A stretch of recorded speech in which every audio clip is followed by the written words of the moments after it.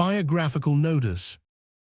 Adam Smith, the author of these essays and of the inquiry into the nature and causes of the wealth of nations, was born at Kirkcaldy, June 5, 1723, a few months after the death of his father. He was a sickly child and indulged by his mother, who was the object of his filial gratitude for 60 years. When about 3 years old, and at the house of Douglas of Strathenry, his mother's brother, he was carried off by tinkers or gypsies, but soon recovered from them. At the burgh school of his native town, he made rapid progress, and soon attracted notice by his passion for books, and by the extraordinary powers of his memory.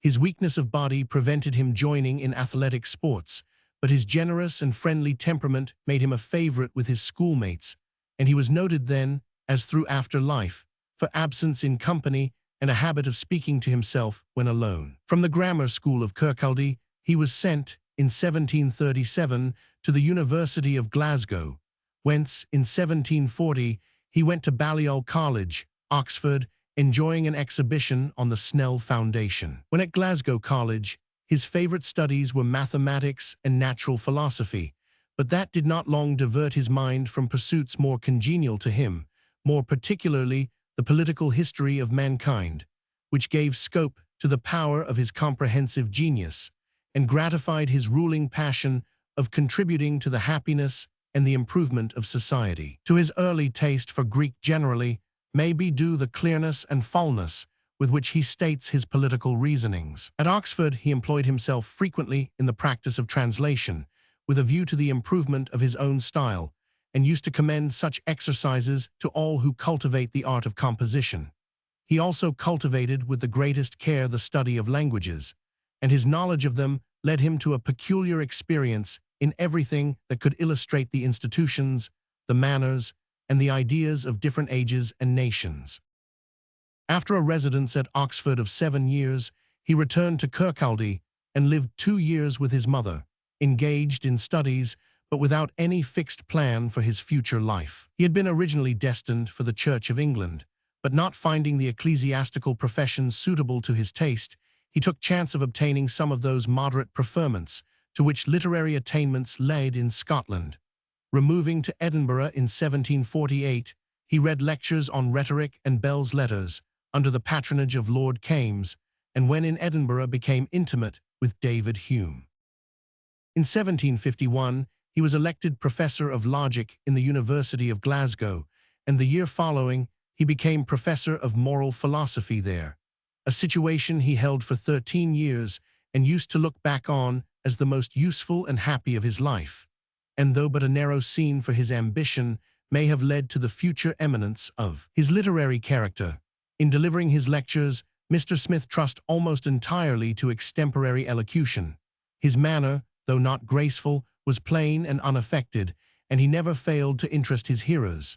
Each discourse consisted commonly of several distinct propositions, which he successively endeavored to prove and illustrate. At first he often appeared to speak with hesitation, but as he advanced, the matter seemed to crowd upon him, his manner became warm and animated, and his expression easy and fluent. His reputation as a philosopher attracted a multitude of students from a great distance to the university, and those branches of science which he taught became fashionable, and his opinions were the chief topics of discussion in the clubs and literary societies of Glasgow. While Adam Smith became thus eminent as a public lecturer, he was gradually laying the foundation of a more extensive reputation by preparing for the press his system of morals, and the first edition of his essays appeared in 1759 under the title of The Theory of Moral Sentiments.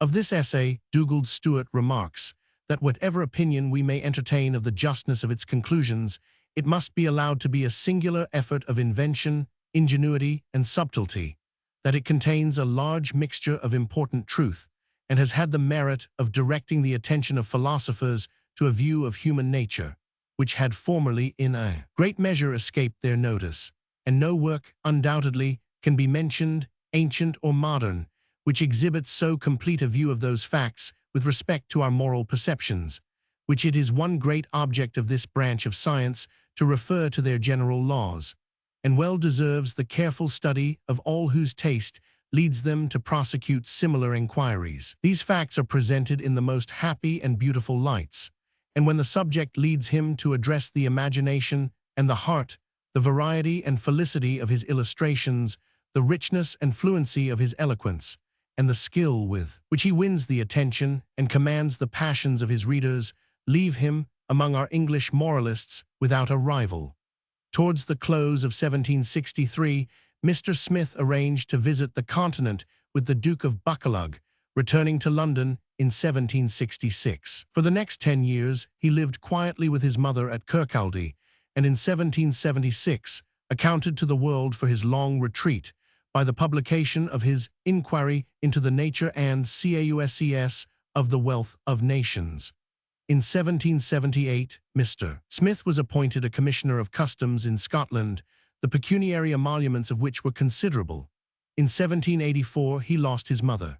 In 1788, his cousin, Miss Douglas, died, to whom he had been strongly attached, and in July 1790 he died, having, a short while before, in conversation with his friend Riddell, regretted that he had done so little. Above biographic notes and literary opinions have been abridged from a paper on the life and writings of Adam Smith by Professor Dugald Stewart of Edinburgh, 1793 AM. Advertisement to the 6th edition. Since the first publication of the Theory of Moral Sentiments, which was in the beginning of the year 1759, several corrections and a good many illustrations of the doctrines contained in it have occurred to me. But the various occupations in which the different accidents of my life necessarily involved me have till now prevented me from revising this work with the care and attention which I always intended. The reader will find the principal alterations which I have made in this new edition in the last chapter of the 3rd section of Part 1st, and in the 4 first chapters of Part 3rd. Part 6th, as it stands in this new edition, is altogether new. In Part 7th, I have brought together the greater part of the different passages concerning the Stoical philosophy, which, in the former editions, had been scattered about in different parts of the work. I have likewise endeavored to explain more fully and examine more distinctly some of the doctrines of that famous sect. In the 4th and last section of the same part, I have thrown together a few additional observations concerning the duty and the principle of veracity. There are, besides, in other parts of the work, a few other alterations and corrections of no great moment. In the last paragraph of the 1st edition of the present work, I said that I should in another discourse endeavor to give an account of the general principles of law and government, and of the different revolutions which they had undergone in the different ages and periods of society, not only in what concerns justice, but in what concerns police, revenue, and arms, and whatever else is the object of law. In the inquiry concerning the nature and causes of the wealth of nations, I have partly executed this promise, at least so far as concerns police, revenue, and arms. What remains, the theory of jurisprudence, which I have long projected, I have hitherto been hindered from executing by the same occupations which had till now prevented me from revising the present work. Though my very advanced age leaves me, I acknowledge, very little expectation of ever being able to execute this great work to my own satisfaction. Yet, as I have not altogether abandoned the design, and as I wish still to continue under the obligation of doing what I can, I have allowed the paragraph to remain as it was published more than 30 years ago, when I entertained no doubt of being able to execute everything which it announced. Essays by Adam Smith on philosophical subjects. Advertisement by the editors. The much-lamented author of these essays left them in the hands of his friends to be disposed of as they thought proper, having immediately before his death destroyed many other manuscripts which he thought unfit for being made public. When these were inspected, the greater number of them appeared to be parts of a plan he once had formed, for giving a connected history of the liberal sciences and elegant arts. It is long since he found it necessary to abandon that plan as far too extensive, and these parts of it lay beside him neglected until his death. His friends are persuaded, however, that the reader will find in them that happy connection, that full and accurate expression, and that clear illustration which are conspicuous in the rest of his works. and that though it is difficult to add much to the great fame he so justly acquired by his other writings, these will be read with satisfaction and pleasure. Joseph Black, James Hutton. Contents: The Theory of Moral Sentiments. Part I. Of the Propriety of Actions. Page. SEC. I. Of the Sense of Propriety 9. CH. I. Of Sympathy. 913. CH. II. Of the Pleasure of Mutual Sympathy. 1316. CH. III. IV. Of the manner in which we judge of the propriety or impropriety of the affections of other men, by their concord or dissonance with our own. 1623. CH. V. Of the amiable and respectable virtues. 2326. SEC. II. Of the degrees of the different passions which are consistent with propriety. 26. CH. I. Of the passions which take their origin from the body. 2630. CH. II. Of those passions which take their origin from a particular turn or habit of the imagination. 3032. CH. Of the unsocial passions. 3237. CH. IV. Of the social passions. 3739. CH. V. Of the selfish passions. 3941. SEC. Of the effects of prosperity and adversity upon the judgment of mankind with regard to the propriety of action, and why it is more easy to obtain their approbation in the one state than in the other. 42. CH. I. That though our sympathy with sorrow is generally a more lively sensation than our sympathy with joy, it commonly falls much more short of the violence of what is naturally felt by the person principally concerned. 47. CH. II. Of the origin of ambition and of the distinction of ranks. 4756. CH. Of the corruption of our moral sentiments, which is occasioned by this disposition to admire the rich and the great, and to despise or neglect persons of poor and mean condition. 5660. Part II. Of merit and demerit, or of the objects of reward and punishment. SEC. I. Of the sense of merit and demerit. Introduction. 61. CH. I. That whatever appears to be the proper object of gratitude appears to deserve reward, and that, in the same manner, whatever appears to be the proper object of resentment appears to deserve punishment. 6163. 6. CH. II. Of the proper objects of gratitude and resentment. 6365. CH. That where there is no approbation of the conduct of the person who confers the benefit, there is little sympathy with the gratitude of him who receives it, and that, on the contrary, where there is no disapprobation of the motives of the person who does the mischief, there is no sort of sympathy with the resentment of him who suffers it. 6567. CH. IV. Recapitulation of the foregoing chapters. 6768. CH. V. The analysis of the sense of merit and demerit. 6870. SEC. II. Of justice and beneficence. CH. I. Comparison of those two virtues. 7075. CH. II. Of the sense of justice, of remorse, and of the consciousness of merit. 7578. CH. Of the utility of this constitution of nature. 7884. SEC. Of the influence of fortune upon the sentiments of mankind with regard to the merit or demerit of actions. Introduction. 84-85. CH. I. Of the causes of this influence of fortune. 8588. CH. II. Of the extent of this influence of fortune. 8895. Ch. Of the final cause of this irregularity of sentiments.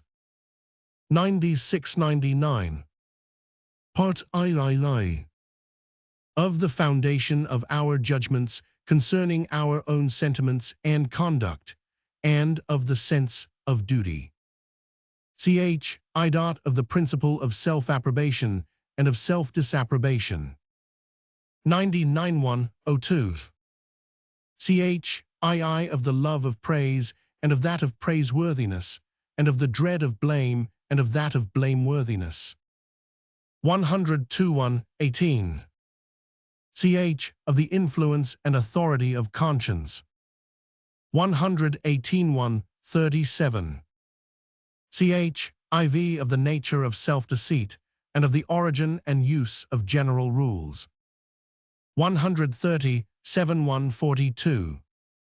Ch. Of the influence and authority of the general rules of morality, and that they are justly regarded as the laws of the deity. 140.150. Ch. In what cases the sense of duty ought to be the sole principle of our conduct, and in what cases it ought to concur with other motives. 151.58. Part IV. Of the effect of utility upon the sentiment of approbation. Ch. Of the beauty which the appearance of utility bestows upon all the productions of art, and of the extensive influence of this species of beauty. 150.8165. Ch. Of the beauty which the appearance of utility bestows upon the characters and actions of men, and how far the perception of this beauty may be regarded as one of the original principles of approbation. 160.5171. Part V. Of the influence of custom and fashion upon the sentiments of moral approbation and disapprobation. Ch. Of the influence of custom and fashion upon our notions of beauty and deformity. 170.1176.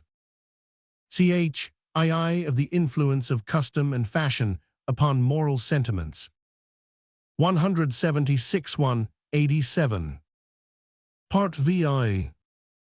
Of the character of virtue. Introduction. 187. Sec. Of the character of the individual so far as it affects his own happiness, or of prudence. 187-192. Sec. Of the character of the individual so far as it can affect the happiness of other people. Introduction. 192-193. Ch. Of the order in which individuals are recommended by nature to our care and attention. 193-1. Ch. Of the order in which societies are by nature recommended to our beneficence. 201-08. Ch. Of universal benevolence. 208-10. Sec. Of self-command. 233. Conclusion of the sixth part. 233-236. Part VII. Of systems of moral philosophy. Sec.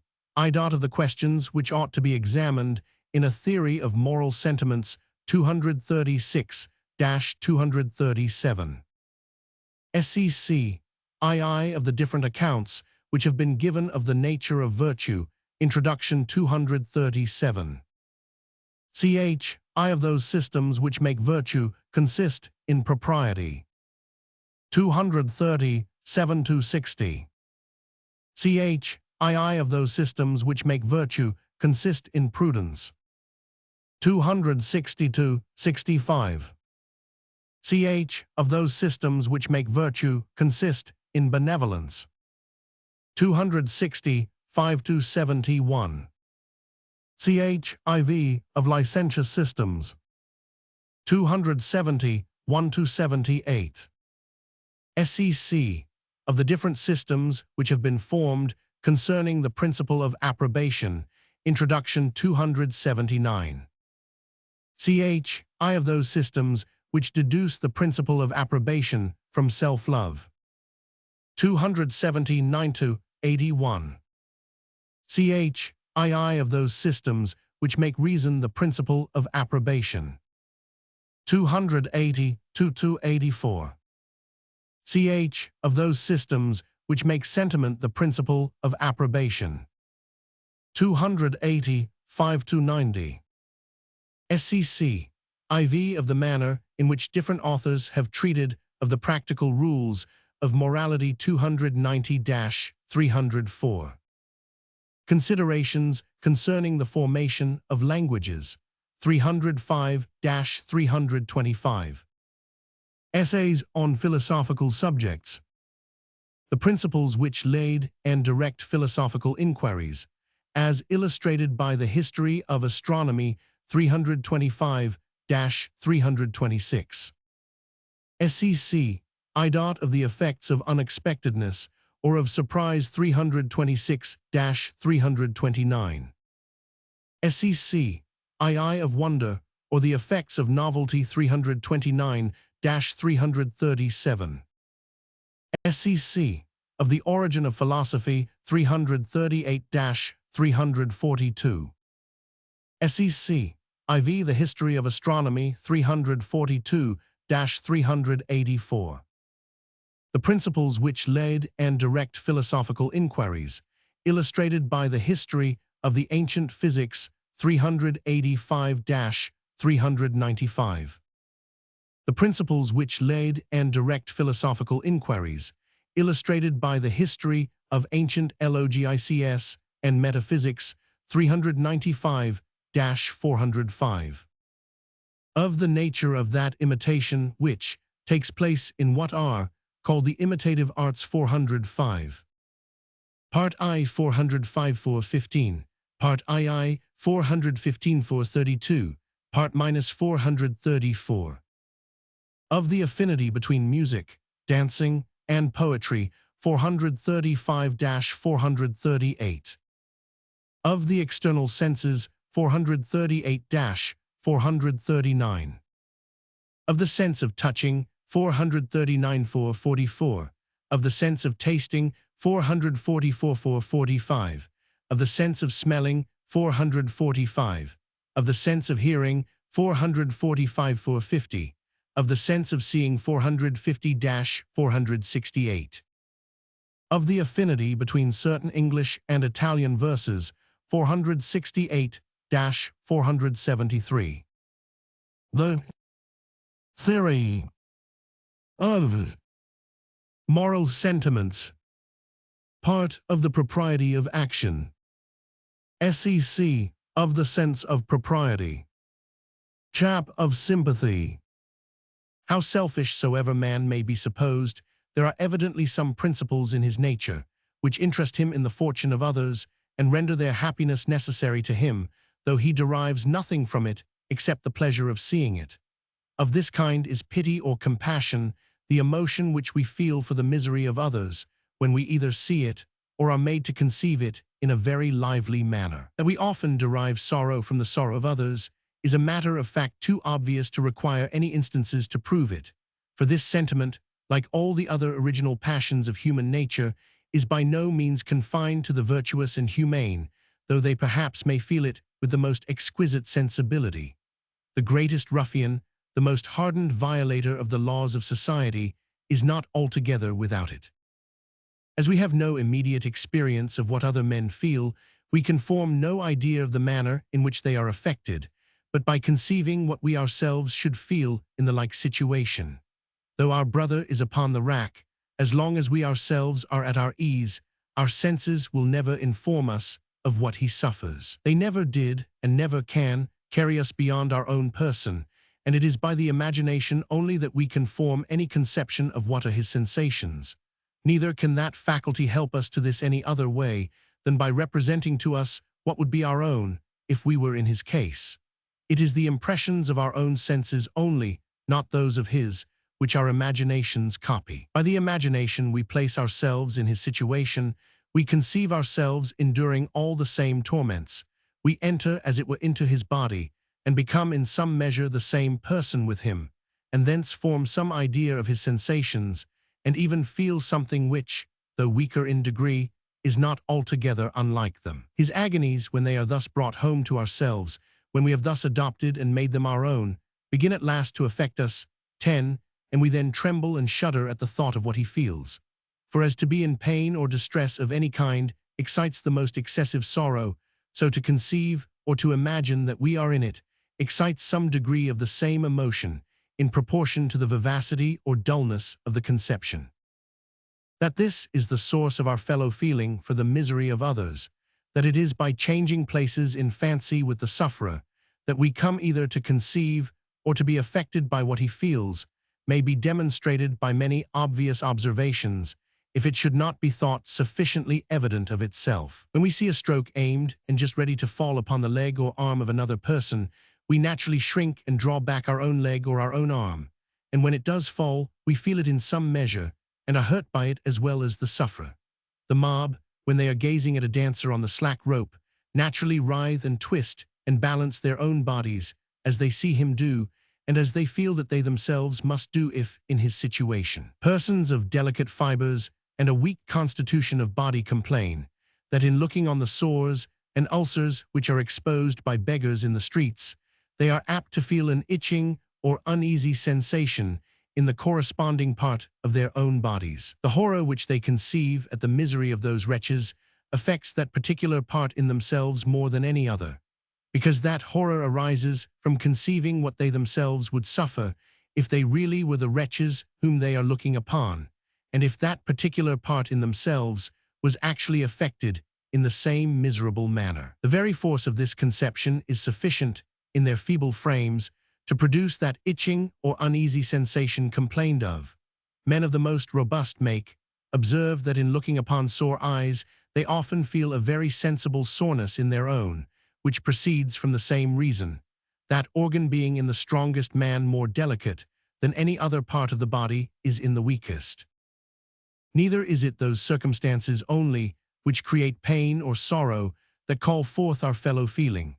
Whatever is the passion which arises from any object in the person principally concerned, an analogous emotion springs up at the thought of his situation in the breast of every attentive spectator. Our joy for the deliverance of those heroes of tragedy or romance who interest us is as sincere as our grief for their distress, and our fellow feeling with their misery is not more real than that with their happiness. We enter into their gratitude towards those faithful friends who did not desert them in their difficulties, and we heartily go along with their resentment against those perfidious traitors who injured, abandoned, or deceived them. In every passion of which the mind of man is susceptible, the emotions of the bystander always correspond to what, by bringing the case home to himself, he imagines should be the sentiments of the sufferer. 11. Pity and compassion are words appropriated to signify our fellow feeling with the sorrow of others. Sympathy, though its meaning was, perhaps, originally the same, may now, however, without much impropriety, be made use of to denote our fellow feeling with any passion whatever. Upon some occasions, sympathy may seem to arise merely from the view of a certain emotion in another person. The passions, upon some occasions, may seem to be transfused from one man to another instantaneously and antecedent to any knowledge of what excited them in the person principally concerned. Grief and joy, for example, strongly expressed in the look and gestures of anyone, at once affect the spectator with some degree of alike painful or agreeable emotion. A smiling face is, to everybody that sees it, a cheerful object, as a sorrowful countenance, on the other hand, is a melancholy one. This, however, does not hold universally or with regard to every passion. There are some passions of which the expressions excite no sort of sympathy, but before we are acquainted with what gave occasion to them, serve rather to disgust and provoke us against them.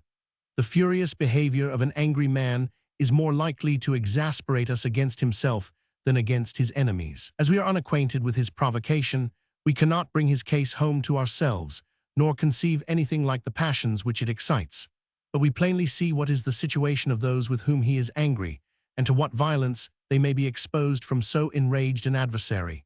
We readily, therefore, sympathize with their fear or resentment, and are immediately disposed to take part against the man from whom they appear to be in so much danger. If the very appearances of grief and joy inspire us with some degree of the like emotions, it is because they suggest to us the general idea of some good or bad fortune that has befallen the person in whom we observe them. And in these passions, this is sufficient to have some little influence upon us. The effects of grief and joy terminate in the person who feels those emotions, of which the expressions do not, like those of resentment, suggest to us the idea of any other person for whom we are concerned, and whose interests are opposite to his. The general idea of good or bad fortune, therefore, creates some concern for the person who has met with it, but the general idea of provocation excites no sympathy with the anger of the man who has received it. Nature, it seems, teaches us to be more averse to enter into this passion, and till informed of its cause, to be disposed rather to take part against it. Even our sympathy with the grief or joy of another, before we are informed of the cause of either, is always extremely imperfect. General lamentations, which express nothing but the anguish of the sufferer, create rather a curiosity to inquire into his situation, along with some 12 disposition to sympathize with him, than any actual sympathy that is very sensible. The first question which we ask is, "What has befallen you?" Till this be answered, though we are uneasy both from the vague idea of his misfortune, and still more from torturing ourselves with conjectures about what it may be, yet our fellow feeling is not very considerable. Sympathy, therefore, does not arise so much from the view of the passion, as from that of the situation which excites it. We sometimes feel for another a passion of which he himself seems to be altogether incapable, because, when we put ourselves in his case, that passion arises in our breast from the imagination, though it does not in his from the reality.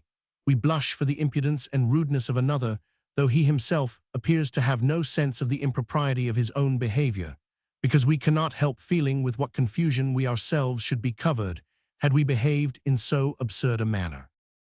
Of all the calamities to which the condition of mortality exposes mankind, the loss of reason appears, to those who have the least spark of humanity, by far the most dreadful, and they behold that last stage of human wretchedness with deeper commiseration than any other. But the poor wretch, who is in it, laughs and sings perhaps, and is altogether insensible of his own misery. The anguish which humanity feels, therefore, at the sight of such an object cannot be the reflection of any sentiment of the sufferer. The compassion of the spectator must arise altogether from the consideration of what he himself would feel if he was reduced to the same unhappy situation, and what perhaps is impossible, was at the same time able to regard it with his present reason and judgment. What are the pangs of a mother, when she hears the moanings of her infant that during the agony of disease cannot express what it feels? In her idea of what it suffers, she joins, to its real helplessness, her own consciousness of that helplessness, and her own terrors for the unknown consequences of its disorder, and out of all these forms, for her own sorrow, the most complete image of misery and distress. The infant, however, feels only the uneasiness of the present instant, which can never be great. With regard to the future, it is perfectly secure, and in its thoughtlessness and want of foresight possesses an antidote against fear and anxiety, the great tormentors of the human breast, from which reason and philosophy will, in vain, attempt to defend it when it grows up to a man.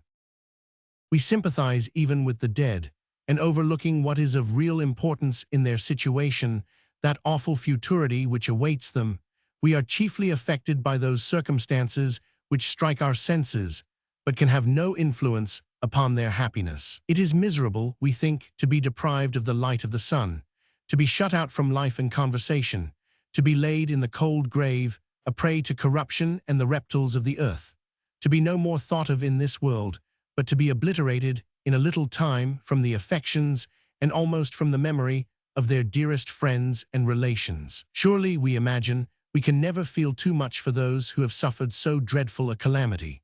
The tribute of our fellow feeling seems doubly due to them now, when they are in danger of being forgot by every body, and by the vain honors which we pay to their memory, we endeavor, for our own misery, artificially to keep alive our melancholy remembrance of their misfortune. That our sympathy can afford them no consolation seems to be an addition to their calamity, and to think that all we can do is unavailing, and that what alleviates all other distress, the regret, the love, and the lamentations of their friends, can yield no comfort to them, serves only to exasperate our sense of their misery.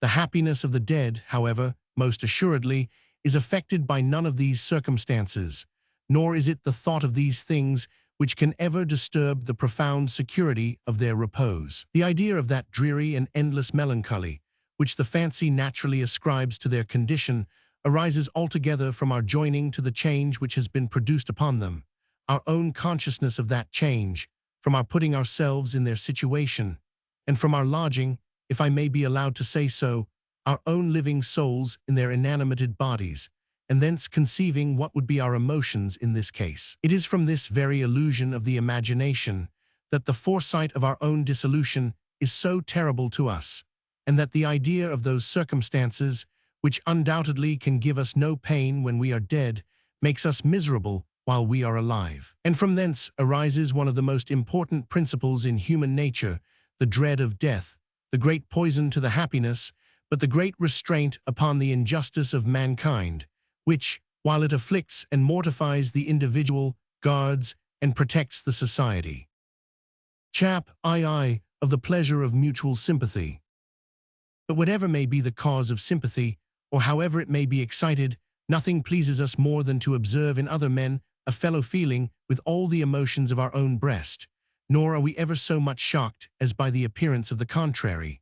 Those who are fond of deducing all our sentiments from certain refinements of self-love think themselves at no loss to account, according to their own principles, both for this pleasure and this pain. Man, say they, conscious of his own weakness, and of the need which he has for the assistance of others, rejoices whenever he observes that they adopt his own passions, because he is then assured of that assistance, and grieves whenever he observes the contrary, because he is then assured of their opposition. But both the pleasure and the pain are always felt so instantaneously, and often upon such frivolous occasions, that it seems evident that neither of them can be derived from any such self-interested consideration. A man is mortified when, after having endeavored to divert the company, he looks round and sees that nobody laughs at his jests but himself.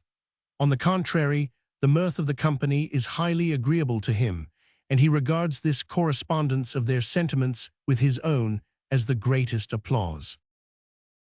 Neither does his pleasure seem to arise altogether from the additional vivacity which his mirth may receive from sympathy with theirs, nor his pain from the disappointment he meets with when he misses this pleasure, though both the one and the other, no doubt, do in some measure. When we have read a book or poem so often that we can no longer find any amusement in reading it by ourselves, we can still take pleasure in reading it to a companion. To him it has all the graces of novelty. We enter into the surprise and admiration which it naturally excites in him, but which it is no longer capable of exciting in us. We consider all the ideas which it presents rather in the light in which they appear to him than in that in which they appear to ourselves, and we are amused by sympathy with his amusement, which thus enlivens our own. On the contrary, we should be vexed if he did not seem to be entertained with it, and we could no longer take any pleasure in reading it to him. It is the same case here. The mirth of the company, no doubt, enlivens our own mirth, and their silence, no doubt, disappoints us. But though this may contribute both to the pleasure which we derive from the one, and to the pain which we feel from the other, it is by no means the sole cause of either. And this correspondence of the sentiments of others with our own appears to be a cause of pleasure, and the want of it a cause of pain, which cannot be accounted for in this manner. The sympathy which my friends express with my joy might indeed give me pleasure by enlivening that joy, but that which they express with my grief could give me none, if it served only to enliven that grief. Sympathy, however, enlivens joy and alleviates grief. It enlivens joy by presenting another source of satisfaction, and it alleviates grief by insinuating into the heart almost the only agreeable sensation which it is at that time capable of receiving. It is to be observed, accordingly, that we are still more anxious to communicate to our friends our disagreeable than our agreeable passions, that we derive still more satisfaction from their sympathy with the former than from that with the latter, and that we are still more shocked by the want of it. How are the unfortunate relieved when they have found out a person to whom they can communicate the cause of their sorrow? Upon his sympathy, they seem to disburthen themselves of a part of their 15 distress. He is not improperly said to share it with them. He not only feels a sorrow of the same kind with that which they feel, but as if he had derived a part of it to himself, what he feels seems to alleviate the weight of what they feel. Yet by relating their misfortunes, they in some measure renew their grief. They awaken in their memory the remembrance of those circumstances which occasion their affliction. Their tears accordingly flow faster than before, and they are apt to abandon themselves to all the weakness of sorrow. They take pleasure, however, in all this, and, it is evident, are sensibly relieved by it, because the sweetness of his sympathy more than compensates the bitterness of that sorrow, which, in order to excite this sympathy, they had thus enlivened and renewed. The cruelest insult, on the contrary, which can be offered to the unfortunate, is to appear to make light of their calamities. To seem not to be affected with the joy of our companions is but want of politeness, but not to wear a serious countenance when they tell us their afflictions is real and gross inhumanity. Love is an agreeable, resentment a disagreeable passion, and accordingly we are not half so anxious that our friends should adopt our friendships as that they should enter into our resentments. We can forgive them though they seem to be little affected with the favors which we may have received, but lose all patience if they seem indifferent about the injuries which may have been done to us. Nor are we half so angry with them for not entering into our gratitude as for not sympathizing with our resentment. They can easily avoid being friends to our friends, but can hardly avoid being enemies to those with whom we are at variance. We seldom resent their being at enmity with the first, though upon that account we may sometimes affect to make an awkward quarrel with them, but we quarrel with them in good earnest if they live in friendship with the last. The agreeable passions of love and joy can satisfy and support the heart without any auxiliary pleasure. The bitter and painful emotions of grief and resentment more strongly require the healing consolation of sympathy.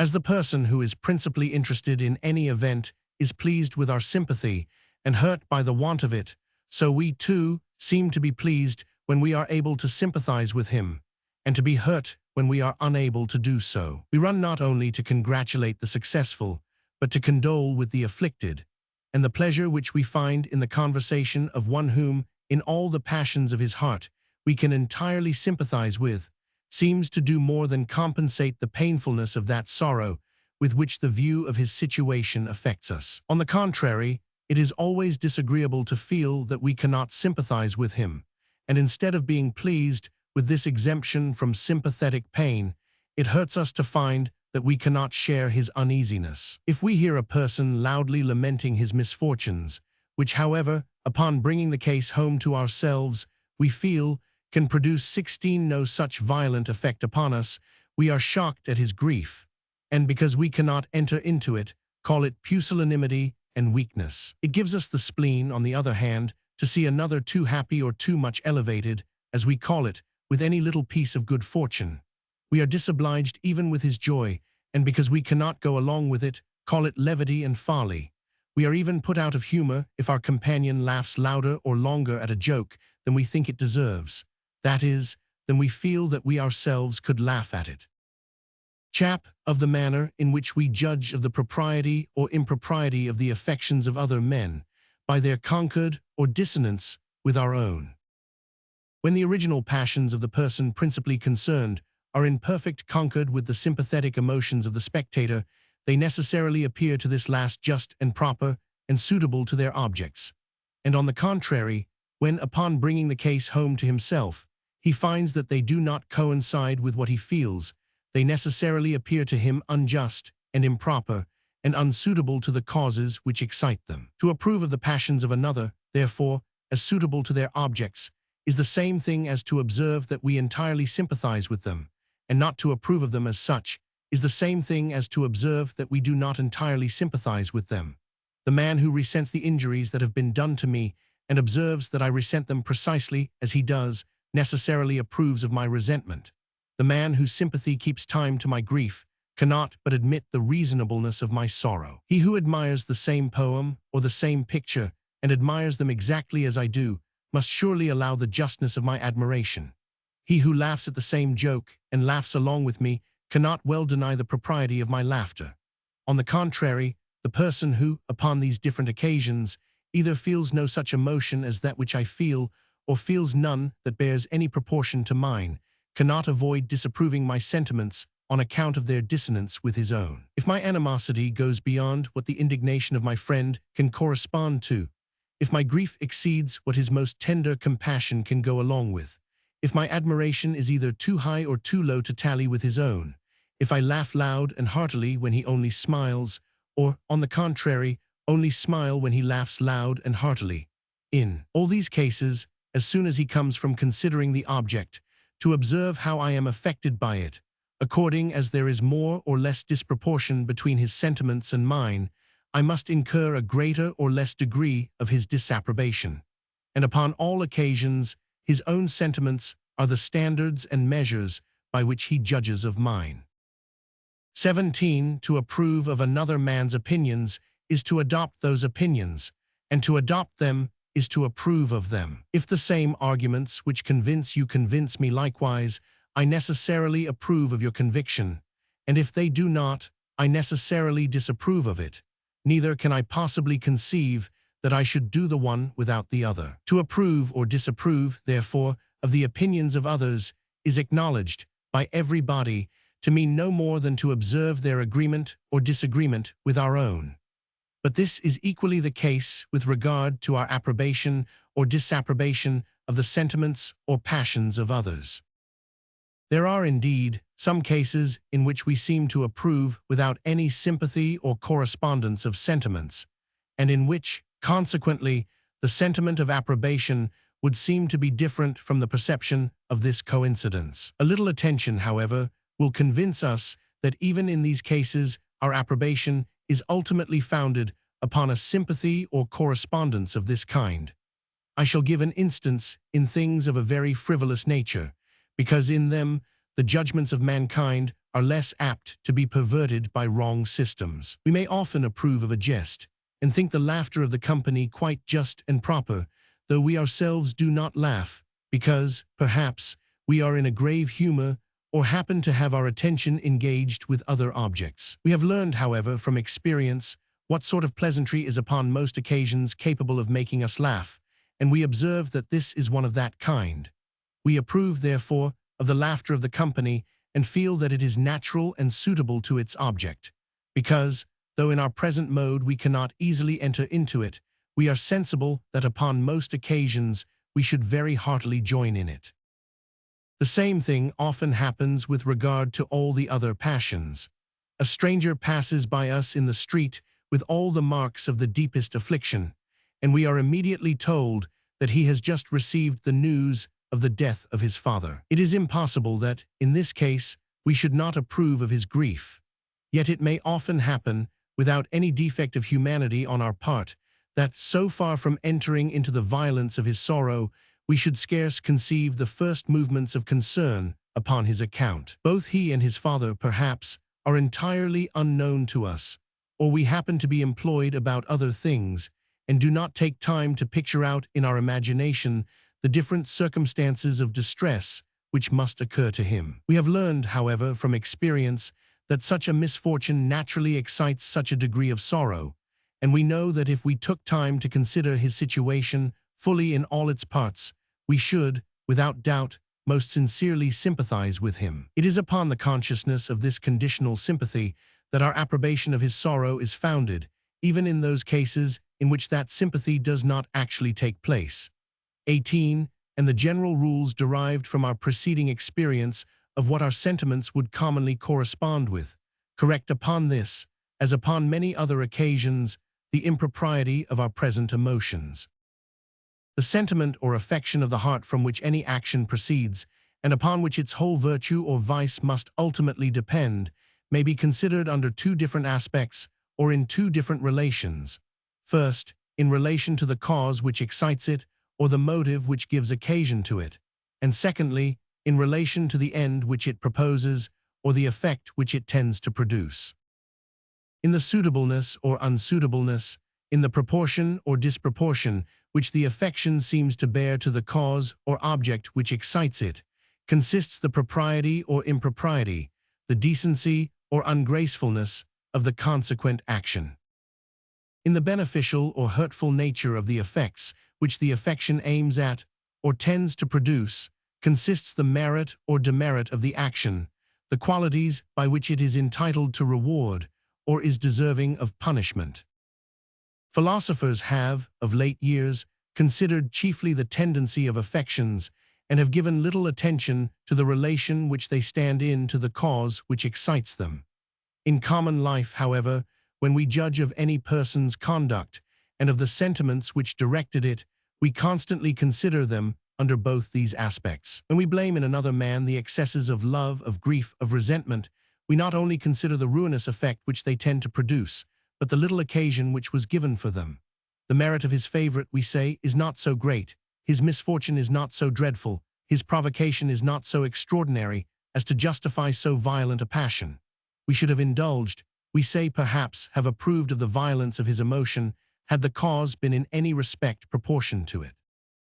When we judge in this manner of any affection as proportioned or disproportioned to the cause which excites it, it is scarce possible that we should make use of any other rule or canon but the correspondent affection in ourselves. If upon bringing the case home to our own breast, we find that the sentiments which it gives occasion to coincide and tally with our own, we necessarily approve of them as proportioned and suitable to their objects.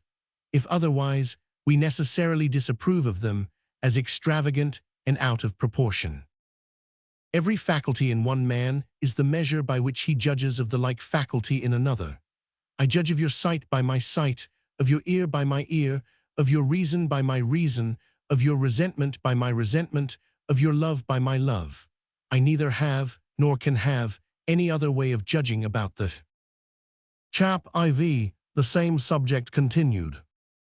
We may judge of the propriety or impropriety of the sentiments of another person by their correspondence or disagreement with our own, upon two different occasions. Either first, when the objects which excite them are considered without any peculiar relation, either to ourselves or to the person whose sentiments we judge of, or secondly, when they are considered as peculiarly affecting one or other of us. When the sentiments of our companion coincide with our own in things of this kind, which are obvious and easy, and in which, perhaps, we never found a single person who differed from us, though we, no doubt, must approve of them, yet he seems to deserve no praise or admiration on account of them. But when they not only coincide with our own, but lead and direct our own, when in forming them he appears to have attended to many things which we had overlooked, and to have adjusted them to all the various circumstances of their objects, we not only approve of them, but wonder and are surprised at their uncommon and unexpected acuteness and comprehensiveness, and he appears to deserve a very high degree of admiration and applause.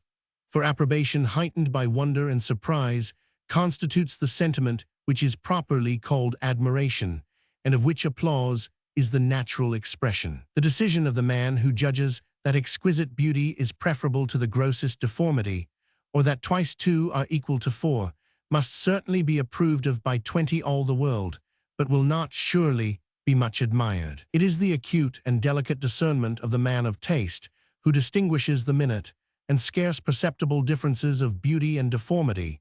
It is the comprehensive accuracy of the experienced mathematician, who unravels, with ease, the most intricate and perplexed proportions. It is the great leader in science and taste, the man who directs and conducts our own sentiments, the extent and superior justness of whose talents astonish us with wonder and surprise, who excites our admiration and seems to deserve our applause. And upon this foundation is grounded the greater part of the praise which is bestowed upon what are called the intellectual virtues. The utility of those qualities, it may be thought, is what first recommends them to us, and no doubt the consideration of this, when we come to attend to it, gives them a new value. Originally, however, we approve of another man's judgment, not as something useful, but as right, as accurate, as agreeable to truth and reality. And it is evident we attribute those qualities to it for no other reason, but because we find that it agrees with our own. Taste, in the same manner, is originally approved of, not as useful, but as just, as delicate, and as precisely suited to its object. The idea of the utility of all qualities of this kind is plainly an afterthought, and not what first recommends them to our approbation. In all such cases, that there may be some correspondence of sentiments between the spectator and the person principally concerned, the spectator must, first of all, endeavor, as much as he can, to put himself in the situation of the other, and to bring home to himself every little circumstance of distress which can possibly occur to the sufferer. He must adopt the whole case of his companion with all its minutest incidents, and strive to render as perfect as possible that imaginary change of situation upon which his sympathy is founded. After all this, however, the emotions of the spectator will still be very apt to fall short of the violence of what is felt by the sufferer. Mankind, though naturally sympathetic, never conceive, for what has befallen another, that degree of passion which naturally animates the person principally concerned. That imaginary change of situation upon which their sympathy is founded is but momentary. The thought of their own safety, the thought that they themselves are not really the sufferers, continually intrudes itself upon them, and though it does not hinder them from conceiving a passion somewhat analogous to what is felt by the sufferer, hinders them from conceiving anything that approaches to the same degree of violence. The person principally concerned is sensible of this, and at the same time passionately desires a more complete sympathy. He longs for that relief which nothing can afford him but the entire concord of the affections of the spectators with his own. To see the emotions of their hearts, in every respect, beat time to his own, in the violent and disagreeable passions, constitutes his sole consolation. But he can only hope to obtain this by lowering his passion to that pitch in which the spectators are capable of going along with him. He must flatten, if I may be allowed to say so, the sharpness of its natural tone, in order to reduce it to harmony and concord with the emotions of those who are about him. What they feel will, indeed, always be, in some respects, different from what he feels, and compassion can never be exactly the same with original sorrow, because the secret consciousness that the change of situations from which the sympathetic sentiment arises is but imaginary not only lowers it in degree, but in some measure varies it in kind and gives it a quite different modification. These 22 sentiments, however, may, it is evident, have such a correspondence with one another as is sufficient for the harmony of society. Though they will never be unisons, they may be concords, and this is all that is wanted or required. In order to produce this concord, as nature teaches the spectators to assume the circumstance of the person principally concerned, so she teaches this last in some measure to assume those of the spectators, as they are continually placing themselves in his situation, and thence conceiving emotions similar to what he feels. So he is as constantly placing himself in theirs, and thence conceiving some degree of that coolness about his own fortune, with which he is sensible that they will view it. As they are constantly considering what they themselves would feel if they actually were the sufferers, so he is as constantly led to imagine in what manner he would be affected if he was only one of the spectators of his own situation. As their sympathy makes them look at it in some measure with his eyes, so his sympathy makes him look at it in some measure with theirs, especially when in their presence and acting under their observation.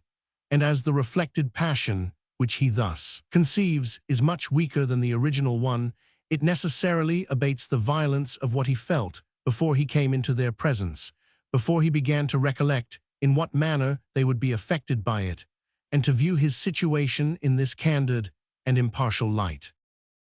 The mind, therefore, is rarely so disturbed, but that the company of a friend will restore it to some degree of tranquility and sedateness.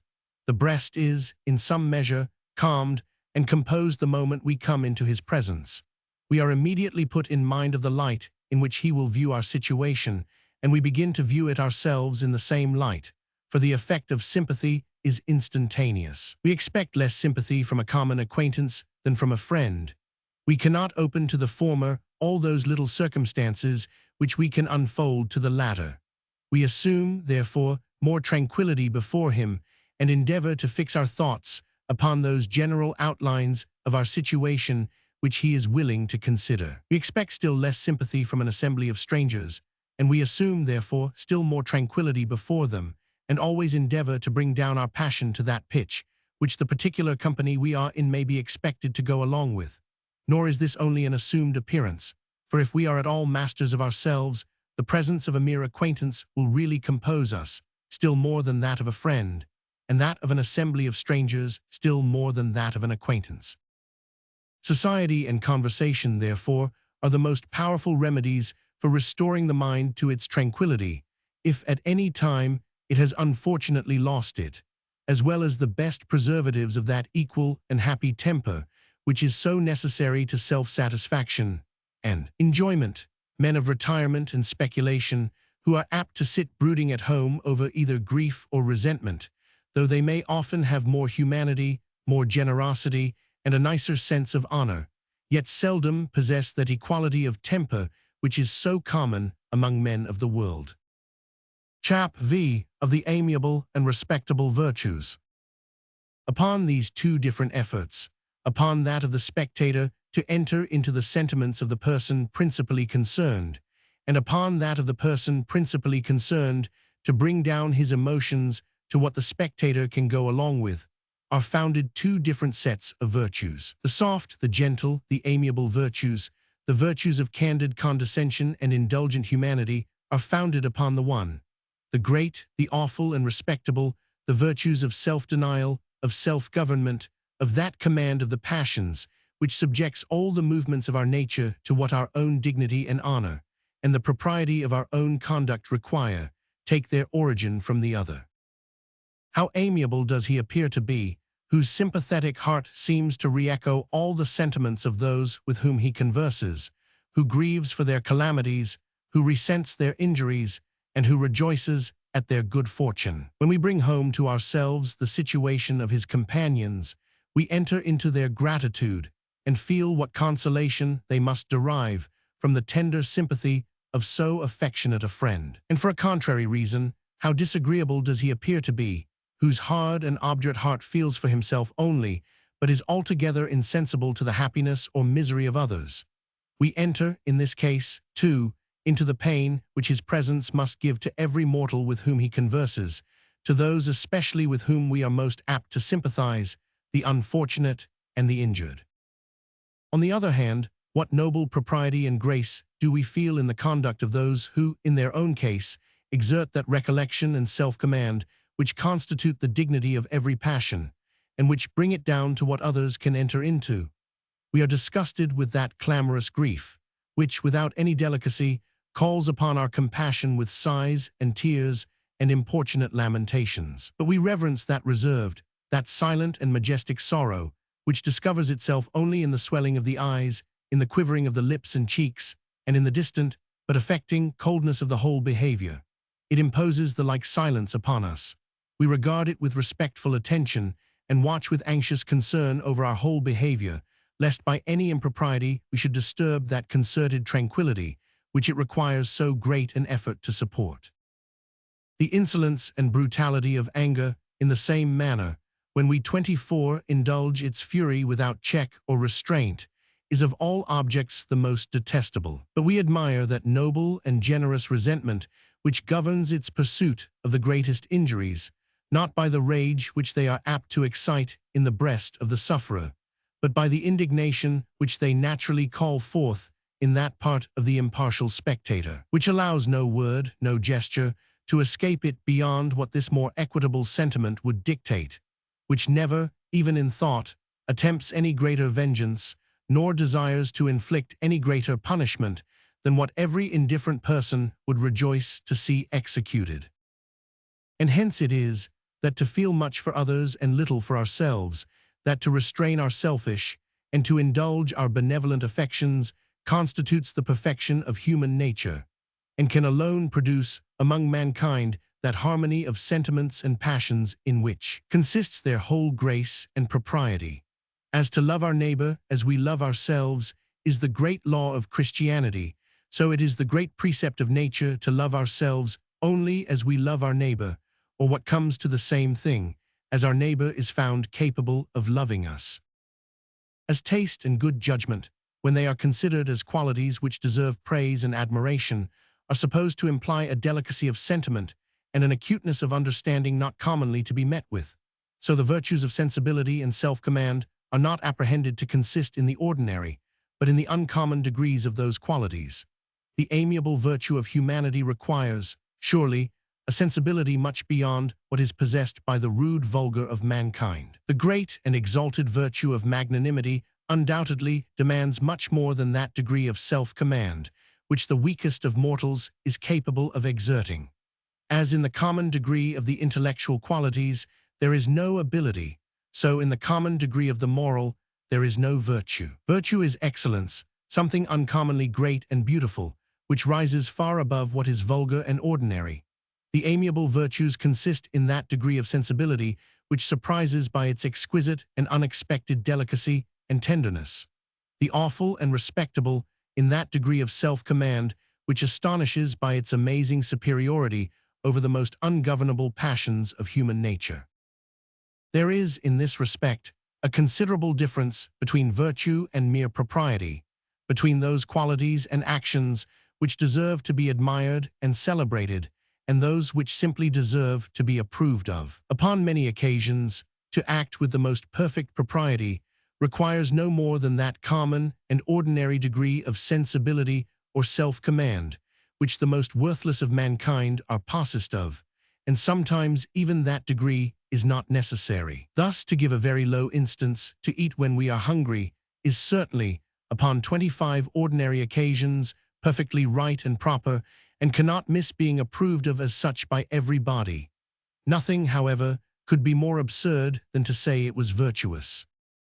On the contrary, there may frequently be a considerable degree of virtue in those actions which fall short of the most perfect propriety, because they may still approach nearer to perfection than could well be expected upon occasions in which it was so extremely difficult to attain it. And this is very often the case upon those occasions which require the greatest exertions of self-command. There are some situations which bear so hard upon human nature that the greatest degree of self-government, which can belong to so imperfect a creature as man, is not able to stifle altogether the voice of human weakness, or reduce the violence of the passions to that pitch of moderation, in which the impartial spectator can entirely enter into them. Though in those cases, therefore, the behavior of the sufferer falls short of the most perfect propriety, it may still deserve some applause, and even in a certain sense may be denominated virtuous. It may still manifest an effort of generosity and magnanimity of which the greater part of men are wholly incapable, and though it fails of absolute perfection, it may be a much nearer approximation towards perfection than what, upon such trying occasions, is commonly either to be found or to be expected. In cases of this kind, when we are determining the degree of blame or applause which seems due to any action, we very frequently make use of two different standards. The first is the idea of complete propriety and perfection, which, in those difficult situations, no human conduct ever did or ever can come up to, and in comparison with which the actions of all men must forever appear blamable and imperfect. The second is the idea of that degree of proximity or distance from this complete perfection, which the actions of the greater part of men commonly arrive at. Whatever goes beyond this degree, how far soever it may be removed from absolute perfection, seems to deserve applause, and whatever falls short of it, to deserve blame. It is in the same manner that we judge of the productions of all the arts which address themselves to the imagination. When a critic examines the work of any of the great masters in poetry or painting, he may sometimes examine it by an idea of perfection in his own mind, which neither that nor any other human work will ever come up to. And as long as he compares it with this standard, he can see nothing in it but faults and imperfections. But when he comes to consider the rank which it ought to hold among other works of the same kind, he necessarily compares it with a very different standard, the common degree of excellence which is usually attained in this particular art. And when he judges of it by this new measure, it may often appear to deserve the highest applause, upon account of its approaching 26 much nearer to perfection than the greater part of those works which can be brought into competition with it. SEC. II of the degrees of the different passions which are consistent with propriety. Introduction. The propriety of every passion excited by objects peculiarly related to ourselves, the pitch which the spectator can go along with, must lie, it is evident, in a certain mediocrity. If the passion is too high, or if it is too low, he cannot enter into it. Grief and resentment for private misfortunes and injuries may easily, for example, be too high, and in the greater part of mankind they are so. They may likewise, though this more rarely happens, be too low. We denominate the excess weakness and fury, and we call the defect stupidity, insensibility, and want of spirit. We can enter into neither of them, but are astonished and confounded to see them. This mediocrity, however, in which the point of propriety consists, is different in different passions. It is high in some and low in others.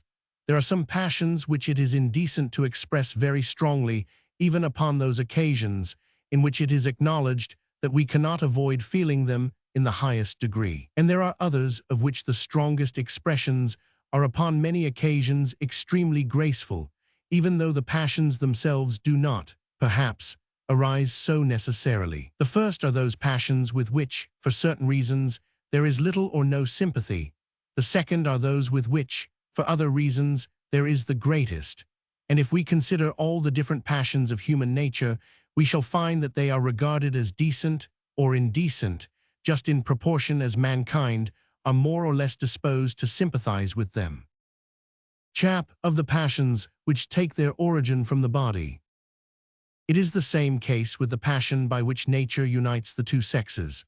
Though naturally the most furious of all the passions, all strong expressions of it are upon every occasion indecent, even between persons in whom its most complete indulgence is acknowledged by all laws, both human and divine, to be perfectly innocent. There seems, however, to be some degree of sympathy even with this passion.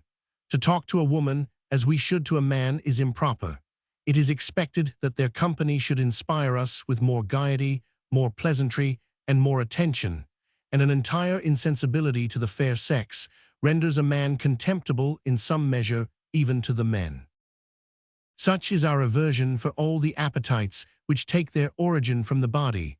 All strong expressions of them are loathsome and disagreeable. According to some ancient philosophers, these are the passions which we share in common with the brutes, and which, having no connection with the characteristical qualities of human nature, are upon that account beneath its dignity. But there are many other passions which we share in common with the brutes, such as resentment, natural affection, even gratitude, which do not, upon that account, appear to be so brutal. The true cause of the peculiar disgust which we conceive for the appetites of the body when we see them in other men is that we cannot enter into them. To the person himself who feels them, as soon as they are gratified, the object that excited them ceases to be agreeable. Even its presence often becomes offensive to him. He looks round to no purpose for the charm which transported him the moment before, and he can now as little enter into his own passion as another person. When we have dined, we order the covers to be removed, and we should treat in the same manner the objects of the most ardent and passionate desires, if they were the objects of no other passions but those which take their origin from the body. In the command of those appetites of the body consists that virtue which is properly called temperance. To restrain them within those bounds which regard to health and fortune prescribes is the part of prudence, but to confine them within those limits which grace, which propriety, which delicacy, and which modesty require is the office of temperance. It is quite otherwise with those passions which take their origin from the imagination. The frame of my body can be but little affected by the alterations which are brought about upon that of my companion, but my imagination is more ductile and more readily assumes, if I may say so, the shape and configuration of the imaginations of those with whom I am familiar. A disappointment in love or ambition will, upon this account, call forth more sympathy than the greatest bodily evil. Those passions arise altogether from the imagination. The person who has lost his whole fortune, if he is in health, feels nothing in his body. What he suffers is from the imagination only, which represents to him the loss of his dignity, neglect from his friends, contempt from his enemies, dependence, want, and misery coming fast upon him. And we sympathize with him the more strongly upon this account, because our imaginations can the more readily mold themselves upon his imagination than our bodies can mold themselves upon his body. The loss of a leg may generally be regarded as a more real calamity than the loss of a mistress. It would be a ridiculous tragedy, however, of which the catastrophe was to turn upon a loss of that kind. A misfortune of the other kind, how frivolous soever it may appear to be, has given occasion to many a fine one. Nothing is so soon forgot as pain. The moment it is gone, the whole agony of it is over, and the thought of it can no longer give us any sort of disturbance. We ourselves cannot then enter into the anxiety and anguish which we had before conceived. An unguarded word from a friend will occasion a more durable uneasiness. The agony which this creates is by no means over with the word. What at first disturbs us is not the object of the senses, but the idea of the imagination. As it is an idea, therefore, which occasions our uneasiness, till time and other accidents have in some measure effaced it from our memory, the imagination continues to fret and rankle within, from the thought of it. Pain never calls forth any very lively sympathy unless it is accompanied with danger. We sympathize with the fear, though not with the agony of the sufferer. Fear, however, is a passion derived altogether 29 from the imagination, which represents, with an uncertainty and fluctuation that increases our anxiety, not what we really feel, but what we may hereafter possibly suffer. The gout or the toothache, though exquisitely painful, excite very little sympathy. More dangerous diseases, though accompanied with very little pain, excite the highest. Some people faint and grow sick at the sight of a chirurgical operation, and that bodily pain which is occasioned by tearing the flesh seems, in them, to excite the most excessive sympathy.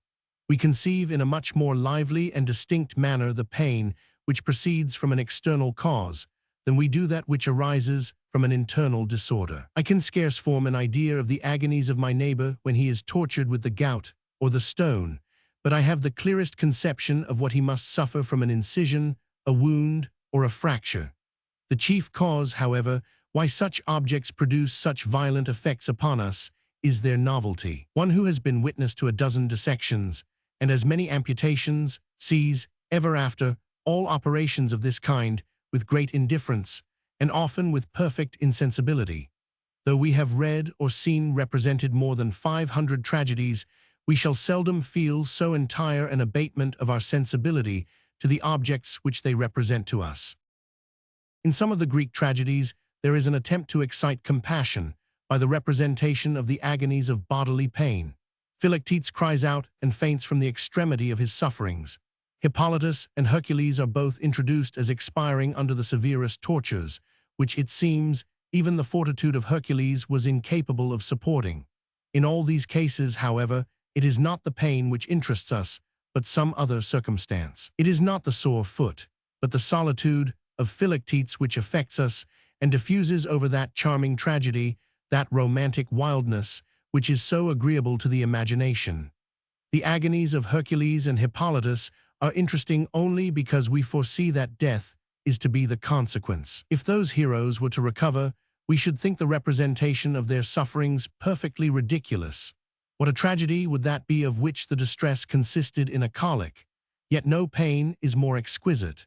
These attempts to excite compassion by the representation of bodily pain may be regarded as among the greatest breaches of decorum of which the Greek theatre has set the example.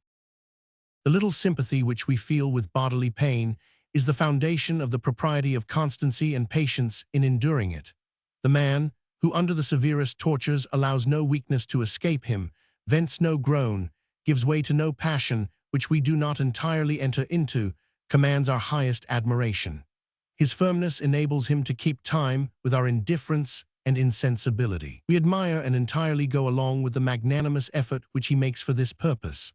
We approve of his behavior, and from our experience of the common 30 weakness of human nature, we are surprised and wonder how he should be able to act so as to deserve approbation.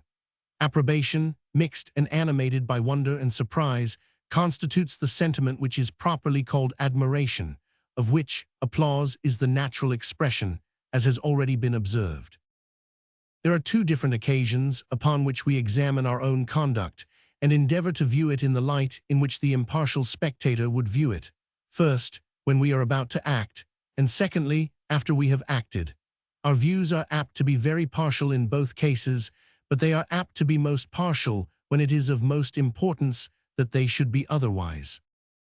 When we are about to act, the eagerness of passion will seldom allow us to consider what we are doing with the candor of an indifferent person. The violent emotions which at that time agitate us discolor our views of things, even when we are endeavoring to place ourselves 138 in the situation of another, and to regard the objects that interest us in the light in which they will naturally appear to him.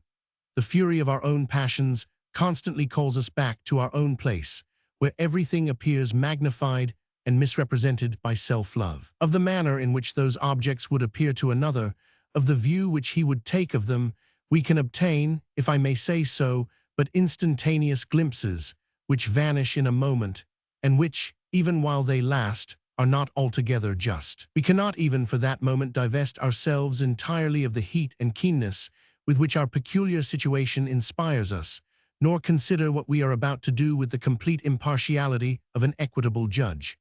The passions, upon this account, as Father Malebranche says, all justify themselves and seem reasonable and proportioned to their objects, as long as we continue to feel them. When the action is over, indeed, and the passions which prompted it have subsided, we can enter more coolly into the sentiments of the indifferent spectator. What before interested us is now become almost as indifferent to us as it always was to him, and we can now examine our own conduct with his candor and impartiality. The man of today is no longer agitated by the same passions which distracted the man of yesterday, and when the paroxysm of emotion, in the same manner as when the paroxysm of distress, is fairly over, we can identify ourselves, as it were, with the ideal man within the breast, and in our own character view, as in the one case, our own situation, so in the other, our own conduct, with the severe eyes of the most impartial spectator. But our judgments now are often of little importance in comparison of what they were before, and can frequently produce nothing but vain regret and unavailing repentance, without always securing us from the like errors in time to come. It is seldom, however, that they are quite candid even in this case. The opinion which we entertain of our own character depends entirely on our judgment concerning our past conduct. It is so disagreeable to think ill of ourselves that we often purposely turn away our view from those circumstances which might render that judgment unfavorable. He is a bold surgeon, they say, whose hand does not tremble when he performs an operation upon his own person, and he is often equally bold who does not hesitate to pull off the mysterious veil of self-delusion, which covers from his view the deformities of his own conduct. Rather than see our own behavior under so disagreeable an aspect, we too often, foolishly and weakly, endeavor to exasperate anew those unjust passions which had formerly misled us. We endeavor by artifice to awaken our old hatreds and irritate afresh our almost forgotten resentments. We even exert ourselves for this miserable purpose, and thus persevere in injustice, merely because we once were unjust, and because we are ashamed and afraid to see that we were so.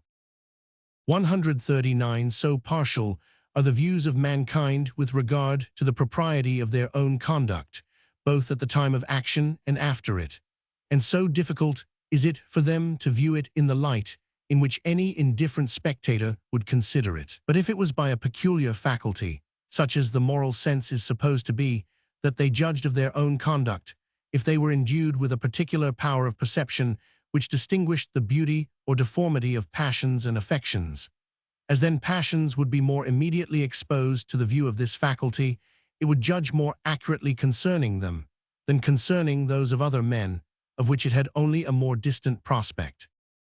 This self-deceit, this fatal weakness of mankind, is the source of half the disorders of human life. If we saw ourselves in the light in which others see us, or in which they would see us if they knew all, a reformation would generally be unavoidable. we could not otherwise endure the sight exposed to us.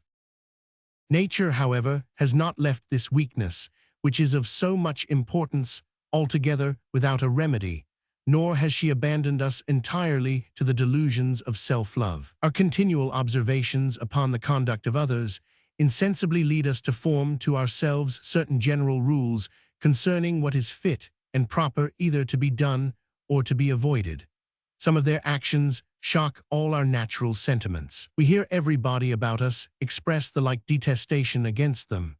This still further confirms and even exasperates our natural sense of their deformity. It satisfies us that we view them in the proper light when we see other people view them in the same light. We resolve never to be guilty of the like, nor ever, upon any account, to render ourselves in this manner the objects of universal disapprobation. We thus naturally lay down to ourselves a general rule that all such actions are to be avoided, as tending to render us odious, contemptible, or punishable, the objects of all those sentiments for which we have the greatest dread and aversion. Other actions, on the contrary, call forth our approbation, and we hear everybody around us express the same favorable opinion concerning them. Everybody is eager to honor and reward them. They excite all those sentiments for which we have by nature the strongest desire, the love, the gratitude, the admiration of mankind. We become ambitious of performing the like, and thus naturally lay down to ourselves a rule of another kind, that every opportunity of acting in this manner is to be sought after. It is thus that the general rules of morality are formed. They are ultimately founded upon experience of what, in particular instances, our moral faculties, our natural sense of merit and propriety, approve or disapprove of. We do not originally approve or condemn particular actions, because, upon examination, they appear to be agreeable or inconsistent with a certain general rule. The general rule, on the contrary, is formed by finding from experience that all actions of a 140 certain kind, or circumstanced in a certain manner, are approved or disapproved of. To the man who first saw an inhuman murder committed from avarice, envy, or unjust resentment, and upon one too that loved and trusted the murderer, who beheld the last agonies of the dying person, who heard him, with his expiring breath, complain more of the perfidy and ingratitude of his false friend than of the violence which had been done to him, there could be no occasion, in order to conceive how horrible such an action was, that he should reflect that one of the most sacred rules of conduct was what prohibited the taking away the life of an innocent person, that this was a plain violation of that rule, and consequently a very blamable action. His detestation of this crime, it is evident, would arise instantaneously and antecedent to his having formed to himself any such general rule. The general rule, on the contrary, which he might afterwards form, would be founded upon the detestation which he felt necessarily arise in his own breast, at the thought of this and every other particular action of the same kind. When we read in history or romance the account of actions either of generosity or of baseness, the admiration which we conceive for the one and the contempt which we feel for the other, neither of them arise from reflecting that there are certain general rules which declare all actions of the one kind admirable and all actions of the other contemptible. Those general rules, on the contrary, are all formed from the experience we have had of the effects which actions of all different kinds naturally produce upon us. An amiable action, a respectable action, and horrid action are all of them actions which naturally excite for the person who performs them the love, the respect, or the horror of the spectator. The general rules which determine what actions are, and what are not, the objects of each of those sentiments, can be formed no other way than by observing what actions actually and in fact excite them. When these general rules, indeed, have been formed, when they are universally acknowledged and established by the concurring sentiments of mankind, we frequently appeal to them as to the standards of judgment, in debating concerning the degree of praise or blame that is due to certain actions of a complicated and dubious nature. They are upon these occasions commonly cited as the ultimate foundations of what is just and unjust in human conduct, and this circumstance seems to have misled several very eminent authors to draw up their systems in such a manner as if they had supposed that the original judgments of mankind with regard to right and wrong were formed like the decisions of a court of judicatory, by considering first the general rule, and then, secondly, whether the particular action under consideration fell properly within its comprehension. Those general rules of conduct, when they have been fixed in our mind by habitual reflection, are of great use in correcting the 141 misrepresentations of self-love concerning what is fit and proper to be done in our particular situation. The man of furious resentment, if he was to listen to the dictates of that passion, would perhaps regard the death of his enemy as but a small compensation for the wrong he imagines he has received, which, however, may be no more than a very slight provocation, but his observations upon the conduct of others have taught him how horrible all such sanguinary revenges appear. Unless his education has been very singular, he has laid it down to himself as an inviolable rule to abstain from them upon all occasions. This rule preserves its authority with him and renders him incapable of being guilty of such a violence.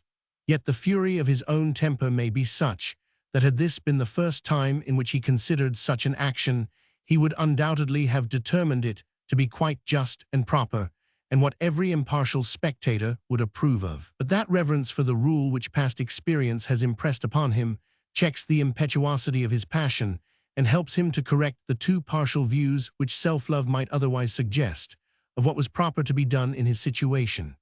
If he should allow himself to be so far transported by passion as to violate this rule, yet, even in this case, he cannot throw off altogether the awe and respect with which he has been accustomed to regard it. At the very time of acting, at the moment in which passion mounts the highest, he hesitates and trembles at the thought of what he is about to do.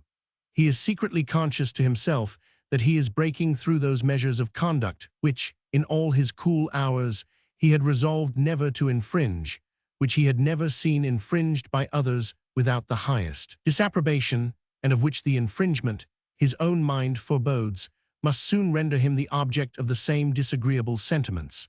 Before he can take the last fatal resolution, he is tormented with all the agonies of doubt and uncertainty. He is terrified at the thought of violating so sacred a rule, and at the same time is urged and goaded on by the fury of his desires to violate it. He changes his purpose every moment. Sometimes he resolves to adhere to his principle and not indulge a passion which may corrupt the remaining part of his life with the horrors of shame and repentance, and a momentary calm takes possession of his breast from the prospect of that security and tranquility which he will enjoy when he thus determines not to expose himself to the hazard of a contrary conduct. But immediately the passion rouses anew, and with fresh fury drives him on to commit what he had the instant before resolved to abstain from. Wearied and distracted with those continual irresolutions, he at length, from a sort of despair, makes the last fatal and irrecoverable step. But with that terror and amazement with which one flying from an enemy throws himself over a precipice, where he is sure of meeting with more certain destruction than from anything that pursues him from behind. Such 142 are his sentiments even at the time of acting, though he is then, no doubt, less sensible of the impropriety of his own conduct than afterwards, when his passion being gratified and palled, he begins to view what he has done in the light in which others are apt to view it, and actually feels, what he had only foreseen very imperfectly before, the stings of remorse and repentance begin to agitate and torment him. Chap V of the influence and authority of the general rules of morality, and that they are justly regarded as the laws of the deity.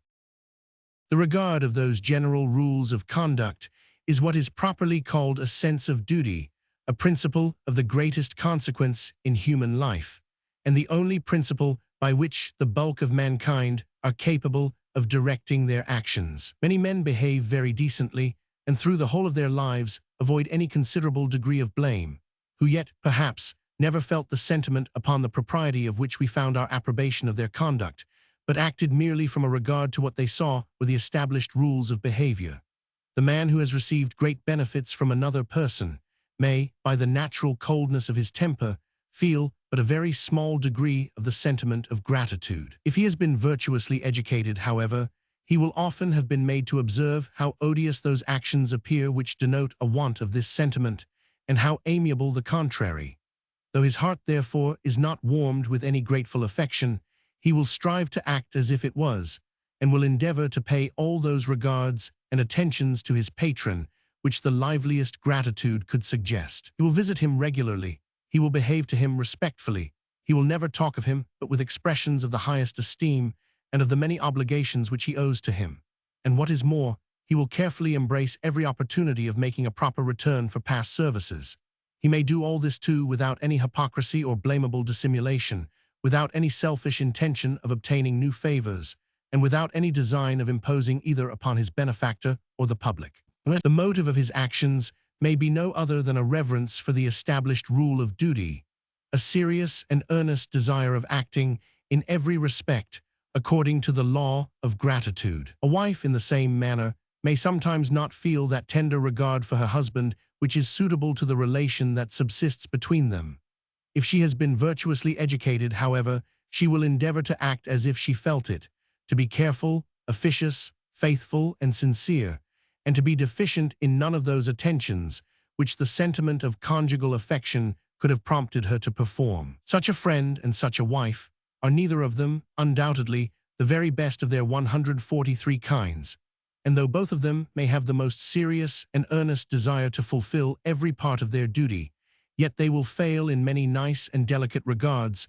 They will miss many opportunities of obliging, which they could never have overlooked if they had possessed the sentiment that is proper to their situation. Though not the very first of their kinds, however, they are perhaps the second, and if the regard to the general rules of conduct has been very strongly impressed upon them, neither of them will fail in any very essential part of their duty. None but those of the happiest mold are capable of suiting, with exact justness, their sentiments and behavior to the smallest difference of situation, and of acting upon all occasions with the most delicate and accurate propriety. The coarse clay of which the bulk of mankind are formed cannot be wrought up to such perfection.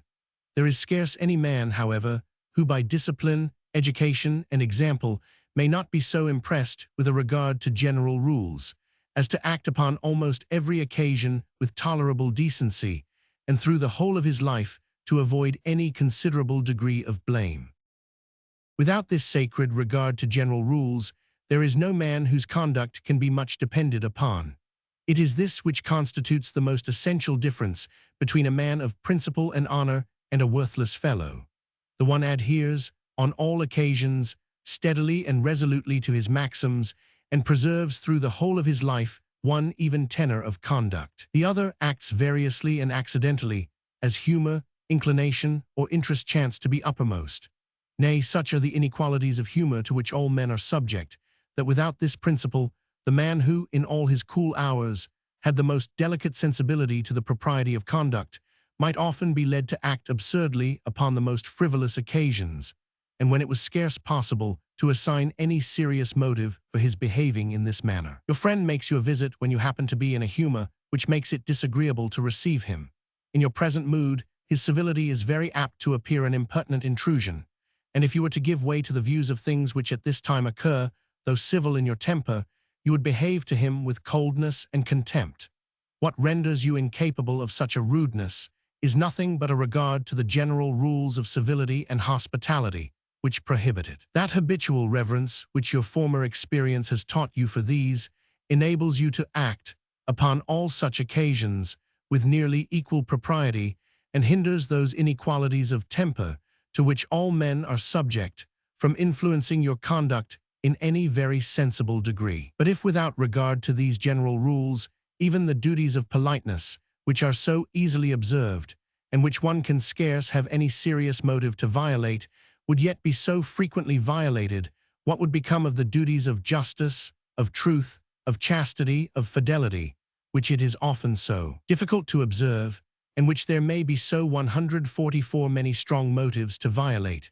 But upon the tolerable observance of these duties depends the very existence of human society, which would crumble into nothing if mankind were not generally impressed with a reverence for those important rules of conduct.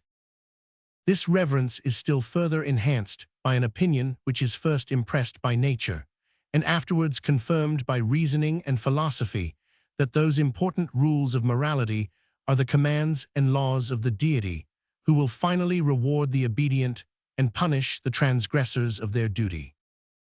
This opinion or apprehension, I say, seems first to be impressed by nature. Men are naturally led to ascribe to those mysterious beings, whatever they are, which happen, in any country, to be the objects of religious fear, all their own sentiments and passions. They have no other, they can conceive no other to ascribe to them. Those unknown intelligences, which they imagine but see not, must necessarily be formed with some sort of resemblance to those intelligences of which they have experience. During the ignorance and darkness of pagan superstition, mankind seemed to have formed the ideas of their divinities with so little delicacy that they ascribed to them, indiscriminately, all the passions of human nature, those not excepted which do the least honor to our species, such as lust, hunger, avarice, envy, revenge. They could not fail, therefore, to ascribe to those beings, for the excellence of whose nature they still conceived the highest admiration, those sentiments and qualities which are the great ornaments of humanity, and which seem to raise it to a resemblance of divine perfection, the love of virtue and beneficence, and the abhorrence of vice and injustice.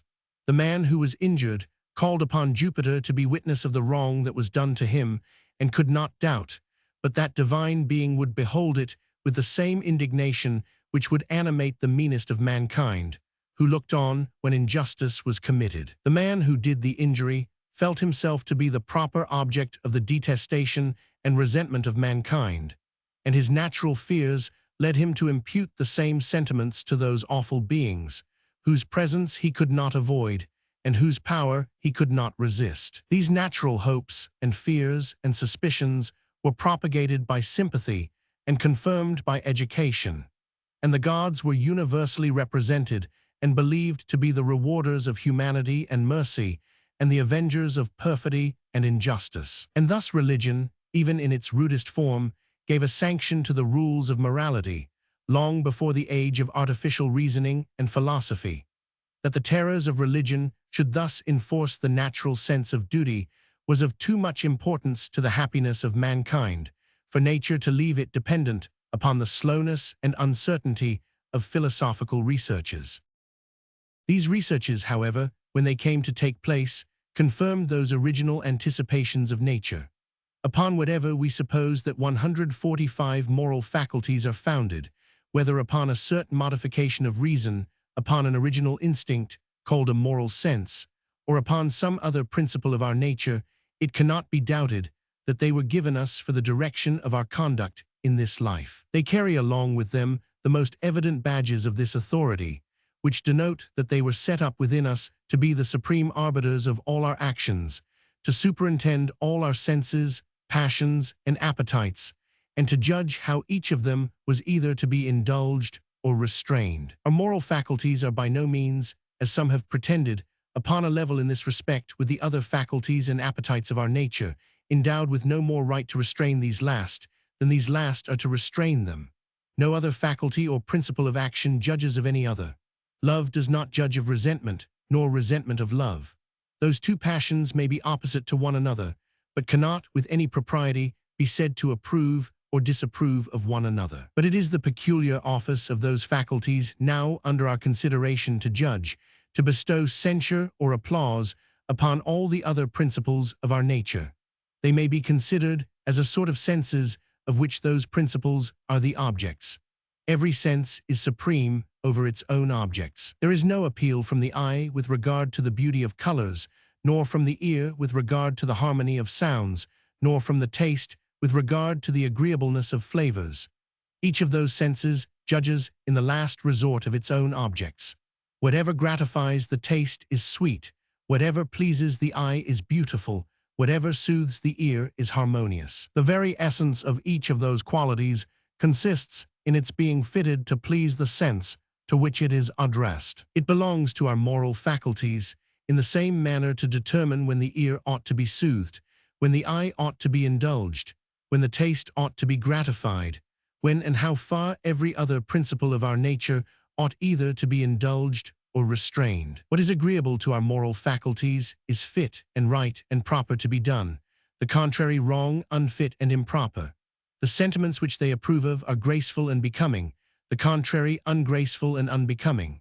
The very words right, wrong, fit, improper, graceful, unbecoming mean only what pleases or displeases those faculties.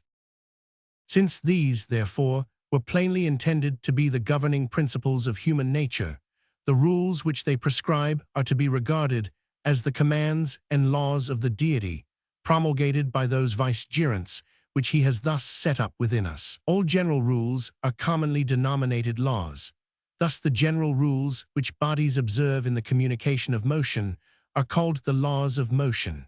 But those general rules which our moral faculties observe in approving or condemning whatever sentiment or action is subjected to their examination may much more justly be denominated such. They have a much greater resemblance to what are properly called laws, those 146 general rules which the sovereign lays down to direct the conduct of his subjects. Like them, they are rules to direct the free actions of men. They are prescribed most surely by a lawful superior, and are attended to with the sanction of rewards and punishments.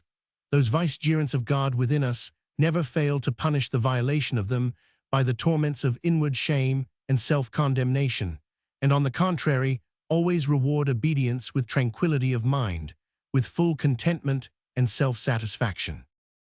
There are innumerable other considerations which serve to confirm the same conclusion. The happiness of mankind, as well as of all other rational creatures, seems to have been the original purpose intended by the author of nature when he brought them into existence. No other end seems worthy of that supreme wisdom and divine benignity which we necessarily ascribe to him. And this opinion, which we are led to by the abstract consideration of his infinite perfections, is still more confirmed by the examination of the works of nature, which seem all intended to promote happiness and to guard against misery. But by acting accordingly to the dictates of our moral faculties, we necessarily pursue the most effectual means for promoting the happiness of mankind, and may therefore be said, in some sense, to cooperate with the deity, and to advance as far as in our power the plan of providence. By acting otherwise, on the contrary, we seem to obstruct, in some measure, the scheme which the author of nature has established for the happiness and perfection of the world, and to declare ourselves, if I may say so, in some measure the enemies of God. Hence, we are naturally encouraged to hope for his extraordinary favor and reward in the one case, and to dread his sure vengeance and punishment in the other. There are besides many other reasons, and many other natural principles, which all tend to confirm and inculcate the same salutary doctrine. If we consider the general rules by which external prosperity and adversity are commonly distributed in this life, we shall find that notwithstanding the disorder in which all things appear to be in this world, yet even here every virtue naturally meets with its proper reward, with the recompense which is most fit to encourage and promote it, and this too so surely that it requires a very extraordinary concurrence of circumstances entirely to disappoint it. What is the reward most proper for encouraging industry, prudence, and circumspection? Success in every sort of business. And is it possible that in the whole of life these virtues should fail of attaining it? Wealth and external honors are their proper recompense, and the recompense which they can seldom fail of acquiring. What reward is most proper for promoting the practice of truth, justice, and humanity? The confidence, the esteem, the love of those we live with. Humanity does not desire to be great, but to be beloved. It is not in being rich that truth 147 and justice would rejoice, but in being trusted and believed, recompenses which those virtues must almost always acquire. By some very extraordinary and unlucky circumstance, a good man may come to be suspected of a crime of which he was altogether incapable, and upon that account be most unjustly exposed for the remaining part of his life to the horror and aversion of mankind. By an accident of this kind, he may be said to lose his all, notwithstanding his integrity and justice, in the same manner as a cautious man, notwithstanding his utmost circumspection, may be ruined by an earthquake or an inundation. Accidents of the first kind, however, are perhaps still more rare, and still more contrary to the common course of things than those of the second. And it still remains true that the practice of truth, justice, and humanity is a certain and almost infallible method of acquiring what these virtues chiefly aim at, the confidence and love of those we live with. A person may be very easily misrepresented with regard to a particular action, but it is scarce possible that he should be so with regard to the general tenor of his conduct. An innocent man may be believed to have done wrong. This, however, will rarely happen.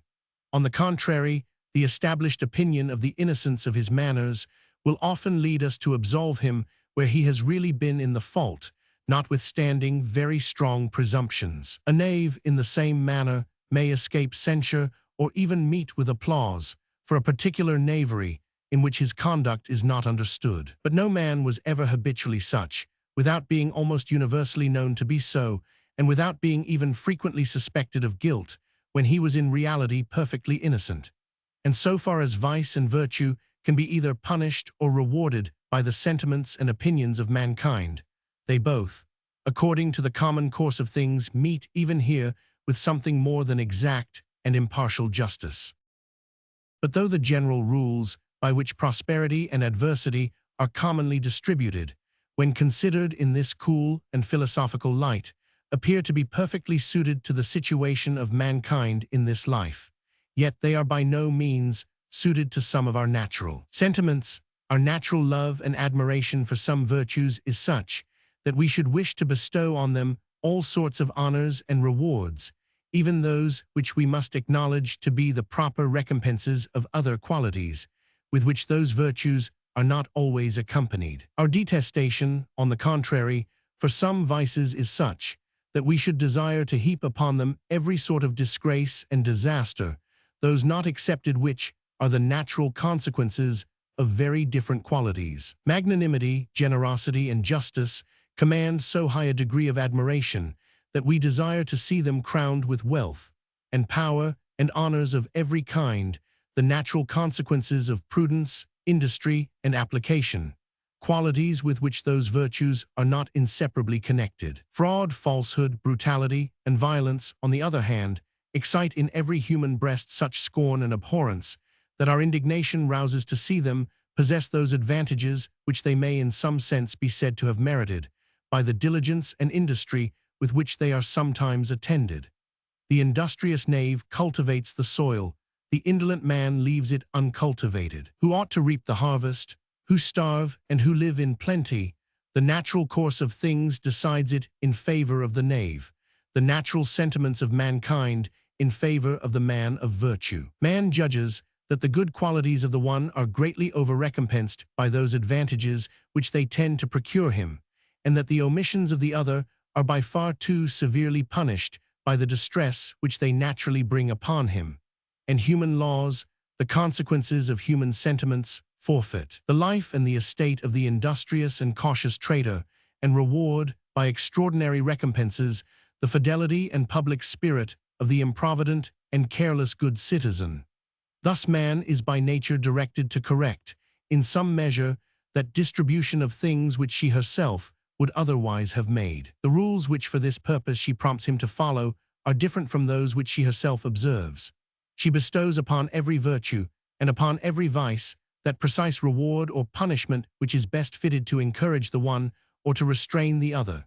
She is directed by this sole consideration, and pays little regard to the different degrees of merit and demerit which they may seem to possess in the sentiments and passions of man. Man, on the contrary, pays regard to this only, and would endeavor to render the state of every virtue precisely proportioned to that degree of love and esteem, and of every vice to that degree of contempt and abhorrence which he himself conceives for it. The rules which she follows are fit for her, as those which he follows are for him, but both are calculated to promote the same great end, the order of the world, and the perfection and happiness of human nature. But though man is thus employed to alter that distribution of things which natural events would make, if left to themselves, though, like the gods of the poets, he is perpetually interposing, by extraordinary means, in favor of virtue and in opposition to vice, and, like them, endeavors to turn away the arrow that is aimed at the head of the righteous, but to accelerate the sword of destruction that is lifted up against the wicked, yet he is by no means able to render the fortune of either quite suitable to his own sentiments and wishes. The natural course of things cannot be entirely controlled by the impotent endeavors of man. The current is too rapid and too strong for him to stop it, and though the rules which direct it appear to have been established for the wisest and best purposes, they sometimes produce effects which shock all his natural sentiments. That a great combination of men should prevail over a small one, that those who engage in an 149 enterprise with forethought and all necessary preparation should prevail over such as oppose them without any, and that every end should be acquired by those means only which nature has established for acquiring it, seems to be a rule not only necessary and unavoidable in itself, but even useful and proper for rousing the industry and attention of mankind. Yet when, in consequence of this rule, violence and artifice prevail over sincerity and justice, what indignation does it not excite in the breast of every human spectator? What sorrow and compassion for the sufferings of the innocent, and what furious resentment against the success of the oppressor! We are equally grieved and enraged at the wrong that is done, but often find it altogether out of our power to redress it. When we thus despair of finding any force upon earth which can check the triumph of injustice, we naturally appeal to heaven, and hope that the great author of our nature will himself execute hereafter what all the principles which he has given us for the direction of our conduct prompt us to attempt even here, that he will complete the plan which he himself has thus taught us to begin, and will, in a life to come, render to every one according to the works which he has performed in this world. And thus we are led to the belief of a future state, not only by the weaknesses, by the hopes and fears of human nature, but by the noblest and best principles which belong to it, by the love of virtue, and by the abhorrence of vice and injustice. Does it suit the greatness of God, says the eloquent and philosophical Bishop of Clermont, with that passionate and exaggerating force of imagination, which seems sometimes to exceed the bounds of decorum? Does it suit the greatness of God to leave the world which he has created in so universal a disorder, to see the wicked prevail almost always over the just, the innocent dethroned by the usurper, the father become the victim of the ambition of an unnatural son, the husband expiring under the stroke of a barbarous and faithless wife? From the height of his greatness ought God to behold those melancholy events as a fantastical amusement, without taking any share in them. Because he is great, should he be weak, or unjust, or barbarous? Because men are little, ought they to be allowed either to be dissolute without punishment, or virtuous without reward? O God, if this is the character of your supreme being, if it is you whom we adore under such dreadful ideas, I can no longer acknowledge you for my Father, for my protector, for the comforter of my sorrow, the support of my weakness, the rewarder of my fidelity. You would then be no more than an indolent and fantastical tyrant, who sacrifices mankind to his vanity, and who has brought them out of nothing only to make them serve for the sport of his leisure and of his caprice. When the general rules which determine the merit and demerit of actions come thus to be regarded as the laws of an all-powerful being, who watches over our conduct, and who, in a life to come, will reward the observance and punish the breach of them, they necessarily acquire a new sacredness from this consideration, that our regard to the will of the deity ought to be the supreme rule of our conduct, can be doubted of by nobody who believes his existence. The very thought of disobedience appears to involve in it the most shocking impropriety. How vain, how absurd would it be for man, either to oppose or to neglect the commands that were laid upon him by infinite wisdom and infinite power. How unnatural, how impiously ungrateful, not to reverence the precepts that were prescribed to him by the infinite goodness of his Creator, even though no punishment was to follow their violation. The sense of propriety, too, is here well supported by the strongest motives of self-interest. The idea that, however we may escape the observation of man, or be placed above the reach of human punishment, yet we are always acting under the eye, and exposed to the punishment of God, the great avenger of injustice, is a motive capable of restraining the most headstrong passions, with those at least who, by constant reflection, have rendered it familiar to them. It is in this manner that religion enforces the natural sense of duty, and hence it is that mankind are generally disposed to place great confidence in the probity of those who seem deeply impressed with religious sentiments. Such persons, they imagine, act under an additional tie, besides those which regulate the conduct of other men.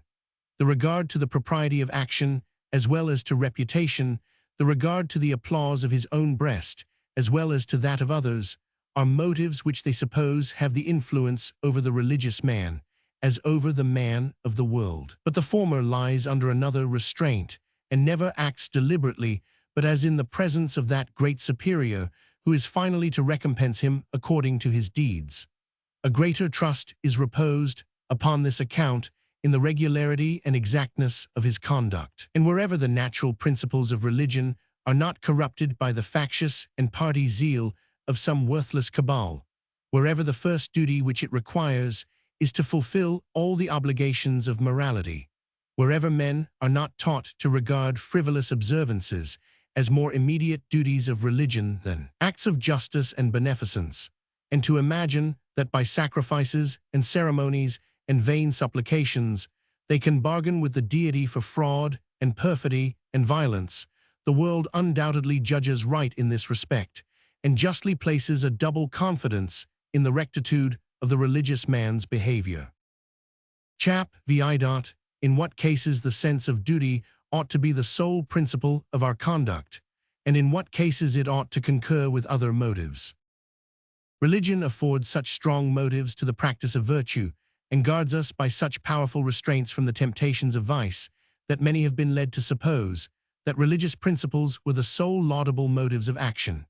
We ought neither, they said, to reward from gratitude, nor punish from resentment.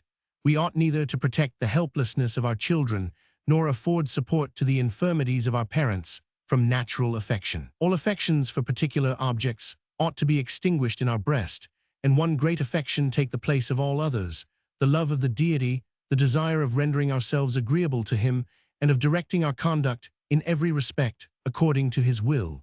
We ought not to be grateful from gratitude, we ought not to be charitable from humanity, we ought not to be public-spirited from the love of our country, nor generous and just from the love of mankind. The sole principle and motive of our conduct in the performance of all those different duties ought to be a sense that God has commanded us to perform them. I shall not at present take time to examine this opinion particularly.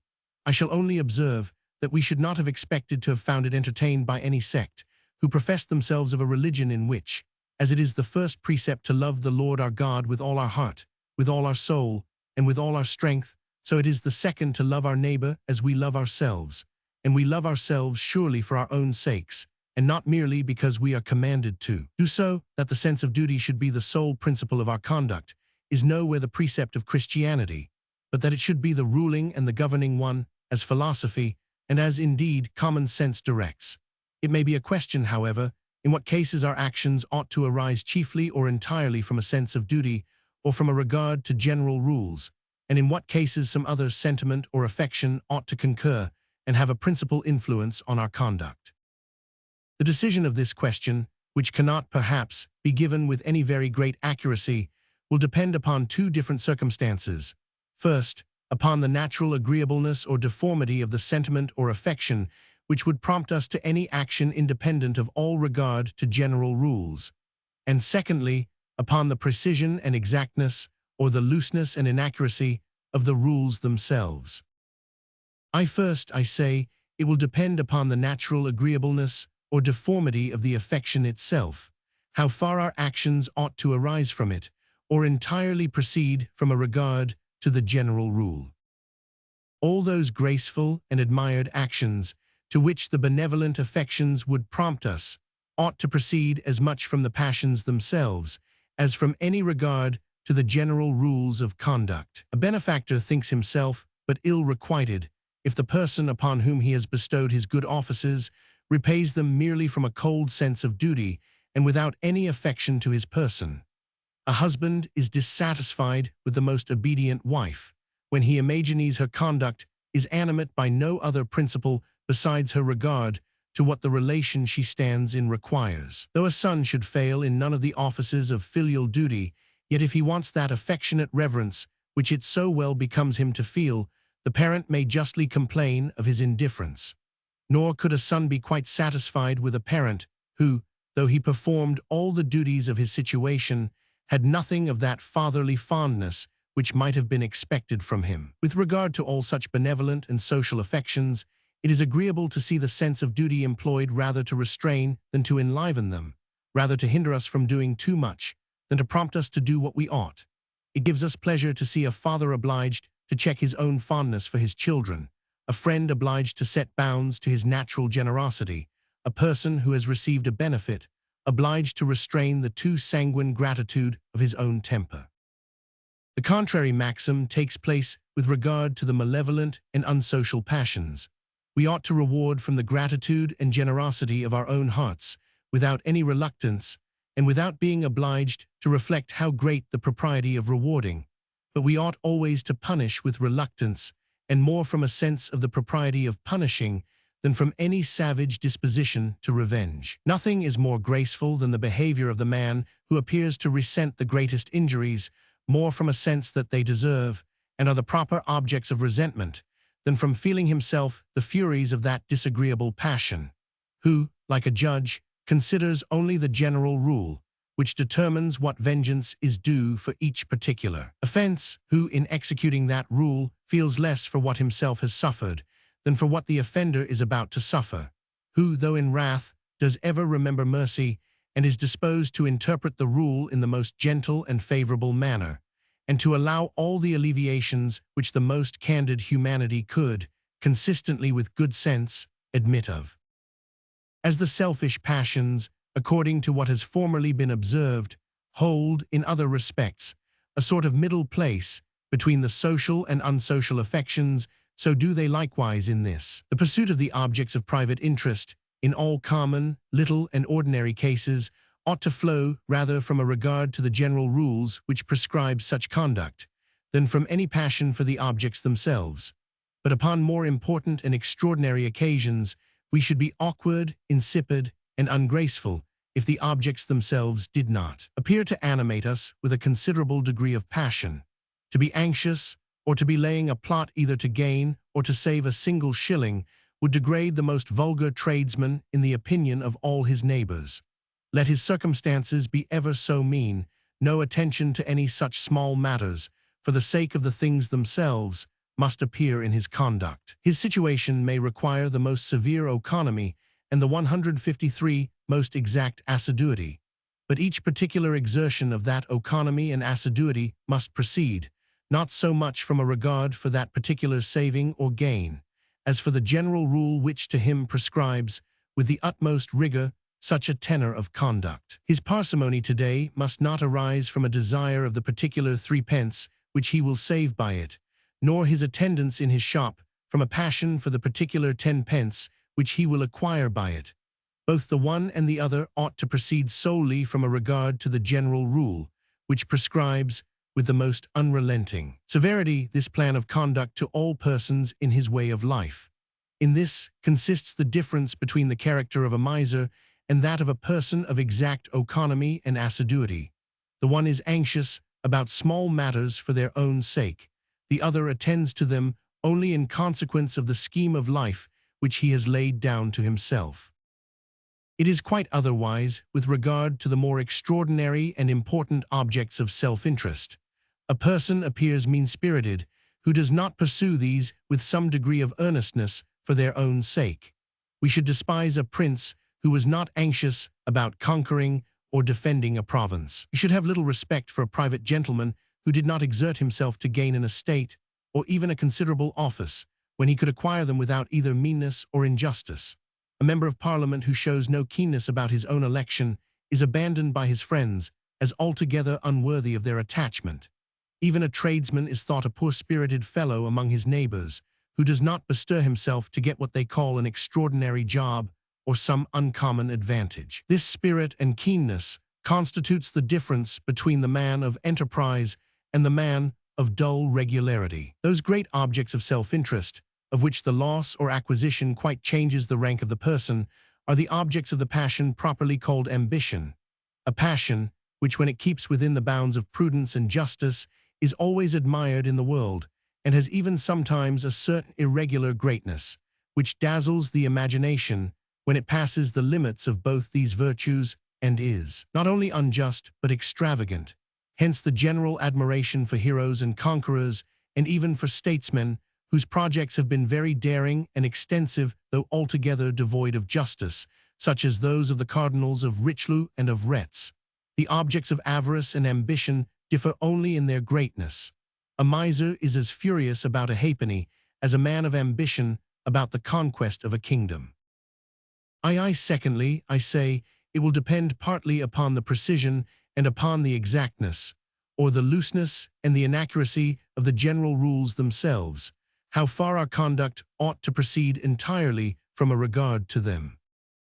The general rules of almost all the virtues, the general rules which 154 determine what are the offices of prudence, of charity, of generosity, of gratitude, of friendship, are in many respects loose and inaccurate, admit of many exceptions, and require so many modifications that it is scarce possible to regulate our conduct entirely by a regard to them. The common proverbial maxims of prudence, being founded in universal experience, are perhaps the best general rules which can be given about it. To effect, however, a very strict and literal adherence to them would evidently be the most absurd and ridiculous pedantry. Of all the virtues I have just now mentioned, gratitude is that, perhaps, of which the rules are the most precise and admit of the fewest exceptions. That as soon as we can, we should make a return of equal, and if possible of superior, value to the services we have received, would seem to be a pretty plain rule, and one which admitted of scarce any exceptions. Upon the most superficial examination, however, this rule will appear to be in the highest degree loose and inaccurate, and to admit of 10,000 exceptions. If your benefactor attended you in your sickness, ought you to attend him in his? Or can you fulfill the obligation of gratitude by making a return of a different kind? If you ought to attend him, how long ought you to attend him? The same time which he attended you, or longer, and how much longer? If your friend lent you money in your distress, ought you to lend him money in his? How much ought you to lend him? When ought you to lend him? Now, or tomorrow, or next month? And for how long a time? It is evident that no general rule can be laid down, by which a precise answer can, in all cases, be given to any of these questions. The difference between his character and yours, between his circumstances and yours, may be such that you may be perfectly grateful and justly refuse to lend him a halfpenny, and on the contrary, you may be willing to lend, or even to give him 10 times the sum which he lent you, and yet justly be accused of the blackest ingratitude, and of not having fulfilled the 100th part of the obligation you lie under. As the duties of gratitude, however, are perhaps the most sacred of all those which the beneficent virtues prescribe to us, so the general rules which determine them are, as I said before, the most accurate. Those which ascertain the actions required by friendship, humanity, hospitality, generosity, are still more vague and indeterminate. There is, however, one virtue of which the general rules determine with the greatest exactness every external action which it requires. This virtue is justice. The rules of justice are accurate in the highest degree, and admit of no exceptions or modifications, but such as may be ascertained as accurately as the rules themselves, and which generally, indeed, flow from the very same principles with them. If I owe a man £10, justice requires that I should precisely pay him £10, either at the time agreed upon or when he demands it. What I ought to perform, how much I ought to perform, when and where ought to perform it, the whole nature and circumstances of the action prescribed, are all of them precisely fixed and determined. Though it may be awkward and pedantic, therefore, to affect too strict an adherence to the common rules of prudence or generosity, there is no pedantry in sticking fast by the rules of justice. On the contrary, the most sacred regard is due to them, and the actions which this virtue requires are never so properly performed, as when the chief motive for performing them is a reverential and religious regard to those general rules which require them. In the practice of the other virtues, our conduct should rather be directed by a certain idea of propriety, by a certain taste for a particular tenor of conduct, than by any regard to a precise maxim or rule, and we should consider the end and foundation of the rule more than the rule itself. But it is otherwise with regard to justice. The man who in that refines the least and adheres with the most obstinate steadfastness to the general rules themselves, is the most commendable and the most to be depended upon. Though the end of the rules of justice be to hinder us from hurting our neighbor, it may frequently be a crime to violate them, though we could pretend with some pretext of reason that this particular violation could do no hurt. A man often becomes a villain the moment he begins, even in his own heart, to chicane in this manner.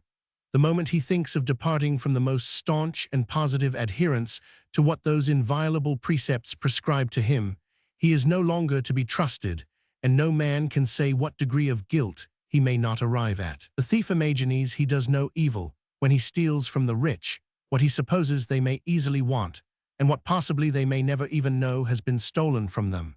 The adulterer imagines he does no evil when he corrupts the wife of his friend, provided he covers his intrigue from the suspicion of the husband and does not disturb the peace of the family. When once we begin to give way to such refinements, there is no enormity so gross of which we may not be capable. The rules of justice may be compared to the rules of grammar, the rules of the other virtues, to the rules which critics lay down for the attainment of what is sublime and elegant in composition. The one are precise, accurate, and indispensable. The other are loose, vague, and indeterminate, and present us rather with a general idea of the perfection we ought to aim at than afford us any certain and infallible directions for acquiring it. A man may learn to write grammatically by rule with the most absolute infallibility, and so, perhaps, he may be taught to act justly. But there are no rules whose observance will infallibly lead us to the attainment of elegance or sublimity in writing, though there are some which may help us, in some measure, to correct and ascertain the vague ideas which we might otherwise have entertained of those perfections. And there are no rules by the knowledge of which we can infallibly be taught to act upon all occasions with 156 prudence, with just magnanimity or proper beneficence, though there are some which may enable us to correct and ascertain, in several respects, the imperfect ideas which we might otherwise have entertained of those virtues, the rules of justice. It may sometimes happen that with the most serious and earnest desire of acting so as to deserve approbation, we may mistake the proper rules of conduct, and thus be misled by that very principle which ought to direct us. It is in vain to expect that in this case mankind should entirely approve of our behavior. They cannot enter into that absurd idea of duty which influenced us, nor go along with any of the actions which follow from it. There is still, however, something respectable in the character and behavior of one who is thus betrayed into vice by a wrong sense of duty or by what is called an erroneous conscience. How fatally soever he may be misled by it, he is still, with the generous and humane, more the object of commiseration than of hatred or resentment. They lament the weakness of human nature, which exposes us to such unhappy delusions, even while we are most sincerely laboring after perfection, and endeavoring to act according to the best principle which can possibly direct us. False notions of religion are almost the only causes which can occasion any very gross perversion of our natural sentiments in this way, and that principle which gives the greatest authority to the rules of duty is alone capable of distorting our ideas of them in any considerable degree. In all other cases, common sense is sufficient to direct us, if not to the most exquisite propriety of conduct, yet to something which is not very far from it. And provided we are in earnest desirous to do well, our behavior will always, upon the whole, be praiseworthy. That to obey the will of the deity is the first rule of duty, all men are agreed. But concerning the particular commandments which that will may impose upon us, they differ widely from one another. In this, therefore, the greatest mutual forbearance and toleration is due, and though the defense of society requires that crimes should be punished, from whatever motives they proceed, yet a good man will always punish them with reluctance, when they evidently proceed from false notions of religious duty. He will never feel against those who commit them that indignation which he feels against other criminals, but will rather regret, and sometimes even admire their unfortunate firmness and magnanimity at the very time that he punishes their crime. In the tragedy of Mahomet, one of the finest of Mr. Voltaire's, it is well represented what ought to be our sentiments for crimes which proceed from such motives. In that tragedy, two young people of different sexes, of the most innocent and virtuous dispositions, and without any other weakness except what endears them the more to us, a mutual fondness for one another, are instigated by the strongest motives of a false religion, to commit a horrid murder that shocks all the principles of human nature. A 157 venerable old man, who had expressed the most tender affection for them both, for whom, notwithstanding he was the avowed enemy of their religion, they had both conceived the highest reverence and esteem, and who was in reality their father, though they did not know him to be such, is pointed out to them as a sacrifice which God had expressly required at their hands, and they are commanded to kill him. While about executing this crime, they are tortured with all the agonies which can arise from the struggle between the idea of the indispensableness of religious duty on the one side, and compassion, gratitude, reverence for the age, and love for the humanity and virtue of the person whom they are going to destroy, on the other. The representation of this exhibits one of the most interesting, and perhaps the most instructive spectacle that was ever introduced upon any theatre. The sense of duty, however, at last prevails over all the amiable weaknesses of human nature. They execute the crime imposed upon them, but immediately discover their error and the fraud which had deceived them, and are distracted with horror, remorse, and resentment. Such as are our sentiments for the unhappy Cade and Palmyra, such ought we to feel for every person who is in this manner misled by religion, when we are sure that it is really religion which misleads him, and not the pretense of it, which is made too often a cover to some of the worst of human passions.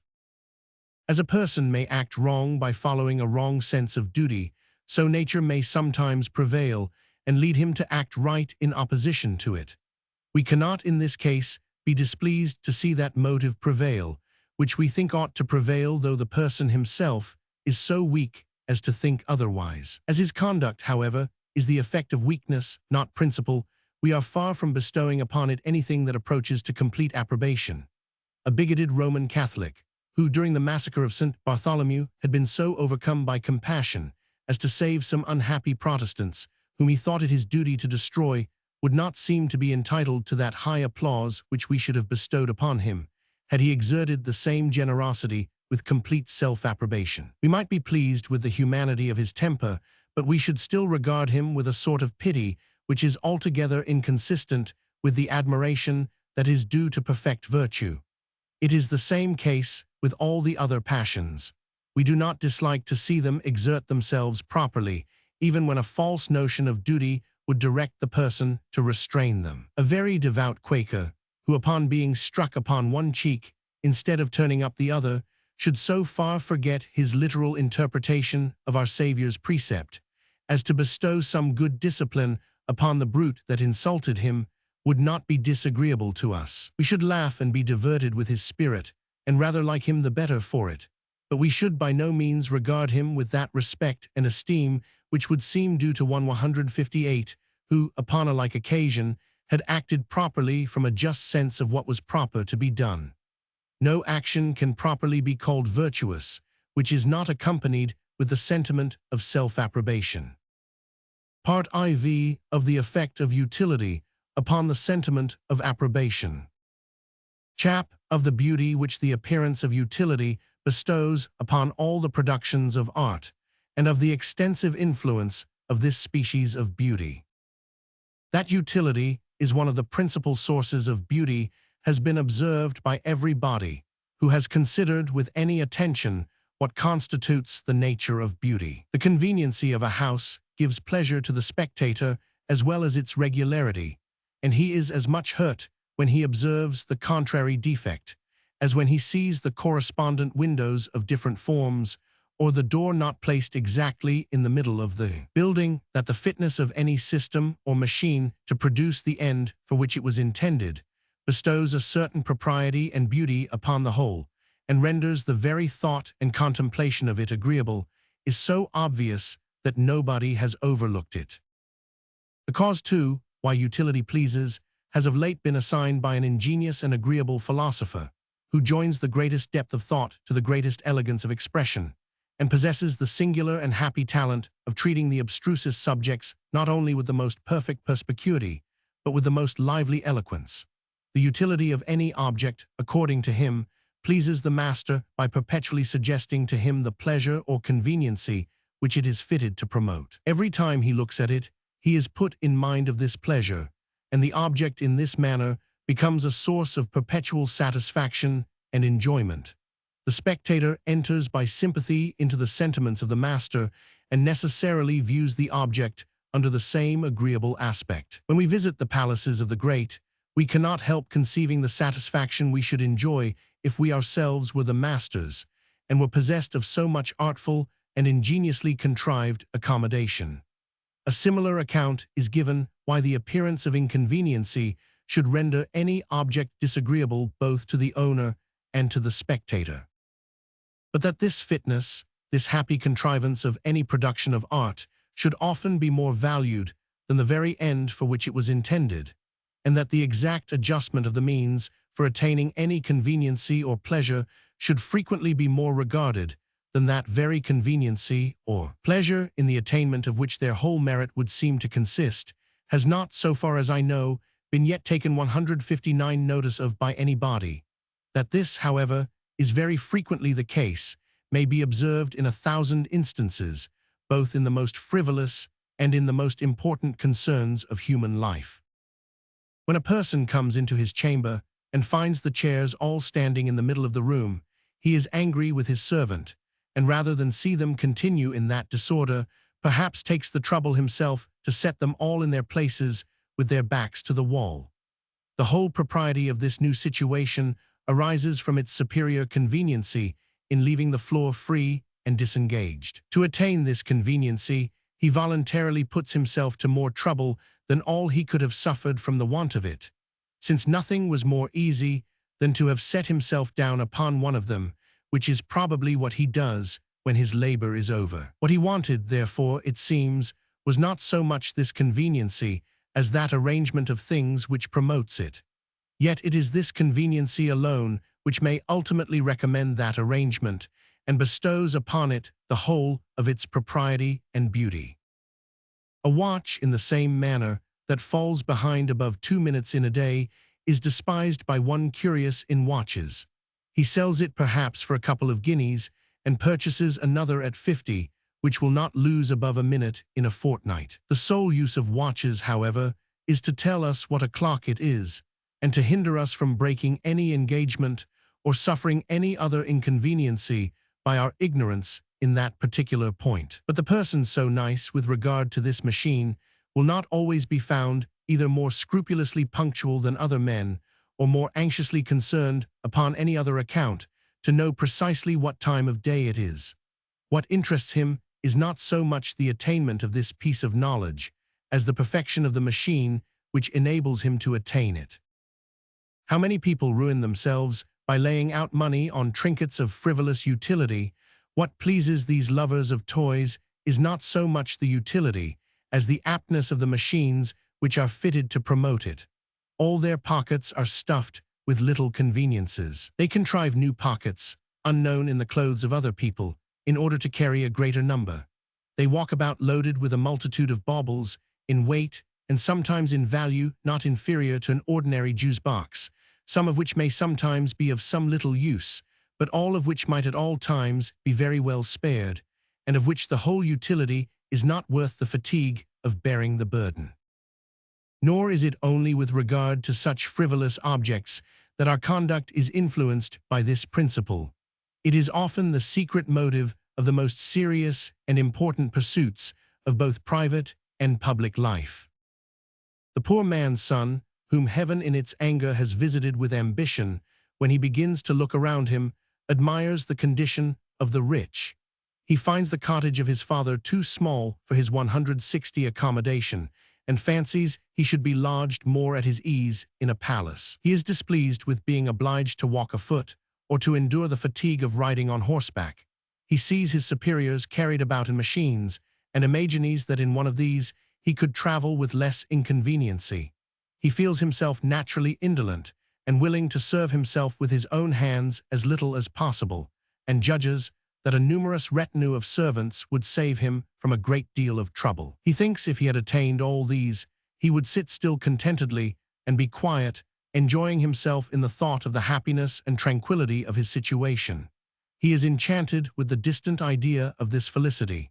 It appears in his fancy like the life of some superior rank of beings, and in order to arrive at it, he devotes himself forever to the pursuit of wealth and greatness. To obtain the conveniences which these afford, he submits in the first year, nay, in the first month of his application, to more fatigue of body and more uneasiness of mind than he could have suffered through the whole of his life from the want of them. He studies to distinguish himself in some laborious profession. With the most unrelenting industry, he labors night and day to acquire talents superior to all his competitors. He endeavors next to bring those talents into public view, and with equal assiduity solicits every opportunity of employment. For this purpose, he makes his court to all mankind. He serves those whom he hates, and is obsequious to those whom he despises. Through the whole of his life, he pursues the idea of a certain artificial and elegant repose which he may never arrive at, for which he sacrifices a real tranquility that is at all times in his power, and which, if in the extremity of old age he should at last attain to it, he will find to be in no respect preferable to that humble security and contentment which he had abandoned for it. It is then, in the last dregs of life, his body wasted with toil and diseases, his mind galled and ruffled by the memory of 1,000 injuries and disappointments, which he imagines he has met with from the injustice of his enemies, or from the perfidy and ingratitude of his friends, that he begins at last to find that wealth and greatness are mere trinkets of frivolous utility, no more adapted for procuring ease of body or tranquility of mind than the tweezer cases of the lover of toys, and like them too, more troublesome to the person who carries them about. With him, then, all the advantages they can afford him are commodious.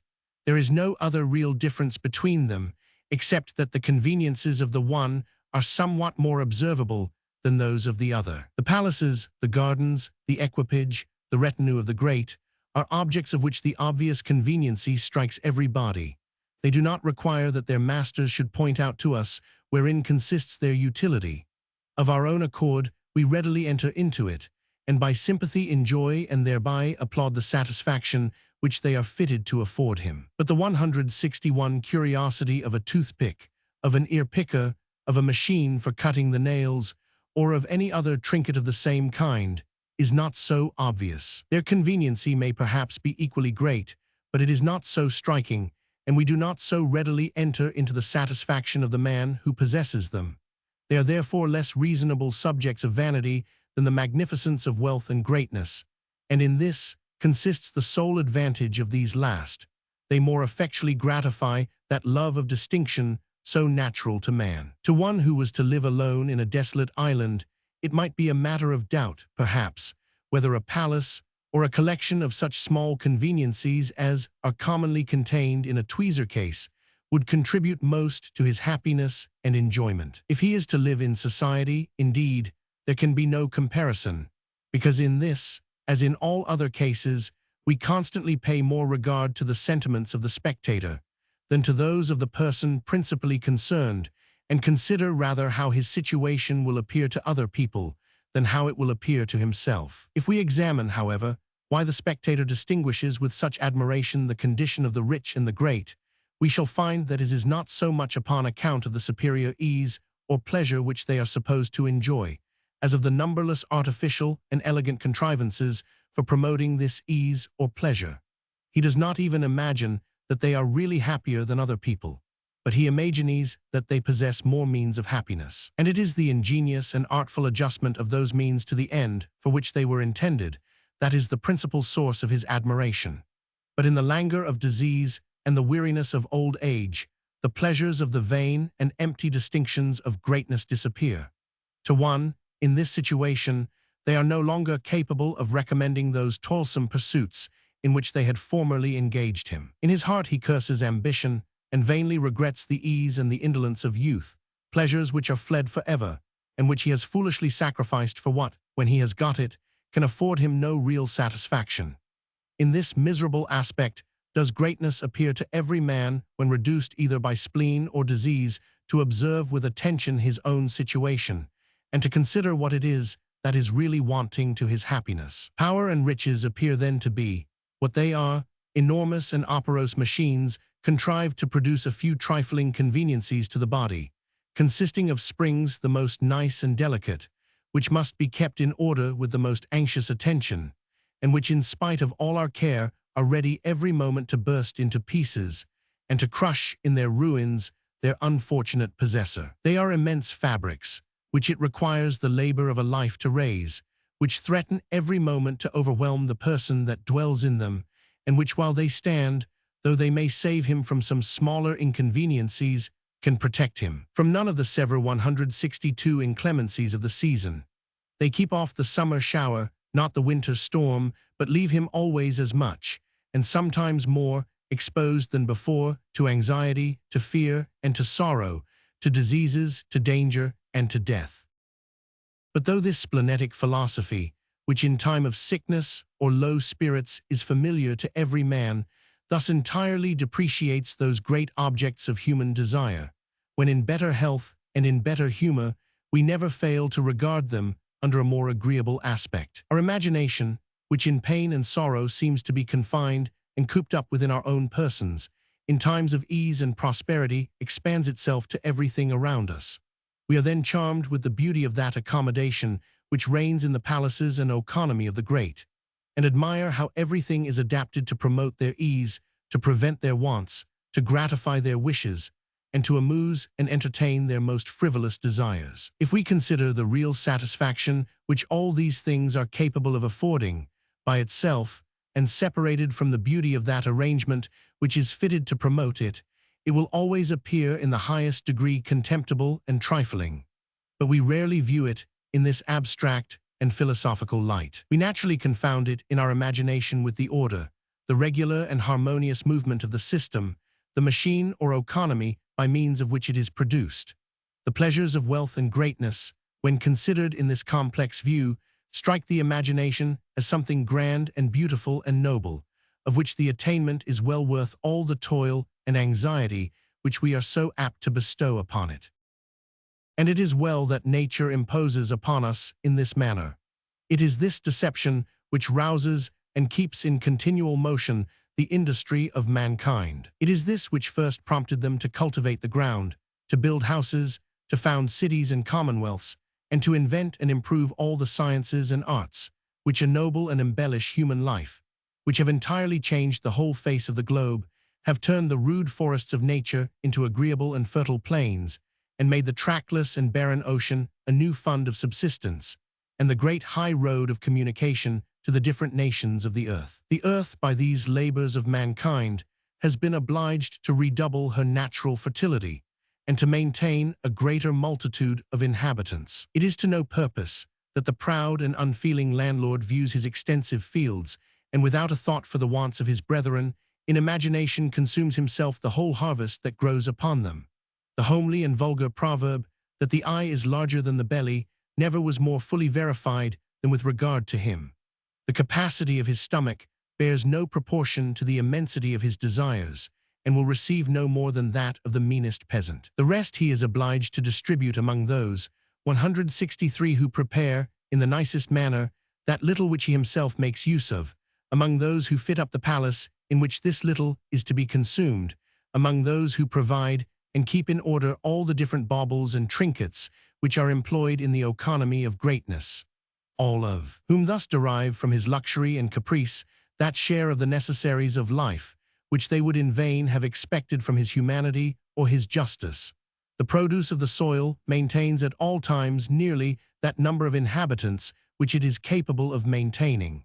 The rich only select from the heap what is most precious and agreeable. They consume little more than the poor, and in spite of their natural selfishness and rapacity, though they mean only their own conveniency, though the sole end which they propose from the labors of all the thousands whom they employ be the gratification of their own vain and insatiable desires, they divide with the poor the produce of all their improvements. They are led by an invisible hand to make nearly the same distribution of the necessaries of life, which would have been made, had the earth been divided into equal portions among all its inhabitants, and thus, without intending it, without knowing it, advance the interest of the society, and afford means to the multiplication of the species. When Providence divided the earth among a few lordly masters, it neither forgot nor abandoned those who seem to have been left out in the partition.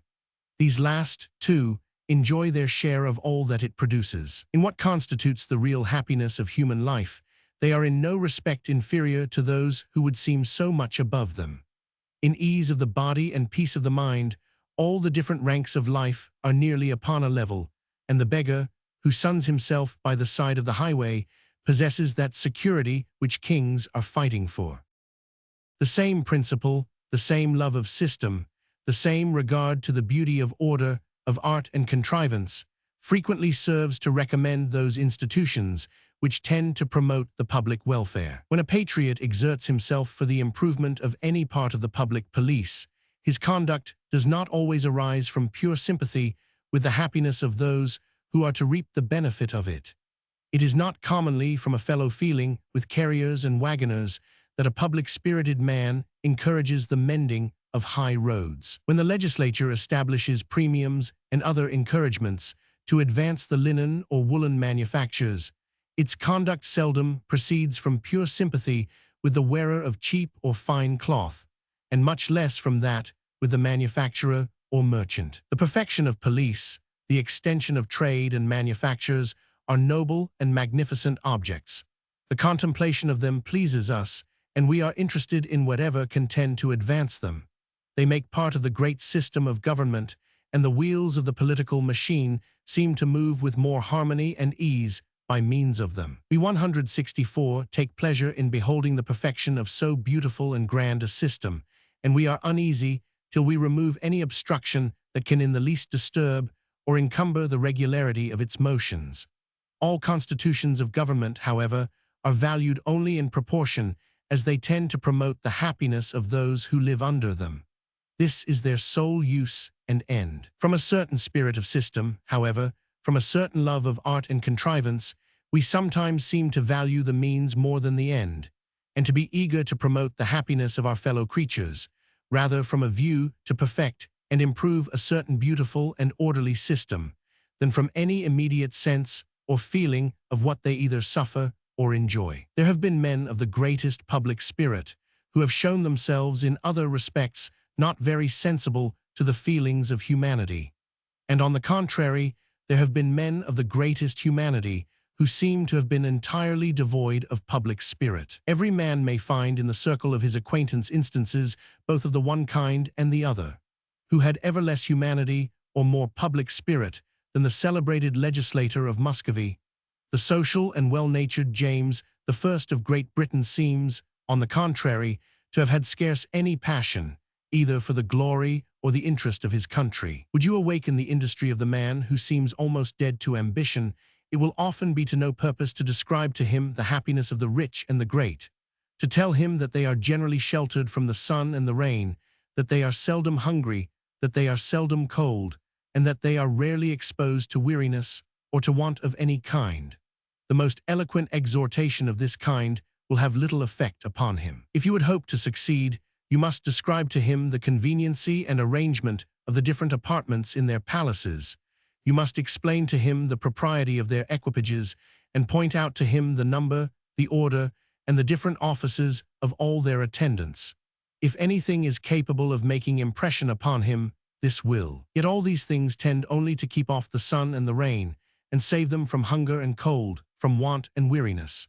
In the same manner, if you would implant public virtue in the breast of him who seems heedless of the interest of his country, it will often be to no purpose to tell him what superior advantages the subjects of a well-governed state enjoy, that they are better lodged, that they are better clothed, that they are better fed. These considerations will commonly make no great impression. You will be more likely to persuade if you describe the great system of public police which procures these advantages, if you explain the connections and dependencies of its several parts, their mutual subordination to one another, and their general subserviency to the happiness of the society. If you show how this system might be introduced into his own country, what it is that hinders it from taking place there at present, how those 165 obstructions might be removed, and all the several wheels of the machine of government be made to move with more harmony and smoothness, without grating upon one another or mutually retarding one another's motions. It is scarce possible that a man should listen to a discourse of this kind and not feel himself animated to some degree of public spirit. He will, at least for a moment, feel some desire to remove those obstructions and to put into motion so beautiful and so orderly a machine. Nothing tends so much to promote public spirit as the study of politics, of the several systems of civil government, their advantages and disadvantages, of the constitution of our own country, its situation and interest with regard to foreign nations, its commerce, its defense, the disadvantages it labors under, the dangers to which it may be exposed, how to remove the one, and how to guard against the other. Upon this account, political disquisition, if just and reasonable and practicable, are of all the works of speculation the most useful. Even the weakest and the worst of them are not altogether without their utility. They serve at least to animate the public passions of men and rouse them to seek out the means of promoting the happiness of the society. Chap II of the beauty which the appearance of utility bestows upon the characters and the actions of men, and how far the perception of this beauty may be regarded as one of the original principles of approbation. The characters of men, as well as the contrivances of art or the institutions of civil government, may be fitted either to promote or to disturb the happiness both of the individual and of the society. The prudent, the equitable, the active, resolute, and sober character promises prosperity and satisfaction, both to the person himself and to every one connected with him. The rash, the insolent, the slothful, effeminate, and voluptuous, on the contrary, forebodes ruin to the individual and misfortune to all who have anything to do with him. The first turn of mind has at least all the beauty which can belong to the most perfect machine that was ever invented for promoting the most agreeable purpose, and the second, all the deformity of the most awkward and clumsy contrivance. What institution of government could tend so much to promote the happiness of mankind as the general prevalence of wisdom and virtue? All government is but an imperfect remedy for the deficiency of these. Whatever beauty, therefore, can belong to civil government upon account of its utility, must in a far superior degree belong to these. On the contrary, what civil policy can be so ruinous and destructive as the vices of men? The fatal effects of bad government arise from nothing, but that it does not 166 sufficiently guard against the mischiefs which human wickedness so often gives occasion to. This beauty and deformity which characters appear to derive from their usefulness or inconveniency are apt to strike, in a peculiar manner, those who consider, in an abstract and philosophical light, the actions and conduct of mankind. When a philosopher goes to examine why humanity is approved of, or cruelty condemned, he does not always form to himself, in a very clear and distinct manner, the conception of any one particular action either of cruelty or of humanity, but is commonly contented with the vague and indeterminate idea which the general names of those qualities suggest to him. But it is in particular instances only that the propriety or impropriety, the merit or demerit of actions, is very obvious and discernible.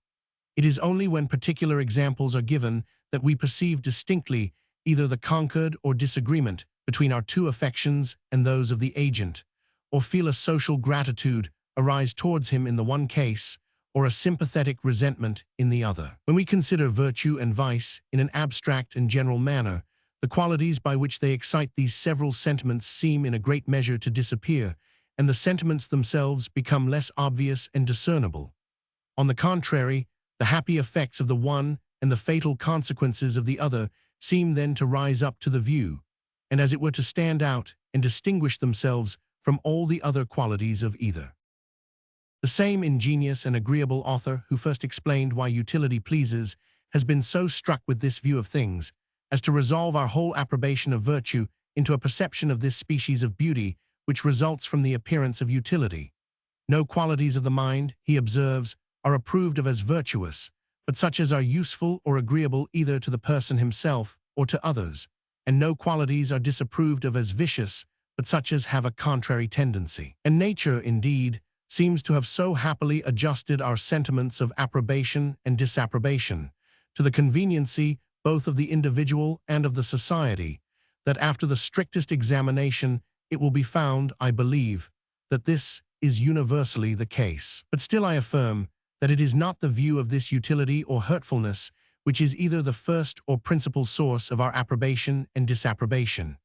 These sentiments are no doubt enhanced and enlivened by the perception of the beauty or deformity which results from this utility or hurtfulness.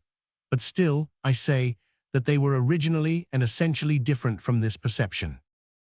For first of all, it seems impossible that the approbation of virtue should be a sentiment of the same kind with that by which we approve of a convenient and well-contrived building, or that we should have no other reason for praising a man than that for which we commend a chest of drawers. 167. And secondly, it will be found, upon examination, that the usefulness of any disposition of mind is seldom the first ground of our approbation, and that the sentiment of approbation always involves in it a sense of propriety quite distinct from the perception of utility. We may observe this with regard to all the qualities which are approved of as virtuous, both those which, according to this system, are originally valued as useful to ourselves, as well as those which are esteemed on account of their usefulness to others. The qualities most useful to ourselves are, first of all, superior reason and understanding, by which we are capable of discerning the remote consequences of all our actions and of foreseeing the advantage or detriment which is likely to result from them. And secondly, self-command, by which we are enabled to abstain from present pleasure or to endure present pain in order to obtain a greater pleasure or to avoid a greater pain in some future time. In the union of those two qualities consists the virtue of prudence, of all the virtues that which is the most useful to the individual. With regard to the first of those qualities, it has been observed on a former occasion that superior reason and understanding are originally approved of as just and right and accurate, and not merely as useful or advantageous. It is in the abstruser sciences, particularly in the higher parts of mathematics, that the greatest and most admired exertions of human reason have been displayed. But the utility of those sciences, either to the individual or to the public, is not very obvious, and to prove it requires a discussion which is not always very easily comprehended. It was not, therefore, their utility which first recommended them to the public admiration. This quality was but little insisted upon, till it became necessary to make some reply to the reproaches of those who, having themselves no taste for such sublime discoveries, endeavored to depreciate them as useless. That self-command, in the same manner by which we restrain our present appetites in order to gratify them more fully upon another occasion, is approved of as much under the aspect of propriety as under that of utility.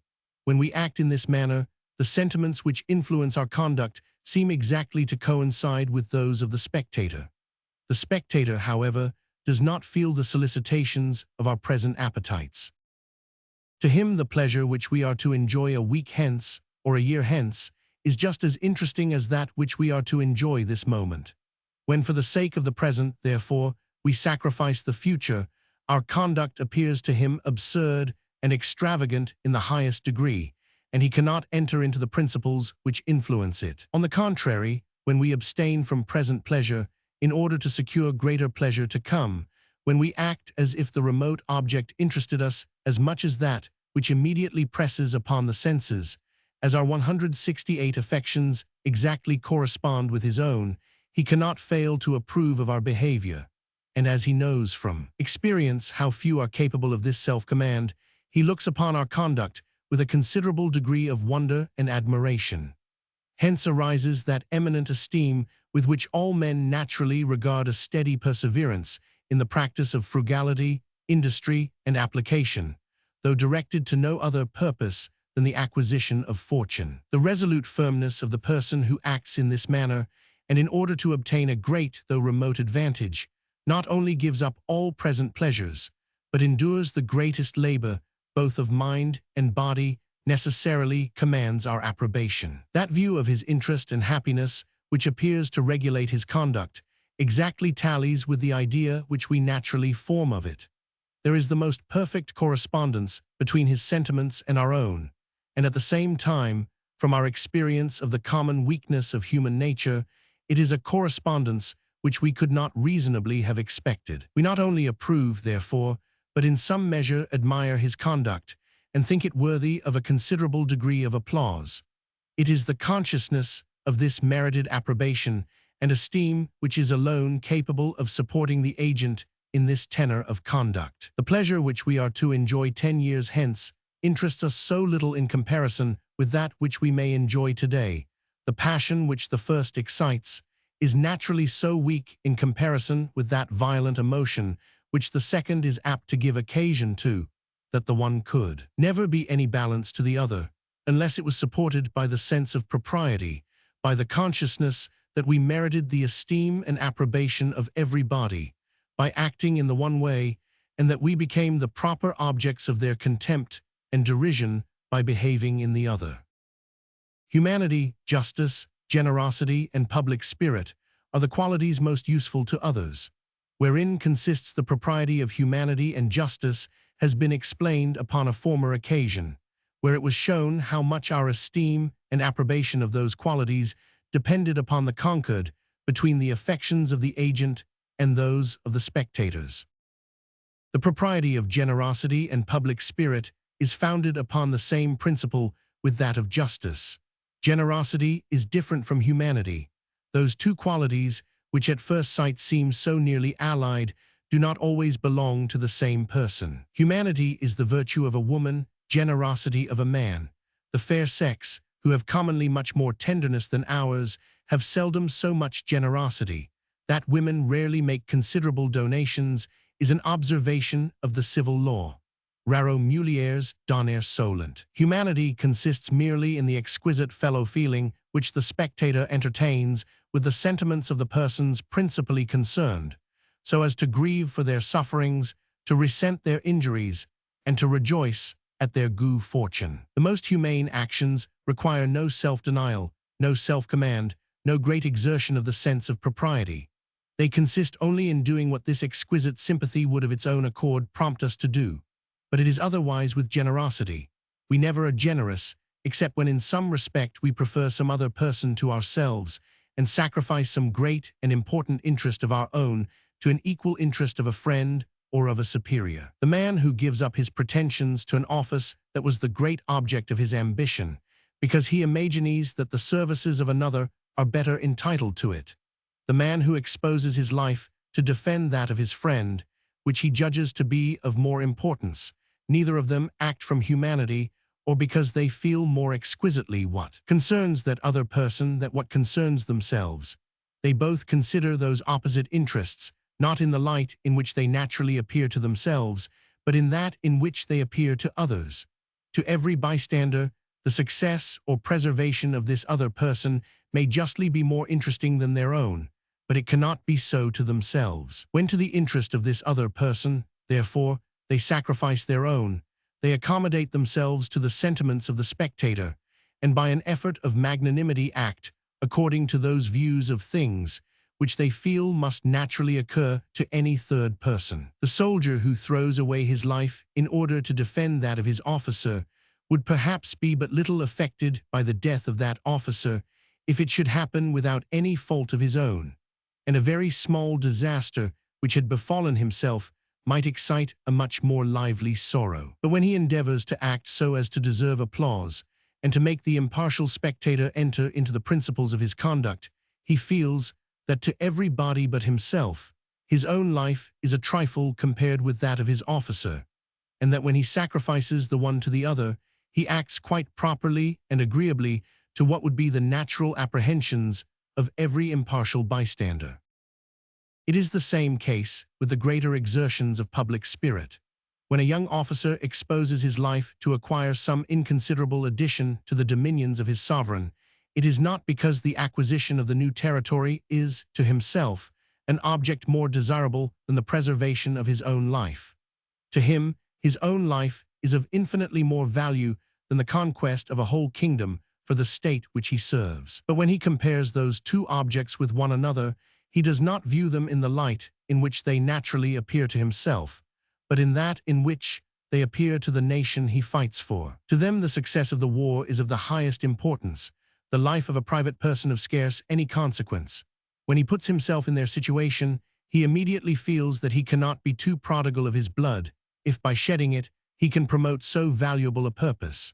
In thus thwarting, from a sense of duty and propriety, the strongest of 170 all-natural propensities, consists the heroism of his conduct. There is many an honest Englishman, who, in his private station, would be more seriously disturbed by the loss of a guinea than by the national loss of Minorca, who yet, had it been in his power to defend that fortress, would have sacrificed his life 1,000 times rather than, through his fault, have let it fall into the hands of the enemy. When the first Brutus led forth his own sons to capital punishment, because they had conspired against the rising liberty of Rome, he sacrificed what, if he had consulted his own breast only, would appear to be the stronger to the weaker affection.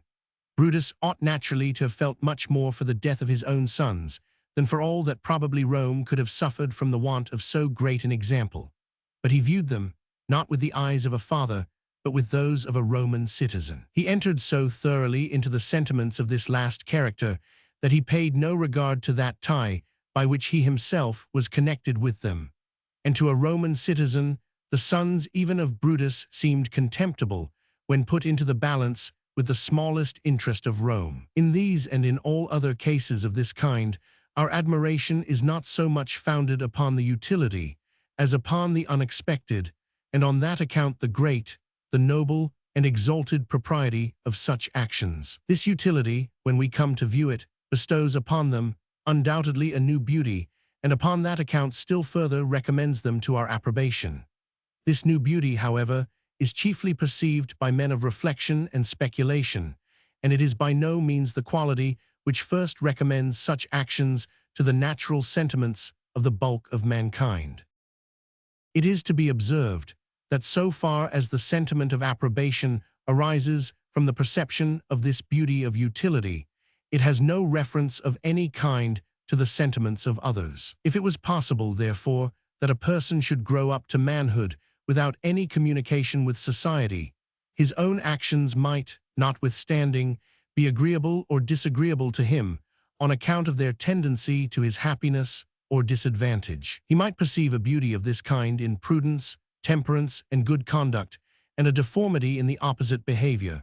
He might view his own temper and character with that sort of satisfaction with which we consider a well-contrived machine in the one case, or with that sort of distaste and dissatisfaction with which we regard a very awkward and clumsy contrivance in the other. As these perceptions, however, are merely a matter of taste, and have all the feebleness and delicacy of that species of perceptions, upon the justness of which what is properly called taste is founded, they probably would not be much attended to by one in his solitary and miserable condition.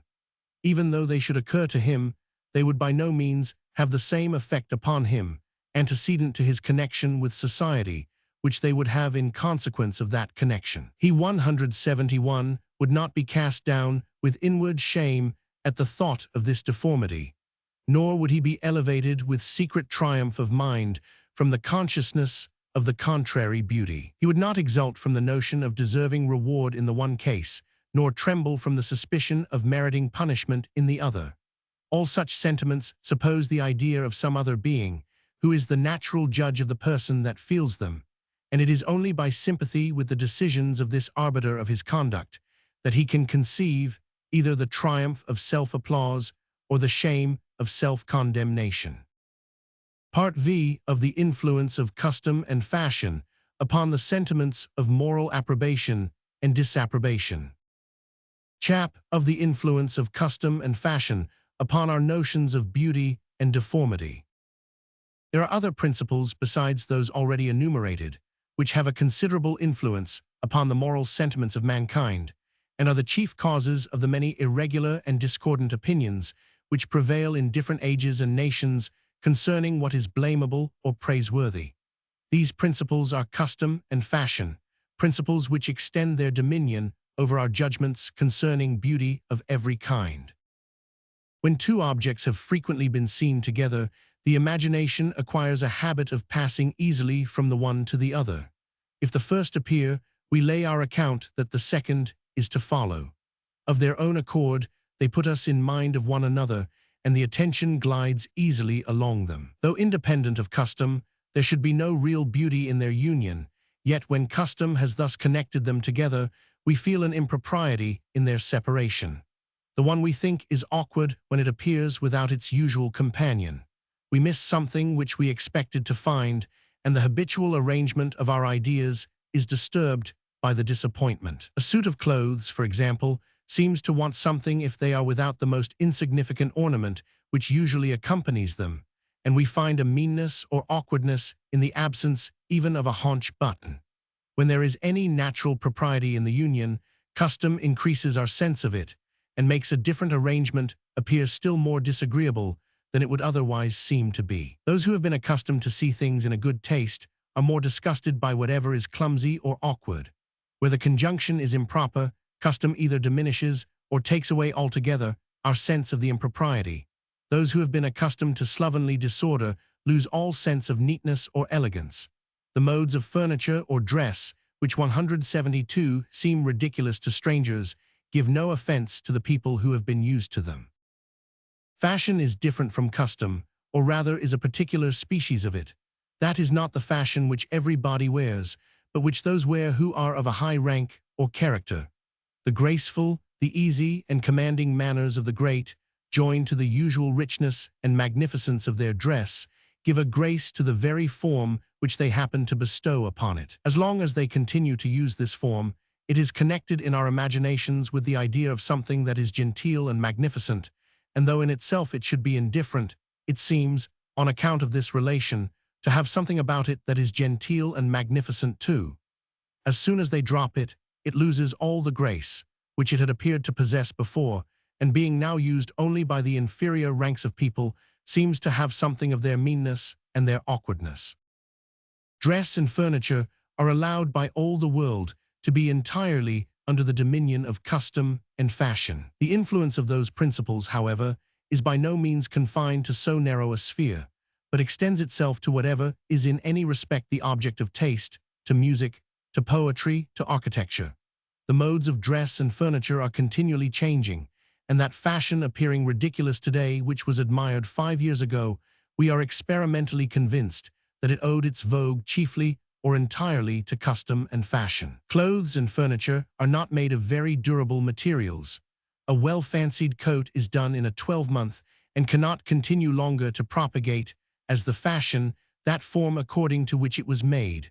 The modes of furniture change less rapidly than those of dress, because furniture is commonly more durable. In 5 or 6 years, however, it generally undergoes an entire revolution, and every man in his own time sees the fashion in this respect change many different ways.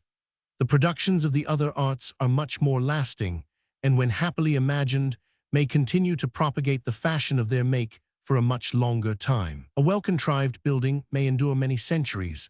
A beautiful air may be delivered down by a sort of tradition through many successive generations.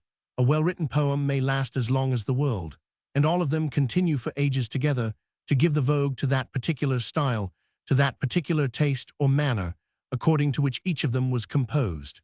Few men have an opportunity of seeing in their own times the fashion in any of these arts change very considerably. Few men have so much experience and acquaintance with the different modes which have obtained in remote ages and nations, as to be thoroughly reconciled to them, or to judge with impartiality between them and what takes place in their own age and country. Few men, therefore, are willing to allow that custom or fashion have much influence upon their judgments concerning what is beautiful or otherwise in the productions of any of those arts, but imagine that all the rules which they think ought to be observed in each them are founded upon reason and nature, not upon habit or prejudice.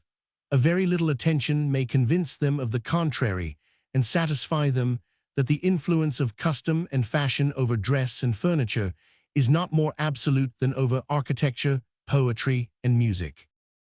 Can any reason, for example, be assigned why the Doric capital should be appropriated to a pillar, whose height is equal to 8 diameters, the Ionic volute to one of 9, and the Corinthian foliage to one of 10? The propriety of each of those appropriations can be founded upon nothing but habit and custom. The eye, having been used to see a particular proportion connected with a particular ornament, would be offended if they were not joined together. Each of the 5 orders has its peculiar ornaments, which cannot be changed for any other, without giving offense to all those who know anything of the rules of architecture.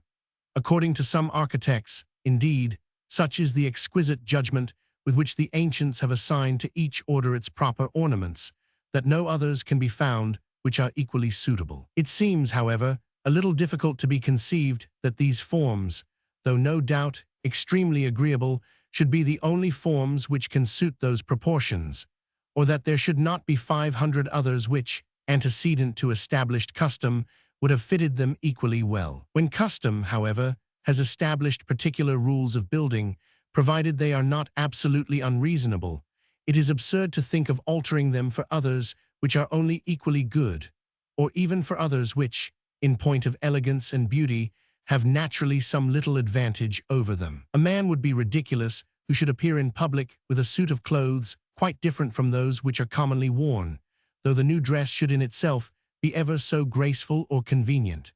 And there seems to be an absurdity of the same kind in ornamenting a house after a quite different manner from that which custom and fashion have prescribed, though the new ornaments should in themselves be somewhat superior to the common ones in use. According to the ancient rhetoricians, a certain measure or verse was by nature appropriated to each particular species of writing, as being naturally expressive of that character, sentiment, or passion which ought to predominate in it. One verse, they said, was fit for grave and another for gay works, which could not, they thought, be interchanged without the greatest impropriety. The experience of modern times, however, seems to contradict this principle, though in itself it would appear to be extremely probable. What is the burlesque verse in English is the heroic verse in French. The tragedies of Racine and the Henriette of Voltaire are nearly in the same verse with "Let me have your advice in a weighty affair." 174. The burlesque verse in French, on the contrary, is pretty much the same with the heroic verse of 10 syllables in English. Custom has made the one nation associate the ideas of gravity, sublimity, and seriousness to that measure which the other has connected with whatever is gay, flippant, and ludicrous. Nothing would appear more absurd in English than a tragedy written in the Alexandrine verses of the French, or in French, than a work of the same kind in hexametry or verses of 10 syllables.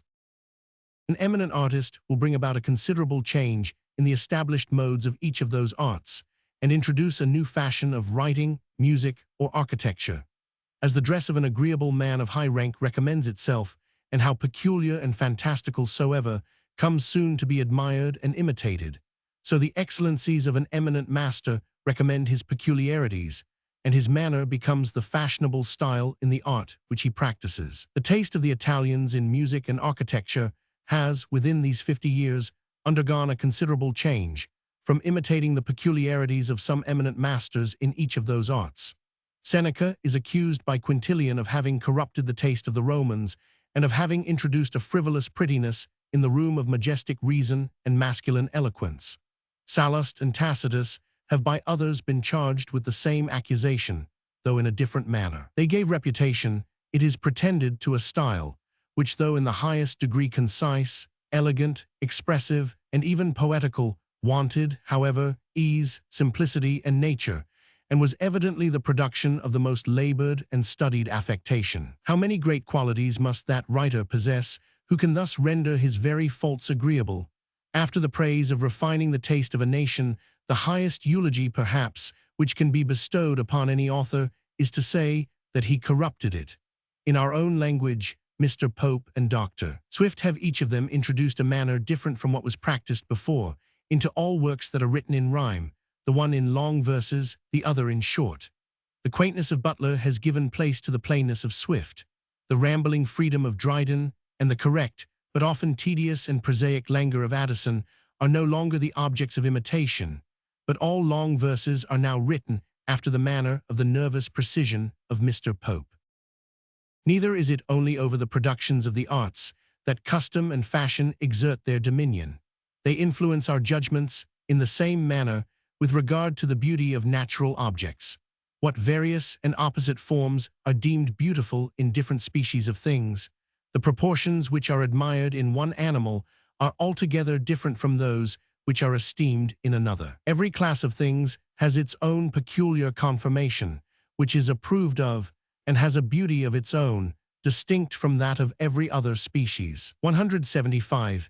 It is upon this account that a learned Jesuit, Father Buffier, has determined that the beauty of every object consists in that form and color, which is most usual among things of that particular sort to which it belongs.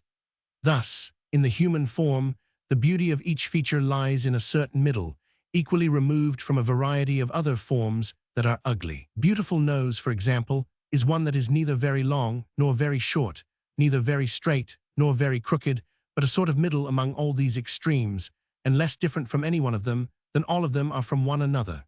It is the form which nature seems to have aimed at in them all, which, however, she deviates from in a great variety of ways, and very seldom hits exactly, but to which all those deviations still bear a very strong resemblance. When a number of drawings are made after one pattern, though they may all miss it in some respects, yet they will all resemble it more than they resemble one another. The general character of the pattern will run through them all.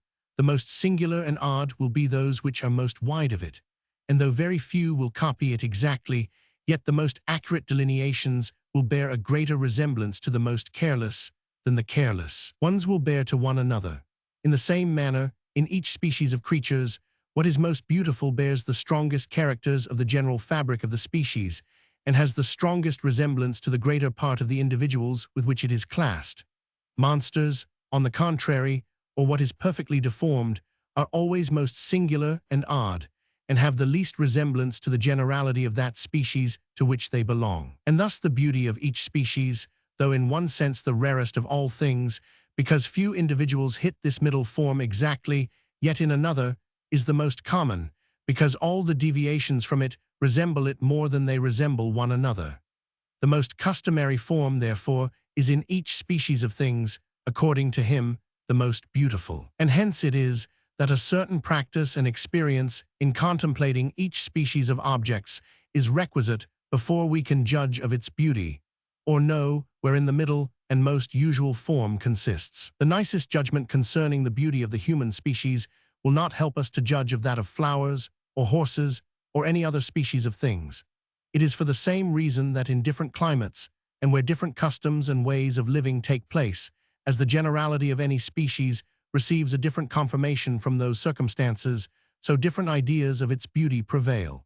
The beauty of a Moorish is not exactly the same with that of an English horse. What different ideas are formed in different nations concerning the beauty of the human shape and countenance. A fair complexion is a shocking deformity upon the coast of Guinea. Thick lips and a flat nose are a beauty. In some nations, long ears that hang down upon the shoulders are the objects of universal admiration. In China, if a lady's foot is so 176 large as to be fit to walk upon, she is regarded as a monster of ugliness.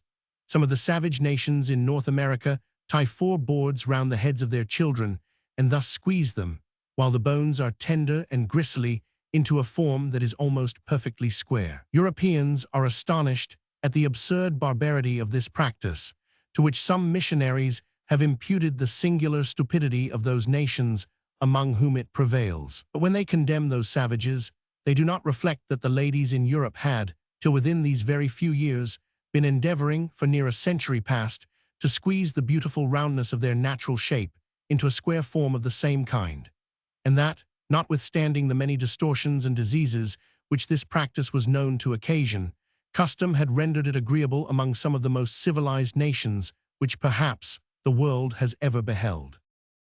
Such is the system of this learned and ingenious father concerning the nature of beauty, of which the whole charm, according to him, would thus seem to arise from its falling in with the habits which custom had impressed upon the imagination, with regard to things of each particular kind. I cannot, however, be induced to believe that our sense even of external beauty is founded altogether on custom.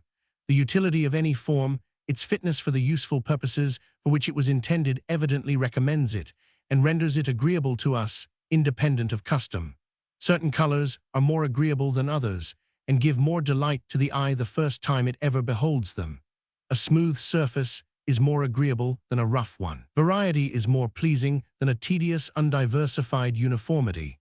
Connected variety, in which each new appearance seems to be introduced by what went before it, and in which all the adjoining parts seem to have some natural relation to one another, is more agreeable than a disjointed and disorderly assemblage of unconnected objects. But though I cannot admit that custom is the sole principle of beauty, yet I can so far allow the truth of this ingenious system as to grant that there is scarce any one external form so beautiful as to please, if quite contrary to custom and unlike whatever we have ever been used to in that particular species of things, or so deformed as not to be agreeable, if custom uniformly supports it, and habituates us to see it in every single individual of the kind. Chap. II. Of the influence of custom and fashion upon moral sentiments. As our sentiments concerning beauty of every kind are so much influenced by custom and fashion, it cannot be expected that those concerning the beauty of conduct should be entirely exempted from the dominion of those principles. Their influence here, however, seems to be much less than it is everywhere else. There is, perhaps, no form of external objects, how absurd and fantastical soever, to which custom will not reconcile us, or which fashion will not render even agreeable. But the characters and conduct of a Nero or a Claudius are what no custom will ever reconcile us to, what no fashion will ever render agreeable. But the one will always be the object of dread and hatred, the other of scorn and derision. The principles of the imagination, upon which our sense of beauty depends, are of a very nice and delicate nature, and may easily be altered by habit and education. But the sentiments of moral approbation and disapprobation are founded on the strongest and most vigorous passions of human nature, and though they may be warped, cannot be entirely perverted. But though the influence of custom and fashion upon moral sentiments is not altogether so great, it is, however, perfectly similar to what it is everywhere else. When custom and fashion coincide with the natural principles of right and wrong, they heighten the delicacy of our sentiments and increase our abhorrence for everything which approaches to evil. Those who have been educated in what is really good company, not in what is commonly called such, who have been accustomed to see nothing in the persons whom they esteemed and lived with but justice, modesty, humanity, and good order, are more shocked with whatever seems to be inconsistent with the rules which those virtues prescribe. Those, on the contrary, who have had the misfortune to be brought up amidst violence, licentiousness, falsehood, and injustice, lose, though not all sense of the impropriety of such conduct, yet all sense of its dreadful enormity, or of the vengeance and punishment due to it. They have been familiarized with it from their infancy, custom has rendered it habitual to them, and they are very apt to regard it as what is called the way of the world, something which either may or must be practiced to hinder us from being made the dupes of our own integrity. Fashion, too, will sometimes give reputation to a certain degree of disorder, and on the contrary, discountenance qualities which deserve esteem. In the reign of Charles II, a degree of licentiousness was deemed the characteristic of a liberal education. It was connected, according to the notions of those times, with generosity, sincerity, magnanimity, loyalty, and proved that the person who acted in this manner was a gentleman and not a Puritan. Severity of manners and regularity of conduct, on the other hand, were altogether unfashionable, and were connected, in the imagination of that age, with cant, cunning, hypocrisy, and low manners. To superficial minds, the vices of the great seem at all times agreeable. They connect them, not only with the splendor of fortune, but with many superior virtues, which they ascribe to their superiors, with the spirit of freedom and independency, with frankness, generosity, humanity, and politeness. The virtues of the inferior ranks of people, on the contrary, their parsimonious frugality, their painful industry, and rigid adherence to rules, seems to them mean and disagreeable. They connect them, both with the meanness of the station to which those qualities do commonly belong, and with many great vices which, they suppose, very usually accompany them, such as an abject, cowardly, ill-natured, lying, and pilfering disposition. The objects with which men in the different professions and states of life are conversant, being very different, and habituating them to very different passions, naturally form in them very different characters and manners. We expect in each rank and profession a degree of those manners, which experience has taught us, belong to it. But as in each species of things, we are particularly pleased with the middle conformation, which, in every part and feature, agrees most exactly with the general standard, which nature seems to have established for things of that kind. So in each rank, or, if I may say so, in each species of men, we are particularly pleased if they have neither too much, nor too little of the character which usually accompanies their particular condition and situation. A man, we say, should look like his trade and profession, yet the pedantry of every profession is disagreeable. The different periods of life have, for the same reason, different manners assigned to them. We expect in old age that gravity and sedateness which its infirmities, its long experience, and its worn-out sensibility seem to render both natural and respectable. And we lay our account to find in youth that sensibility, that gaiety and sprightly vivacity which experience teaches us to expect from the lively impressions that all interesting objects are apt to make upon the tender and unpracticed senses of that early period of life. Each of those two ages, however, may easily have too much of these peculiarities which belong to it. The flirting levity of youth and the immovable insensibility of old age are equally disagreeable. The young, according to the common saying, are most agreeable when in their behavior there is something of the manners of the old, and the old when they retain something of the gaiety of the young. Either of them, however, may easily have too much of the manners of the other. The extreme coldness and the dull formality which are pardoned in old age make youth ridiculous. The levity, the carelessness, and the vanity which are indulged in youth will render old age contemptible. The peculiar character and manners which we are led by custom to appropriate to each rank and profession have sometimes perhaps a propriety independent of custom, and are what we should approve of for their own sakes if we took into consideration all the different circumstances which naturally affect those in each different state of life. The propriety of a person's behavior depends not upon its 179 suitableness to any one circumstance of his situation, but to all the circumstances which, when we bring his case home to ourselves, we feel should naturally call upon his attention. If he appears to be so much occupied by any one of them as entirely to neglect the rest, we disapprove of his conduct as something which we cannot entirely go along with, because not properly adjusted to all the circumstances of his situation. Yet, perhaps, the emotion he expresses for the object which principally interests him does not exceed what we should entirely sympathize with and approve of in one whose attention was not required by any other thing. A parent in private life might, upon the loss of an only son, express without blame a degree of grief and tenderness which would be unpardonable in a general at the head of an army, when glory and the public safety demanded so great a part of his attention. As different objects ought, upon common occasions, to occupy the attention of men of different professions, so different passions ought naturally to become habitual to them. And when we bring home to ourselves their situation in this particular respect, we must be sensible that every occurrence should naturally affect them more or less, according as the emotion which it excites coincides or disagrees with the fixed habit and temper of their minds. We cannot expect the same sensibility to the gay pleasures and amusements of life in a clergyman, which we lay our account with in an officer. The man whose peculiar occupation it is to keep the world in mind of that awful futurity which awaits him, who is to announce what may be the fatal consequences of every deviation from the rules of duty, and who is himself to set the example of the most exact conformity, seems to be the messenger of tidings, which cannot, in propriety, be delivered either with levity or indifference. His mind is supposed to be continually occupied with what is too grand and solemn to leave any room for the impressions of those frivolous objects, which fill up the attention of the dissipated and the gay. We readily feel, therefore, that, independent of custom, there is a propriety in the manners which custom has allotted to this profession, and that nothing can be more suitable to the character of a clergyman than that grave, that austere and abstracted severity which we are habituated to expect in his behavior.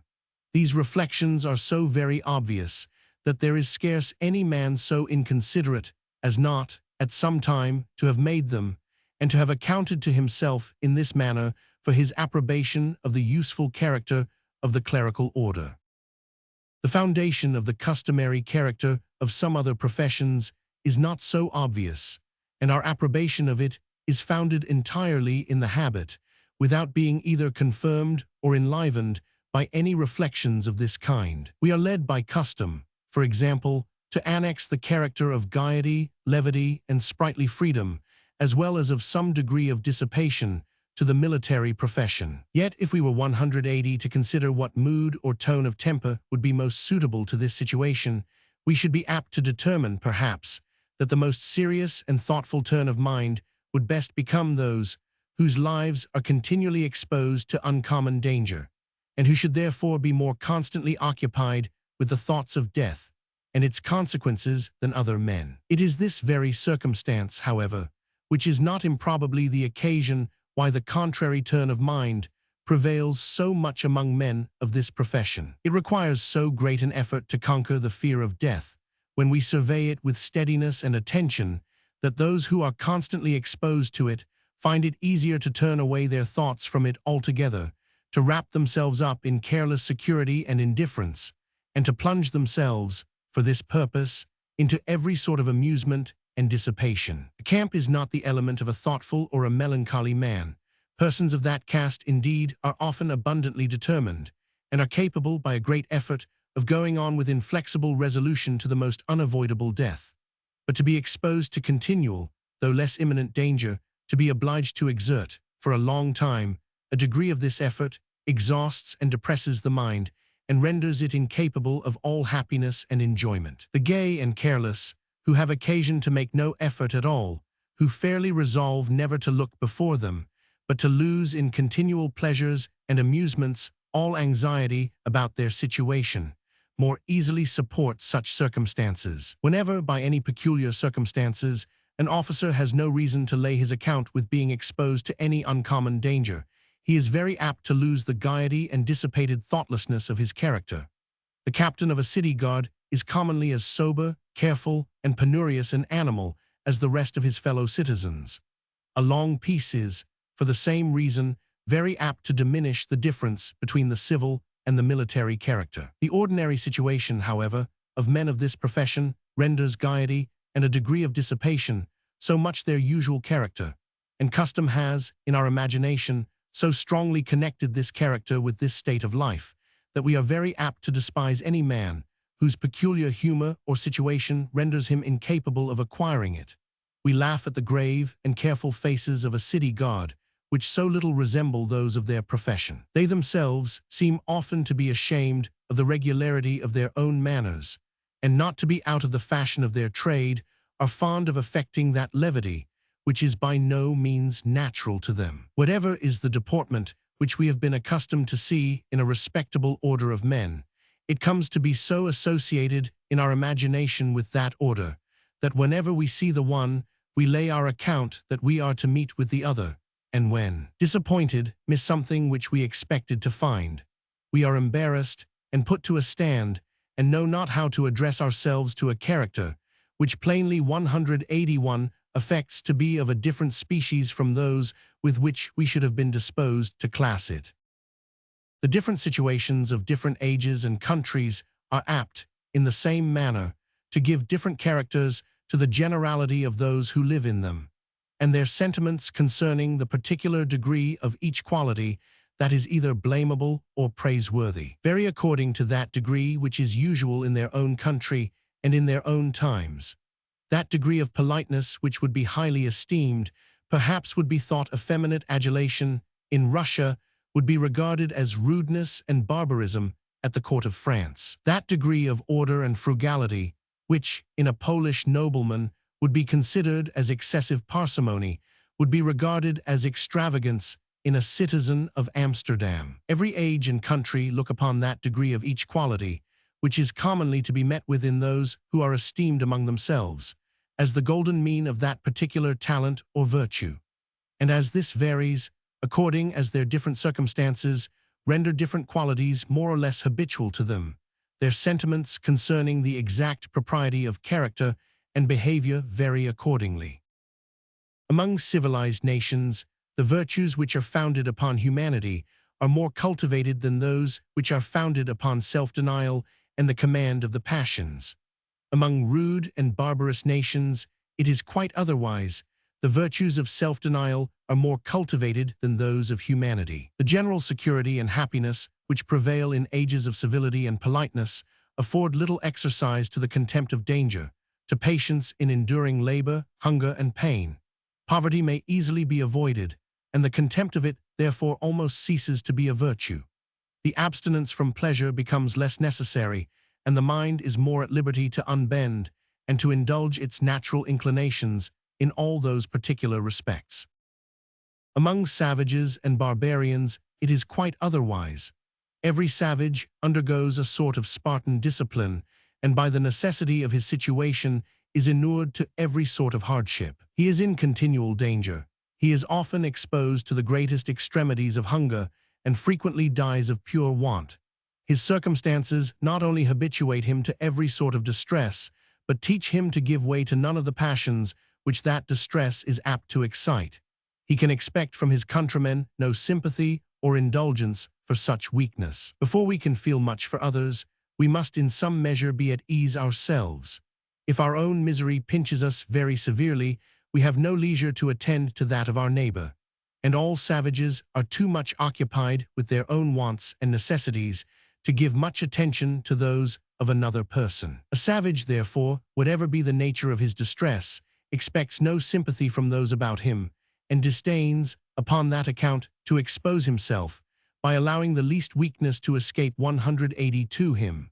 His passions, how furious and violent soever, are never permitted to disturb the serenity of his countenance or the composure of his conduct and behavior. The savages in North America, we are told, assume upon all occasions the greatest indifference, and would think themselves degraded if they should ever appear in any respect to be overcome, either by love or grief or resentment. Their magnanimity and self-command, in this respect, are almost beyond the conception of Europeans.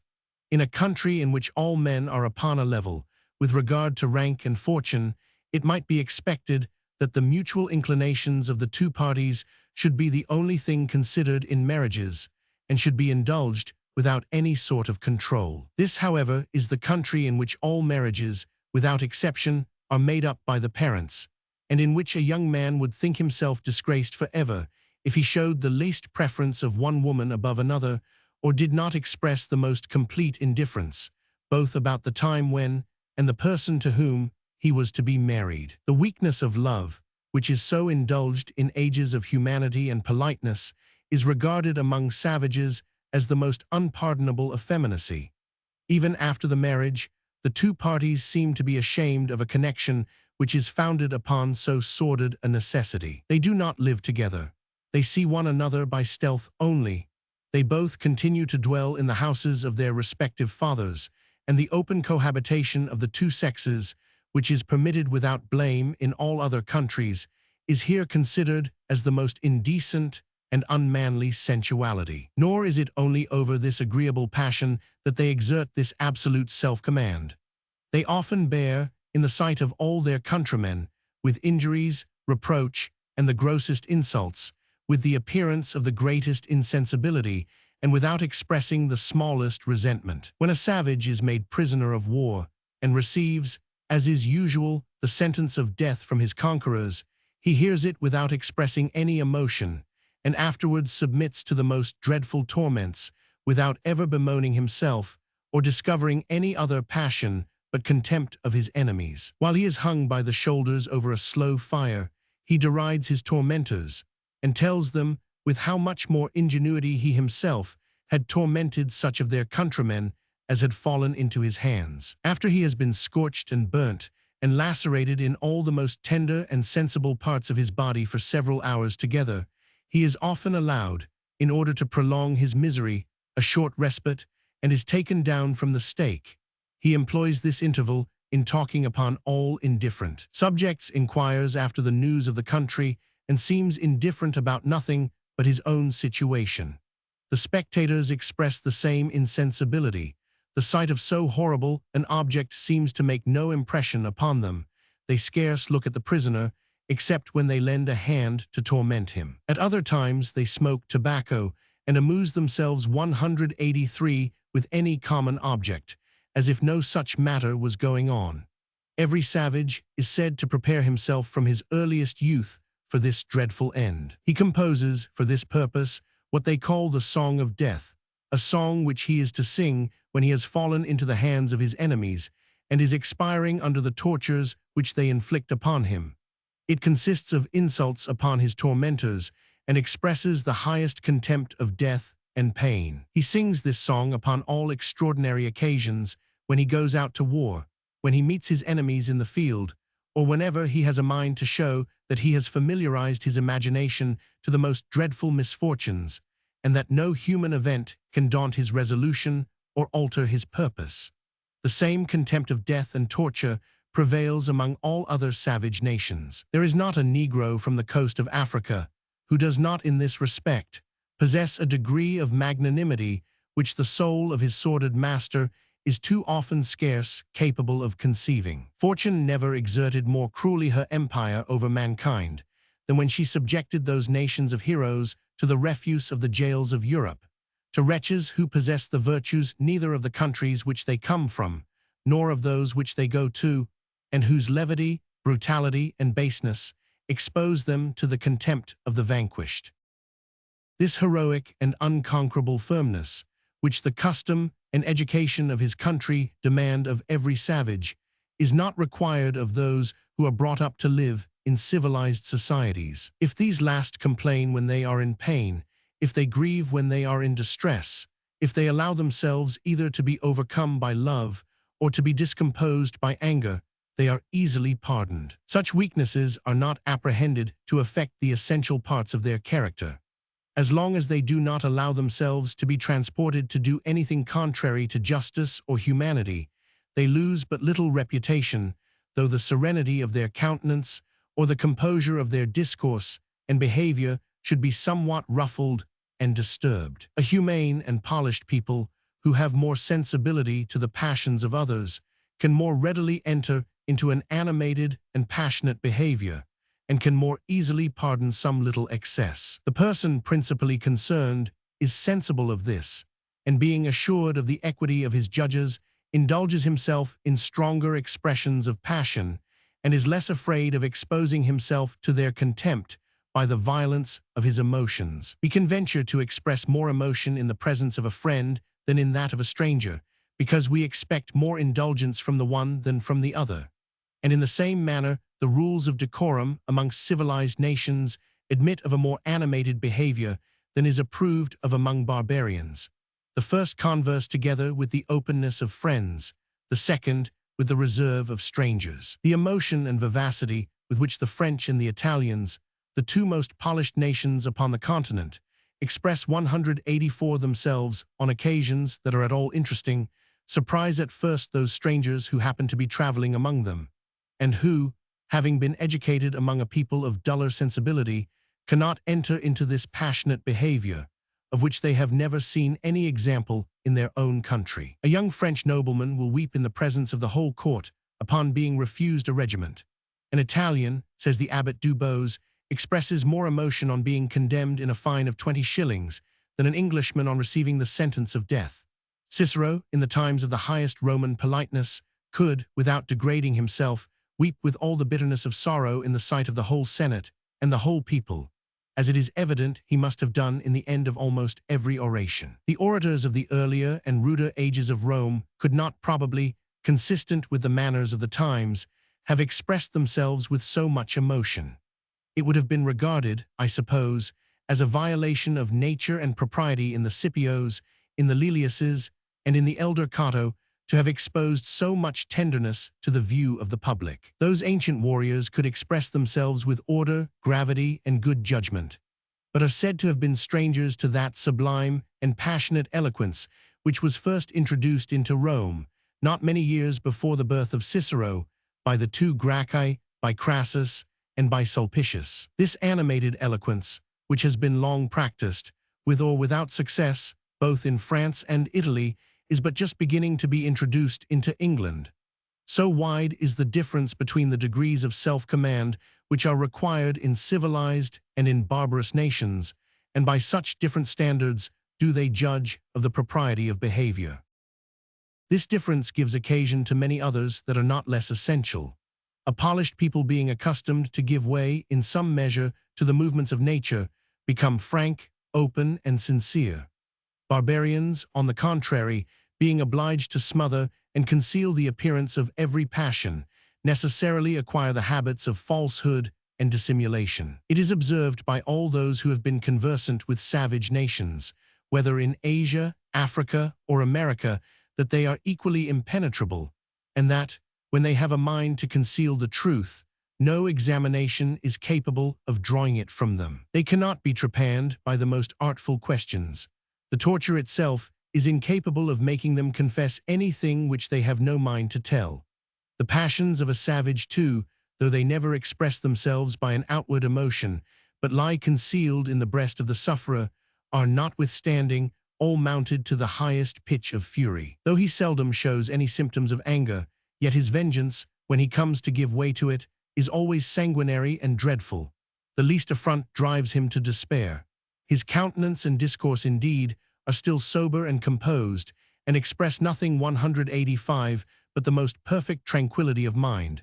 But his actions are often the most furious and violent. Among the North Americans, it is not uncommon for persons of the tenderest age and more fearful sex to drown themselves upon receiving only a slight reprimand from their mothers, and this too without expressing any passion or saying anything except, "You shall no longer have a daughter." In civilized nations, the passions of men are not commonly so furious or so desperate. They are often clamorous and noisy, but are seldom very hurtful, and seem frequently to aim at no other satisfaction but that of convincing the spectator that they are in the right to be so much moved, and of procuring his sympathy and approbation.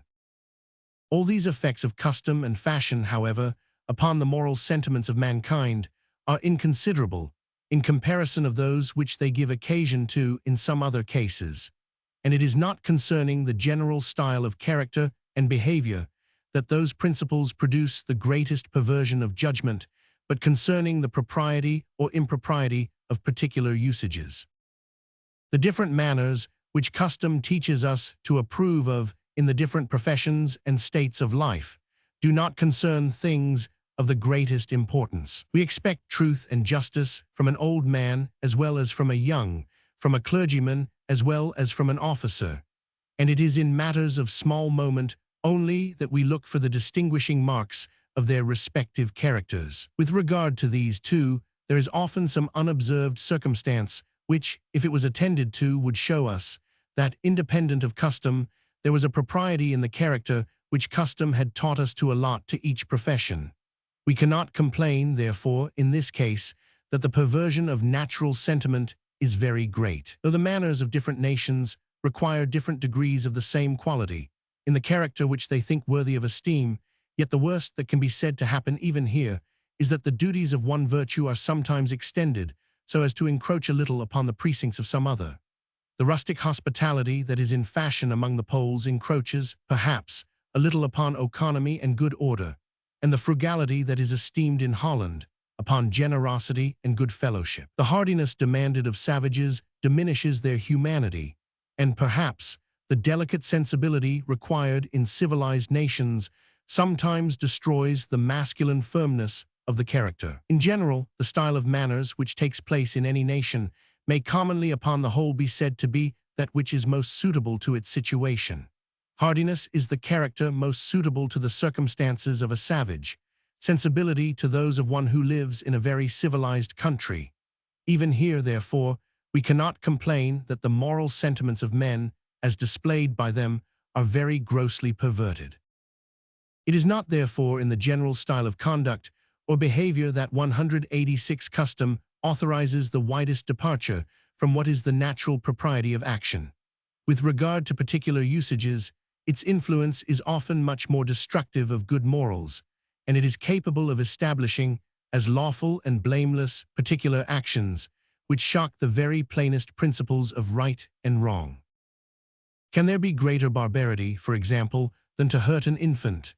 Its helplessness, its innocence, its amiableness, call forth the compassion even of an enemy, and not to spare that tender age is regarded as the most furious effort of an enraged and cruel conqueror. What then should we imagine must be the heart of a parent who could injure that weakness, which even a furious enemy is afraid to violate? Yet the exposition, that is, the murder of newborn infants, was a practice allowed of in almost all the states of Greece, even among the polite and civilized Athenians, and whenever the circumstances of the parent rendered it inconvenient to bring up the child, to abandon it to hunger or to wild beasts was regarded without blame or censure. This practice had probably begun in times of the most savage barbarity. The imaginations of men had been first made familiar with it in that earliest period of society, and the uniform continuance of the custom had hindered them afterwards from perceiving its enormity. We find at this day that this practice prevails among all savage nations, and in that rudest and lowest state of society it is undoubtedly more pardonable than in any other. The extreme indigence of a savage is often such that he himself is frequently exposed to the greatest extremity of hunger. He often dies of pure want, and it is frequently impossible for him to support both himself and his child. We cannot wonder, therefore, that in this case he should abandon it. One who, in flying from an enemy whom it was impossible to resist, should throw down his infant, because it retarded his flight, would surely be excusable, since, by attempting to save it, he could only hope for the consolation of dying with it. That in this state of society, therefore, a parent should be allowed to judge whether he can bring up his child, ought not to surprise us so greatly.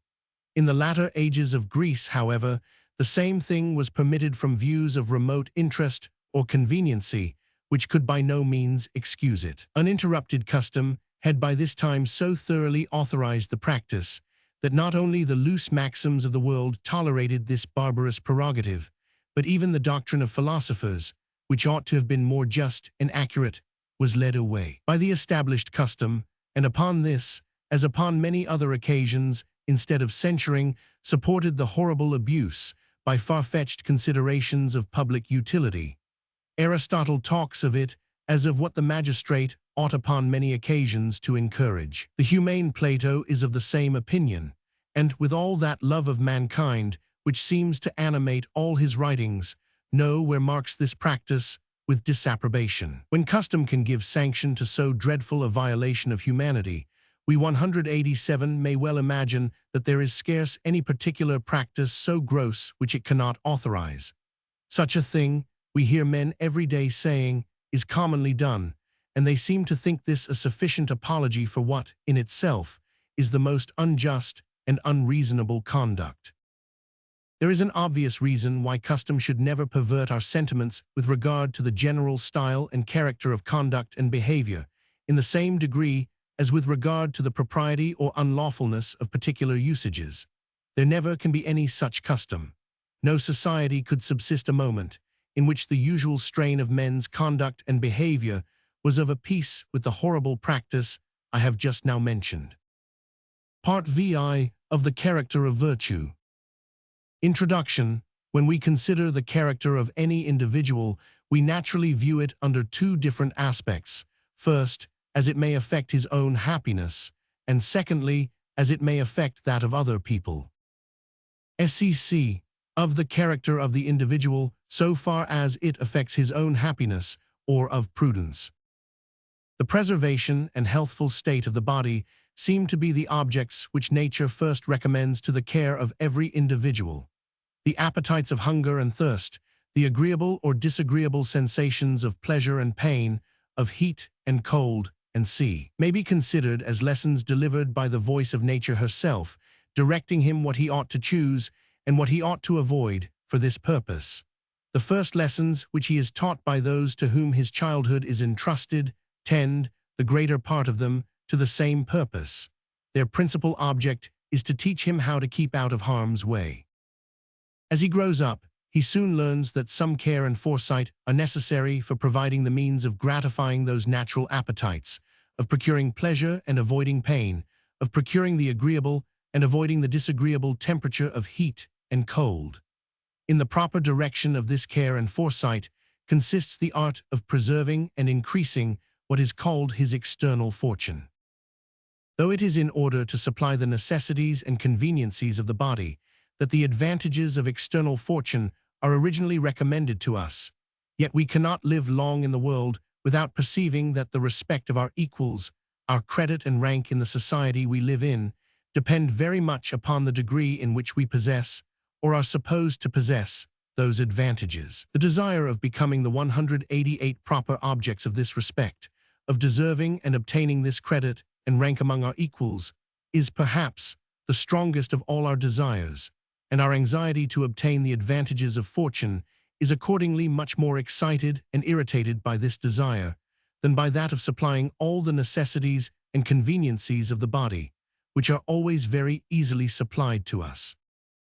Our rank and credit among our equals, too, depend very much upon what perhaps a virtuous man would wish them to depend entirely, our character and conduct, or upon the confidence, esteem, and goodwill which these naturally excite in the people we live with.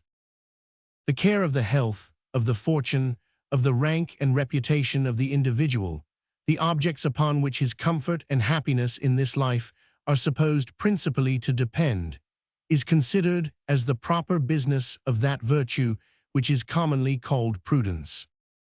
We suffer more, it has already been observed, when we fall from a better to a worse situation than we ever enjoy when we rise from a worse to a better.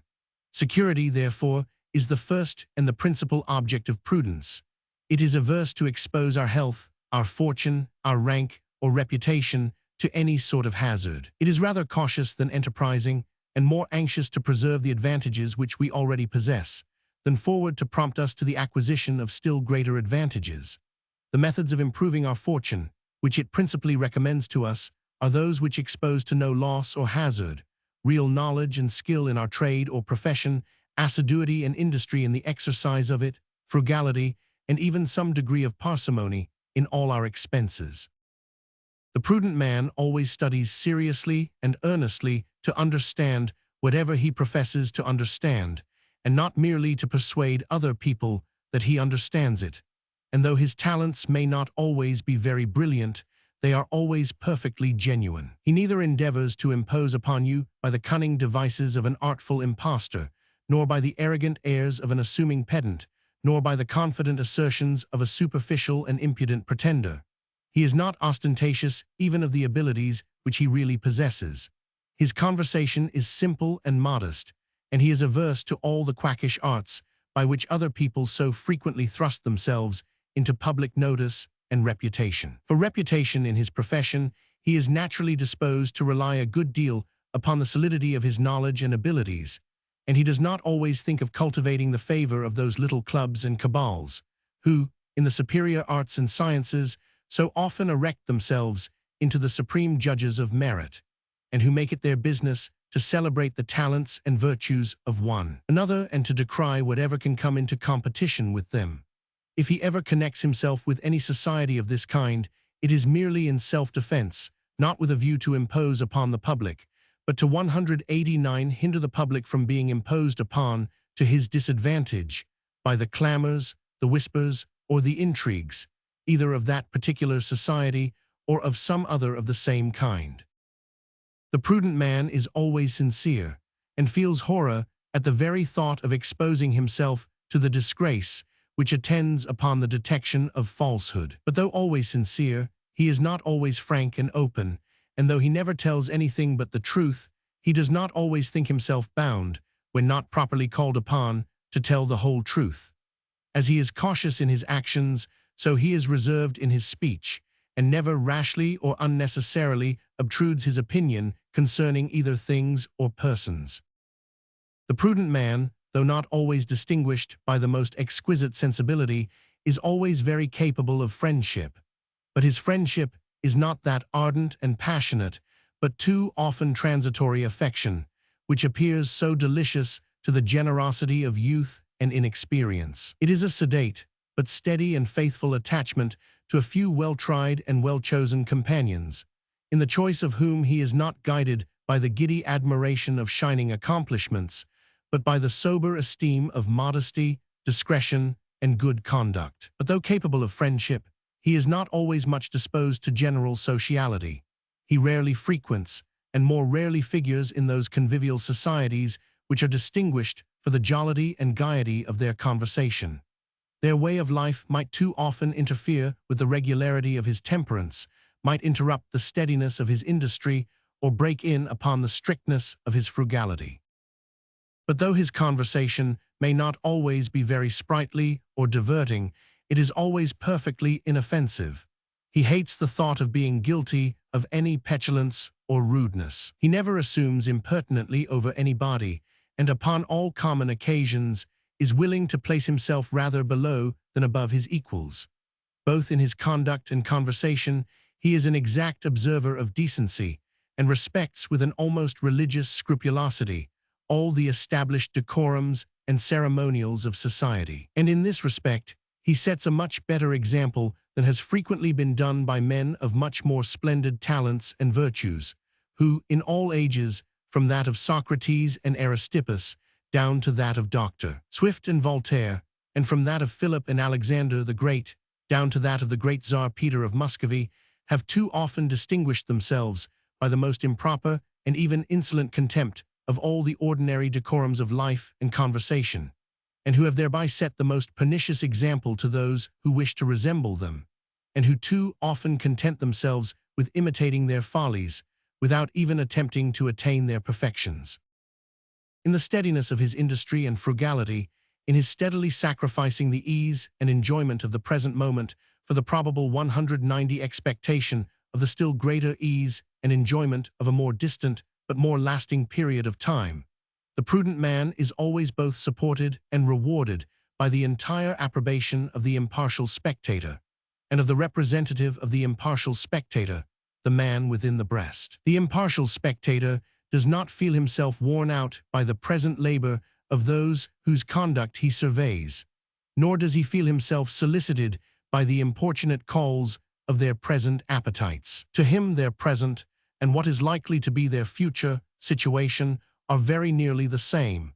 He sees them nearly at the same distance, and is affected by them very nearly in the same manner. He knows, however, that to the persons principally concerned, they are very far from being the same, and that they naturally affect them in a very different manner.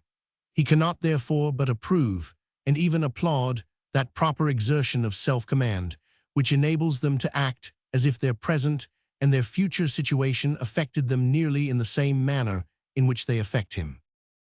The man who lives within his income is naturally contented with his situation, which by continual, though small accumulations, is growing better and better every day. He is enabled gradually to relax, both in the rigor of his parsimony and in the severity of his application, and he feels with double satisfaction this gradual increase of ease and enjoyment, from having felt before the hardship which attended the want of them. He has no anxiety to change so comfortable a situation, and does not go in quest of new enterprises and adventures, which might endanger, but could not well increase the secure tranquility which he actually enjoys. If he enters into any new projects or enterprises, they are likely to be well concerted and well prepared. He can never be hurried or driven into them by any necessity, but has always time and leisure to deliberate soberly and coolly concerning what are likely to be their consequences. The prudent man is not willing to subject himself to any responsibility which his duty does not impose upon him. He is not a bustler in business where he has no concern, is not a meddler in other people's affairs, is not a professed counselor or adviser, who obtrudes his advice where nobody is asking it. He confines himself, as much as his duty will permit, to his own affairs, and has no taste for that foolish importance which many people wish to derive from appearing to have some influence in the management of those of other people. He is averse to enter into any party disputes, hates faction, and is not always very forward to listen to the voice even of noble and great ambition. When distinctly called upon, he will not decline the service of his country, but he will not cabal in order to force himself into it, and would be much better pleased that the public business were well managed by some other person, than that he himself should have the trouble and incur the responsibility of managing it. In the bottom of his heart, he 191 would prefer the undisturbed enjoyment of secure tranquility, not only to all the vain splendor of successful ambition, but to the real and solid glory of performing the greatest and most magnanimous actions. Prudence, in short, when directed merely to the care of the health, of the fortune, and the rank and reputation of the individual, though it is regarded as a most respectable, and even in some degree as an amiable and agreeable quality, yet it never is considered as one, either of the most endearing or of the most ennobling of the virtues. It commands a certain cold esteem, but does not seem entitled to any very ardent love or admiration. Wise and judicious conduct, when directed to greater and nobler purposes than the care of the health, the fortune, the rank and reputation of the individual, is frequently and very properly called prudence. We talk of the prudence of the great general, of the great statesman, of the great legislator. Prudence is, in all these cases, combined with many greater and more splendid virtues, with valor, with extensive and strong benevolence, with a sacred regard to the rules of justice, and all these supported by a proper degree of self-command. This superior prudence, when carried to the highest degree of perfection, necessarily supposes the art, the talent, and the habit or disposition of acting with the most perfect propriety in every possible circumstance and situation. It necessarily supposes the utmost perfection of all the intellectual and of all the moral virtues. It is the best head joined to the best heart. It is the most perfect wisdom combined with the most perfect virtue. It constitutes very nearly the character of the academical or peripatetic sage, as the superior prudence does that of the Epicurean. Mere imprudence, or the mere want of the capacity to take care of oneself, is with the generous and humane the object of compassion, with those of less delicate sentiments of neglect, or at worst of contempt, but never of hatred or indignation. When combined with other vices, however, it aggravates in the highest degree the infamy and disgrace which would otherwise attend them. The artful knave, whose dexterity and address exempt him, though not from strong suspicions, yet from punishment or distinct detection, is too often received in the world with an indulgence which he by no means deserves. The awkward and foolish one, who, for want of this dexterity and address, is convicted and brought to punishment, is the object of universal hatred, contempt, and derision. In countries where great crimes frequently pass unpunished, the most atrocious actions become almost familiar and cease to impress the people with that horror which is universally felt in countries where an exact administration of justice takes place. The injustice is the same in both countries, but the imprudence is often very different. In the latter, great crimes are evidently great follies. In the former, they are not always considered as 192 such. In Italy, during the greater part of the 16th century, assassinations, murders, and even murders under trust seem to have been almost familiar among the superior ranks of people. Caesar Borgia invited 4 of the little princes in his neighborhood, who all possessed little sovereignties and commanded little armies of their own, to a friendly conference at Sinigaglia, where, as soon as they arrived, he put them all to death. This infamous action, though certainly not approved of even in that age of crimes, seems to have contributed very little to the discredit, and not in the least to the ruin of the perpetrator. That ruin happened a few years after from causes altogether disconnected with this crime. Machiavel, not indeed a man of the nicest morality even for his own times, was resident, as minister from the Republic of Florence, at the court of Caesar Borgia when this crime was committed. He gives a very particular account of it, and in that pure, elegant, and simple language which distinguishes all his writings. He talks of it very coolly, is pleased with the address with which Caesar Borgia conducted it, has much contempt for the dupery and weakness of the sufferers, but no compassion for their miserable and untimely death, and no sort of indignation at the cruelty and falsehood of their murderer. The violence and injustice of great conquerors are often regarded with foolish wonder and admiration, those of petty thieves, robbers, and murderers, with contempt, hatred, and even horror upon all occasions. The former, though they are 100 times more mischievous and destructive, yet when successful, they often pass for deeds of the most heroic magnanimity. The latter are always viewed with hatred and aversion as the follies, as well as the crimes, of the lowest and most worthless of mankind. The injustice of the former is certainly, at least, as great as that of the latter, but the folly and imprudence are not near so great. A wicked and worthless man of parts often goes through the world with much more credit than he deserves. A wicked and worthless fool appears always, of all mortals, the most hateful as well as the most contemptible. As prudence combined with other virtues constitutes the noblest, so imprudence combined with other vices constitutes the vilest of all characters. Sect II of the character of the individual, so far as it can affect the happiness of other people. Introduction. The character of every individual, so far as it can affect the happiness of other people, must do so by its disposition either to hurt or to benefit them. Proper resentment for injustice attempted or actually committed is the only motive which, in the eyes of the impartial spectator, can justify our hurting or disturbing in any respect the happiness of our neighbor. 193. To do so from any other motive is itself a violation of the laws of justice, which force ought to be employed either to restrain or to punish. The wisdom of every state or commonwealth endeavors, as well as it can, to employ the force of the society to restrain those who are subject to its authority from hurting or disturbing the happiness of one another.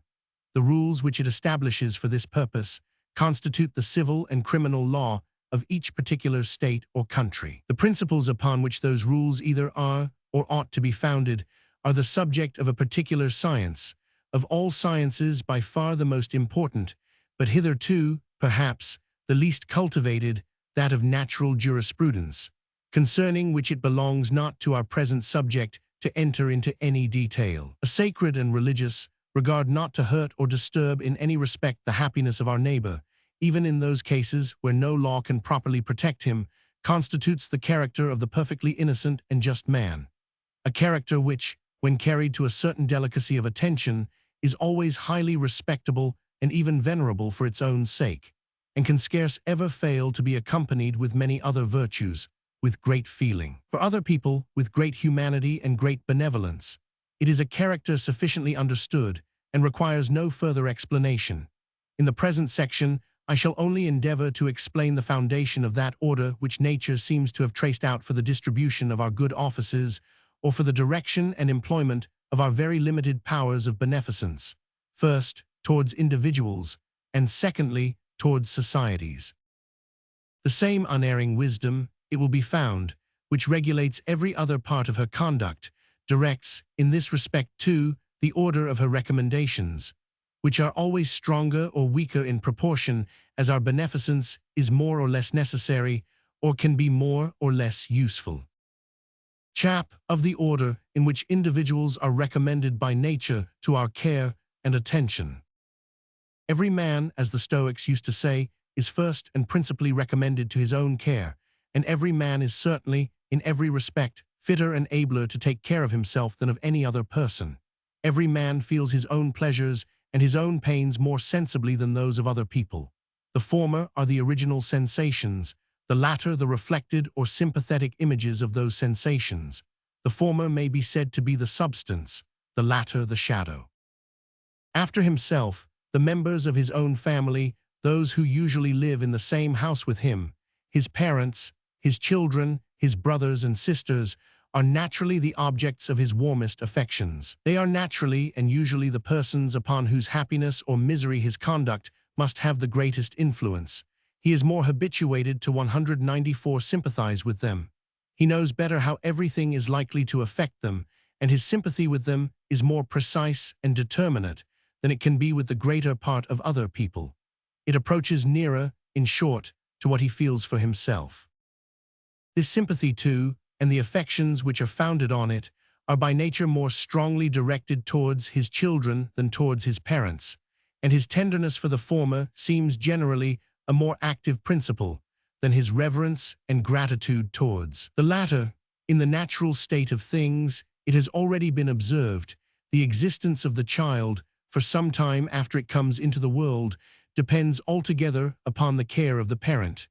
That of the parent does not naturally depend upon the care of the child. In the eye of nature, it would seem, a child is a more important object than an old man, and excites a much more lively, as well as a much more universal sympathy.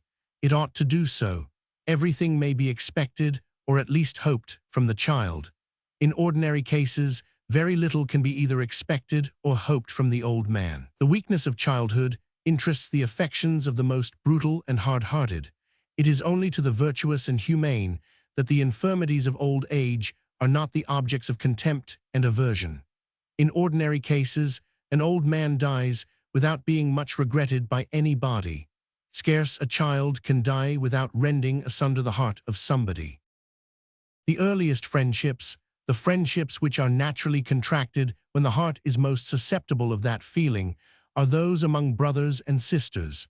Their good agreement, while they remain in the same family, is necessary for its tranquility and happiness. They are capable of giving more pleasure or pain to one another than to the greater part of other people.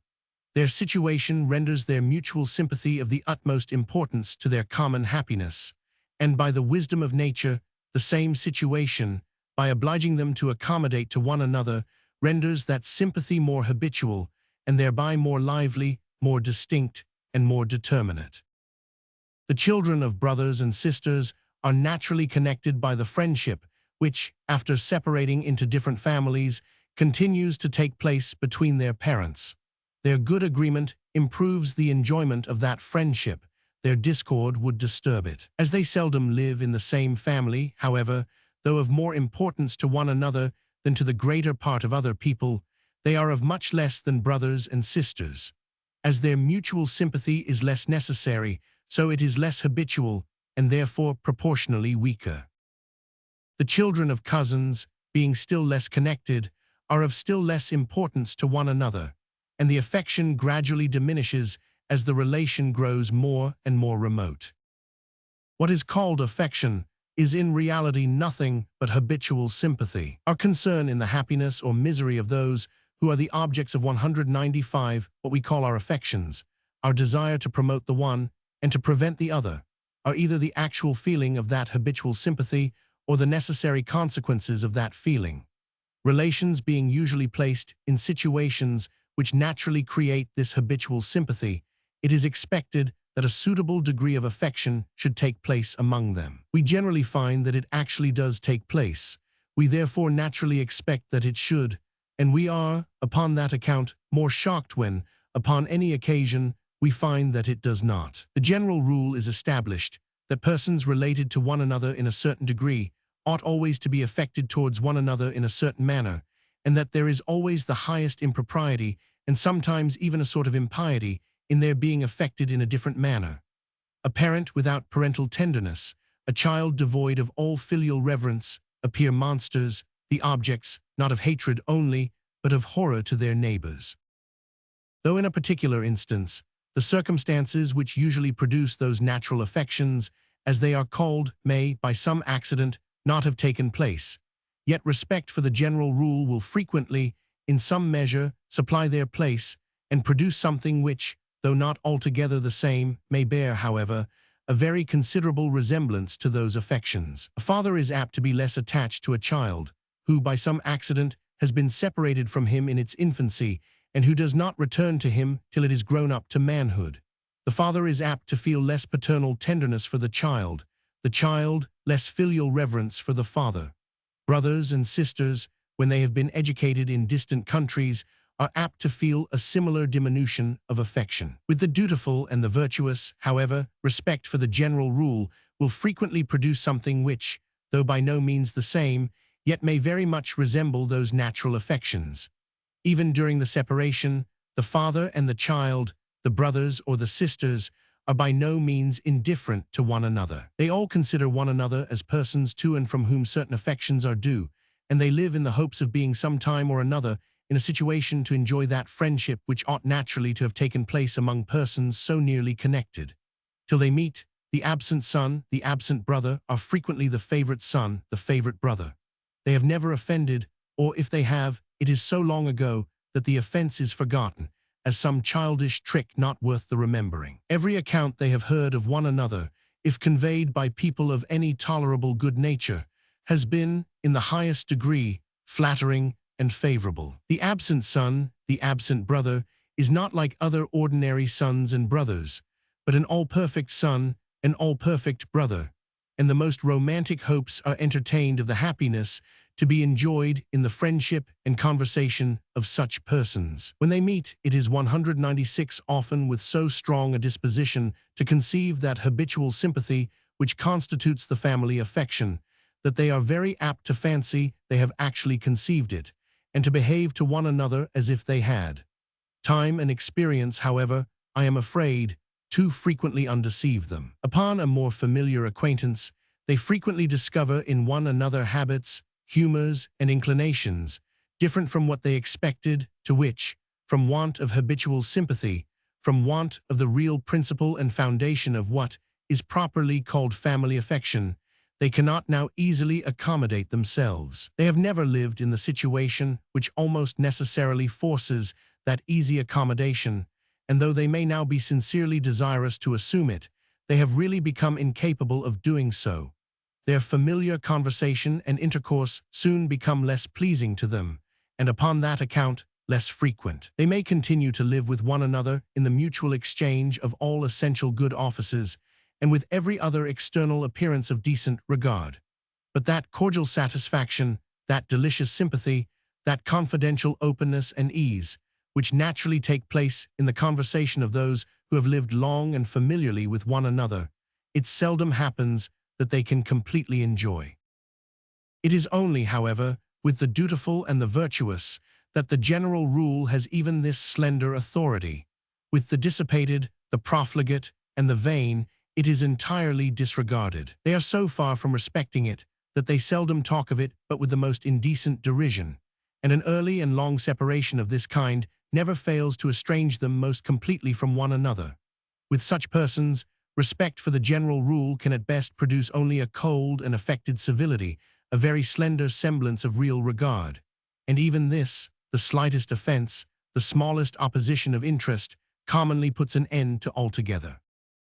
The education of boys at distant great schools, of young men at distant colleges, of young ladies in distant nunneries and boarding schools, seems, in the higher ranks of life, to have hurt most essentially the domestic morals, and consequently the domestic happiness both of France and England. Do you wish to educate your children to be dutiful to their parents, to be kind and affectionate to their brothers and sisters? Put them under the necessity of being dutiful children, of being kind and affectionate brothers and sisters. Educate them in your own house. From their parents' house, they may, with propriety and advantage, go out every day to attend public schools, but let their dwelling be always at home. Respect, for you must always impose a very useful restraint upon their conduct, and respect for them may frequently impose no useless restraint upon your own. Surely no acquirement, which can possibly be derived from what is called a public education, can make any sort of compensation for what 197 is almost certainly and necessarily lost by it. Domestic education is the institution of nature, public education, the contrivance of man. It is surely unnecessary to say which is likely to be the wisest. In some tragedies and romances, we meet with many beautiful and interesting scenes, founded upon what is called the force of blood, or upon the wonderful affection which near relations are supposed to conceive for one another, even before they know that they have any such connection. This force of blood, however, I am afraid, exists nowhere but in tragedies and romances. Even in tragedies and romances, it is never supposed to take place between any relations, but those who are naturally bred up in the same house, between parents and children, between brothers and sisters. To imagine any such mysterious affection between cousins, or even between aunts or uncles and nephews or nieces, would be too ridiculous. In pastoral countries, and in all countries where the authority of law is not alone sufficient to give perfect security to every member of the state, all the different branches of the same family commonly choose to live in the neighborhood of one another. Their association is frequently necessary for their common defense. They are all, from the highest to the lowest, of more or less importance to one another. Their concord strengthens their necessary association. Their discord always weakens and might destroy it. They have more intercourse with one another than with the members of any other tribe. The remotest members of the same tribe claim some connection with one another, and where all other circumstances are equal, expect to be treated with more distinguished attention than is due to those who have no such pretensions. It is not many years ago that, in the Highlands of Scotland, the chieftain used to consider the poorest man of his clan as his cousin and relation. The same extensive regard to kindred is said to take place among the Tartars, the Arabs, the Turkomans, and I believe among all other nations who are nearly in the same state of society in which the Scots Highlanders were about the beginning of the present century. In commercial countries, where the authority of law is always perfectly sufficient to protect the meanest man in the state, the descendants of the same family, having no such motive for keeping together, naturally separate and disperse, as interest or inclination may direct. They soon cease to be of importance to one another, and in a few generations not only lose all care about one another, but all remembrance of their common origin and of the connection which took place among their ancestors. Regard for remote relations becomes, in every country, less and less, according as this state of civilization has been longer and more completely established. It has been longer and more completely established in England than in Scotland, and remote relations are accordingly more considered in the latter country than in the 198 former, though in this respect the difference between the two countries is growing less and less every day. Great lords, indeed, are in every country proud of remembering and acknowledging their connection with one another, however remote. The remembrance of such illustrious relations flatters not a little the family pride of them all, and it is neither from affection nor from anything which resembles affection, but from the most frivolous and childish of all vanities, that this remembrance is so carefully kept up. Should some more humble, though perhaps much nearer kinsman, presume to put such great men in mind of his relation to their family, they seldom fail to tell him that they are bad genealogists and miserably ill-informed concerning their own family history. It is not in that order that we are to expect any extraordinary extension of what is called natural affection. I consider what is called natural affection as more the effect of the moral than of the supposed physical connection between the parent and the child. A jealous husband, indeed, notwithstanding the moral connection, notwithstanding the child's having been educated in his own house, often regards, with hatred and aversion, that unhappy child which he supposes to be the offspring of his wife's infidelity. It is the lasting monument of a most disagreeable adventure, of his own dishonor, and of the disgrace of his family. Among well-disposed people, the necessity or conveniency of mutual accommodation very frequently produces a friendship not unlike that which takes place among those who are born to live in the same family. Colleagues in office, partners in trade, call one another brothers, and frequently feel towards one another as if they really were so. Their good agreement is an advantage to all, and if they are tolerably reasonable people, they are naturally disposed to agree. We expect that they should do so, and their disagreement is a sort of a small scandal. The Romans expressed this sort of attachment by the word necessitudo, which, from the etymology, seems to denote that it was imposed by the necessity of the situation. Even the trifling circumstance of living in the same neighborhood has some effect of the same kind. We respect the face of a man whom we see every day, provided he has never offended us. Neighbors can be very convenient, and they can be very troublesome to one another. If they are good sort of people, they are naturally disposed to agree. We expect their good agreement, and to be a bad neighbor is a very bad character. There are certain small good offices, accordingly, which are universally allowed to be due to a neighbor in preference to any other person who has no such connection.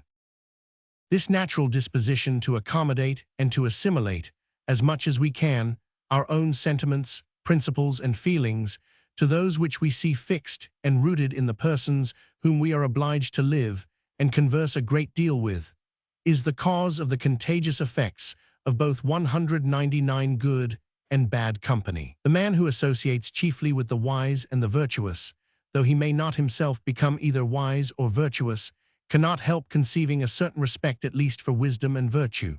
And the man who associates chiefly with the profligate and the dissolute, though he may not himself become profligate and dissolute, must soon lose, at least, all his original abhorrence of profligacy and dissolution of manners. The similarity of family characters, which we so frequently see transmitted through several successive generations, may perhaps be partly owing to this disposition to assimilate ourselves to those whom we are obliged to live and converse a great deal with. The family character, however, like the family countenance, seems to be owing not altogether to the moral, but partly to the physical connection. The family countenance is certainly altogether owing to the latter. But of all attachments to an individual, that which is founded altogether upon esteem and approbation of his good conduct and behavior, confirmed by much experience and long acquaintance, is by far the most respectable. Such friendships, arising not from a constrained sympathy, not from a sympathy which has been assumed and rendered habitual for the sake of convenience and accommodation, but from a natural sympathy, from an involuntary feeling that the persons to whom we attach ourselves are the natural and proper objects of esteem and approbation, can exist only among men of virtue. Men of virtue only can feel that entire confidence in the conduct and behavior of one another, which can, at all times, assure them that they can never either offend or be offended by one another. Vice is always capricious. Virtue only is regular and orderly. The attachment which is founded upon the love of virtue, as it is certainly, of all attachments, the most virtuous, so it is likewise the happiest, as well as the most permanent and secure.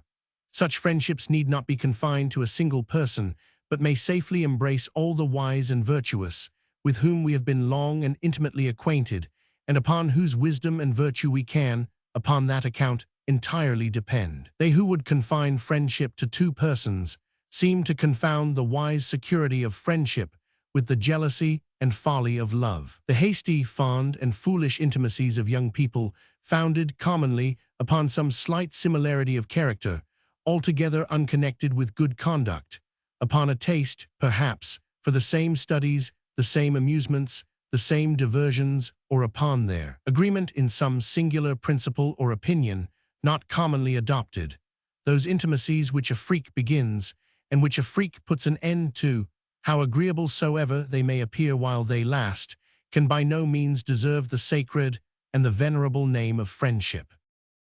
Of all the persons, however, whom nature points out for our peculiar beneficence, there are none to whom it seems more properly direct than to those whose beneficence we have ourselves already experienced. Nature, which formed men for that mutual kindness so necessary for their happiness, renders every man the peculiar object of kindness to the persons to whom he himself has been kind.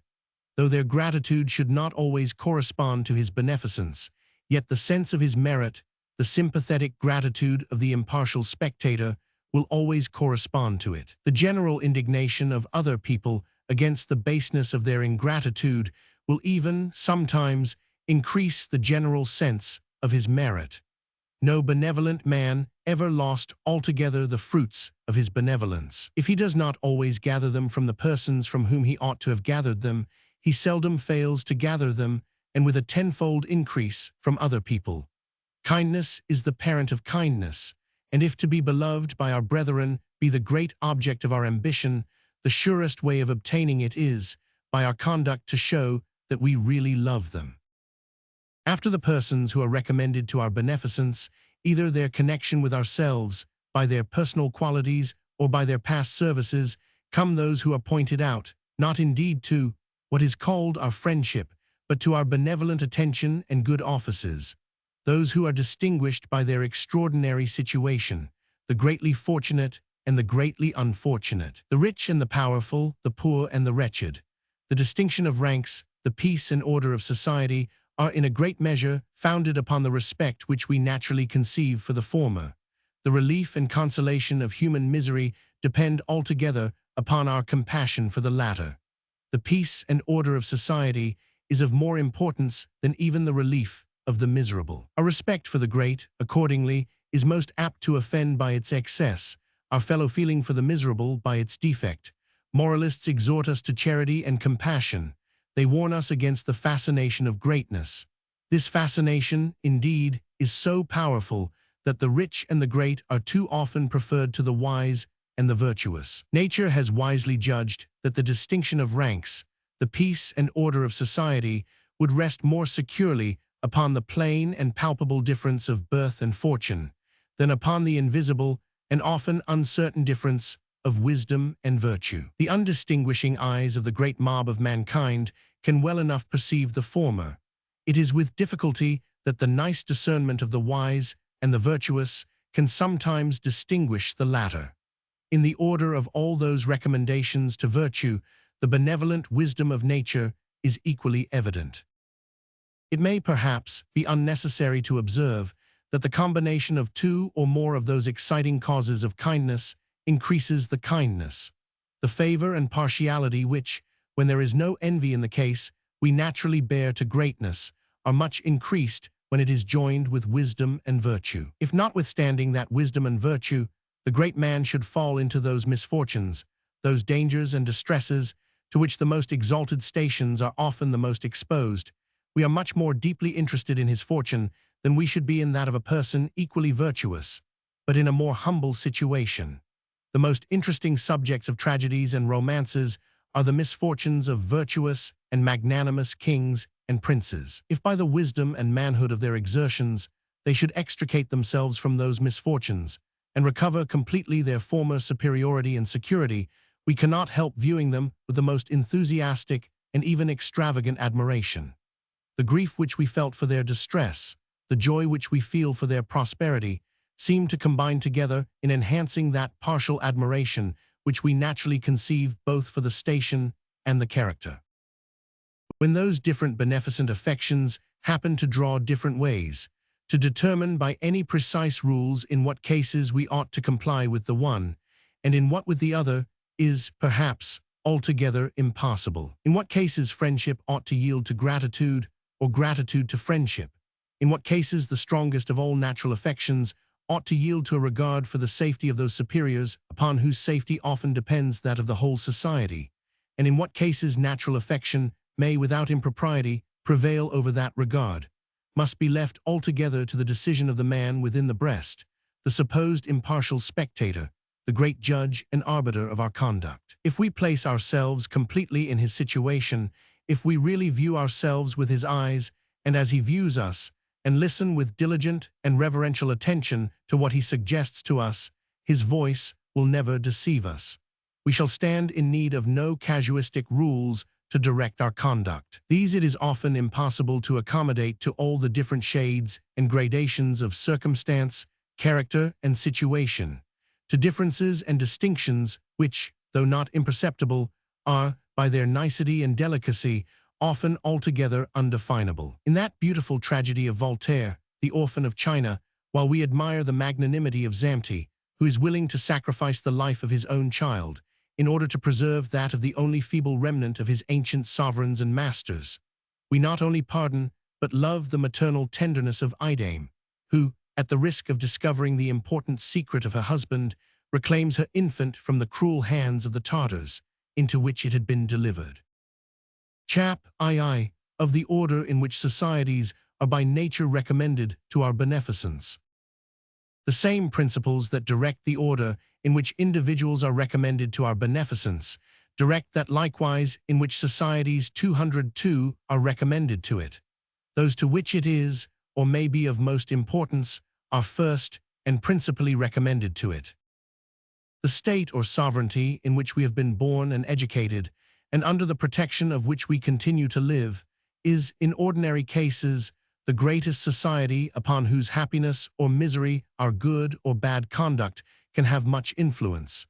It is accordingly, by nature, most strongly recommended to us. Not only we ourselves, but all the objects of our kindest affections, our children, our parents, our relations, our friends, our benefactors, all those whom we naturally love and revere the most, are commonly comprehended within it, and their prosperity and safety depend in some measure upon its prosperity and safety. It is by nature, therefore, endeared to us, not only by all our selfish, but by all our private benevolent affections. Upon account of our own connection with it, its prosperity and glory seem to reflect some sort of honor upon ourselves. When we compare it with other societies of the same kind, we are proud of its superiority, and mortified in some degree if it appears in any respect below them. All the illustrious characters which it has produced in former times, for against those of our own times, envy may sometimes prejudice us a little. Its warriors, its statesmen, its poets, its philosophers, and men of letters of all kinds, we are disposed to view with the most partial admiration, and to rank them, sometimes most unjustly, above those of all other nations. The patriot who lays down his life for the safety, or even for the vainglory of this society, appears to act with the most exact propriety. He appears to view himself in the light in which the impartial spectator naturally and necessarily views him, as but one of the multitude, in the eye of that equitable judge, of no more consequence than any other in it, but bound at all times to sacrifice and devote himself to the safety, to the service, and even to the glory of the greater number. But though this sacrifice appears to be perfectly just and proper, we know how difficult it is to make it, and how few people are capable of making it. His conduct, therefore, excites not only our entire approbation, but our highest wonder and admiration, and seems to merit all the applause which can be due to the most heroic virtue. The traitor, on the contrary, who, in some peculiar situation, fancies he can promote his own little interest by betraying to the public enemy that of his native country, who, regardless of the judgment of the man within the breast, prefers himself, in this respect so shamefully and so basely, to all those with whom he has any connection, appears to be of all villains the most detestable. The love of our own nation often disposes us to view, with the most malignant jealousy and envy, the prosperity and aggrandizement of any other neighboring nation. Independent and neighboring nations, having no common superior to decide their disputes, all live in continual dread and suspicion of one another. Each sovereign, expecting 203 little justice from his neighbors, is disposed to treat them with as little as he expects from them. The regard for the laws of nations, or for those rules which independent states profess or pretend to think themselves bound to observe in their dealings with one another, is often very little more than mere pretense and profession. From the smallest interest, upon the slightest provocation, we see those rules every day, either evaded or directly violated without shame or remorse. Each nation foresees, or imagines it foresees, its own subjugation in the increasing power and aggrandizement of any of its neighbors, and the mean principle of national prejudice is often founded upon the noble one of the love of our own country. The sentence with which the elder Cato is said to have concluded every speech which he made in the Senate, whatever might be the subject, "It is my opinion likewise that Carthage ought to be destroyed," was the natural expression of the savage patriotism of a strong but coarse mind, enraged almost to madness against a foreign nation from which his own had suffered. So much the more humane sentence with which Scipio Nasica is said to have concluded all his speeches, "It is my opinion likewise that Carthage ought not to be destroyed," was the liberal expression of a more enlarged and enlightened mind, who felt no aversion to the prosperity even of an old enemy, when reduced to a state which could no longer be formidable to Rome. France and England may each of them have some reason to dread the increase of the naval and military power of the other, but for either of them to envy the internal happiness and prosperity of the other, the cultivation of its lands, the advancement of its manufactures, the increase of its commerce, the security and number of its ports and harbors, its proficiency in all the liberal arts and sciences, is surely beneath the dignity of two such great nations. These are all real improvements of the world we live in. Mankind are benefited, human nature is ennobled by them. In such improvements each nation ought, not only to endeavor itself to excel, but from the love of mankind, to promote, instead of obstructing the excellence of its neighbors. These are all proper objects of national emulation, not of national prejudice or envy. The love of our own country seems not to be derived from the love of mankind. The former sentiment is altogether independent of the latter, and seems sometimes even to dispose us to act inconsistently with it. France may contain, perhaps, near 3 times the number of inhabitants which Great Britain contains. In the great society of mankind, therefore, the prosperity of France should appear to be an object of much greater importance than that of Great Britain. The British subject, however, who, upon that account, should prefer upon all occasions the prosperity of the former to that of the latter country, would not be thought a good citizen of Great Britain. We do not love our country merely as a part of the great society of mankind. We love 200 for it for its own sake, and independently of any such consideration. That wisdom which contrived the system of human affections, as well as that of every other part of nature, seems to have judged that the interest of the great society of mankind would be best promoted by directing the principal attention of each individual to that particular portion of it, which was most within the sphere both of his abilities and of his understanding. National prejudices and hatreds seldom extend beyond neighboring nations. We very weakly and foolishly, perhaps, call the French our natural enemies, and they perhaps, as weakly and foolishly, consider us in the same manner. Neither they nor we bear any sort of envy to the prosperity of China or Japan. It very rarely happens, however, that our goodwill towards such distant countries can be exerted with much effect. The most extensive public benevolence, which can commonly be exerted with any considerable effect, is that of the statesmen who project and form alliances among neighboring or not very distant nations, for the preservation either of what is called the balance of power or of the general peace and tranquility of the states within the circle of their negotiations. The statesmen, however, who plan and execute such treaties have seldom anything in view but the interest of their respective countries. Sometimes, indeed, their views are more extensive. The Count d'Avox, the plenipotentiary of France, at the Treaty of Munster, would have been willing to sacrifice his life, according to the Cardinal de Retz, a man not over-credulous in the virtue of other people, in order to have restored, by that treaty, the general tranquility of Europe. King William seems to have had a zeal for the liberty and independency of the greater part of the sovereign states of Europe, which perhaps might be a good deal stimulated by his particular aversion to France, the state from which, during his time, that liberty and independency were principally in danger. Some share of the same spirit seems to have descended to the first ministry of Queen Anne. Every independent state is divided into many different orders and societies, each of which has its own particular powers, privileges, and immunities. Every individual is naturally more attached to his own particular order or society than to any other. His own interest, his own vanity, the interest and vanity of many of his friends and companions are commonly a good deal connected with it. He is ambitious to extend its privileges and immunities. He is zealous to defend them against the encroachments of every other order of society. Upon the manner in which any state is divided into the different orders and societies which compose it, and upon the particular distribution which has been made of their respective powers, privileges, and immunities, depends what is called the constitution of that particular state. 205. Upon the ability of each particular order or society to maintain its own powers, privileges, and immunities against the encroachments of every other, depends the stability of that particular constitution. That particular constitution is necessarily more or less altered whenever any of its subordinate parts is either raised above or depressed below whatever had been its former rank and condition.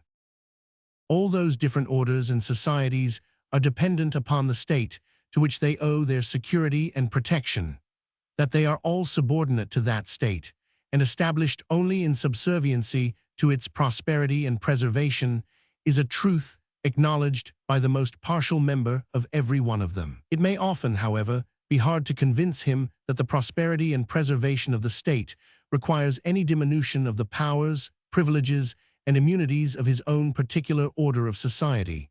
This partiality, though it may sometimes be unjust, may not, upon that account, be useless. It checks the spirit of innovation. It tends to preserve whatever is the established balance among the different orders and societies into which the state is divided. And while it sometimes appears to obstruct some alterations of government which may be fashionable and popular at the time, it contributes in reality to the stability and permanency of the whole system. The love of our country seems, in ordinary cases, to involve in it two different principles. First, a certain respect and reverence for that constitution or form of government which is actually established, and secondly, an earnest desire to render the condition of our fellow citizens as safe, respectable, and happy as we can. He is not a citizen who is not disposed to respect the laws and to obey the civil magistrate, and he is certainly not a good citizen who does not wish to promote, by every means in his power, the welfare of the whole society of his fellow citizens. In peaceable and quiet times, those two principles generally coincide and lead to the same conduct. The support of the established government seems evidently the best expedient for maintaining the safe, respectable, and happy situation of our fellow citizens, when we see that this government actually maintains them in that situation. But in times of public discontent, faction, and disorder, those two different principles may draw different ways, and even a wise man may be disposed to think some alteration necessary in that constitution or form of government, which, in its actual condition, appears plainly unable to maintain the public tranquility. In such cases, however, it often requires, perhaps, the highest effort of political wisdom to determine when a real patriot ought to support and endeavor to re-establish the authority of the old system, and when we ought to give way to the more daring, but often dangerous, spirit of innovation. Foreign war and civil faction are the two situations which afford the most splendid opportunities for the display of public spirit. The hero 206, who serves his country successfully in foreign war, gratifies the wishes of the whole nation, and is, upon that account, the object of universal gratitude and admiration. In times of civil discord, the leaders of the contending parties, though they may be admired by one half of their fellow citizens, are commonly execrated by the other. Their characters and the merit of their respective services appear commonly more doubtful. The glory which is acquired by foreign war is, upon this account, almost always more pure and more splendid than that which can be acquired in civil faction. The leader of the successful party, however, if he has authority enough to prevail upon his own friends to act with proper temper and moderation, which he frequently has not, may sometimes render to his country a service much more essential and important than the greatest victories and the most extensive conquests. He may re-establish and improve the Constitution, and from the very doubtful and ambiguous character of the leader of a party, he may assume the greatest and noblest of all characters, that of the reformer and legislator of a great state, and by the wisdom of his institutions, secure the internal tranquility and happiness of his fellow citizens for many succeeding generations. Amidst the turbulence and disorder of faction, a certain spirit of system is apt to mix itself with that public spirit which is founded upon the love of humanity, upon a real fellow-feeling with the inconveniencies and distresses to which some of our fellow citizens may be exposed. This spirit of system commonly takes the direction of that more gentle public spirit, always animates it, and often inflames it even to the madness of fanaticism. The leaders of the discontented party seldom fail to hold out some plausible plan of reformation which they pretend will not only remove the inconveniencies and relieve the distresses immediately complained of, but will prevent, in all time coming, any return of the like inconveniencies and distresses. They often propose, upon this account, to new model the Constitution and to alter, in some of its most essential parts, that system of government under which the subjects of a great empire have enjoyed, perhaps, peace, security, and even glory during the course of several centuries together. The great body of the party are commonly intoxicated with the imaginary beauty of this ideal system, of which they have no experience, but which has been represented to them in all the most dazzling colors in which the eloquence of their leaders could paint it. Those leaders themselves, though they originally may have meant nothing but their own aggrandizement, become many of them in time the dupes of their own sophistry, and are as eager for this great reformation as the weakest and most foolish of their followers. Even though the leaders should have preserved their own heads, as indeed they commonly do, free from this fanaticism, yet they dare not always disappoint the expectation of their 207 followers, but are often obliged, though contrary to their principle and their conscience, to act as if they were under the common delusion. The violence of the party, refusing all palliatives, all temperaments, all reasonable accommodations, by requiring too much frequently obtains nothing, and those inconveniencies and distresses which, with a little moderation, might in a great measure have been removed and relieved, are left altogether without the hope of a remedy. The man whose public spirit is prompted altogether by humanity and benevolence will respect the established powers and privileges even of individuals, and still more those of the great orders and societies into which the state is divided. Though he should consider some of them as in some measure abusive, he will content himself with moderating what he often cannot annihilate without great violence. When he cannot conquer the rooted prejudices of the people by reason and persuasion, he will not attempt to subdue them by force, but will religiously observe what, by Cicero, is justly called the divine maxim of Plato, never to use violence to his country no more than to his parents. He will accommodate, as well as he can, his public arrangements to the confirmed habits and prejudices of the people, and will remedy, as well as he can, the inconveniencies which may flow from the want of those regulations which the people are averse to submit to. When he cannot establish the right, he will not disdain to ameliorate the wrong, but like Solon, when he cannot establish the best system of laws, he will try to establish the best that the people can bear.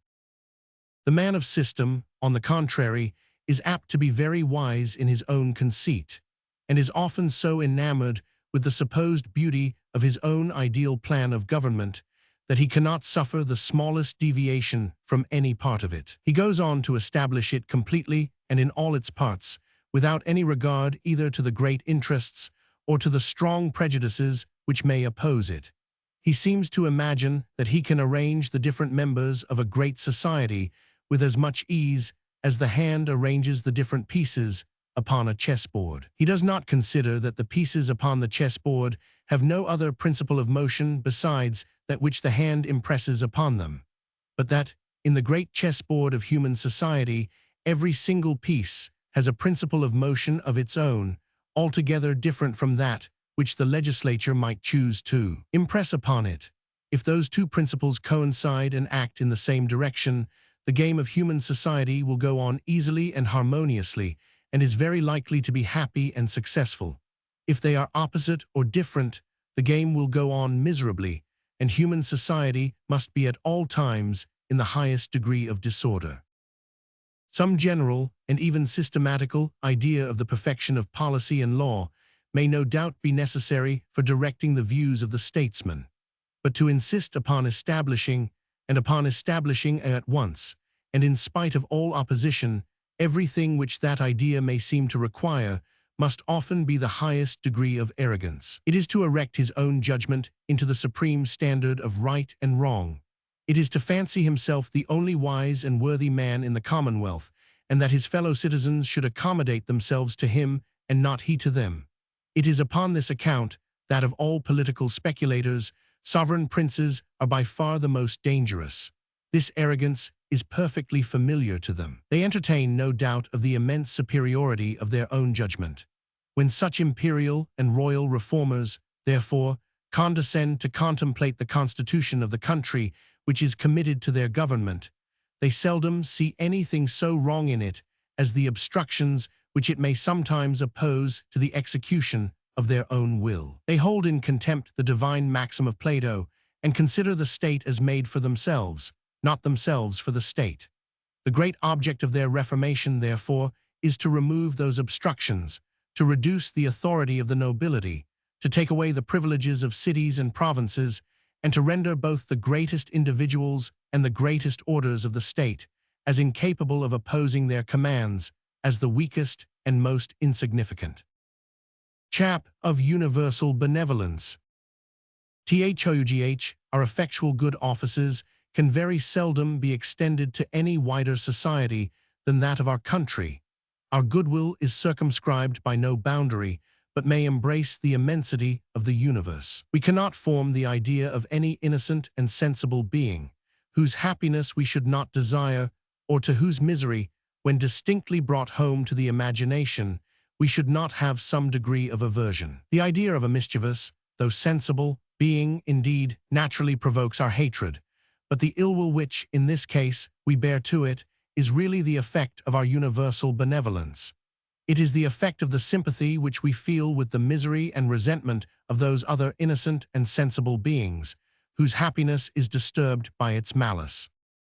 This universal benevolence, how noble and generous soever, can be the source of no solid happiness to any man who is not thoroughly convinced that all the inhabitants of the universe, the meanest as well as the greatest, are under the immediate care and protection of that great, benevolent, and always being, who directs all the movements of nature, and who is determined, by his own unalterable perfections, to maintain in it, at all times, the greatest possible quantity of happiness. To this universal benevolence, on the contrary, the very suspicion of a fatherless world must be the most melancholy of all reflections.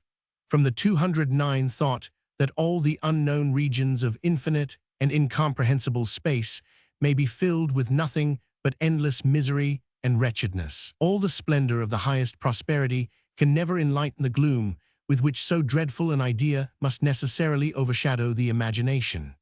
Nor, in a wise and virtuous man, can all the sorrow of the most afflicting adversity ever dry up the joy which necessarily springs from the habitual and thorough conviction of the truth of the contrary system. The wise and virtuous man is at all times willing that his own private interest should be sacrificed to the public interest of his own particular order or society.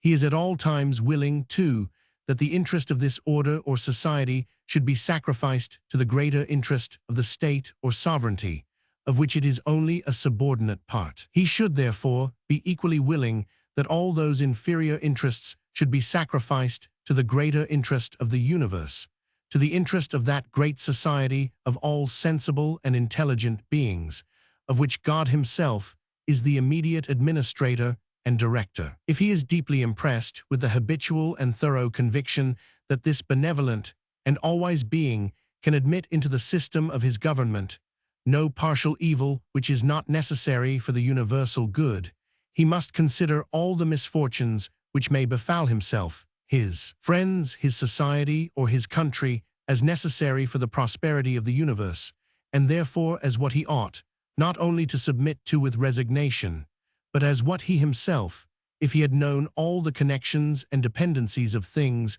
ought sincerely and devoutly to have wished for. Nor does this magnanimous resignation to the will of the great director of the universe seem in any respect beyond the reach of human nature. Good soldiers, who both love and trust their general, frequently march with more gaiety and alacrity to the forlorn station, from which they never expect to return, than they would to one where there was neither difficulty nor danger. In marching to the latter, they could feel no other sentiment than that of the dullness of ordinary duty. In marching to the former, they feel that they are making the noblest exertion which it is possible for man to make. They know that their general would not have ordered them upon this station had it not been necessary for the safety of the army, for the success of the war. They cheerfully sacrifice their own little systems to the prosperity of a greater system. They take an affectionate leave of their comrades, to whom they wish all happiness and success, and march out, not only with submissive obedience, but often with shouts of the most joyful exultation, to that fatal, but splendid and honorable station to which they are appointed. No conductor of an army can deserve more unlimited trust, more ardent and zealous affection than the great conductor of the universe. In the greatest public as well as private disasters, a wise man ought to consider that he himself, his friends and countrymen, 210, have only been ordered upon the forlorn station of the universe, that had it not been necessary for the good of the whole, they would not have been so ordered, and that it is their duty, not only with humble resignation to submit to this allotment, but to endeavor to embrace it with alacrity and joy. A wise man should surely be capable of doing what a good soldier holds himself at all times in readiness to do. The idea of that divine being, whose benevolence and wisdom have, from all eternity, contrived and conducted the immense machine of the universe, so as at all times to produce the greatest possible quantity of happiness, is certainly of all the objects of human contemplation by far the most sublime. Every other thought necessarily appears mean in the comparison. The man whom we believe to be principally occupied in this sublime contemplation seldom fails to be the object of our highest veneration. and though his life should be altogether contemplative, we often regard him with a sort of religious respect much superior to that with which we look upon the most active and useful servant of the Commonwealth. The Meditations of Marcus Antoninus, which turn principally upon this subject, have contributed more, perhaps, to the general admiration of his character than all the different transactions of his just, merciful, and beneficent reign. The administration of the great system of the universe, however, the care of the universal happiness of all rational and sensible beings, is the business of God and not of man. To man is allotted a much humbler department, but one much more suitable to the weakness of his powers and to the narrowness of his comprehension.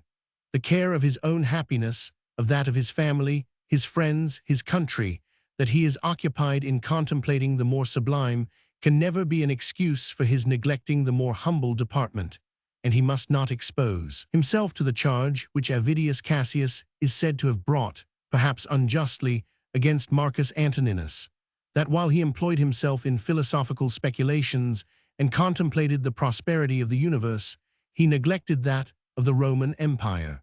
The most sublime speculation of the contemplative philosopher can scarce compensate the neglect of the smallest active duty. Sec. Of self-command. The man who acts according to the rules of perfect prudence, of strict justice, and of proper benevolence may be said to be perfectly virtuous. But the most perfect knowledge of those rules will not alone enable him to act in this manner. His own passions are very apt to mislead him, sometimes to drive him, and sometimes to seduce him to violate all the rules which he himself, in all his sober and cool hours, approves of. The most perfect knowledge, if it is not supported by the most perfect self-command, will not always enable him to do his duty. 211. Some of the best of the ancient moralists seem to have considered those passions as divided into two different classes. First, into those which it requires a considerable exertion of self-command to restrain even for a single moment, and, secondly, into those which it is easy to restrain for a single moment or even for a short period of time, but which, by their continual and almost incessant solicitations, are, in the course of a life, very apt to mislead into great deviations. Fear and anger, together with some other passions which are mixed or connected with them, constitute the first class. The love of ease, of pleasure, of applause, and of many other selfish gratifications constitute the second. Extravagant fear and furious anger it is often difficult to restrain even for a single moment. The love of ease, of pleasure, of applause, and other selfish gratifications, it is always easy to restrain for a single moment or even for a short period of time, but by their continual solicitations, they often mislead us into many weaknesses which we have afterwards much reason to be ashamed of. The former set of passions may often be said to drive, the latter to seduce us from our duty.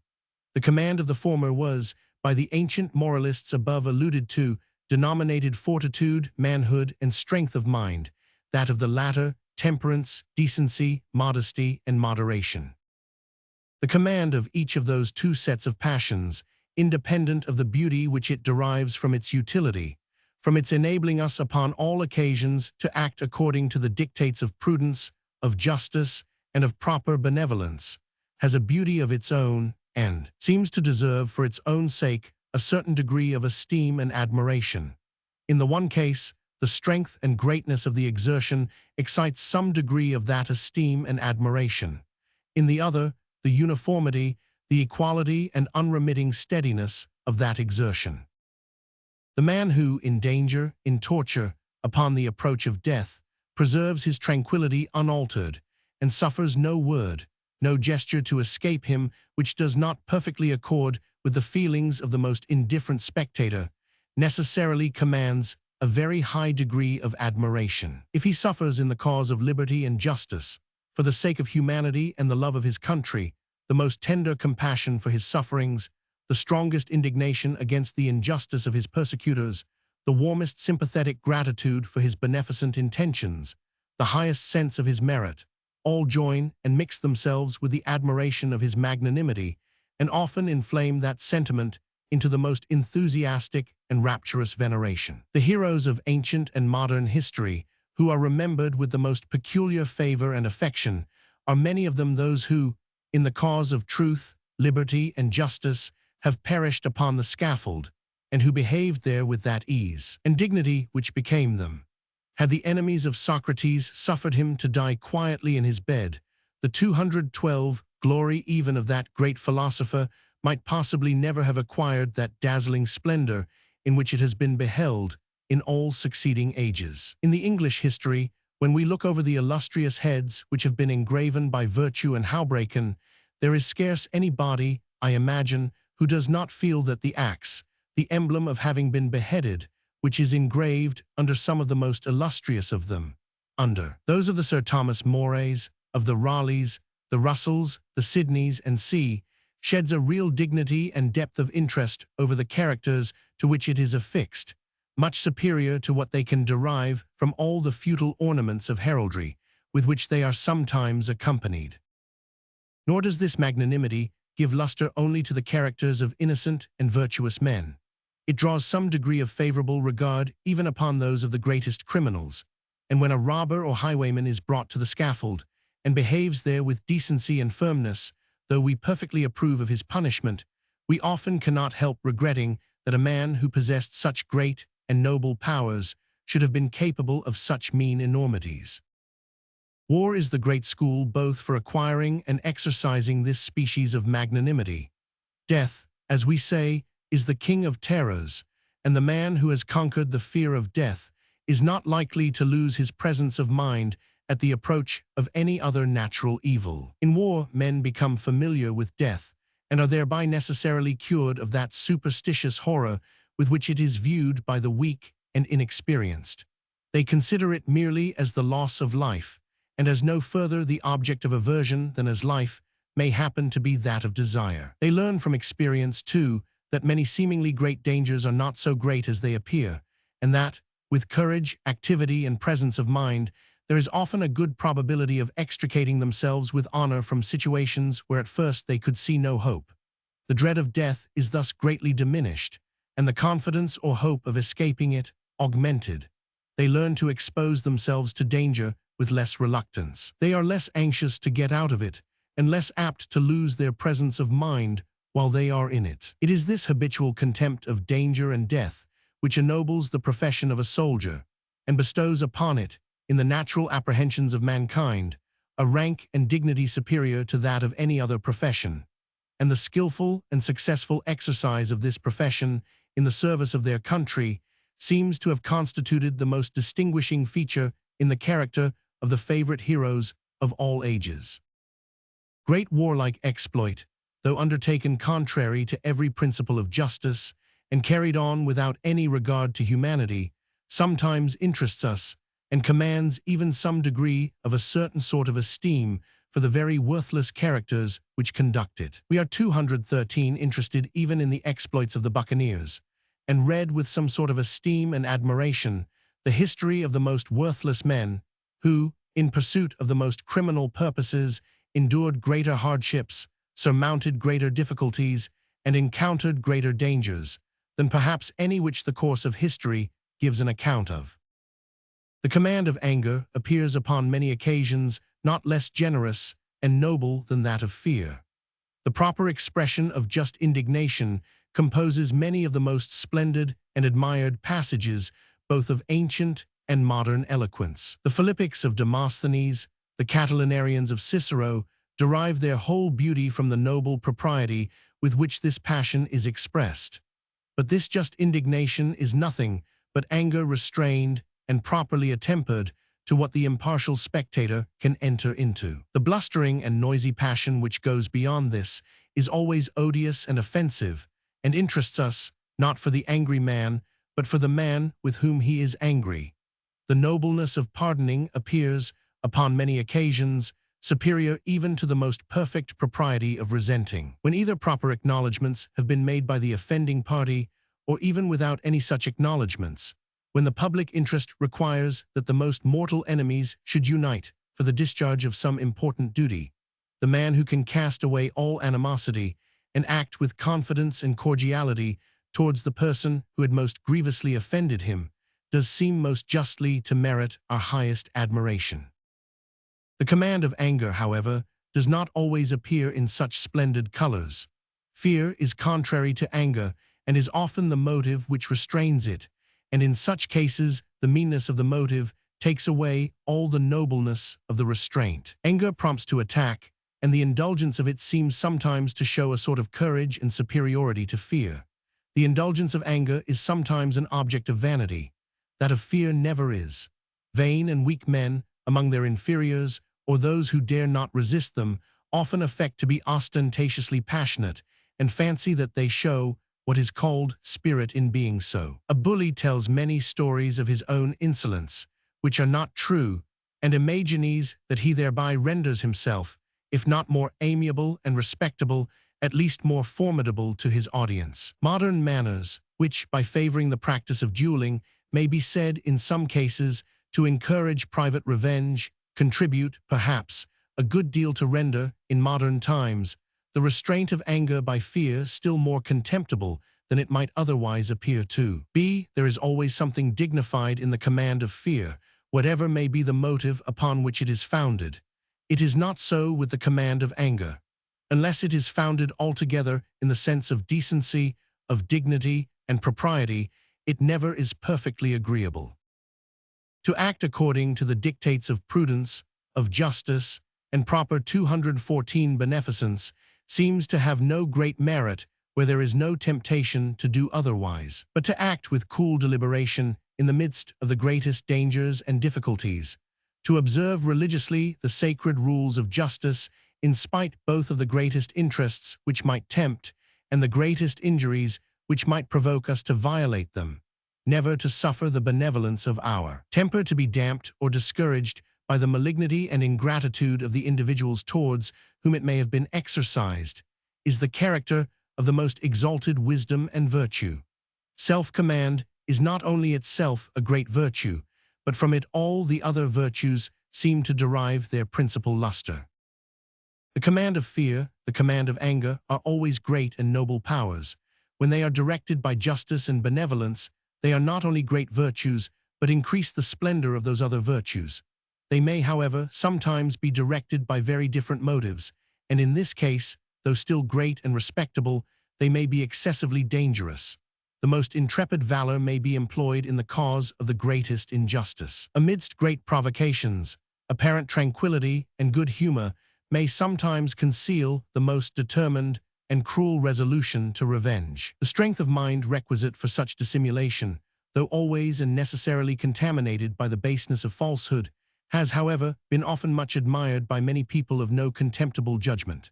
The dissimulation of Catherine of Medicis is often celebrated by the profound historian Davila, that of Lord Digby, afterwards Earl of Bristol, by the grave and conscientious Lord Clarendon, that of the first Ashley Earl of Shaftesbury, by the judicious Mr. Locke. Even Cicero seems to consider this deceitful character, not indeed as of the highest dignity, but as not unsuitable to a certain flexibility of manners, which, he thinks, may, notwithstanding, be, upon the whole, both agreeable and respectable. He exemplifies it by the characters of Homer's Ulysses, of the Athenian Themistocles, of the Spartan Lysander, and of the Roman Marcus Crassus.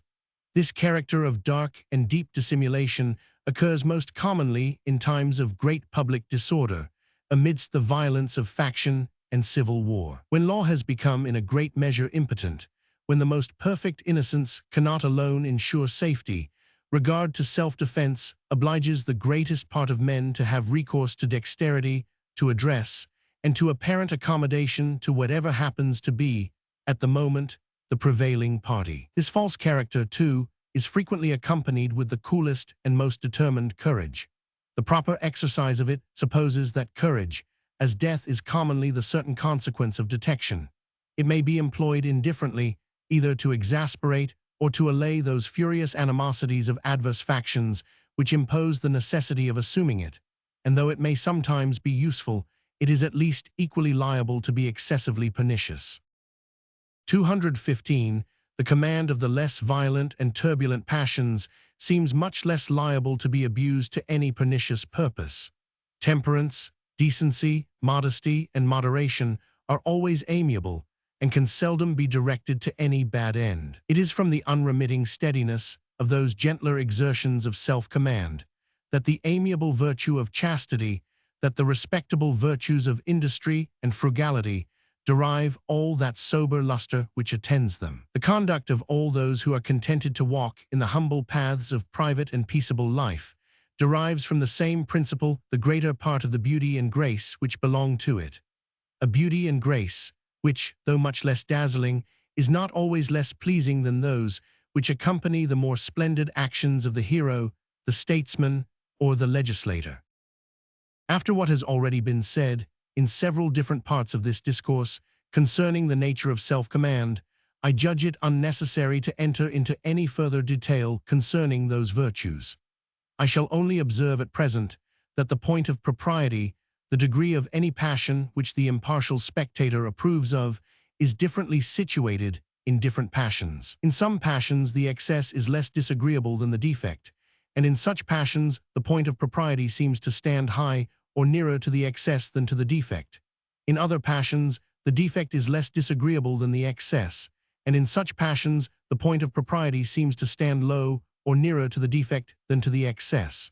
The former are the passions which the spectator is most, the latter, those which he is least disposed to sympathize with. The former, too, are the passions of which the immediate feeling or sensation is agreeable to the person principally concerned.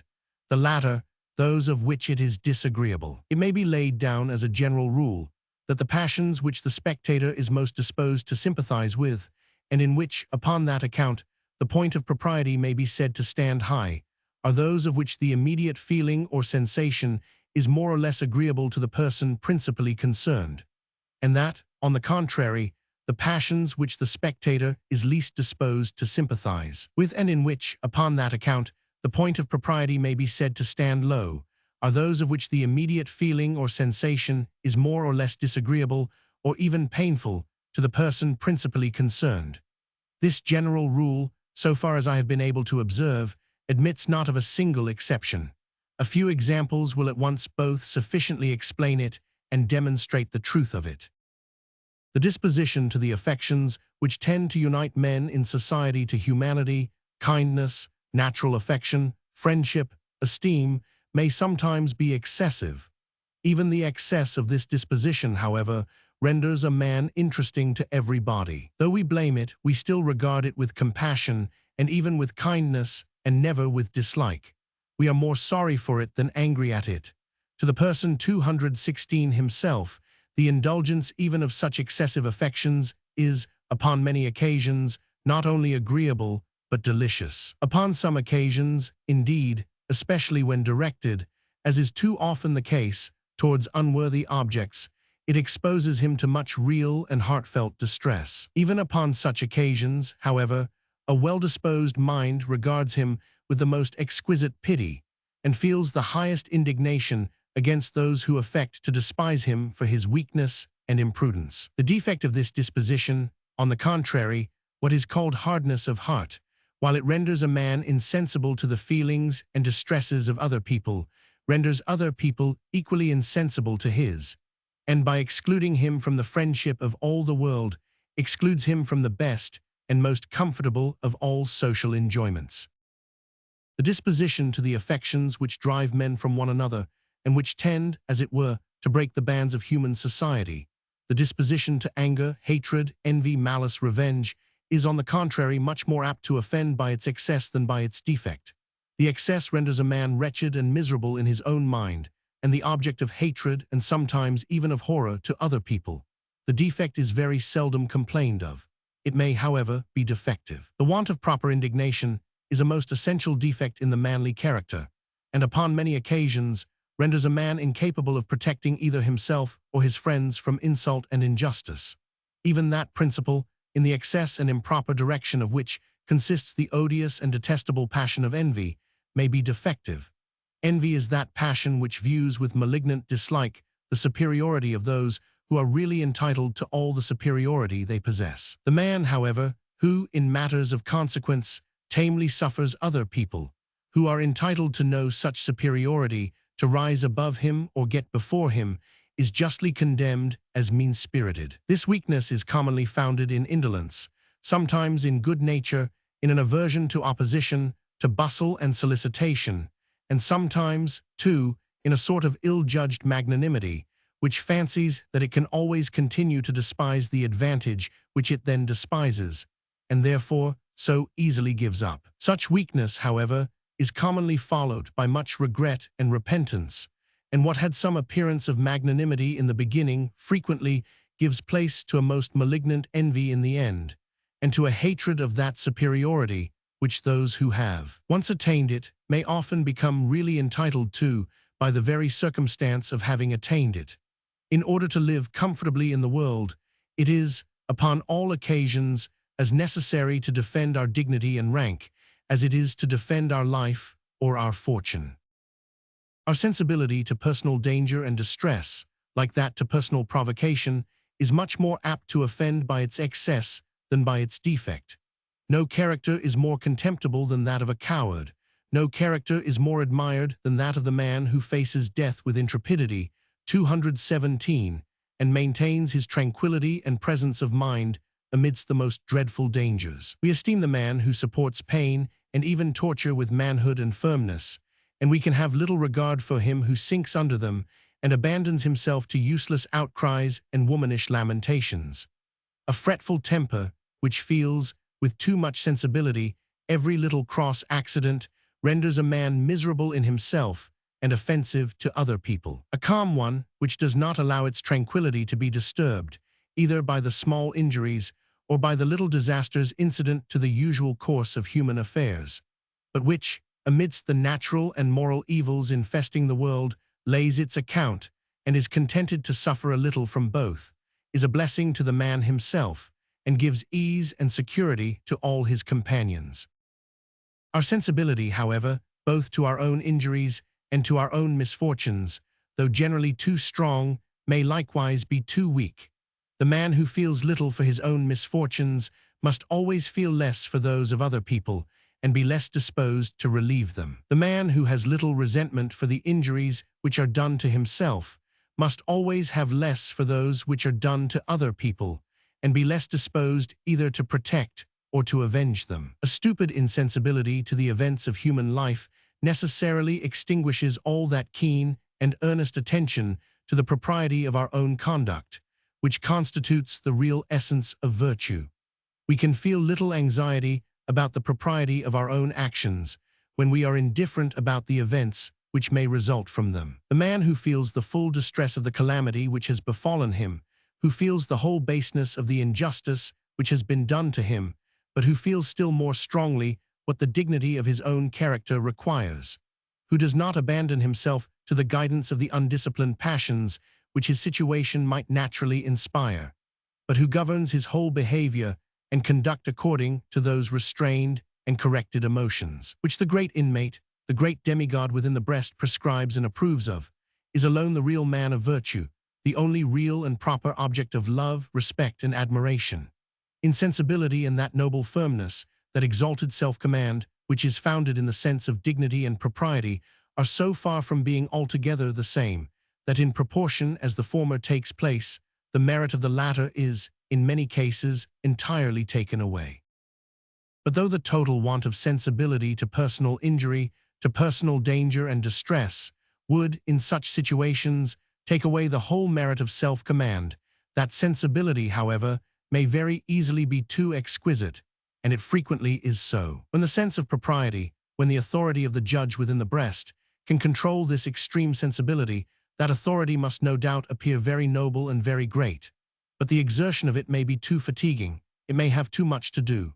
The individual, by a great effort, may behave perfectly 218 well, but the contest between the two principles, the warfare within the breast, may be too violent to be at all consistent with internal tranquility and happiness. The wise man whom nature has endowed with this too exquisite sensibility, and whose too lively feelings have not been sufficiently blunted and hardened by early education and proper exercise, will avoid, as much as duty and propriety will permit, the situations for which he is not perfectly fitted. The man whose feeble and delicate constitution renders him too sensible to pain, to hardship, and to every sort of bodily distress, should not wantonly embrace the profession of a soldier.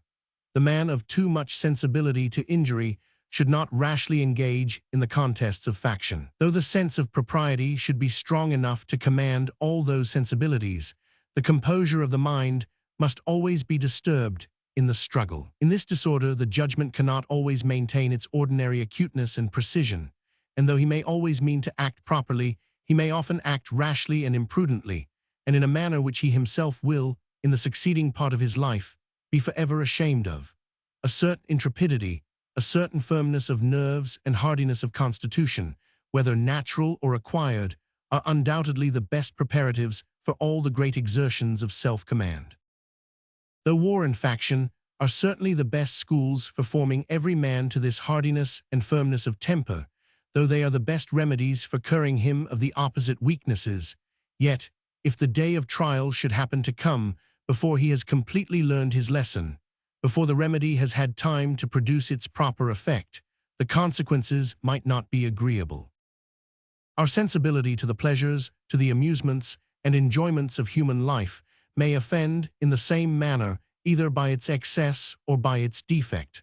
Of the two, however, the excess seems less disagreeable than the defect. Both to the spectator and to the person principally concerned, a strong propensity to joy is certainly more pleasing than a dull insensibility to the objects of amusement and diversion.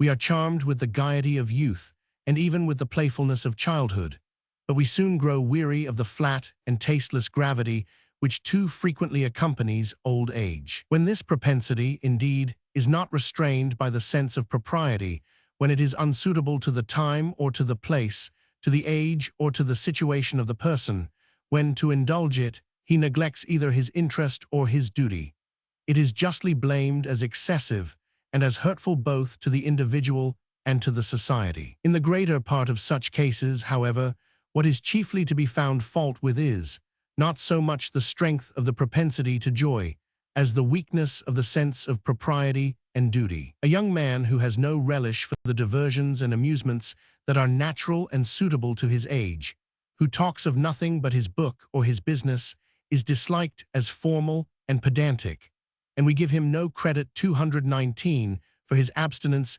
even from improper indulgences, to which he seems to have so little inclination. The principle of self-estimation may be too high, and it may likewise be too low.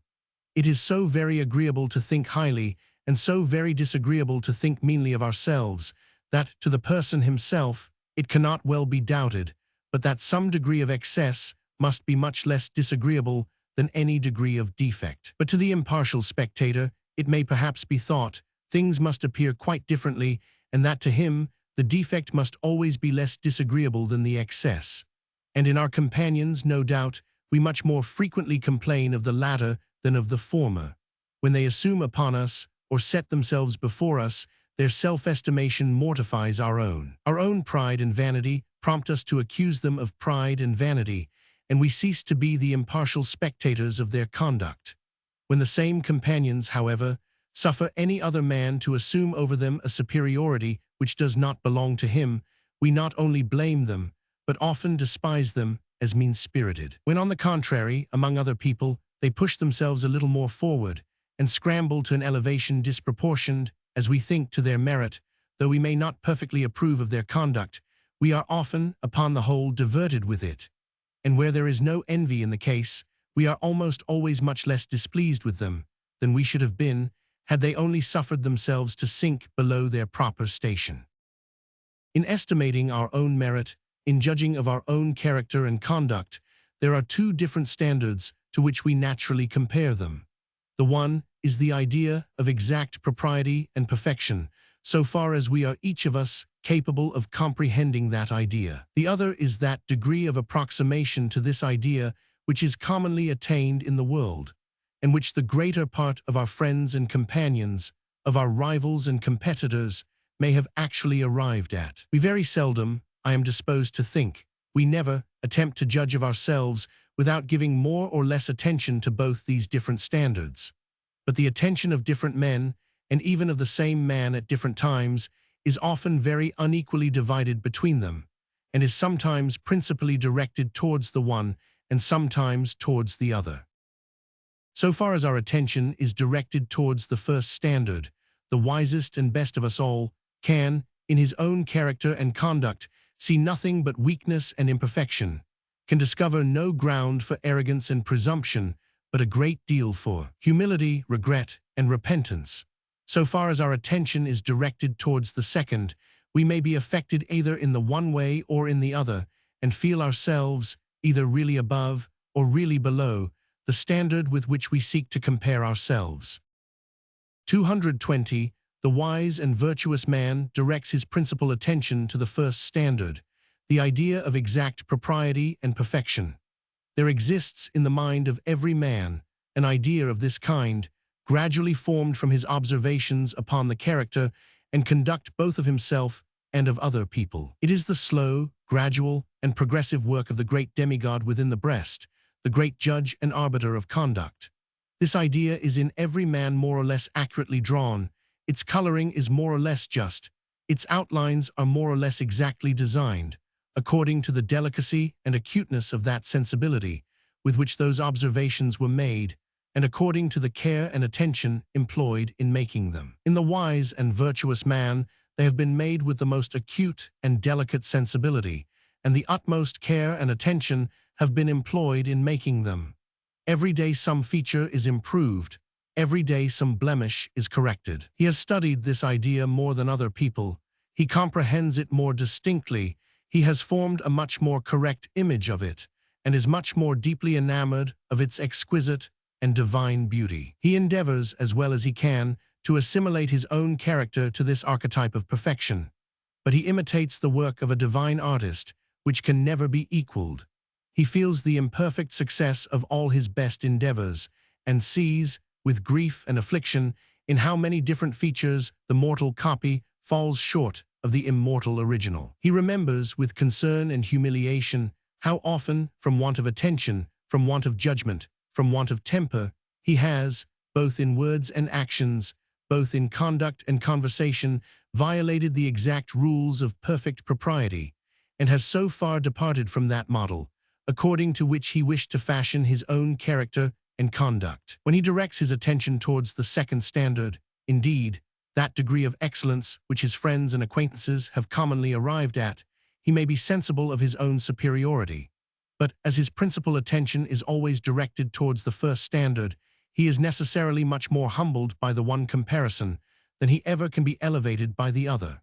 He is never so elated as to look down with insolence even upon those who are really below him. He feels so well his own imperfection, he knows so well the difficulty with which he attained his own distant approximation to rectitude, that he cannot regard with contempt the still greater imperfections of other people.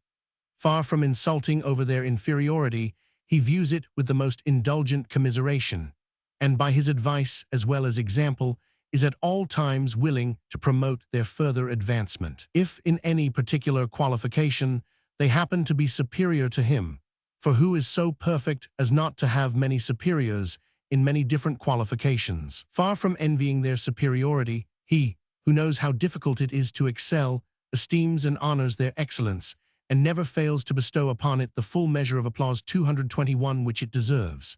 His whole mind, in short, is deeply impressed. His whole behavior and deportment are distinctly stamped with the character of real modesty, with that of a very moderate estimation of his own merit, and at the same time with a very full sense of the merit of other people. In all the liberal and ingenious arts, in painting, in poetry, in music, in eloquence, in philosophy, the great artist feels always the real imperfection of his own best works, and is more sensible than any man how much they fall short of that ideal perfection of which he has formed some conception, which he imitates as well as he can, but which he despairs of ever equaling. It is the inferior artist only who is ever perfectly satisfied with his own performances. He has little conception of this ideal perfection, about which he has little employed his thoughts, and it is chiefly to the works of other artists of, perhaps, a still lower order that he deigns to compare his own works. Boileau, the great French poet, in some of his works, perhaps not inferior to the greatest poet of the same kind, either ancient or modern, used to say, that no great man was ever completely satisfied with his own works. His acquaintance Santuil, a writer of Latin verses, and who, on account of that schoolboy accomplishment, had the weakness to fancy himself a poet, assured him that he himself was always completely satisfied with his own. Boileau replied, with perhaps an arch ambiguity, that he certainly was the only great man that ever was so. Boileau, in judging of his own works, compared them with the standard of ideal perfection, which, in his own particular branch of the poetic art, he had, I presume, meditated as deeply and conceived as distinctly as it is possible for man to conceive it. Santuil, in judging of his own works, compared them, I suppose, chiefly to those of the other Latin poets of his own time, to the great part of whom he was certainly very far from being inferior. But to support and finish off, if I may say so, the conduct and conversation of a whole life to some resemblance of this ideal perfection is surely much more difficult than to work up to an equal resemblance any of the productions of any of the ingenious arts. The artist sits down to his work undisturbed, at leisure, in the full possession and recollection of all his skill, experience, and knowledge. The wise man must support the propriety of his own conduct in health and sickness, in success and in disappointment, in the hour of fatigue and drowsy indolence, as well as in that of the most awakened attention. The most sudden and unexpected assaults of difficulty and distress must never surprise him. The injustice of other people must never provoke him to injustice. The violence of faction must never confound him. All the hardships and hazards of war must never either dishearten or appall him. Of the persons who, in estimating their own merit, in judging of their own character and conduct, direct by far the greater part of their 222 attention to the second standard, to that ordinary degree of excellence which is commonly attained by other people, there are some who really and justly feel themselves very much above it, and who, by every intelligent and impartial spectator, are acknowledged to be so. The attention of such persons, however, being always principally directed, not to the standard of ideal, but to that of ordinary perfection, they have little sense of their own weaknesses and imperfections. They have little modesty, and are often assuming, arrogant, and presumptuous, great admirers of themselves, and great contemners of other people. Though their characters are in general much less correct, and their merit much inferior to that of the man of real and modest virtue, yet their excessive presumption, founded upon their own excessive self-admiration, dazzles the multitude, and often imposes even upon those who are much superior to the multitude.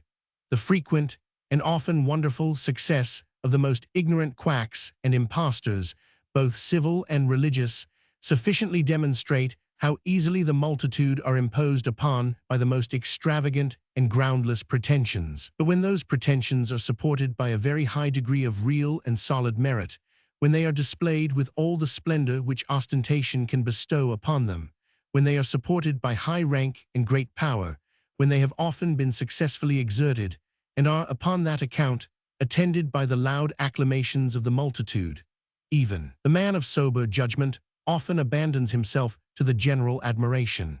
The very noise of those foolish acclamations often contributes to confound his understanding, and while he sees those great men only at a certain distance, he is often disposed to worship them with a sincere admiration, superior even to that with which they appear to worship themselves. When there is no envy in the case, we all take pleasure in admiring, and are, upon that account, naturally disposed, in our own fancies, to render complete and perfect in every respect the characters which, in many respects, are so very worthy of admiration. The excessive self-admiration of those great men is well understood, perhaps, and even seen through, with some degree of derision, by those wise men who are much in their familiarity, and who secretly smile at those lofty pretensions, which, by people at a distance, are often regarded with reverence and almost with adoration. Such, however, have been, in all ages, the greater part of those men who have procured to themselves the most noisy fame, the most extensive reputation, a fame and reputation, too, which have too often descended to the remotest posterity.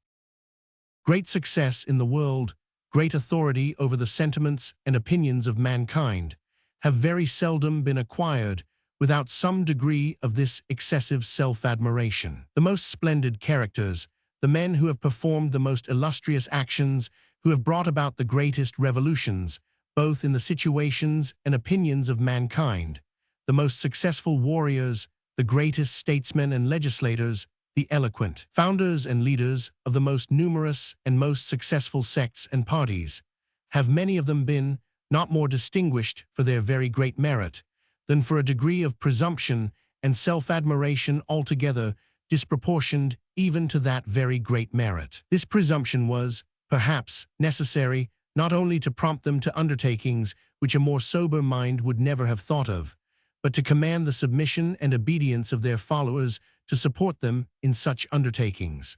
When crowned with success, accordingly, this presumption has often betrayed them into a vanity that approached almost to insanity and folly. Alexander the Great appears not only to have wished that other people should think him a god, but to have been at least very well disposed to fancy himself such.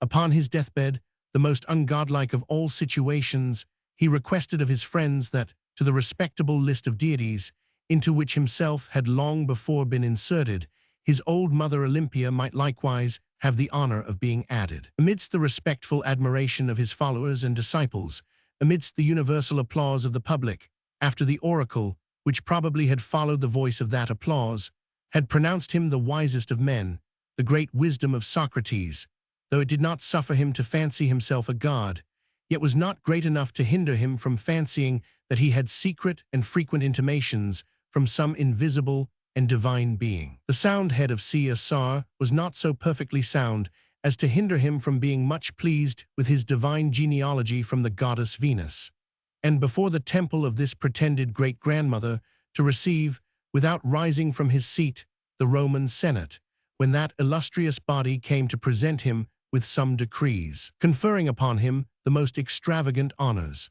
This insolence, joined to some other acts of an almost childish vanity, little to be expected from an understanding at once so very acute and comprehensive, seems, by exasperating the public jealousy, to have emboldened his assassins, and to have hastened the execution of their conspiracy. The religion and manners of modern times give our great men little encouragement to fancy themselves either gods or even prophets.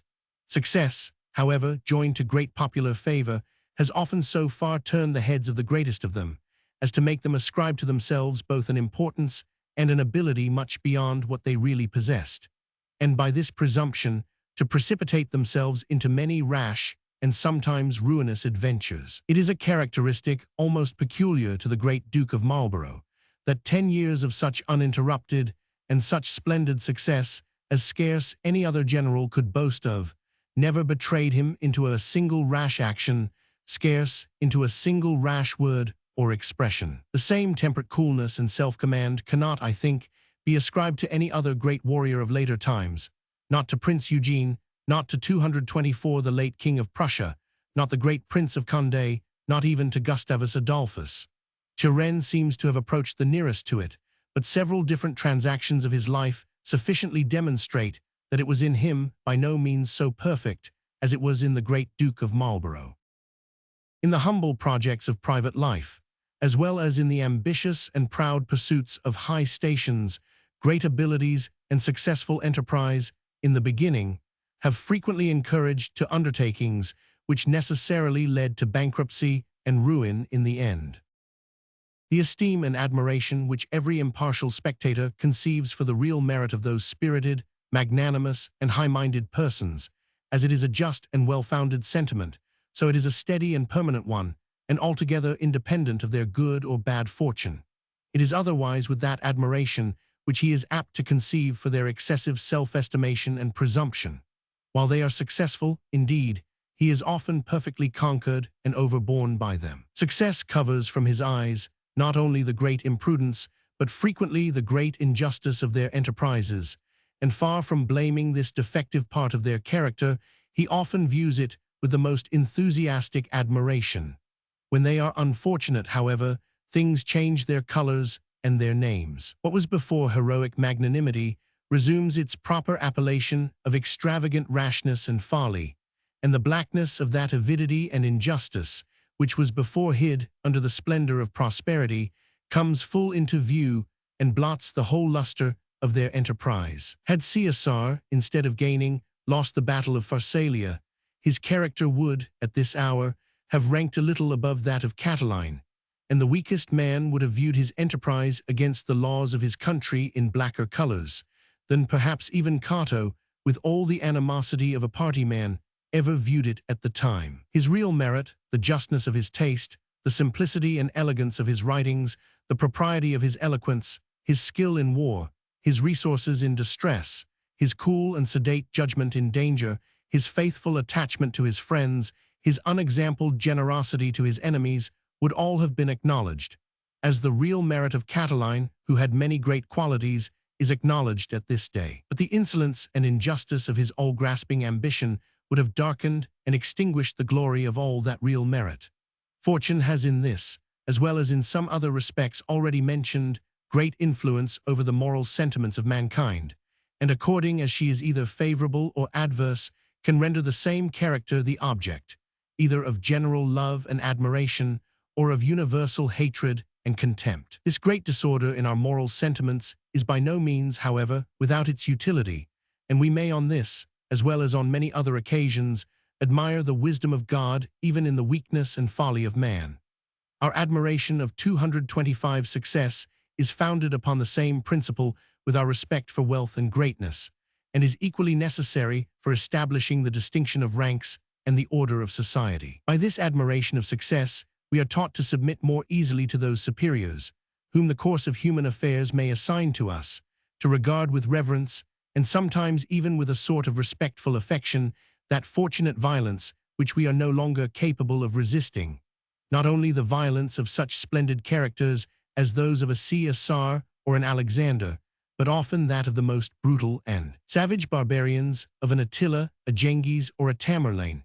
To all such mighty conquerors, the great mob of mankind are naturally disposed to look up with a wondering, though no doubt, with a very weak and foolish admiration. By this admiration, however, they are taught to acquiesce with less reluctance under that government which an irresistible force imposes upon them, and from which no reluctance could deliver them. Though in prosperity, however, the man of excessive self-estimation may sometimes appear to have some advantage over the man of correct and modest virtue, though the applause of the multitude, and of those who see them both only at a distance, is often much louder in favor of the one than it ever is in favor of the other. Yet, all things fairly computed, the real balance of advantage is, perhaps in all cases, greatly in favor of the latter and against the former. The man who neither ascribes to himself, nor wishes that other people should ascribe to him any other merit besides that which really belongs to him, fears no humiliation, dreads no detection, but rests contented and secure upon the genuine truth and solidity of his own character. His admirers may neither be very numerous nor very loud in their applauses, but the wisest man who sees him the nearest and who knows him the best, admires him the most. To a real wise man, the judicious and well-weighed approbation of a single wise man gives more heartfelt satisfaction than all the noisy applauses of 10,000 ignorant though enthusiastic admirers. He may say with Parmenides, who, upon reading a philosophical discourse before a public assembly at Athens, and observing that, except Plato, the whole company had left him, continued, notwithstanding, to read on, and said that Plato alone was audience sufficient for him. It is otherwise with the man of excessive self-estimation. The wise men who see him the nearest admire him the least. Amidst the intoxication of prosperity, their sober and just esteem falls so far short of the extravagance of his own self-admiration that he regards it as mere malignity and envy. He suspects his best friends. Their company becomes offensive to him. He drives them from his presence, and often rewards their services, not only with ingratitude, but with cruelty and injustice.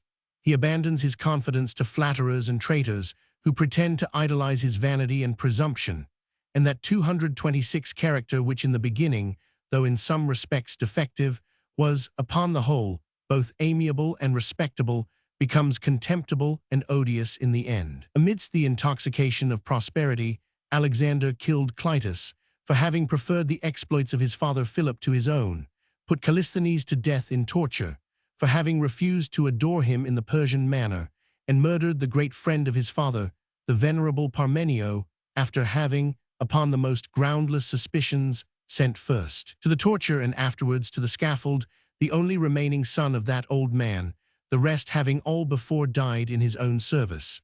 This was that Parmenio of whom Philip used to say that the Athenians were very fortunate who could find 10 generals every year, while he himself, in the whole course of his life, could never find one but Parmenio. It was upon the vigilance and attention of this Parmenio that he reposed at all times with confidence and security, and in his hours of mirth and jollity used to say, "Let us drink, my friends, we may do it with safety, for Parmenio never drinks." It was this same Parmenio, with whose presence and counsel, it had been said, Alexander had gained all his victories, and without his presence and counsel, he had never gained a single victory. The humble, admiring, and flattering friends, whom Alexander left in power and authority behind him, divided his empire among themselves, and after having thus robbed his family and kindred of their inheritance, put, one after another, every single surviving individual of them, whether male or female, to death. We frequently not only pardon, but thoroughly enter into and sympathize with the excessive self-estimation of those splendid characters in which we observe a great and distinguished superiority above the common level of mankind. We call them spirited, magnanimous, and high-minded, words which all involve in their meaning a considerable degree of praise and admiration. But we cannot enter into and sympathize with the excessive self-estimation of those characters in which we can discern no such distinguished superiority. We are disgusted and revolted by it, and it is with some difficulty that we can either pardon or suffer it. We call it pride or vanity, 2 words, of which the latter always, and the former for the most part, involve in their meaning a considerable degree of blame.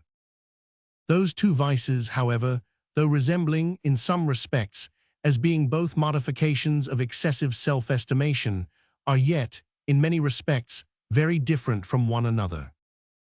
The proud man is sincere, and in the bottom of his heart is convinced of his own superiority, though it may sometimes be difficult to guess upon what that conviction is founded. He wishes you to view him in no other light than that in which, when he places himself in your situation, he really views himself. He demands no more of you than what he thinks justice. If you appear not to respect him as he 227 respects himself, he is more offended than mortified, and feels the same indignant resentment as if he had suffered a real injury. He does not even then, however, deign to explain the grounds of his own pretensions. He disdains to court your esteem. He affects even to despise it, and endeavors to maintain his assumed station not so much by making you sensible of his superiority as of your own meanness. He seems to wish not so much to excite your esteem for himself as to mortify that for yourself. The vain man is not sincere, and in the bottom of his heart is very seldom convinced of that superiority which he wishes you to ascribe to him.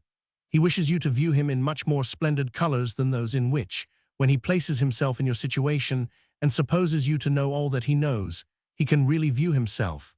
When you appear to view him, therefore, in different colors, perhaps in his proper colors, he is much more mortified than offended. The grounds of his claim to that character which he wishes you to ascribe to him, he takes every opportunity of displaying, both by the most ostentatious and unnecessary exhibition of the good qualities and accomplishments which he possesses in some tolerable degree, and sometimes even by false pretensions to those which he either possesses in no degree, or in so very slender a degree that he may well enough be said to possess them in no degree. Far from despising your esteem, he courts it with the most anxious assiduity. Far from wishing to mortify your self-estimation, he is happy to cherish it, in hopes that in return you will cherish his own. He flatters in order to be flattered. He studies to please, and endeavors to bribe you into a good opinion of him by politeness and complaisance, and sometimes even by real and essential good offices, though often displayed, perhaps, with unnecessary ostentation. The vain man sees the respect which is paid to rank and fortune, and wishes to usurp this respect, as well as that for talents and virtues. His dress, his equipage, his way of living, accordingly, all announce both a higher rank and a greater fortune than really belong to him. And in order to support this foolish imposition for a few years in the beginning of his life, he often reduces himself to poverty and distress long before the end of it. As long as he can continue his expense, however, his vanity is delighted with viewing himself, not in the light in which you would view him if you knew all that he knows, but in that in which he imagines he has, by his own address, induced you actually to view him. Of all the illusions of vanity, that is, perhaps, the most common. Obscure strangers who visit foreign countries, or who, from a remote province, come to visit, for a short time, the capital of their own country, most frequently attempt to practice it. The folly of the attempt, though always very great and most unworthy of a man of sense, may not be altogether so great upon such as upon most other 228 occasions. If their stay is short, they may escape any disgraceful detection, and after indulging their vanity for a few months or a few years, they may return to their own homes and repair, by future parsimony, the waste of their past profusion. The proud man can very seldom be accused of this folly. His sense of his own dignity renders him careful to preserve his independency, and when his fortune happens not to be large, though he wishes to be decent, he studies to be frugal and attentive in all his expenses. The ostentatious expense of the vain man is highly offensive to him. It outshines, perhaps, his own. It provokes his indignation as an insolent assumption of a rank which is by no means due, and he never talks of it without loading it with the harshest and severest reproaches. The proud man does not always feel himself at his ease in the company of his equals, and still less in that of his superiors. He cannot lay down his lofty pretensions, and the countenance and conversation of such company overawe him so much that he dare not display them. He has recourse to humbler company, for which he has little respect, which he would not willingly choose, and which is by no means agreeable to him, that of his inferiors, his flatterers, and dependents. He seldom visits his superiors, or, if he does, it is rather to show that he is entitled to live in such company than for any real satisfaction that he enjoys in it. It is as Lord Clarendon says of the Earl of Arundel, that he sometimes went to court, because he could there only find a greater man than himself, but that he went very seldom, because he found there a greater man than himself. It is quite otherwise with the vain man. He courts the company of his superiors as much as the proud man shuns it. Their splendor, he seems to think, reflects a splendor upon those who are much about them. He haunts the courts of kings and the levees of ministers, and gives himself the air of being a candidate for fortune and preferment, when in reality he possesses the much more precious happiness, if he knew how to enjoy it, of not being one. He is fond of being admitted to the tables of the great, and still more fond of magnifying to other people the familiarity with which he is honored there. He associates himself, as much as he can, with fashionable people, with those who are supposed to direct the public opinion, with the witty, with the learned, with the popular, and he shuns the company of his best friends whenever the very uncertain current of public favor happens to run in any respect against them. With the people to whom he wishes to recommend himself, he is not always very delicate about the means which he employs for that purpose. Unnecessary ostentation, groundless pretensions, constant assentation, frequently flattery, though for the most part a pleasant and sprightly flattery, and very seldom the gross and fulsome flattery of a parasite. The proud man, on the contrary, never flatters, and is frequently scarce civil to anybody. 229. Notwithstanding all its groundless pretensions, however, vanity is almost always a sprightly and a gay, and very often a good-natured passion. Pride is always a grave, a sullen, and a severe one. Even the falsehoods of the vain man are all innocent falsehoods, meant to raise himself, not to lower other people. To do the proud man justice, he very seldom stoops to the baseness of falsehood. When he does, however, his falsehoods are by no means so innocent. They are all mischievous and meant to lower other people. He is full of indignation at the unjust superiority, as he thinks it, which is given to them. He views them with malignity and envy, and in talking of them, often endeavors, as much as he can, to extenuate and lessen whatever are the grounds upon which their superiority is supposed to be founded. Whatever tales are circulated to their disadvantage, though he seldom forges them himself, yet he often takes pleasure in believing them, is by no means unwilling to repeat them, and even sometimes with some degree of exaggeration. The worst falsehoods of vanity are what we call white lies. Those of pride, whenever it condescends to falsehood, are all of the opposite complexion. Our dislike to pride and vanity generally disposes us to rank the persons whom we accuse of those vices rather below than above the common level. In this judgment, however, I think we are most frequently in the wrong, and that both the proud and the vain man are often, perhaps for the most part, a good deal above it, though not near so much as either the one really thinks himself, or as the other wishes you to think him. If we compare them with their own pretensions, they may appear the just objects of contempt, but when we compare them with what the greater part of their rivals and competitors really are, they may appear quite otherwise, and very much above the common level. Where there is this real superiority, pride is frequently attended with many respectable virtues, with truth, with integrity, with a high sense of honor, with cordial and steady friendship, with the most inflexible firmness and resolution. Vanity with many amiable ones, with humanity, with politeness,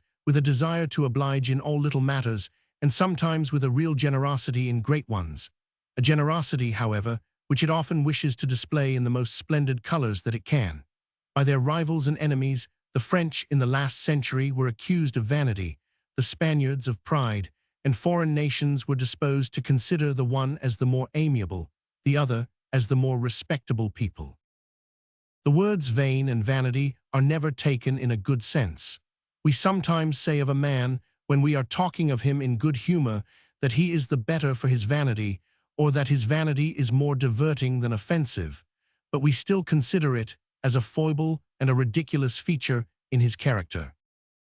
The words proud and pride, on the contrary, are sometimes taken in 230 a good sense. We frequently say of a man that he is too proud, or that he has too much noble pride, ever to suffer himself to do a mean thing. Pride is, in this case, confounded with magnanimity. Aristotle, a philosopher who certainly knew the world, in drawing the character of the magnanimous man, paints him with many features which, in the 2 last centuries, were commonly ascribed to the Spanish character: that he was deliberate in all his resolutions, slow and even tardy in all his actions, that his voice was grave, his speech deliberate, his step and motion slow, that he appeared indolent and even slothful, not at all disposed to bustle about little matters, but to act with the most determined and vigorous resolution upon all great and illustrious occasions, that he was not a lover of danger or forward to expose himself to little dangers, but to great dangers, and that, when he exposed himself to danger, he was altogether regardless of his life. The proud man is commonly too well contented with himself to think that his character requires any amendment. The man who feels himself all perfect, naturally enough despises all further improvement. His self-sufficiency and absurd conceit of his own superiority commonly attend him from his youth to his most advanced age, and he dies, as Hamlet says, with all his sins upon his head, unanointed, unaniled. It is frequently quite otherwise with the vain man. The desire of the esteem and admiration of other people, when for qualities and talents which are the natural and proper objects of esteem and admiration, is the real love of true glory, a passion which, if not the very best passion of human nature, is certainly one of the best. Vanity is very frequently no more than an attempt prematurely to usurp that glory before it is due. Though your son, under 25 years of age, should be but a coxcomb, do not, upon that account, despair of his becoming, before he is 40, a very wise and worthy man, and a real proficient in all those talents and virtues to which, at present, he may only be an ostentatious and empty pretender. The great secret of education is to direct vanity to proper objects. Never suffer him to value himself upon trivial accomplishments, but do not always discourage his pretensions to those that are of real importance. He would not pretend to them if he did not earnestly desire to possess them. Encourage this desire, afford him every means to facilitate the acquisition, and do not take too much offense, although he should sometimes assume the air of having attained it a little before the time. Such, I say, are the distinguishing characteristics of pride and vanity, when each of them acts according to its proper character. But the proud man is often vain, and the vain man is often proud. Nothing can be more natural than that the man, who thinks much more highly of himself than he deserves, should wish that other people should think still more highly of him, or that the man who wishes that other people 231 should think more highly of him than he thinks of himself, should, at the same time, think much more highly of himself than he deserves. Those two vices being frequently blended in the same character, the characteristics of both are necessarily confounded, and we sometimes find the superficial and impertinent ostentation of vanity joined to the most malignant and derisive insolence of pride. We are sometimes, upon that account, at a loss how to rank a particular character, or whether to place it among the proud or among the vain. Men of merit considerably above the common level sometimes underrate as well as overrate themselves. Such characters, though not very dignified, are often, in private society, far from being disagreeable. His companions all feel themselves much at their ease in the society of a man so perfectly modest and unassuming. If those companions, however, have not both more discernment and more generosity than ordinary, though they may have some kindness for him, they have seldom much respect, and the warmth of their kindness is very seldom sufficient to compensate the coldness of their respect. Men of no more than ordinary discernment never rate any person higher than he appears to rate himself.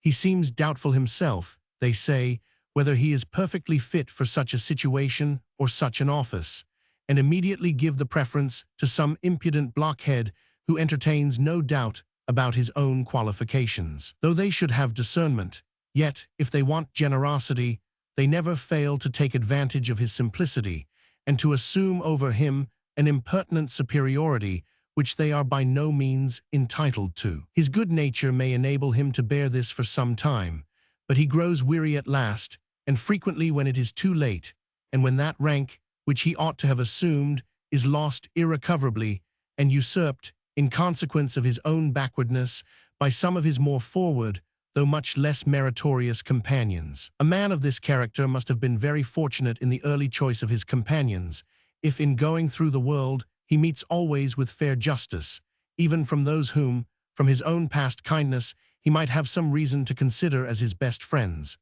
And a youth, who may be too unassuming and too unambitious, is frequently followed by an insignificant, complaining, and discontented old age. Those unfortunate persons whom nature has formed a good deal below the common level seem oftentimes to rate themselves still more below it than they really are. This humility appears sometimes to sink them into idiotism. Whoever has taken the trouble to examine idiots with attention will find that, in many of them, the faculties of the understanding are by no means weaker than in several other people, who, though acknowledged to be dull and stupid, are not, by anybody, accounted idiots. Many idiots, with no more than ordinary education, have been taught to read, write, and account tolerably well. Many 232 persons, never accounted idiots, notwithstanding the most careful education, and notwithstanding that, in their advanced age, they have had spirit enough to attempt to learn what their early education had not taught them, have never been able to acquire in any tolerable degree any one of those three accomplishments. By an instinct of pride, however, they set themselves upon a level with their equals in age and situation, and, with courage and firmness, maintain their proper station among their companions. By an opposite instinct, the idiot feels himself below every company into which you can introduce him. Ill usage, to which he is extremely liable, is capable of throwing him into the most violent fits of rage and fury. But no good usage, no kindness or indulgence can ever raise him to converse with you as your equal. If you can bring him to converse with you at all, however, you will frequently find his answers sufficiently pertinent and even sensible, but they are always stamped with a distinct consciousness of his own great inferiority. He seems to shrink and, as it were, to retire from your look and conversation, and to feel, when he places himself in your situation, that, notwithstanding your apparent condescension, you cannot help considering him as immensely below you. Some idiots, perhaps the greater part, seem to be so, chiefly or altogether, from a certain numbness or torpidity in the faculties of the understanding. But there are others, in whom those faculties do not appear more torpid or benumbed than in many other people who are not accounted idiots. But that instinct of pride, necessary to support them upon an equality with their brethren, seems to be totally wanting in the former and not in the latter. That degree of self-estimation, therefore, which contributes most to the happiness and contentment of the person himself, seems likewise most agreeable to the impartial spectator. The man who esteems himself as he ought, and no more than he ought, seldom fails to obtain from other people all the esteem that he himself thinks due. He desires no more than is due to him, and he rests upon it with complete satisfaction. The proud and the vain man, on the contrary, are constantly dissatisfied. The one is tormented with indignation at the unjust superiority, as he thinks it, of other people. The other is in continual dread of the shame, which, he foresees, would attend upon the detection of his groundless pretensions. Even the extravagant pretensions of the man of real magnanimity, though, when supported by splendid abilities and virtues, and above all, by good fortune, they impose upon the multitude, whose applauses he little regards, do not impose upon those wise men whose approbation he can only value, and whose esteem he is most anxious to acquire. He feels that they see through, and suspects that they despise his excessive presumption, and he often suffers the cruel misfortune of becoming, first the jealous 233 and secret, and at last the open, furious, and vindictive enemy of those very persons, whose friendship it would have given him the greatest happiness to enjoy with unsuspicious security. Though our dislike to the proud and the vain often disposes us to rank them rather below than above their proper station, yet, unless we are provoked by some particular and personal impertinence, we very seldom venture to use them ill. In common cases, we endeavor, for our own ease, rather to acquiesce, and as well as we can, to accommodate ourselves to their folly. But to the man who underrates himself, unless we have both more discernment and more generosity than belong to the greater part of men, we seldom fail to do, at least, all the injustice which he does to himself, and frequently a great deal more. He is not only more unhappy in his own feelings than either the proud or the vain, but he is much more liable to every sort of ill usage from other people. In almost all cases, it is better to be a little too proud than in any respect too humble, and in the sentiment of self-estimation, some degree of excess seems, both to the person himself and to the impartial spectator, to be less disagreeable than any degree of defect of that feeling. In this, therefore, as well as in every other emotion, passion, and habit, the degree that is most agreeable to the impartial spectator is likewise most agreeable to the person himself, and according as either the excess or the defect is least offensive to the former, so either the one or the other is in proportion least disagreeable to the latter. Conclusion of the sixth part. Concern for our own happiness recommends to us the virtue of prudence, concern for that of other people, the virtues of justice and beneficence, of which the one restrains us from hurting, the other prompts us to promote that happiness, independent of any regard either to what are, or to what ought to be, or to what upon a certain condition would be, the sentiments of other people.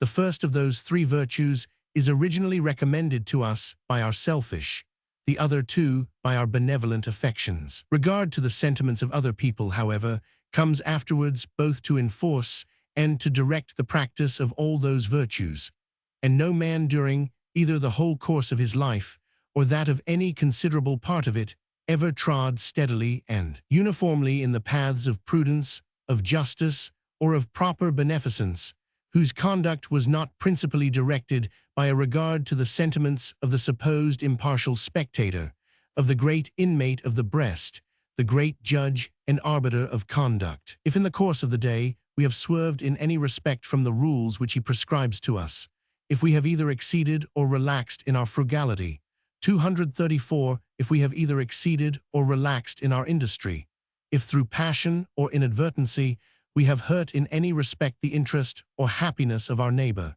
if we have neglected a plain and proper opportunity of promoting that interest and happiness, it is this inmate who, in the evening, calls us to an account for all those omissions and violations, and his reproaches often make us blush inwardly both for our folly and inattention to our own happiness, and for our still greater indifference and inattention, perhaps, to that of other people. But though the virtues of prudence, justice, and beneficence may, upon different occasions, be recommended to us almost equally by two different principles. Those of self-command are, upon most occasions, principally and almost entirely recommended to us by one, by the sense of propriety, by regard to the sentiments of the supposed impartial spectator. Without the restraint which this principle imposes, every passion would, upon most occasions, rush headlong, if I may say so, to its own gratification. Anger would follow the suggestions of its own fury, fear those of its own violent agitations. Regard to no time or place would induce vanity to refrain from the loudest and most impertinent ostentation, or voluptuousness from the most open, indecent, and scandalous indulgence. Respect for what are, or for what ought to be, or for what upon a certain condition would be, the sentiments of other people, is the sole principle which, upon most occasions, overawes all those mutinous and turbulent passions into that tone and temper which the impartial spectator can enter into and cordially sympathize with. Upon some occasions, indeed, those passions are restrained, not so much by a sense of their impropriety as by prudential considerations of the bad consequences which might follow from their indulgence. In such cases, the passions, though restrained, are not always subdued, but often remain lurking in the breast with all their original fury. The man whose anger is restrained by fear does not always lay aside his anger, but only reserves its gratification for a more safe opportunity. But the man who, in relating to some other person the injury which has been done to him, feels at once the fury of his passion cooled and becalmed by sympathy with the more moderate sentiments of his companion, who at once adopts those more moderate sentiments, and comes to view that injury, not in the black and atrocious colors in which he had originally beheld it, but in the much milder and fairer light in which his companion naturally views it, not only restrains, but in some measure subdues, his anger. The passion becomes really less than it was before, and less capable of exciting him to the violent and bloody revenge which at first, perhaps, he might have thought of inflicting on his enemy. Those passions which are restrained by the sense of propriety are all in some degree moderated and subdued by it. But those which are 235 restrained only by prudential considerations of any kind are, on the contrary, frequently inflamed by the restraint, and sometimes, long after the provocation given, and when nobody is thinking about it, burst out absurdly and unexpectedly, and that with tenfold fury and violence. Anger, however, as well as every other passion, may, upon many occasions, be very properly restrained by prudential considerations. Some exertion of manhood and self-command is even necessary for this sort of restraint, and the impartial spectator may sometimes view it with that sort of cold esteem due to that species of conduct which he considers as a mere matter of vulgar prudence, but never with that affectionate admiration with which he surveys the same passions, when, by the sense of propriety, they are moderated and subdued to what he himself can readily enter into. In the former species of restraint, he may frequently discern some degree of propriety, and, if you will, even of virtue, but it is a propriety and virtue of a much inferior order to those which he always feels with transport and admiration in the latter. The virtues of prudence, justice, and beneficence have no tendency to produce any but the most agreeable effects. Regard to those effects, as it originally recommends them to the actor, so does it afterwards to the impartial spectator. In our approbation of the character of the prudent man, we feel, with peculiar complacency, the security which he must enjoy while he walks under the safeguard of that sedate and deliberate virtue. In our approbation of the character of the just man, we feel, with equal complacency, the security which all those connected with him, whether in neighborhood, society, or business, must derive from his scrupulous anxiety never either to hurt or offend. In our approbation of the character of the beneficent man, we enter into the gratitude of all those who are within the sphere of his good offices, and conceive with them the highest sense of his merit. In our approbation of all those virtues, our sense of their agreeable effects, of their utility, either to the person who exercises them or to some other persons, joins with our sense of their propriety and constitutes always a considerable, frequently the greater part of that approbation. But in our approbation of the virtues of self-command, complacency with their effects sometimes constitutes no part, and frequently but a small part, of that approbation. Those effects may sometimes be agreeable and sometimes disagreeable, and though our approbation is no doubt stronger in the former case, it is by no means altogether destroyed in the latter. The most heroic valor may be employed indifferently in the cause either of justice or of injustice, and though it is no doubt much more loved and admired in the former case, it still appears a great and respectable quality even in the latter. In that and in all the other virtues of self-command, the splendid and dazzling 236 quality seems always to be the greatness and steadiness of the exertion, and the strong sense of propriety which is necessary in order to make and to maintain that exertion. The effects are too often but too little regarded. Part VII of Systems of Moral Philosophy. SEC of the questions which ought to be examined in a theory of moral sentiments. If we examine the most celebrated and remarkable of the different theories which have been given concerning the nature and origin of our moral sentiments, we shall find that almost all of them coincide with some part or other of that which I have been endeavoring to give an account of, and that if everything which has already been said be fully considered, we shall be at no loss to explain what was the view or aspect of nature which led each particular author to form his particular system. From some one or other of those principles which I have been endeavoring to unfold, every system of morality that ever had any reputation in the world has, perhaps, ultimately been derived. As they are all of them, in this respect, founded upon natural principles, they are all of them in some measure in the right. But as many of them are derived from a partial and imperfect view of nature, there are many of them too, in some respects, in the wrong. In treating of the principles of morals, there are two questions to be considered. First, wherein does virtue consist, or what is the tone of temper and tenor of conduct which constitutes the excellent and praiseworthy character, the character which is the natural object of esteem, honor, and approbation? And secondly, by what power or faculty in the mind is it that this character, whatever it be, is recommended to us? Or in other words, how and by what means does it come to pass that the mind prefers one tenor of conduct to another, denominates the one right and the other wrong, considers the one as the object of approbation, honor, and reward, and the other of blame, censure, and punishment? We examine the first question when we consider whether virtue consists in benevolence, as Dr. Hutcheson imagines, or in acting suitably to the different relations we stand in, as Dr. Clarke supposes, or in the wise and prudent pursuit of our own real and solid happiness, as has been the opinion of others.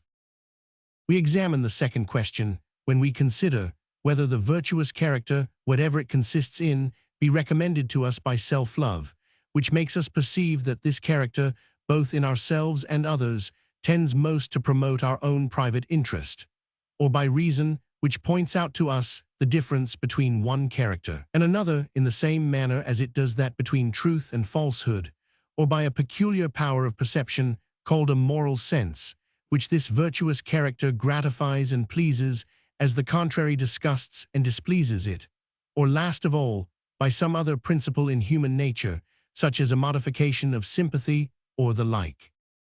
I shall begin with considering the systems which have been formed concerning the first of these questions, and shall proceed afterwards to examine those concerning the second.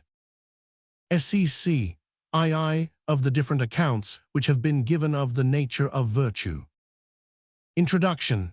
The different accounts which have been given of the nature of virtue, or of the temper of mind which constitutes the excellent and praiseworthy character, may be reduced to three different classes. According to some, the virtuous temper of mind does not consist in any one species of affections, but in the proper government and direction of all our affections, which may be either virtuous or vicious according to the objects which they pursue and the degree of vehemence with which they pursue them. According to these authors, therefore, virtue consists in propriety.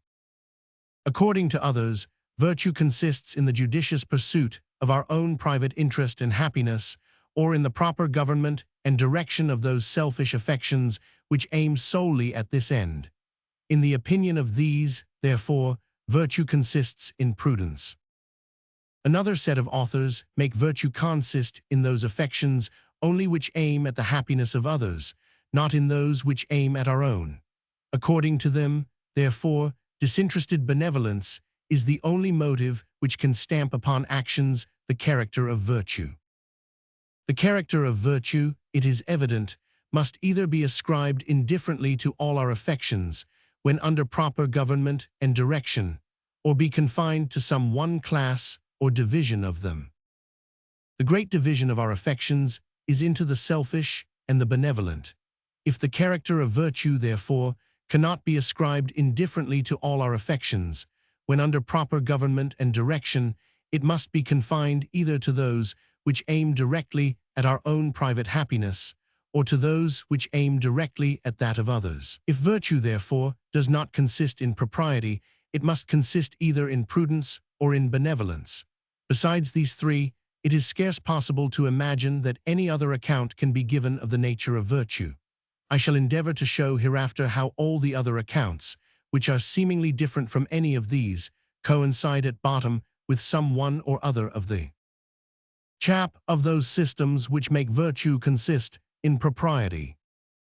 According to Plato, to Aristotle, and to Zeno, virtue consists in the propriety of conduct, or in the suitableness of the affection from which we act to the object which excites it.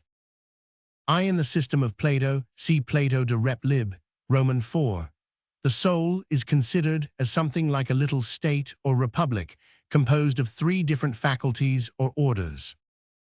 The first is the judging faculty, the faculty which determines not only what are the proper means for attaining any end, but also what ends are fit to be pursued, and what degree of relative value we ought to put upon each. This faculty Plato called, as it is very properly called, reason, and considered it as what had a right to be the governing principle of the whole. Under this appellation, it is evident, he comprehended not only that faculty by which we judge of truth and falsehood, but that by which we judge of the propriety or the impropriety of our desires and affections. The different passions and appetites, the natural subjects of this ruling principle, but which are so apt to rebel against their master, he reduced to two different classes or orders. The first consisted of those passions which are founded in pride and resentment, or in what the schoolmen called the irascible part of the soul: ambition, animosity, the love of honor, and the dread of shame, the desire of victory, superiority, and revenge. All those passions, in short, which are supposed either to rise from or to denote what by a metaphor in our language we commonly call spirit or natural fire. The second consisted of those passions which are founded in the love of pleasure, or in what the schoolmen called the concupiscible part of the soul. It comprehended all the appetites of the body, the love of ease and of security, and of all the sensual gratifications. It rarely happens that we break in upon that plan of conduct which the governing principle prescribes, and which in all our cool hours we had laid down to ourselves as what was most proper for us to pursue, but when prompted by one or other of those two different sets of passions, either by ungovernable ambition and resentment, or by the importunate solicitations of present ease and pleasure. But though these two orders of passions are so apt to mislead us, they are still considered as necessary parts of human nature, the first having been given to defend us against injuries, to assert our rank and dignity in the world, to make us aim at what is noble and honorable, and to make us distinguish those who act in the same manner; the second, to provide for the support and necessities of the body. In the strength, acuteness, and perfection of the governing principle was placed the essential virtue of prudence, which, according to Plato, 239 consisted in a just and clear discernment, founded upon general and scientific ideas of the ends which were proper to be pursued, and of the means which were proper for attaining them. When the first set of passions, those of the irascible part of the soul, had that degree of strength and firmness which enabled them, under the direction of reason, to despise all dangers in the pursuit of what was honorable and noble, it constituted the virtue of fortitude and magnanimity. This order of passions, according to this system, was of a more generous and noble nature than the other. They were considered upon many occasions as the auxiliaries of reason, to check and restrain the inferior and brutal appetites. We are often angry at ourselves, it was observed.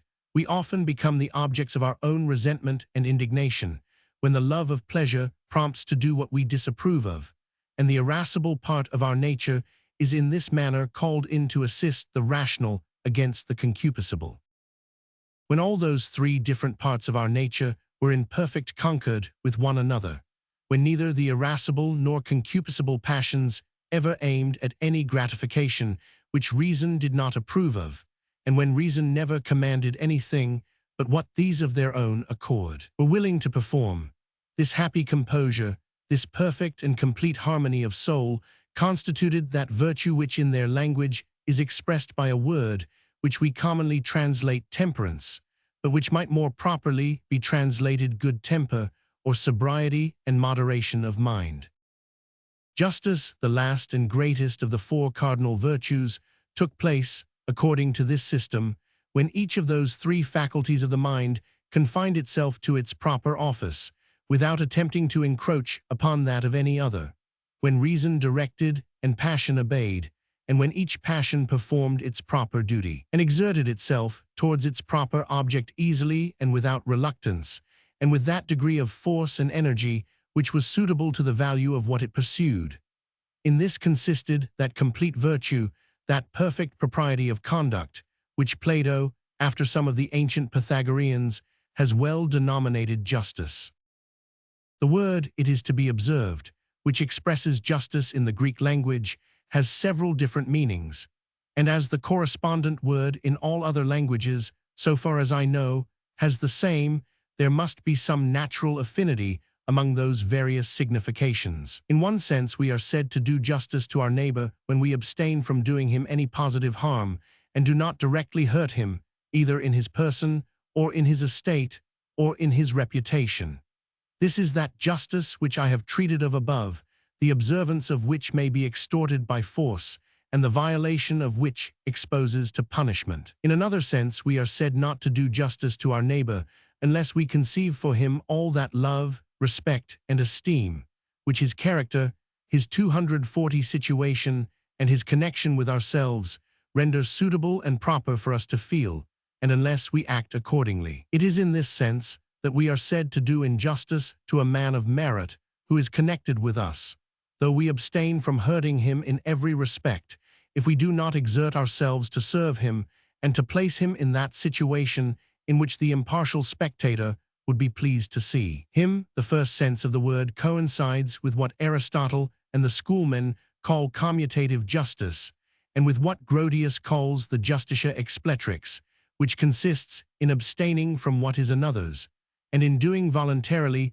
whatever we can with propriety be forced to do. The second sense of the word coincides with what some have called distributive justice, 5, and with the justitia attributrix of Grotius, which consists in proper beneficence, in the becoming use of what is our own, and in the applying it to those purposes, either of charity or generosity, to which it is most suitable. In our situation, that it should be applied. In this sense, justice comprehends all the social virtues. There is yet another sense in which the word justice is sometimes taken, still more extensive than either of the former, though very much akin to the last, and which runs too, so far as I know, through all languages. It is in this last sense that we are said to be unjust, when we do not seem to value any particular object with that degree of esteem, or to pursue it with that degree of ardor, which to the impartial spectator it may appear to deserve, or to be naturally fitted for exciting. Thus we are said to do injustice to a poem or a picture when we do not admire them enough, and we are said to do them more than justice when we admire them too much. In the same manner, we are said to do injustice to ourselves when we appear not to give sufficient attention to any particular object of self-interest. In this last sense, what is called justice means the same thing with exact and perfect propriety of conduct and behavior, and comprehends in it not only the offices of both commutative and distributive justice, but of every other virtue, of prudence, of fortitude, of temperance. It is in this last sense that Plato evidently understands what he calls justice, and which, therefore, according to him, comprehends in it the perfection of every sort of virtue. 5. The distributive justice of Aristotle is somewhat different. It consists in the proper distribution of rewards from the public stock of a community. See Aristotle Ethic, N5.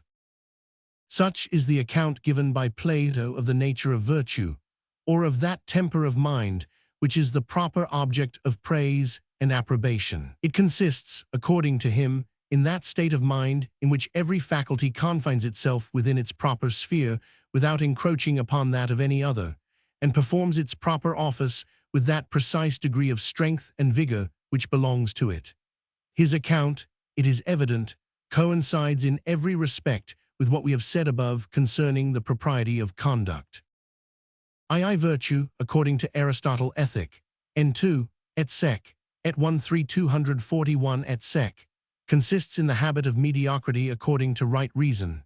Every particular virtue, according to him, lies in a kind of middle between two opposite vices, of which the one offends from being too much, the other from being too little affected by a particular species of objects. Thus, the virtue of fortitude or courage lies in the middle between the opposite vices of cowardice and of presumptuous rashness, of which the one offends from being too much, and the other from being too little affected by the objects of fear. Thus, too, the virtue of frugality lies in a middle between avarice and profusion, of which the one consists in an excess, the other in a defect of the proper attention to the objects of self-interest. Magnanimity, in the same manner, lies in a middle between the excess of arrogance and the defect of pusillanimity, of which the one consists in too extravagant, the other in too weak a sentiment of our own worth and dignity. It is unnecessary to observe that this account of virtue corresponds, too, pretty exactly with what has been said above concerning the propriety and impropriety of conduct. According to Aristotle Ethic, Nick, Lib Roman 2, ch. 123, and indeed, virtue did not so much consist in those moderate and right affections as in the habit of this moderation. In order to understand this, it is to be observed that virtue may be considered either as the quality of an action or the quality of a person. Considered as the quality of an action, it consists, even according to Aristotle, in the reasonable moderation of the affection from which the action proceeds, whether this disposition be habitual to the person or not. Considered as the quality of a person, it consists in the habit of this reasonable moderation, in its having become the customary and usual disposition of the mind. Thus the action which proceeds from an occasional fit of generosity is undoubtedly a generous action, but the man who performs it is not necessarily a generous person, because it may be the single action of the kind which he ever performed. The motive and disposition of heart from which this action was performed may have been quite just and proper, but as this happy mood seems to have been the effect rather of accidental humor than of anything steady or permanent in the character, it can reflect no great honor on the performer. When we denominate a character generous or charitable or virtuous in any respect, we mean to signify that the disposition expressed by each of those appellations is the usual and customary disposition of the person. But single actions of any kind, how proper and suitable soever, are of little consequence to show that this is the case. If a single action was sufficient to stamp the character of any virtue upon the person who performed it, the most worthless of mankind might lay claim to all the virtues, since there is no man who has not, upon some occasions, acted with prudence, justice, temperance, and fortitude. Those single actions, how laudable soever, reflect very little praise upon the 242 person who performs them. A single vicious action performed by one whose conduct is usually pretty regular, greatly diminishes and sometimes destroys altogether our opinion of his virtue. A single action of this kind sufficiently shows that his habits are not perfect, and that he is less to be depended upon than from the usual train of his behavior we might have been apt to imagine. Aristotle 2, Mag, More, Lib, Ich. When he made virtue to consist in practical habits, had it probably in his view to oppose the doctrine of Plato, who seems to have been of opinion that just sentiments and reasonable judgments concerning what was fit to be done or to be avoided were alone sufficient to constitute the most perfect virtue. Virtue, according to Plato, might be considered as a species of science, and no man, he thought, could see clearly and demonstratively what was right and what was wrong, and not act accordingly. Passion might make us act contrary to doubtful and uncertain opinions, not to plain and evident judgments. Aristotle, on the contrary, was of opinion that no conviction of the understanding was capable of getting the better of inveterate habits, and that our good morals arose not from knowledge, but from action.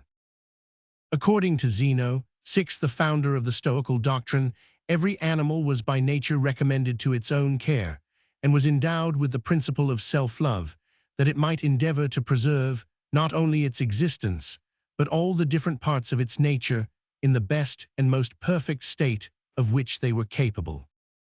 6. See Cicero de Finibus, lib. Roman 3, also Diogenes Laertius in Xenon, lib. Roman 7, segment 84.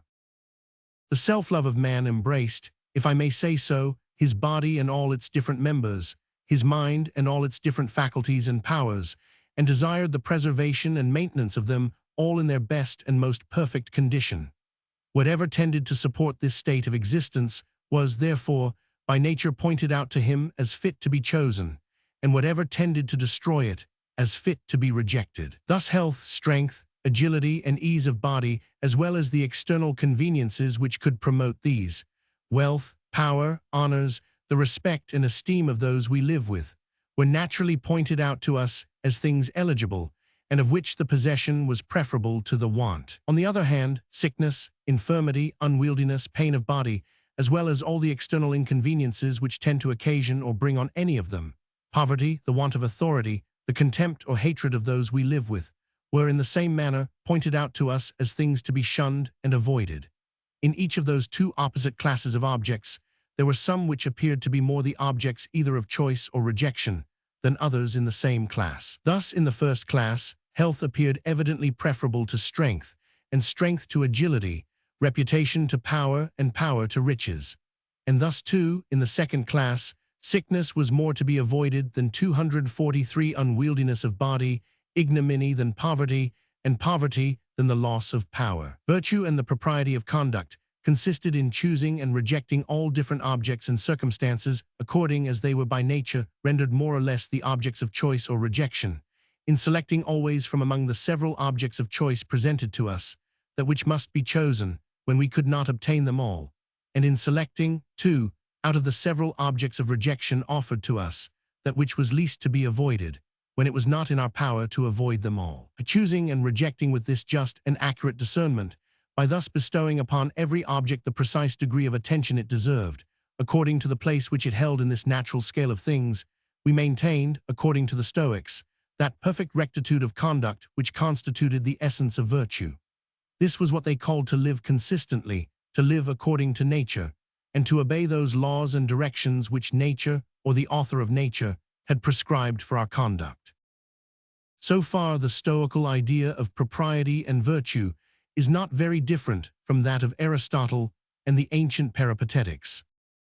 Among those primary objects which nature had recommended to us as eligible was the prosperity of our family, of our relations, of our friends, of our country, of mankind, and of the universe in general. Nature, too, had taught us that as the prosperity of two was preferable to that of one, that of many, or of all, must be infinitely more so, that we ourselves were but one, and that consequently wherever our prosperity was inconsistent with that, either of the whole or of any considerable part of the whole, it ought, even in our own choice, to yield to what was so vastly preferable. As all the events in this world were conducted by the providence of a wise, powerful, and good God, we might be assured that whatever happened tended to the prosperity and perfection of the whole. If we ourselves, therefore, were in poverty, in sickness, or in any other calamity, we ought, first of all, to use our utmost endeavors, so far as justice and our duty to others will allow, to rescue ourselves from this disagreeable circumstance.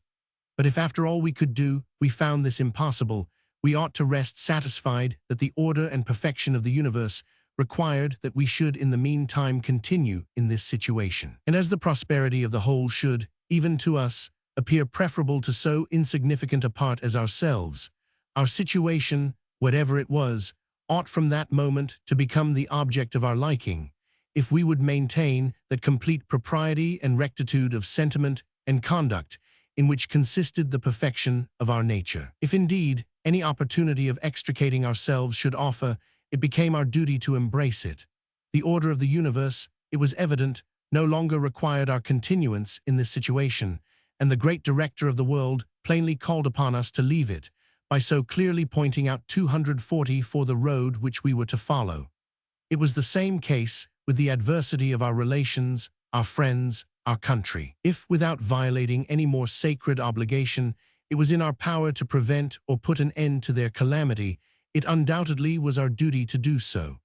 The propriety of action, the rule which Jupiter had given us for the direction of our conduct, evidently required this of us. But if it was altogether out of our power to do either, we ought then to consider this event as the most fortunate which could possibly have happened, because we might be assured that it tended most to the prosperity and order of the whole, which was that we ourselves, if we were wise and equitable, ought most of all to desire.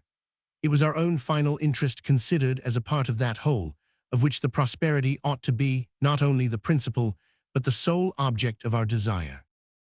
In what sense, says Epictetus, are some things said to be according to our nature and others contrary to it? It is in that sense in which we consider ourselves as separated and detached from all other things. For thus it may be said to be according to the nature of the foot to be always clean. But if you consider it as a foot, and not as something detached from the rest of the body, it must behove it sometimes to trample in the dirt, and sometimes to tread upon thorns, and sometimes, too, to be cut off for the sake of the whole body. And if it refuses this, it is no longer a foot. Thus, too, ought we to conceive with regard to ourselves. What are you? A man. If you consider yourself as something separated and detached, it is agreeable to your nature to live to old age, to be rich, to be in health. But if you consider yourself as a man, and as a part of a whole, upon account of that whole, it will behove you sometimes to be in sickness, sometimes to be exposed to the inconveniency of a sea voyage, sometimes to be in want, and at last perhaps to die before your time. Why then do you complain? Do not you know that by doing so, as the foot ceases to be a foot, so you cease to be man? A wise man never complains of the destiny of Providence, nor thinks the universe in confusion when he is out of order. He does not look upon himself as a whole, separated and detached from every other part of nature, to be taken care of by itself and for itself. He regards himself in the light in which he imagines the great genius of human nature and of the world regards him. He enters, if I may say so, into the sentiments of that divine being, and considers himself as an atom, a particle of an immense and infinite system, which must and ought to be disposed of according to the conveniency of the whole. Assured of the wisdom which directs all the events of human life, whatever lot befalls him, he accepts it with joy, satisfied that, if he had known all the connections and dependencies of the different parts of the universe, it is the very lot which he himself would have wished for. If it is life, he is contented to live, and if it is death, as nature must have no further 245 occasion for his presence here, he willingly goes where he is appointed. I accept, said a cynical philosopher, whose doctrines were in this respect the same as those of the Stoics, I accept, with equal joy and satisfaction, whatever fortune can befall me. Riches or poverty, pleasure or pain, health or sickness, all is alike, nor would I desire that the gods should in any respect change my destination. If I was to ask of them anything beyond what their bounty has already bestowed, it should be that they would inform me beforehand what it was their pleasure should be done with me, that I might of my own accord place myself in this situation, and demonstrate the cheerfulness with which I embraced their allotment. If I am going to sail, says Epictetus, I choose the best ship and the best pilot, and I wait for the fairest weather that my circumstances and duty will allow. Prudence and propriety, the principles which the gods have given me for the direction of my conduct, require this of me, but they require no more. And if, notwithstanding, a storm arises, which neither the strength of the vessel nor the skill of the pilot are likely to withstand, I give myself no trouble about the consequence. All that I had to do is done already. The directors of my conduct never command me to be miserable, to be anxious, desponding, or afraid. Whether we are to be drowned or to come to a harbor is the business of Jupiter, not mine. I leave it entirely to his determination, nor ever break my rest with considering which way he is likely to decide it, but receive whatever may come with equal indifference and security. From this perfect confidence in that benevolent wisdom which governs the universe, and from this entire resignation to whatever order that wisdom might think proper to establish, it necessarily followed that to the stoical wise man, all the events of human life must be in a great measure indifferent. His happiness consisted altogether, first, in the contemplation of the happiness and perfection of the great system of the universe, of the good government of the great republic of gods and men, of all rational and sensible beings, and secondly, in discharging his duty, in acting properly in the affairs of this great republic, whatever little part that wisdom had assigned to him. The propriety or impropriety of his endeavors might be of great consequence to him. Their success or disappointment could be of none at all, could excite no passionate joy or sorrow, no passionate desire or aversion. If he preferred some events to others, if some situations were the objects of his choice and others of his rejection, it was not because he regarded the one as in themselves in any respect better than the other, or thought that his own happiness would be more complete in what is called the fortunate than in what is regarded as the distressful situation, but because the propriety of action, the rule which the gods had given him for the direction of his conduct, required him to choose and reject in this manner. All his affections were absorbed and swallowed up in 246 two great affections, in that for the discharge of his own duty, and in that for the greatest possible happiness of all rational and sensible beings. For the gratification of this latter affection, he rested with the most perfect security upon the wisdom and power of the great superintendent of the universe. His sole anxiety was about the gratification of the former, not about the event, but about the propriety of his own endeavors. Whatever the event might be, he trusted to a superior power and wisdom for turning it to promote that great end which he himself was most desirous of promoting. This propriety of choosing and rejecting, though originally pointed out to us, and as it were recommended and introduced to our acquaintance by the things, and for the sake of the things, chosen and rejected, yet when we had once become thoroughly acquainted with it, the order, the grace, the beauty which we discerned in this conduct, the happiness which we felt resulted from it, necessarily appeared to us of much greater value than the actual obtaining of all the different objects of choice, or the actual avoiding of all those of rejection. From the observation of this propriety arose the happiness and the glory, from the neglect of it, the misery and the disgrace of human nature. But to a wise man, to one whose passions were brought under perfect subjection to the ruling principles of his nature, the exact observation of this propriety was equally easy upon all occasions. Was he in prosperity, he returned thanks to Jupiter for having joined him with circumstances which were easily mastered, and in which there was little temptation to do wrong. Was he in adversity, he equally returned thanks to the director of this spectacle of human life, for having opposed to him a vigorous athlete over whom, though the contest was likely to be more violent, the victory was more glorious and equally certain. Can there be any shame in that distress which is brought upon us without any fault of our own, and in which we behave with perfect propriety? There can, therefore, be no evil, but on the contrary, the greatest good and advantage. A brave man exults in those dangers in which, from no rashness of his own, his fortune has involved him. They afford an opportunity of exercising that heroic intrepidity, whose exertion gives the exalted delight, which flows from the consciousness of superior propriety and deserved admiration. One who is master of all his exercises has no aversion to measure his strength and activity with the strongest.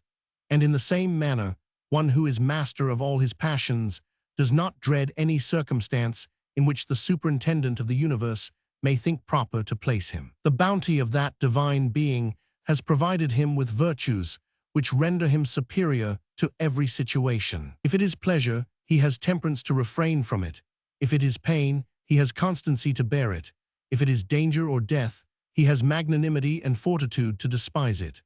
The events of human life can never find him unprepared, or at a loss how to maintain that 247 propriety of sentiment and conduct which, in his own apprehension, constitutes at once his glory and his happiness.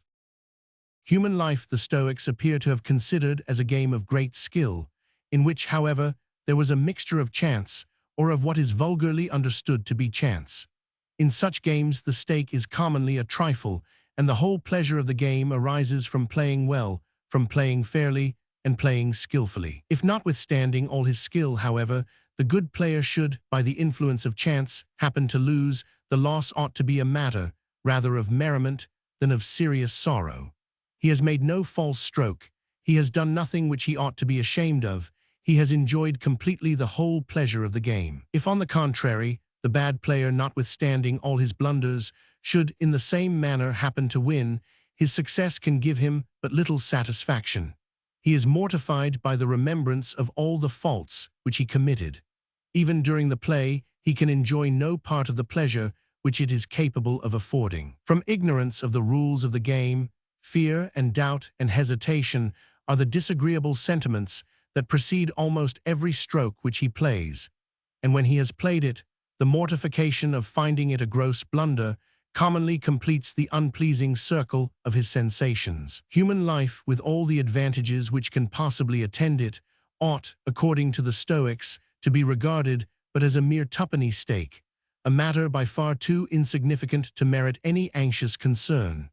Our only anxious concern ought to be, not about the stake, but about the proper method of playing. If we placed our happiness in winning the stake, we placed it in what depended upon causes beyond our power and out of our direction.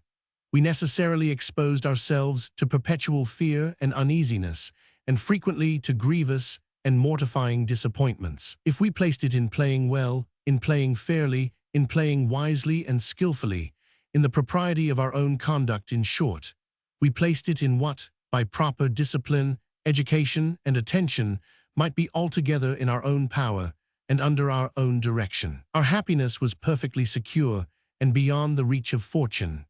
The event of our actions, if it was out of our power, was equally out of our concern, and we could never feel either fear or anxiety about it, nor ever suffer any grievous or even any serious disappointment. Human life itself, as well as every different advantage or disadvantage which can attend it, might, they said, according to different circumstances, be the proper object either of our choice or of our rejection. If in our actual situation there were more circumstances agreeable to nature than contrary to it, more circumstances which were the objects of choice than of rejection, life, in this case, was, upon the whole, the proper object of choice, and the propriety of conduct required that we should remain in it. If, on the other hand, there 248 were, in our actual situation, without any probable hope of amendment, more circumstances contrary to nature than agreeable to it, more circumstances which were the objects of rejection than of choice, life itself, in this case, became, to a wise man, the object of rejection, and he was not only at liberty to remove out of it, but the propriety of conduct, the rule which the gods had given him for the direction of his conduct, required him to do so. I am ordered, says Epictetus, not to dwell at Nicopolis. I do not dwell there. I am ordered not to dwell at Athens. I do not dwell at Athens. I am ordered not to dwell in Rome. I do not dwell in Rome. I am ordered to dwell in the little and rocky island of Gra. I go and dwell there, but the house smokes in Gra. If the smoke is moderate, I will bear it and stay there. If it is excessive, I will go to a house from whence no tyrant can remove me. I keep in mind always that the door is open, that I can walk out when I please, and retire to that hospitable house, which is at all times open to all the world. For beyond my undermost garment, beyond my body, no man living has any power over me. If your situation is upon the whole disagreeable, if your house smokes too much for you, said the Stoics, walk forth by all means. But walk forth without repining, without murmuring or complaining. Walk forth calm, contented, rejoicing, returning thanks to the gods, who from their infinite bounty have opened the safe and quiet harbor of death, at all times ready to receive us from the stormy ocean of human life, who have prepared this sacred, this inviolable, this great asylum, always open, always accessible, altogether beyond the reach of human rage and injustice, and large enough to contain both all those who wish and all those who do not wish to retire to it, an asylum which takes away from every man every pretense of complaining, or even of fancying that there can be any evil in human life, except such as he may suffer from his own folly and weakness. The Stoics, in the few fragments of their philosophy which have come down to us, sometimes talk of leaving life with a gaiety, and even with a levity, which, were we to consider those passages by themselves, might induce us to believe that they imagined we could with propriety leave it, whenever we had a mind, wantonly and capriciously, upon the slightest disgust or uneasiness. When you sup with such a person, says Epictetus, you complain of the long stories which he tells you about his Mysian wars. Now, my friend, says he, having told you how I took possession of an eminence at such a place, I will tell you how I was besieged in such another place. But if you have a mind not to be troubled with his long stories, do not accept of his supper. If you accept of his supper, you have not the least pretense to complain of his long stories. It is the same case with what you call the evils of human life. Never complain of that of which it is at all times in your power to rid yourself. Notwithstanding this gaiety and even 249 levity of expression, however, the alternative of leaving life, or of remaining in it, was, according to the Stoics, a matter of the most serious and important deliberation. We ought never to leave it till we were distinctly called upon to do so by that superintending power which had originally placed us in it. We were to consider ourselves as called upon to do so, not merely at the appointed and unavoidable term of human life, whenever the providence of that superintending power had rendered our condition in life, upon the whole, the proper object rather of rejection than of choice. The great rule which he had given us for the direction of our conduct then required us to leave it. We might then be said to hear the awful and benevolent voice of that divine being distinctly calling upon us to do so. It was upon this account that, according to the Stoics, it might be the duty of a wise man to remove out of life, though he was perfectly happy, while, on the contrary, it might be the duty of a weak man to remain in it, though he was necessarily miserable. If in the situation of the wise man there were more circumstances which were the natural objects of rejection than of choice, the whole situation became the object of rejection, and the rule which the gods had given him for the direction of his conduct required that he should remove out of it as speedily as particular circumstances might render convenient. He was, however, perfectly happy even during the time that he might think proper to remain in it. He had placed his happiness not in obtaining the objects of his choice or in avoiding those of his rejection, but in always choosing and rejecting with exact propriety, not in the success, but in the fitness of his endeavors and exertions. If in the situation of the weak man, on the contrary, there were more circumstances which were the natural objects of choice than of rejection, his whole situation became the proper object of choice, and it was his duty to remain in it. He was unhappy, however, from not knowing how to use those circumstances. Let his cards be ever so good, he did not know how to play them, and could enjoy no sort of real satisfaction either in the progress or in the event of the game, in whatever manner it might happen to turn out. Cicero de Finibus, lib 3.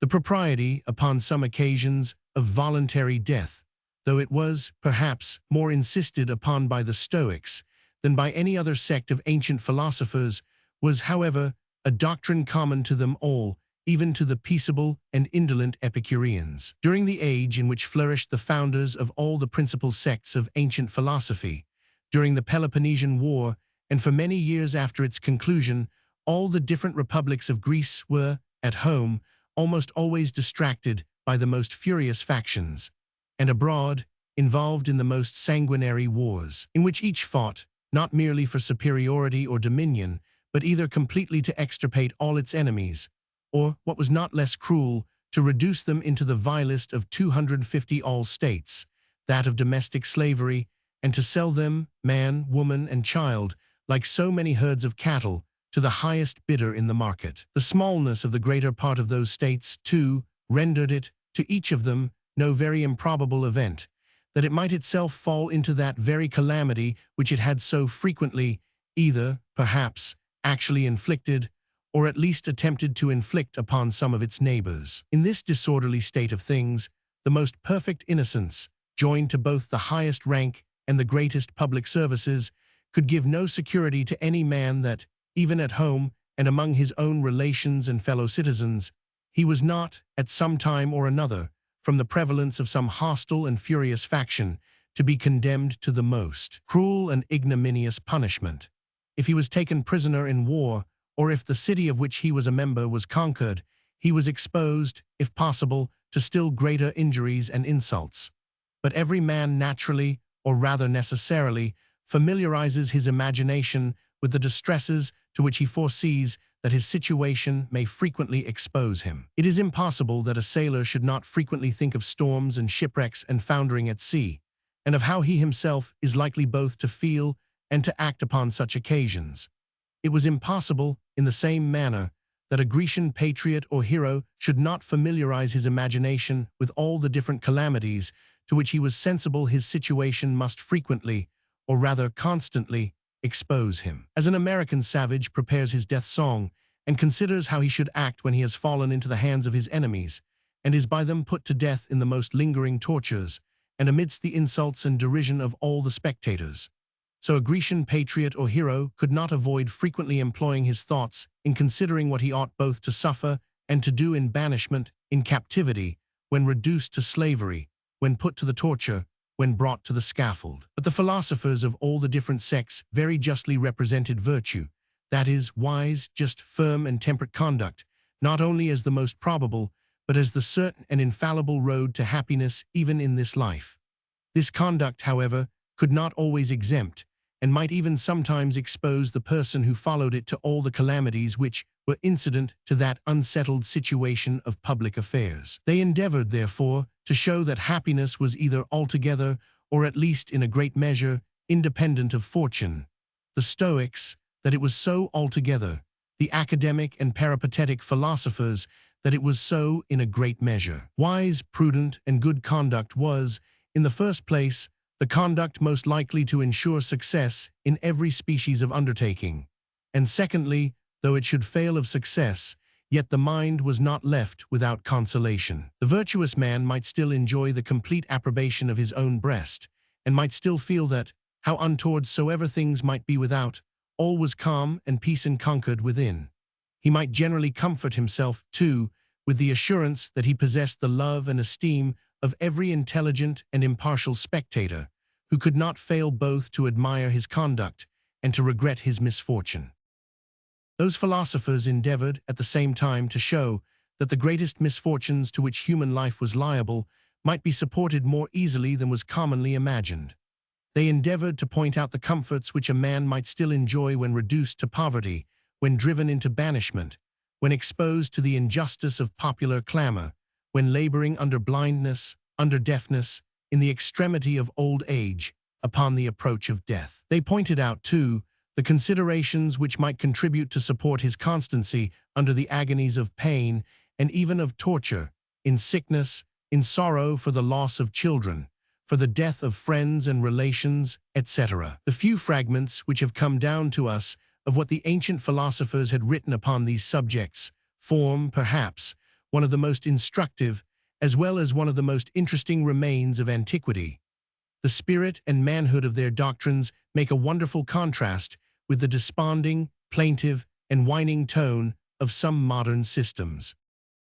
While those ancient philosophers endeavored in this manner to suggest every consideration which could, as Milton says, arm the obdurate breast with stubborn patience, as with triple steel, they at the same time labored above all to convince their followers that there neither was nor could be any evil in death, and that, if their situation became at any time too hard for their constancy to support, the remedy was at hand, the door was open, and they might, without fear, walk out when they pleased. If there was no world beyond the present, death, they said, could be no evil, and if there was another world, the gods must likewise be in that other, and a just man could fear no evil while under their protection.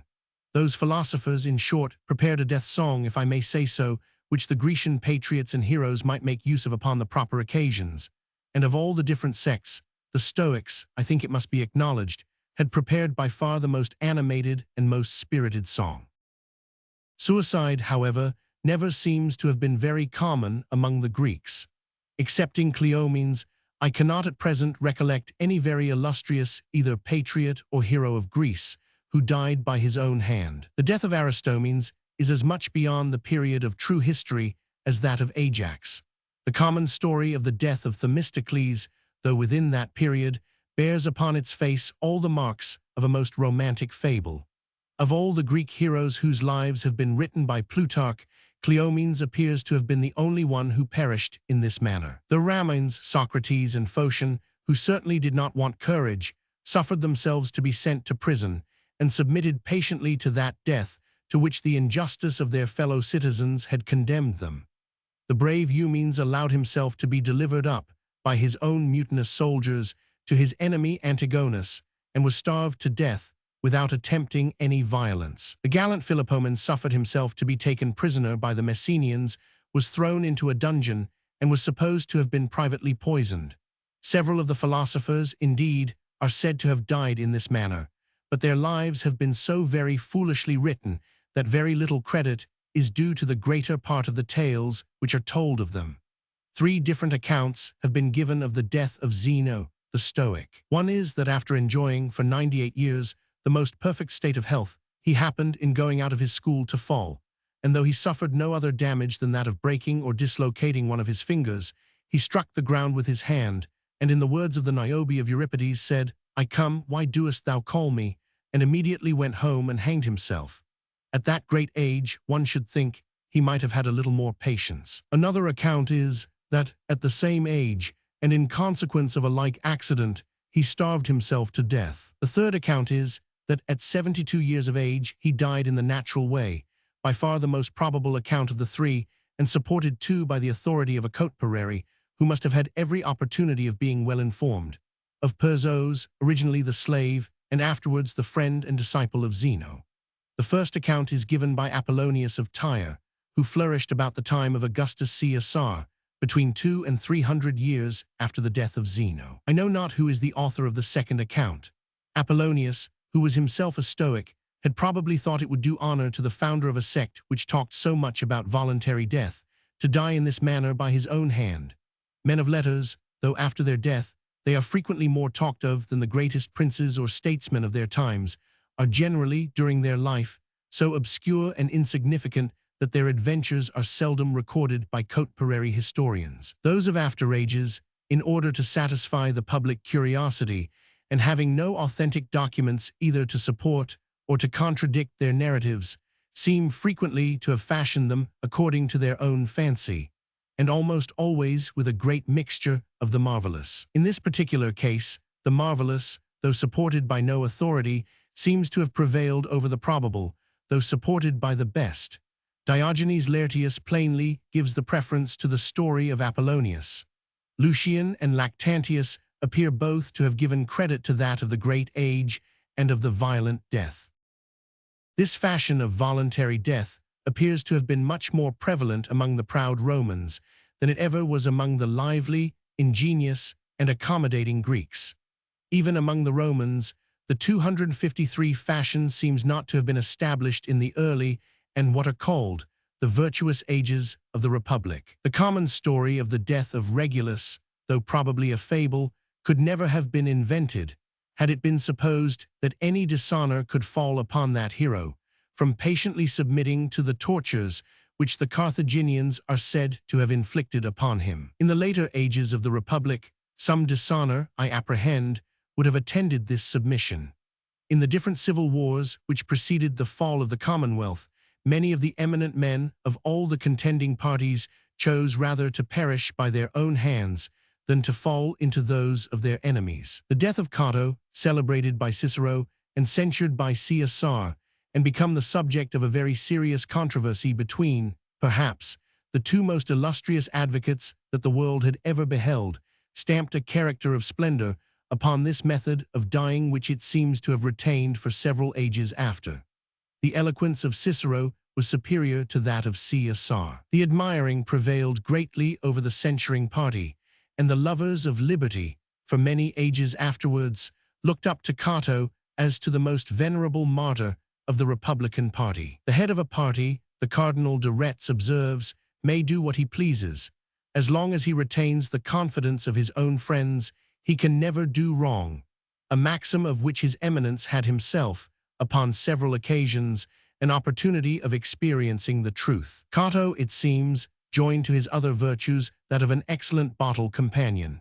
His enemies accused him of drunkenness, but says Seneca, whoever objected this vice to Cato will find it easier to prove that drunkenness is a virtue than that Cato could be addicted to any vice. Under the emperors, this method of dying seems to have been, for a long time, perfectly fashionable.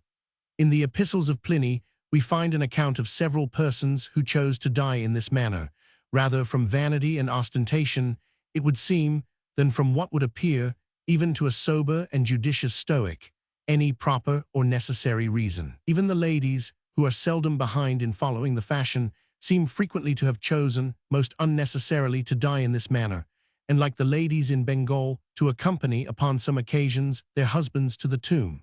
The prevalence of this fashion certainly occasioned many deaths which would not otherwise have happened.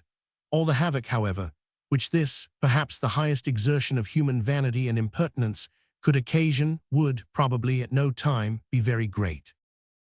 The principle of suicide, the principle which would teach us, upon some occasions, to consider that violent action as an object of applause and approbation, seems to be altogether a refinement of philosophy.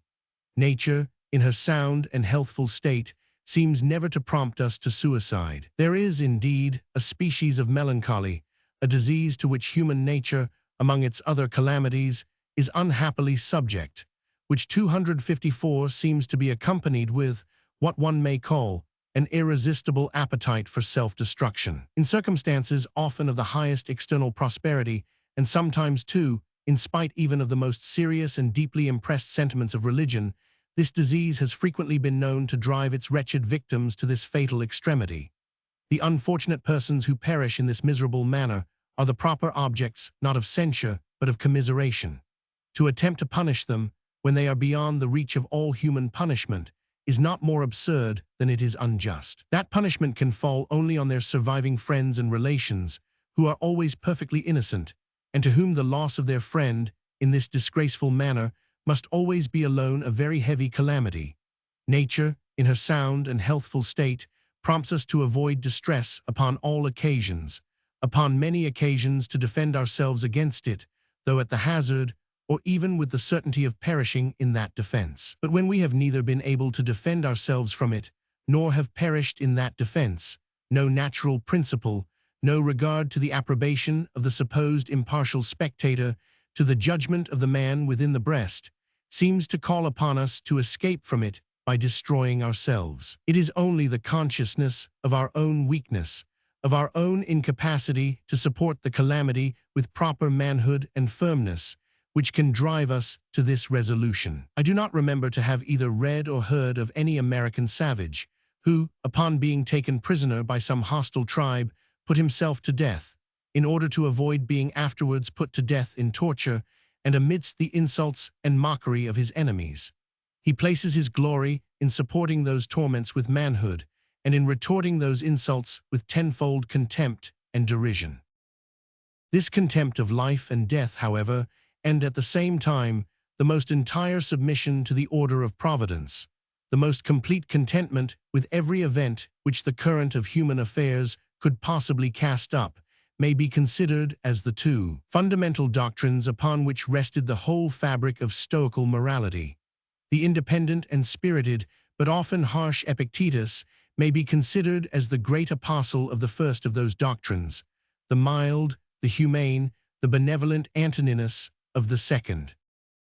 The emancipated slave of Epaphroditus, who in his youth had been subjected to the insolence of a brutal master, who in his riper years was, by the jealousy and caprice of Domitian, banished from Rome and Athens, and obliged to dwell at Nicopolis, and who, by the same tyrant, might expect every moment to be sent to Jare, or perhaps to be put to death, could preserve his own tranquility only by fostering in his mind the most sovereign contempt of human life. He never exults so much, accordingly, his eloquence is never so animated as when he represents the futility and nothingness of all its pleasures and all its pains. 255. The good-natured emperor, the absolute sovereign of the whole civilized part of the world, who certainly had no peculiar reason to complain of his own allotment, delights in expressing his contentment with the ordinary course of things, and in pointing out beauties even in those parts of it where vulgar observers are not apt to see any.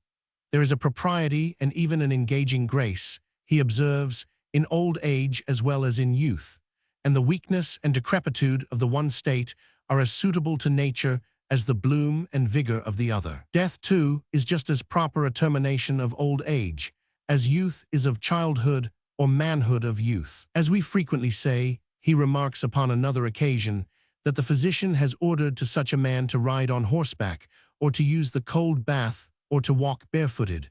So ought we to say that nature, the great conductor and physician of the universe, has ordered to such a man disease, or the amputation of a limb, or the loss of a child. By the prescriptions of ordinary physicians, the patient swallows many a bitter potion, undergoes many a painful operation. From the very uncertain hope, however, that health may be the consequence, he gladly submits to all the harshest prescriptions of the great physician of nature. The patient may, in the same manner, hope will contribute to his own health, to his own final prosperity and happiness, and he may be perfectly assured that they not only contribute, but are indispensably necessary to the health, to the prosperity and happiness of the universe, to the furtherance and advancement of the great plan of Jupiter. Had they not been so, the universe would never have produced them.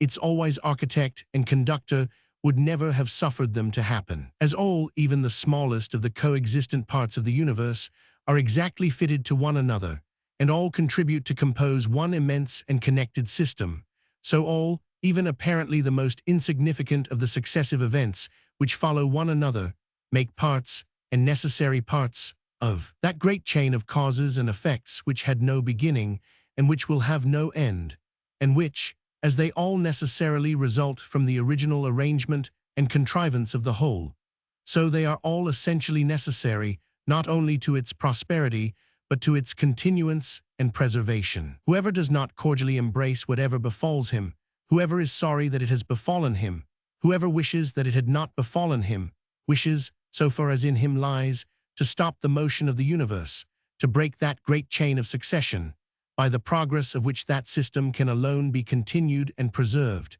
and for some little conveniency of his own, to disorder and discompose the whole machine of the world.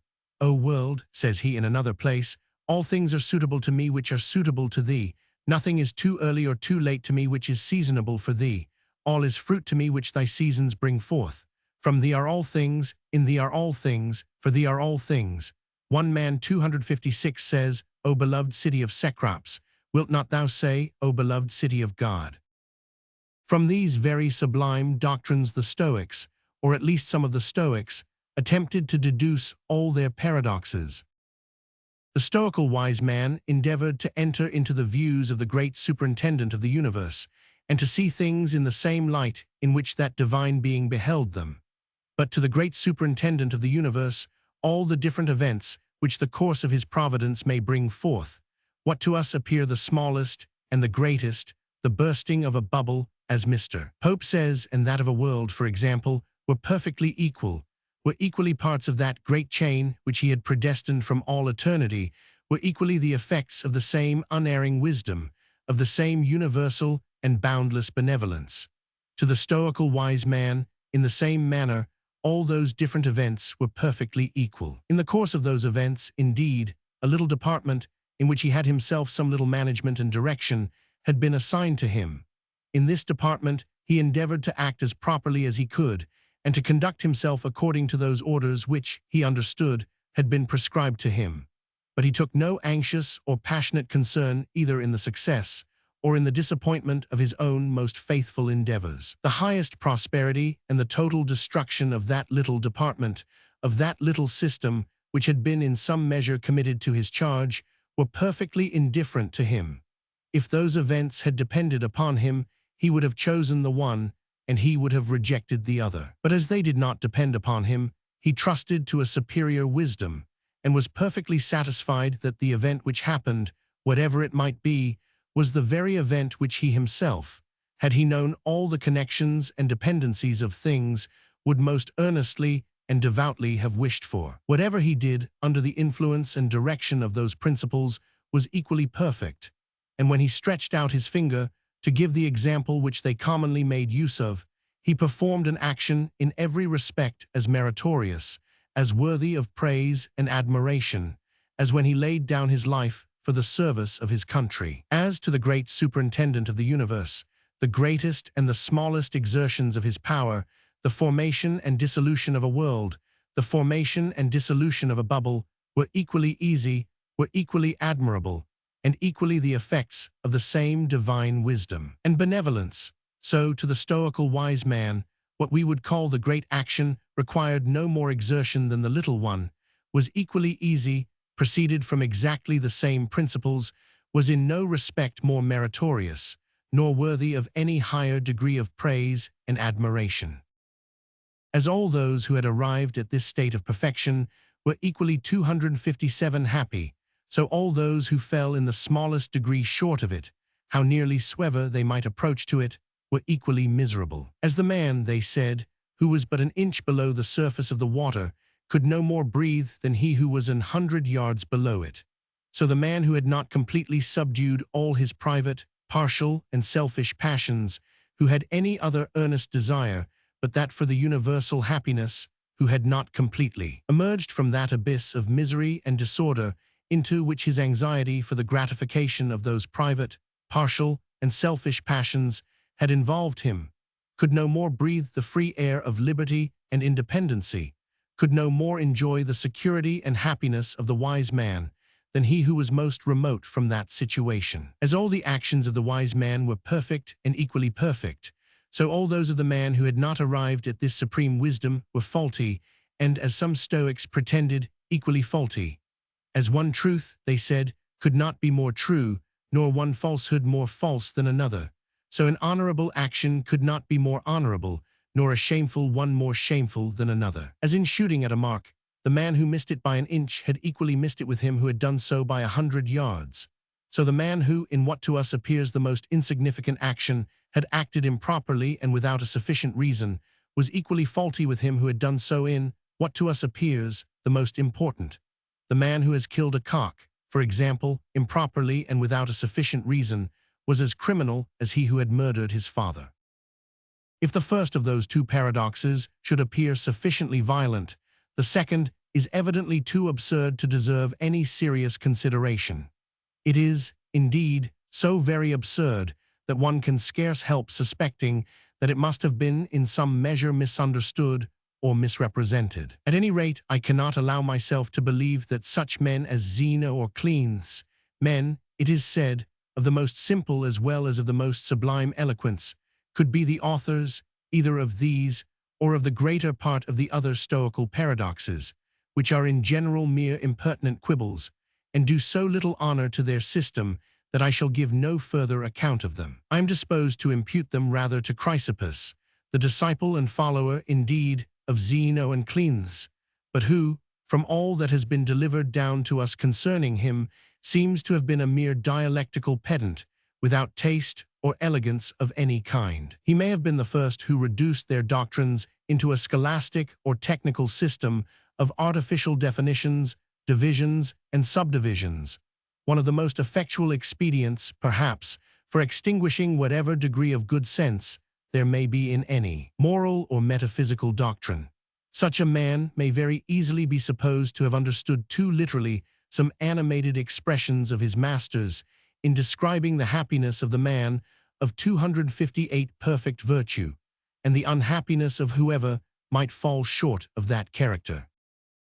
The Stoics in general seem to have admitted that there might be a degree of proficiency in those who had not advanced to perfect virtue and happiness. They distributed those proficients into different classes according to the degree of their advancement, and they called the imperfect virtues which they supposed them capable of exercising, not rectitudes, but proprieties, fitnesses, decent and becoming actions, for which a plausible or probable reason could be assigned, what Cicero expresses by the Latin word officia, and Seneca, I think more exactly, by that of convenientia. The doctrine of those imperfect but attainable virtues seems to have constituted what we may call the practical morality of the Stoics. It is the subject of Cicero's offices, and is said to have been that of another book written by Marcus Brutus, but which is now lost. The plan and system which nature has sketched out for our conduct seems to us to be altogether different from that of the Stoical philosophy.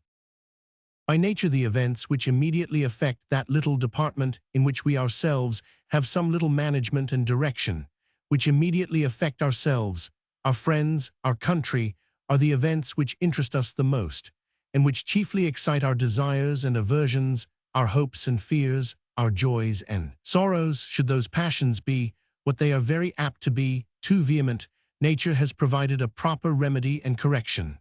The real or even the imaginary presence of the impartial spectator, the authority of the man within the breast, is always at hand to overawe them into the proper tone and temper of moderation.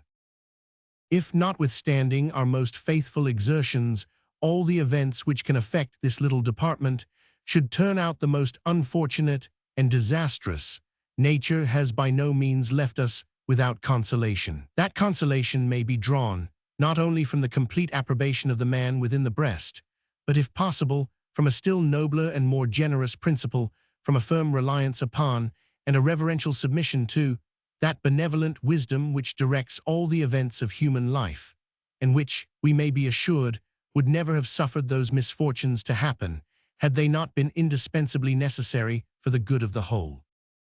Nature has not prescribed to us this sublime contemplation as the great business and occupation of our lives. She only points it out to us as the consolation of our misfortunes. The Stoical philosophy prescribes it as the great business and occupation of our lives. That philosophy teaches us to interest ourselves earnestly and anxiously in no events, external to the good order of our own minds, to the propriety of our own choosing and rejecting, except in those which concern a 259 department, where we neither have nor ought to have any sort of management or direction, the department of the great superintendent of the universe. By the perfect apathy which it prescribes to us, by endeavoring not merely to moderate, but to eradicate all our private, partial, and selfish affections, by suffering us to feel for whatever can befall ourselves, our friends, our country, not even the sympathetic and reduced passions of the impartial spectator, it endeavors to render us altogether indifferent and unconcerned in the success or miscarriage of everything which nature has prescribed to us as the proper business and occupation of our lives. The reasonings of philosophy, it may be said, though they may confound and perplex the understanding, can never break down the necessary connection which nature has established between causes and their effects. The causes which naturally excite our desires and aversions, our hopes and fears, our joys and sorrows, would no doubt, notwithstanding all the reasonings of Stoicism, produce upon each individual, according to the degree of his actual sensibility, their proper and necessary effects. The judgments of the man within the breast, however, might be a good deal affected by those reasonings, and that great inmate might be taught by them to attempt to overawe all our private, partial, and selfish affections into a more or less perfect tranquility. To direct the judgments of this inmate is the great purpose of all systems of morality. That the Stoical philosophy had very great influence upon the character and conduct of its followers cannot be doubted, and that, though it might sometimes incite them to unnecessary violence, its general tendency was to animate them to actions of the most heroic magnanimity and most extensive benevolence. Besides these ancient, there are some modern systems, according to which virtue consists in propriety, or in the suitableness of the affection from which we act to the cause or object which excites it. The system of Dr. Clarke, which places virtue in acting according to the relation of things, in regulating our conduct according to the fitness or incongruity which there may be in the application of certain actions to certain things or to certain relations. That of Mr. Wollaston, which places it in acting according to the truth of things, according to their proper nature and essence, or in treating them as what they really are, and not as what they are not. That of my Lord Shaftesbury, which places it in maintaining a proper balance of the affections, and in allowing no passion to go beyond its proper sphere, are all of them more or less inaccurate descriptions of the same fundamental idea. None of those systems either give, or even pretend to give, any precise or distinct measure by which this fitness or propriety of affection can be ascertained or judged of. That precise and distinct measure can be found nowhere but in the sympathetic feelings of the impartial and well-informed spectator. 260. The description of virtue, besides, which is either given, or at least meant, and intended to be given in each of those systems, For some of the modern authors are not very fortunate in their manner of expressing themselves, is no doubt quite just, so far as it goes. There is no virtue without propriety, and wherever there is propriety some degree of approbation is due. But still, this description is imperfect. For though propriety is an essential ingredient in every virtuous action, it is not always the sole ingredient. Beneficent actions have in them another quality by which they appear not only to deserve approbation, but recompense. None of those systems account either easily or sufficiently for that superior degree of esteem which seems due to such actions, or for that diversity of sentiment which they naturally excite. Neither is the description of vice more complete. For in the same manner, though impropriety is a necessary ingredient in every vicious action, it is not always the sole ingredient, and there is often the highest degree of absurdity and impropriety in very harmless and insignificant actions. Deliberate actions of a pernicious tendency to those we live with have, besides their impropriety, a peculiar quality of their own by which they appear to deserve, not only disapprobation, but punishment, and to be the objects not of dislike merely, but of resentment and revenge. And none of those systems easily and sufficiently account for that superior degree of detestation which we feel for such actions. Chap. II. Of those systems which make virtue consist in prudence. The most ancient of those systems which make virtue consist in prudence, and of which any considerable remains have come down to us, is that of Epicurus, who is said, however, to have borrowed all the leading principles of his philosophy from some of those who had gone before him, particularly from Aristippus, though it is very probable, notwithstanding this allegation of his enemies, that at least his manner of applying those principles was altogether his own. According to Epicurus, Cicero de Finibus lib. Diogenes Laert. 1. X. Bodily pleasure and pain were the sole ultimate objects of natural desire and aversion. That they were always the natural objects of those passions, he thought required no proof. Pleasure might indeed appear sometimes to be avoided, not, however, because it was pleasure, but because, by the enjoyment of it, we should either forfeit some greater pleasure or expose ourselves to some pain that was more to be avoided than this pleasure was to be desired. Pain, in the same manner, might appear sometimes to be eligible, not, however, because it was pain, but because by enduring it we might either avoid a greater pain or acquire some pleasure of much more importance. That bodily pain and pleasure, therefore, were always the natural objects of desire and aversion was, he thought, abundantly evident. Nor was it less so, he imagined, that they were the sole ultimate objects of those passions. Whatever else was either desired or avoided was so, according to him, upon account of its tendency to produce one or other of those sensations. The tendency to procure pleasure rendered power and riches desirable, as the contrary tendency to produce pain made poverty and insignificancy the objects of aversion. Honor and reputation were valued, because the esteem and love of those we live with were of the greatest consequence both to procure pleasure and to defend us from pain. Ignominy and bad fame, on the contrary, were to be avoided, because the hatred, contempt, and resentment of those we lived with destroyed all security and necessarily exposed us to the greatest bodily evils. All the pleasures and pains of the mind were, according to Epicurus, ultimately derived from those of the body. The mind was happy when it thought of the past pleasures of the body and hoped for others to come, and it was miserable when it thought of the pains which the body had formerly endured and dreaded the same or greater thereafter. But the pleasures and pains of the mind, though ultimately derived from those of the body, were vastly greater than their originals. The body felt only the sensation of the present instant, whereas the mind felt also the past and the future, the one by remembrance, the other by anticipation, and consequently both suffered and enjoyed much more. When we are under the greatest bodily pain, he observed, we shall always find, if we attend to it, that it is not the suffering of the present instant which chiefly torments us, but either the agonizing remembrance of the past or the yet more horrible dread of the future. The pain of each instant, considered by itself, and cut off from all that goes before and all that comes after it, is a trifle not worth the regarding.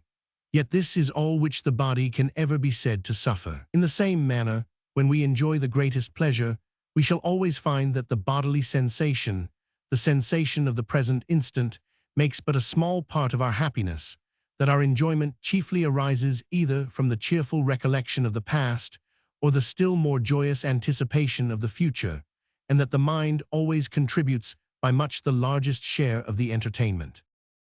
Since our happiness and misery, therefore, depended chiefly on the mind, if this part of our nature was well disposed, if our thoughts and opinions were as they should be, it was of little importance in what manner our body was affected. Though under great bodily pain, we might still enjoy a considerable share of happiness if our reason and judgment maintained their superiority. We might entertain ourselves 262 with the remembrance of past and with the hopes of future pleasure. We might soften the rigor of our pains by recollecting what it was which, even in this situation, we were under any necessity of suffering. That this was merely the bodily sensation, the pain of the present instant, which by itself could never be very great. That whatever agony we suffered from the dread of its continuance was the effect of an opinion of the mind, which might be corrected by juster sentiments, by considering that, if our pains were violent, they would probably be of short duration, and that if they were of long continuance, they would probably be moderate and admit of many intervals of ease, and that, at any rate, death was always at hand and within call to deliver us, which as, according to him, it put an end to all sensation, either of pain or pleasure, could not be regarded as an evil. When we are, said he, death is not, and when death is, we are not. Death therefore can be nothing to us. If the actual sensation of positive pain was in itself so little to be feared, that of pleasure was still less to be desired. Naturally, the sensation of pleasure was much less pungent than that of pain. If therefore this last could take so very little from the happiness of a well-disposed mind, the other could add scarce anything to it. When the body was free from pain and the mind from fear and anxiety, the superadded sensation of bodily pleasure could be of very little importance, and though it might diversify, could not properly be said to increase the happiness of this situation. In ease of body, therefore, and in security of tranquillity of mind, consisted, according to Epicurus, the most perfect state of human nature, the most complete happiness which man was capable of enjoying.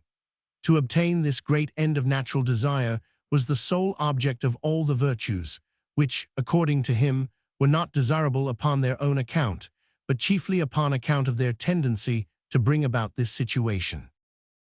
Prudence, for example, though according to this philosophy, the source and principle of all the virtues, was not desirable upon its own account. That careful and laborious and circumspect state of mind, ever watchful and ever attentive to the most distant consequences of every action, could not be a thing pleasant or agreeable for its own sake, but upon account of its tendency to procure the greatest goods and to keep off the greatest evils. To abstain from pleasure too, to curb and restrain our natural passions for enjoyment, which was the office of temperance, could never be desirable for its own sake. The whole value of this virtue arose from its utility, from its enabling us to postpone the present enjoyment for the sake of a greater to come, or to avoid a greater pain that might ensue from it. Temperance, in short, was, according to the Epicureans, nothing but prudence with regard to pleasure. 263. To support labor, to endure pain, to be exposed to danger or to death, the situations which fortitude would often lead us into, were surely still less the objects of natural desire. They were chosen only to avoid greater evils. We submitted to labor in order to avoid the greater shame and pain of poverty, and we exposed ourselves to danger and to death in defense of our liberty and property, the means and instruments of pleasure and happiness, or in defense of our country, in the safety of which our own was necessarily comprehended.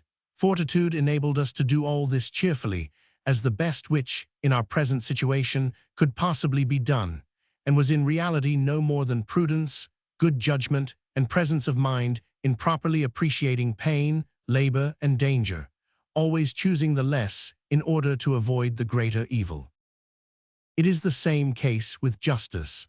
To abstain from what is another's was not desirable on its own account, and it could not surely be better for you that I should possess what is my own than that you should possess it. You ought, however, to abstain from whatever belongs to me, because by doing otherwise you will provoke the resentment and indignation of mankind. The security and tranquility of your mind will be entirely destroyed. You will be filled with fear and consternation at the thought of that punishment which you will imagine that men are at all times ready to inflict upon you, and from which no power, no art, no concealment will ever, in your own fancy, be sufficient to protect you. The other species of justice, which consists in doing proper good offices to different persons, according to the various relations of neighbors, kinsmen, friends, benefactors, superiors, or equals, which they may stand in to us, is recommended by the same reasons. To act properly in all these different relations procures us the esteem and love of those we live with, as to do otherwise excites their contempt and hatred. By the one we naturally secure, by the other we necessarily endanger our own ease and tranquility, the great and ultimate objects of all our desires. The whole virtue of justice, therefore, the most important of all the virtues, is no more than discreet and prudent conduct with regard to our neighbors.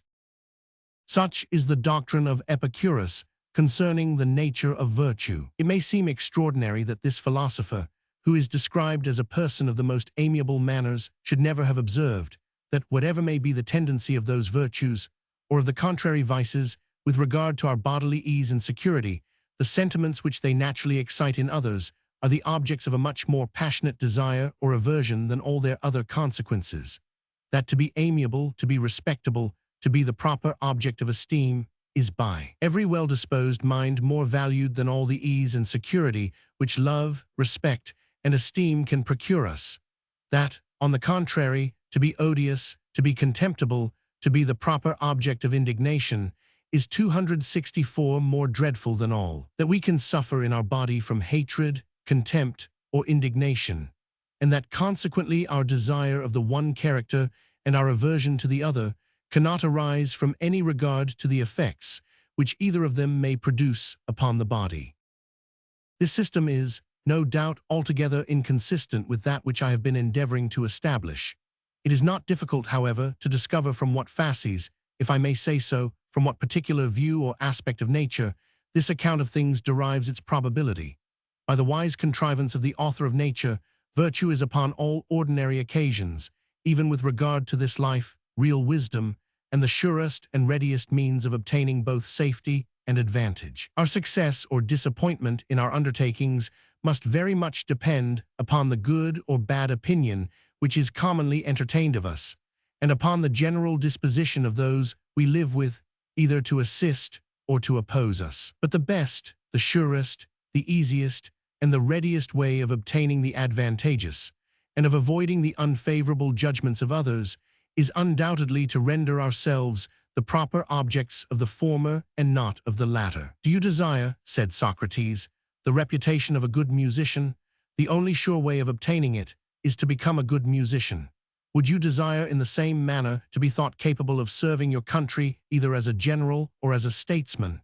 The best way in this case, too, is really to acquire the art and experience of war and government, and to become really fit to be a general or a statesman. And in the same manner, if you would be reckoned sober, temperate, just, and equitable, the best way of acquiring this reputation is to become sober, temperate, just, and equitable. If you can really render yourself amiable, respectable, and the proper object of esteem, there is no fear of your not soon acquiring the love, the respect, and esteem of those you live with.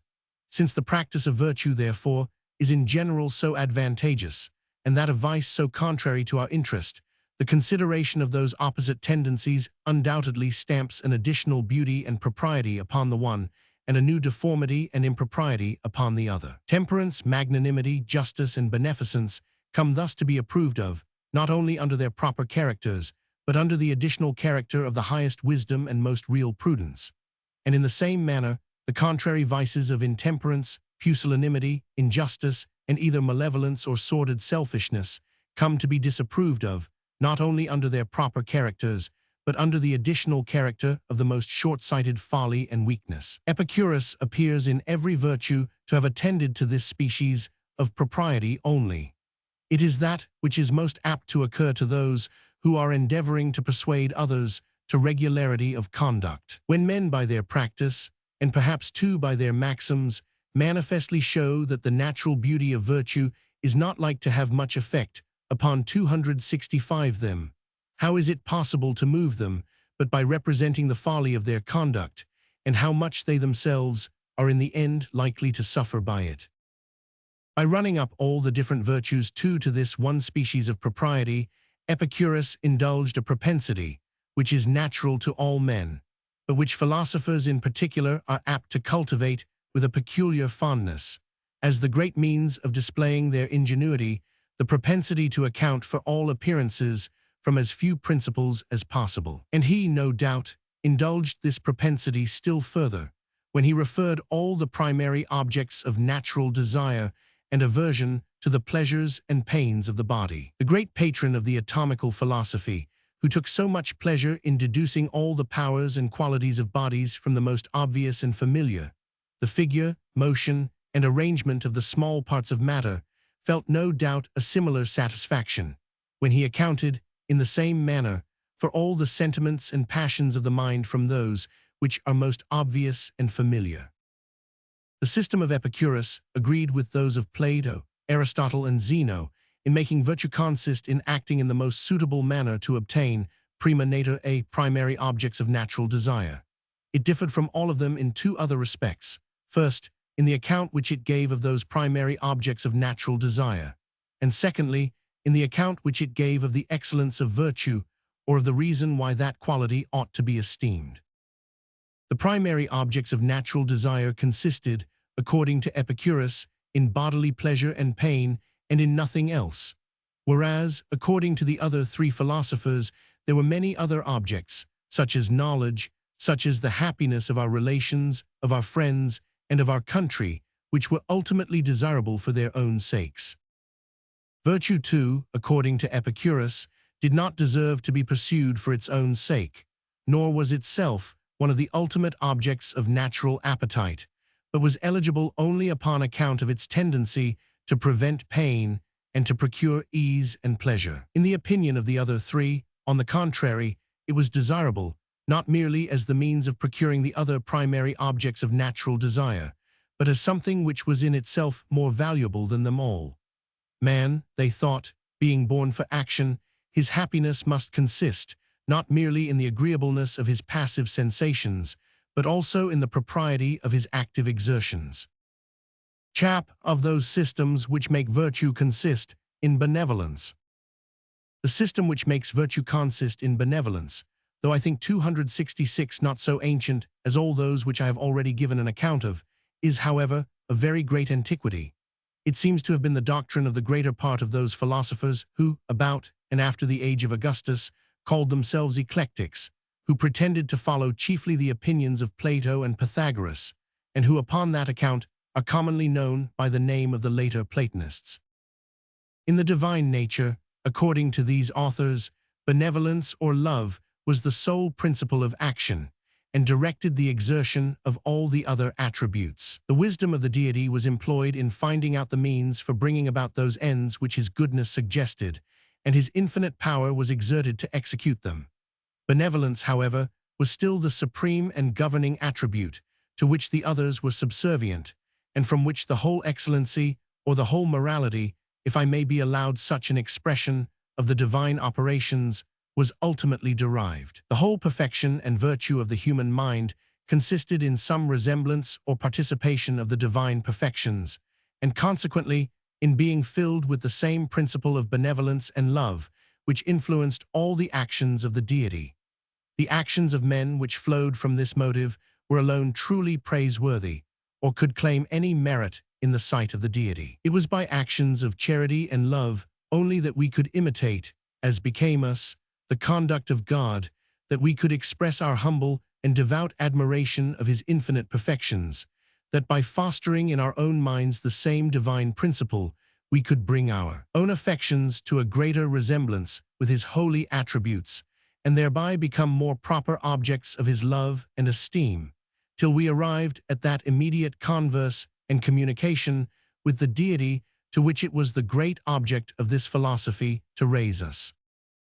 This system, as it was much esteemed by many ancient fathers of the Christian Church, so after the Reformation it was adopted by several divines of the most eminent piety and learning, and of the most amiable manners, particularly by Dr. Ralph Cudworth, by Dr. Henry Moore, and by Mr. John Smith of Cambridge. But of all the patrons of this system, ancient or modern, the late Dr. Hutcheson was undoubtedly, beyond all comparison, the most acute, the most distinct, the most philosophical, and what is of the greatest consequence of all, the soberest and most judicious. That virtue consists in benevolence is a notion supported by many appearances in human nature. It has been observed already that proper benevolence is the most graceful and agreeable of all the affections, that it is recommended to us by a double sympathy, that as its tendency is necessarily beneficent, it is the proper object of gratitude and reward, and that, upon all these accounts, it appears to our natural sentiments to possess a merit superior to any other. It has been observed, too, that even the weaknesses of benevolence are not very 267 disagreeable to us, whereas those of every other passion are always extremely disgusting. Who does not abhor excessive malice, excessive selfishness, or excessive resentment?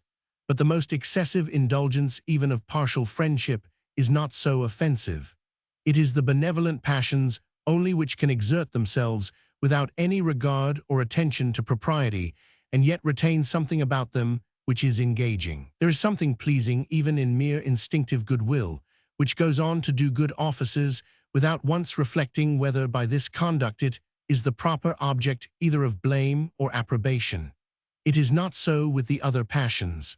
The moment they are deserted, the moment they are unaccompanied by the sense of propriety, they cease to be agreeable.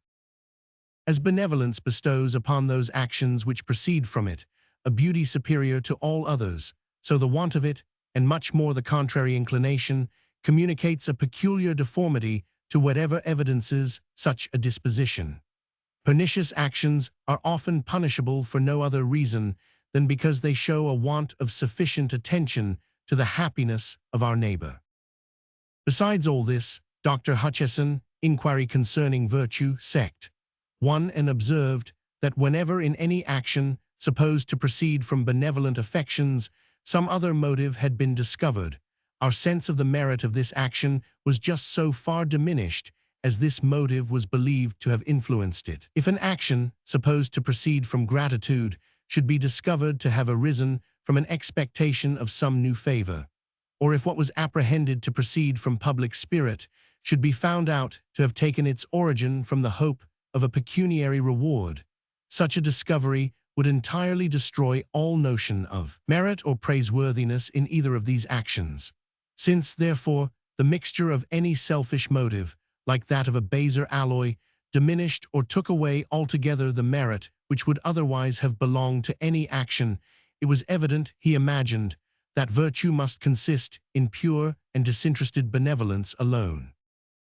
When those actions, on the contrary, which are commonly supposed to proceed from a selfish motive, are discovered to have arisen from a benevolent one, it greatly enhances our sense of their merit. If we believed of any person that he endeavored to advance his fortune from no other view but that of doing friendly offices and of making proper returns to his benefactors, we should only love and esteem him the more.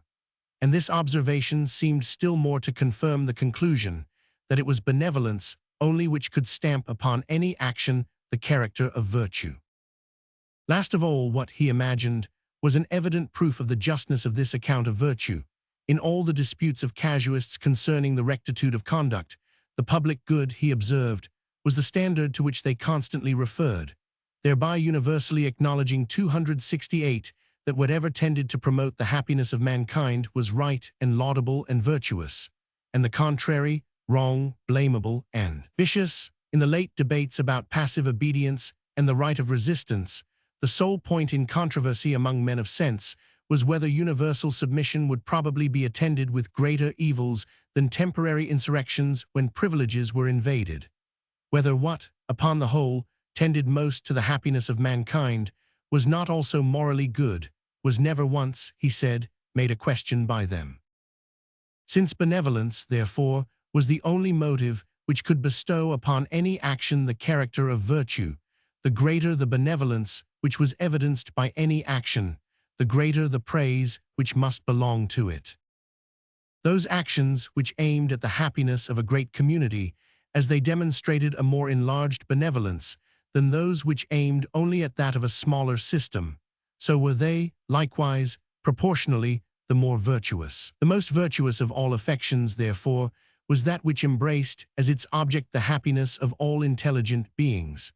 The least virtuous, on the contrary, of those to which the character of virtue could, in any respect, belong, was that which aimed no further than at the happiness of an individual, such as a son, a brother, a friend.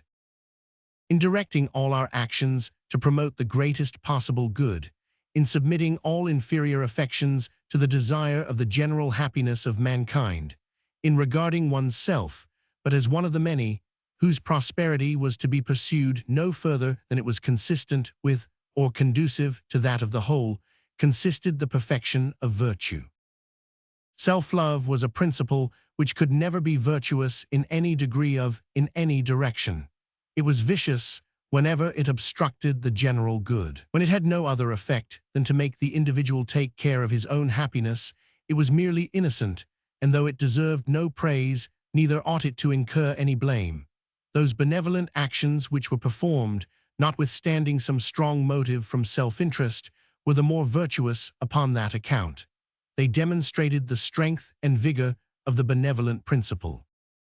Dr. Hutcheson 7 was so far from allowing self-love to be in any case a motive of virtuous actions, that even a regard to the pleasure of self-approbation, to the comfortable applause of our own consciences, according to him, diminished the merit of a benevolent action. This was a selfish motive, he thought, which, so far as it contributed to any action, demonstrated the weakness of that pure and disinterested benevolence, which could alone stamp upon the conduct of man the character of virtue. In the common judgments of mankind, however, this regard to the approbation of our own minds is so far from being considered as what can, in any respect, diminish the virtue of any action, that it is often rather looked upon as the sole motive which deserves the appellation of virtuous.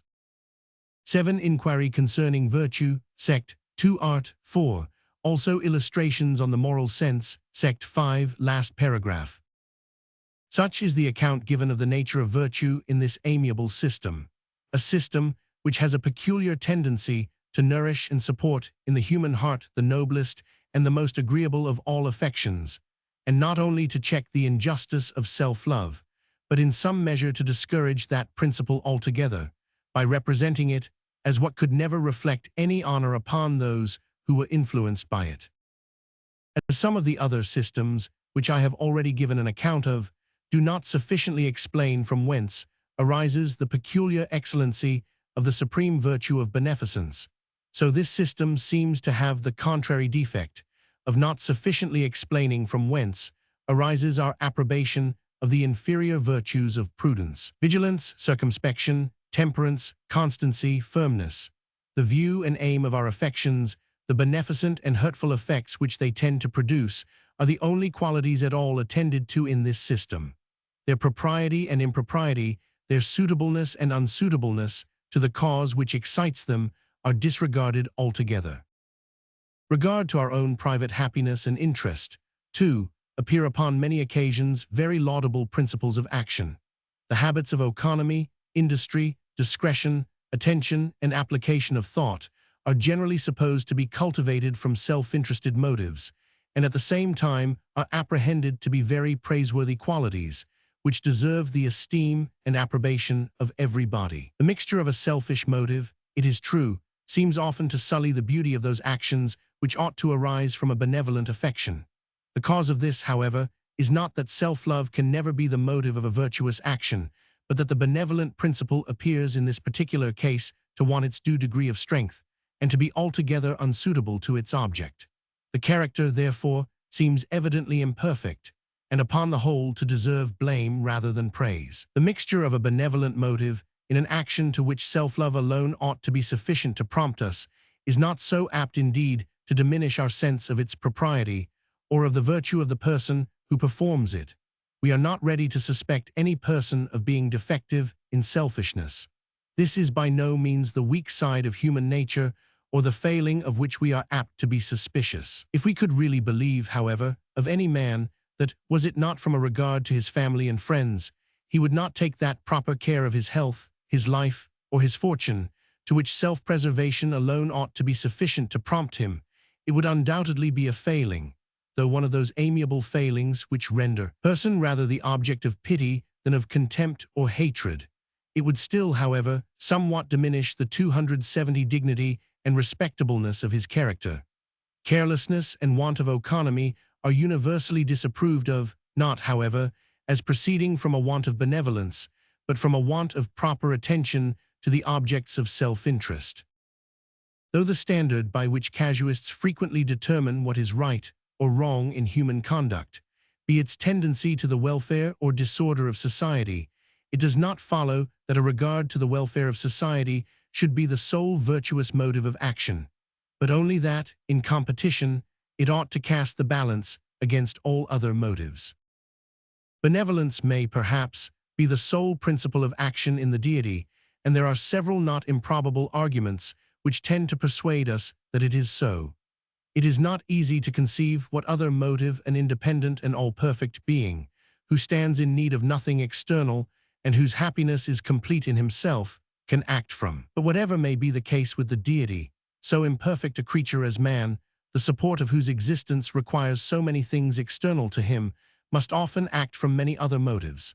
The condition of human nature were peculiarly hard if those affections, which, by the very nature of our being, ought frequently to influence our conduct, could upon no occasion appear virtuous or deserve esteem and commendation from any body. Those three systems, that which places virtue in propriety, that which places it in prudence, and that which makes it consist in benevolence, are the principal accounts which have been given of the nature of virtue. To one or other of them, all the other descriptions of virtue, how different soever they may appear, are easily reducible.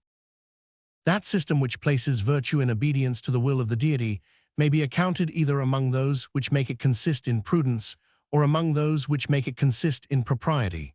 When it is asked why we ought to obey the will of the deity, this question, which would be impious and absurd in the highest degree, if asked from any doubt that we ought to obey him, can admit but of two different answers. It must either be said that we ought to obey the will of the deity because he is a being of infinite power, who will reward us eternally if we do so, and punish us eternally if we do otherwise.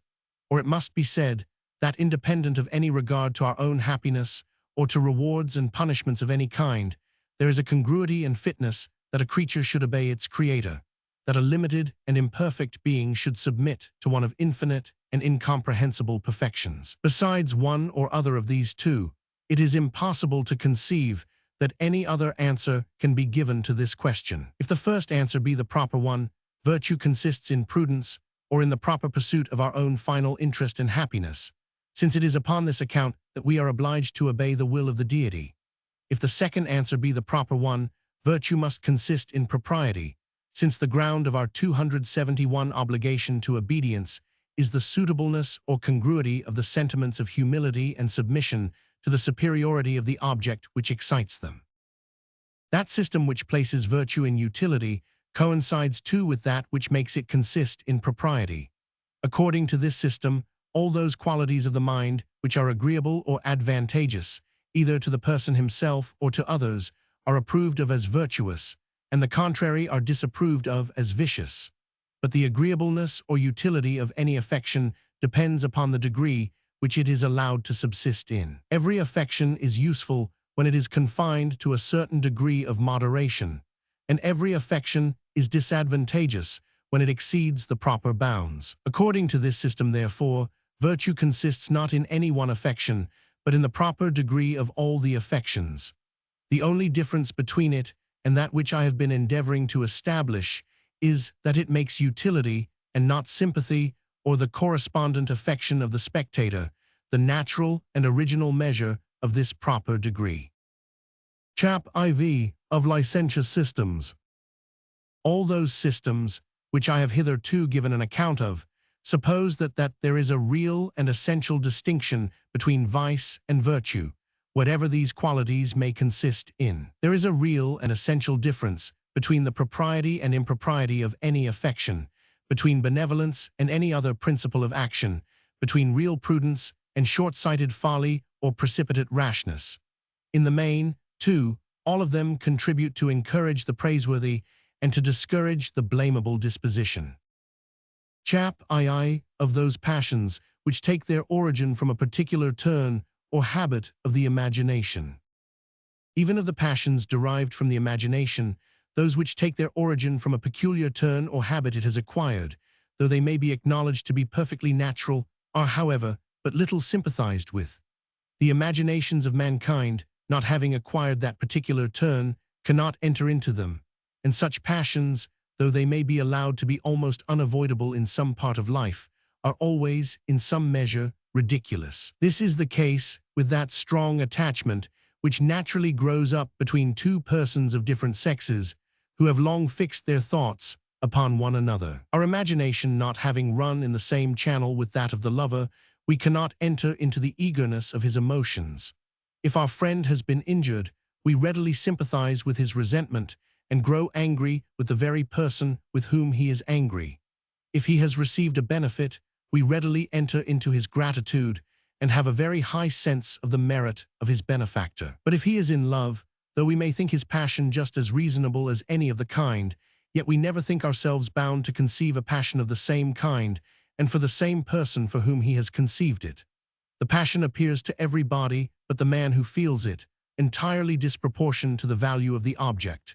And love, though it is pardoned in a certain age because we know it is natural, is always laughed at because we cannot enter into it. All serious and strong expressions of it appear ridiculous to a third person, and though a lover may be good company to his mistress, he is so to nobody else.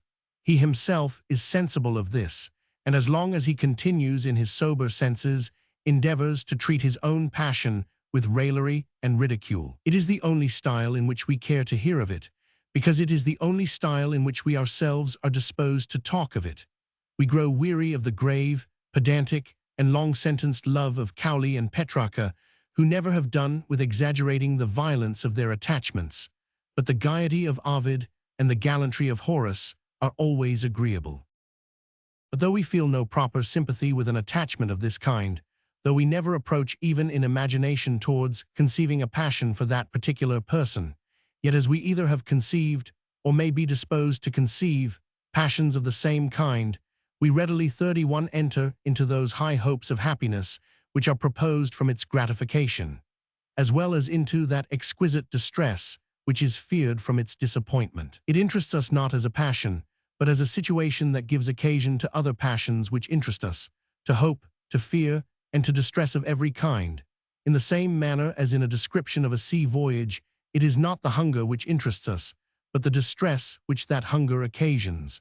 Though we do not properly enter into the attachment of the lover, we readily go along with those expectations of romantic happiness which he derives from it. We feel how natural it is for the mind, in a certain situation, relaxed with indolence, and fatigued with the violence of desire, to long for serenity and quiet, to hope to find them in the gratification of that passion which distracts it, and to frame to itself the idea of that life of pastoral tranquility and retirement which the elegant, the tender, and the passionate Tibullus takes so much pleasure in describing, a life like what the poets describe in the Fortunate Islands, a life of friendship, liberty, and repose, free from labor and from care, and from all the turbulent passions which attend them.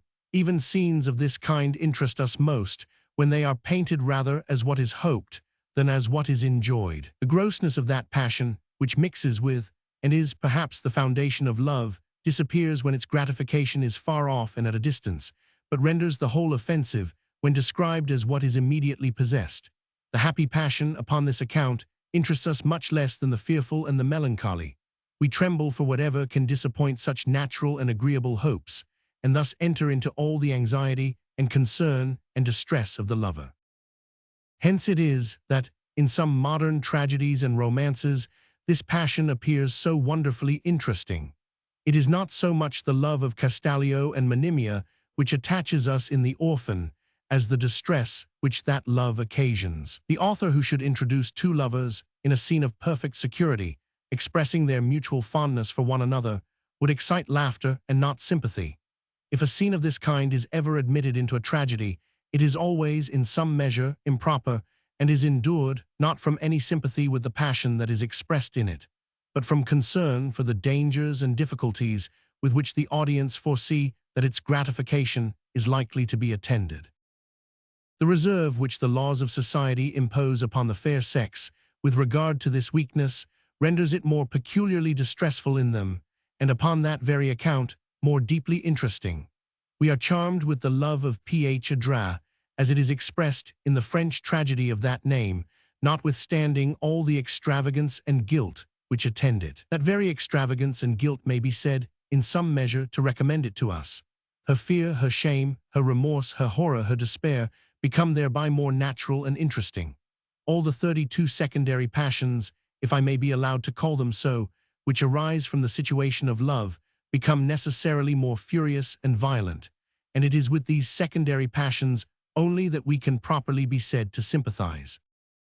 Of all the passions, however, which are so extravagantly disproportioned to the value of their objects, love is the only one that appears, even to the weakest minds, to have anything in it that is either graceful or agreeable. In itself, first of all, though it may be ridiculous, it is not naturally odious, and though its consequences are often fatal and dreadful, its intentions are seldom mischievous.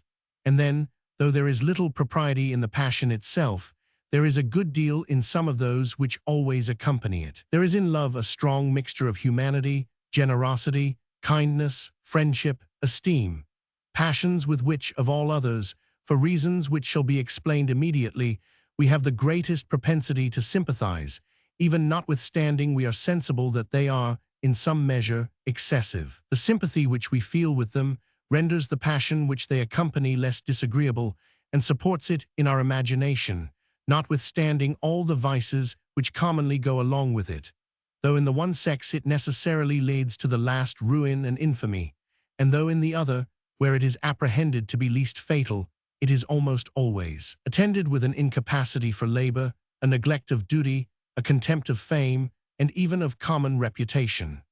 Notwithstanding all this, the degree of sensibility and generosity with which it is supposed to be accompanied renders it to many the object of vanity, and they are fond of appearing capable of feeling what would do them no honor if they had really felt it.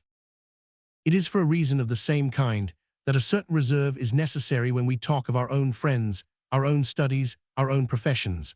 All these are objects which we cannot expect should interest our companions in the same degree in which they interest us, and it is for want of this reserve that the one half of mankind make bad company to the other. A philosopher is company to a philosopher only, the member of a club to his own little knot of companions. Chap of the unsocial passions. There is another set of passions, which, though derived from the imagination, yet before we can enter into them, or regard them as graceful or becoming, must always be brought down to a pitch much lower than that to which undisciplined nature would raise them. These are hatred and resentment, with all their different modifications. With regard to all such passions, our sympathy is divided between the person who feels them and the person who is the object of them. The 33 interests of these two are directly opposite.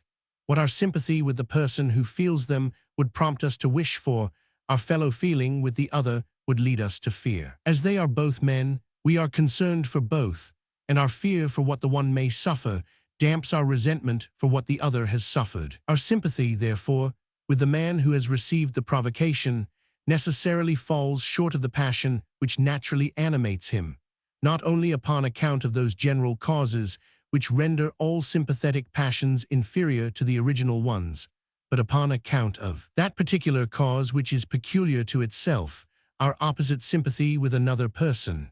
Before resentment, therefore, can become graceful and agreeable, it must be more humbled and brought down below that pitch to which it would naturally rise than almost any other passion.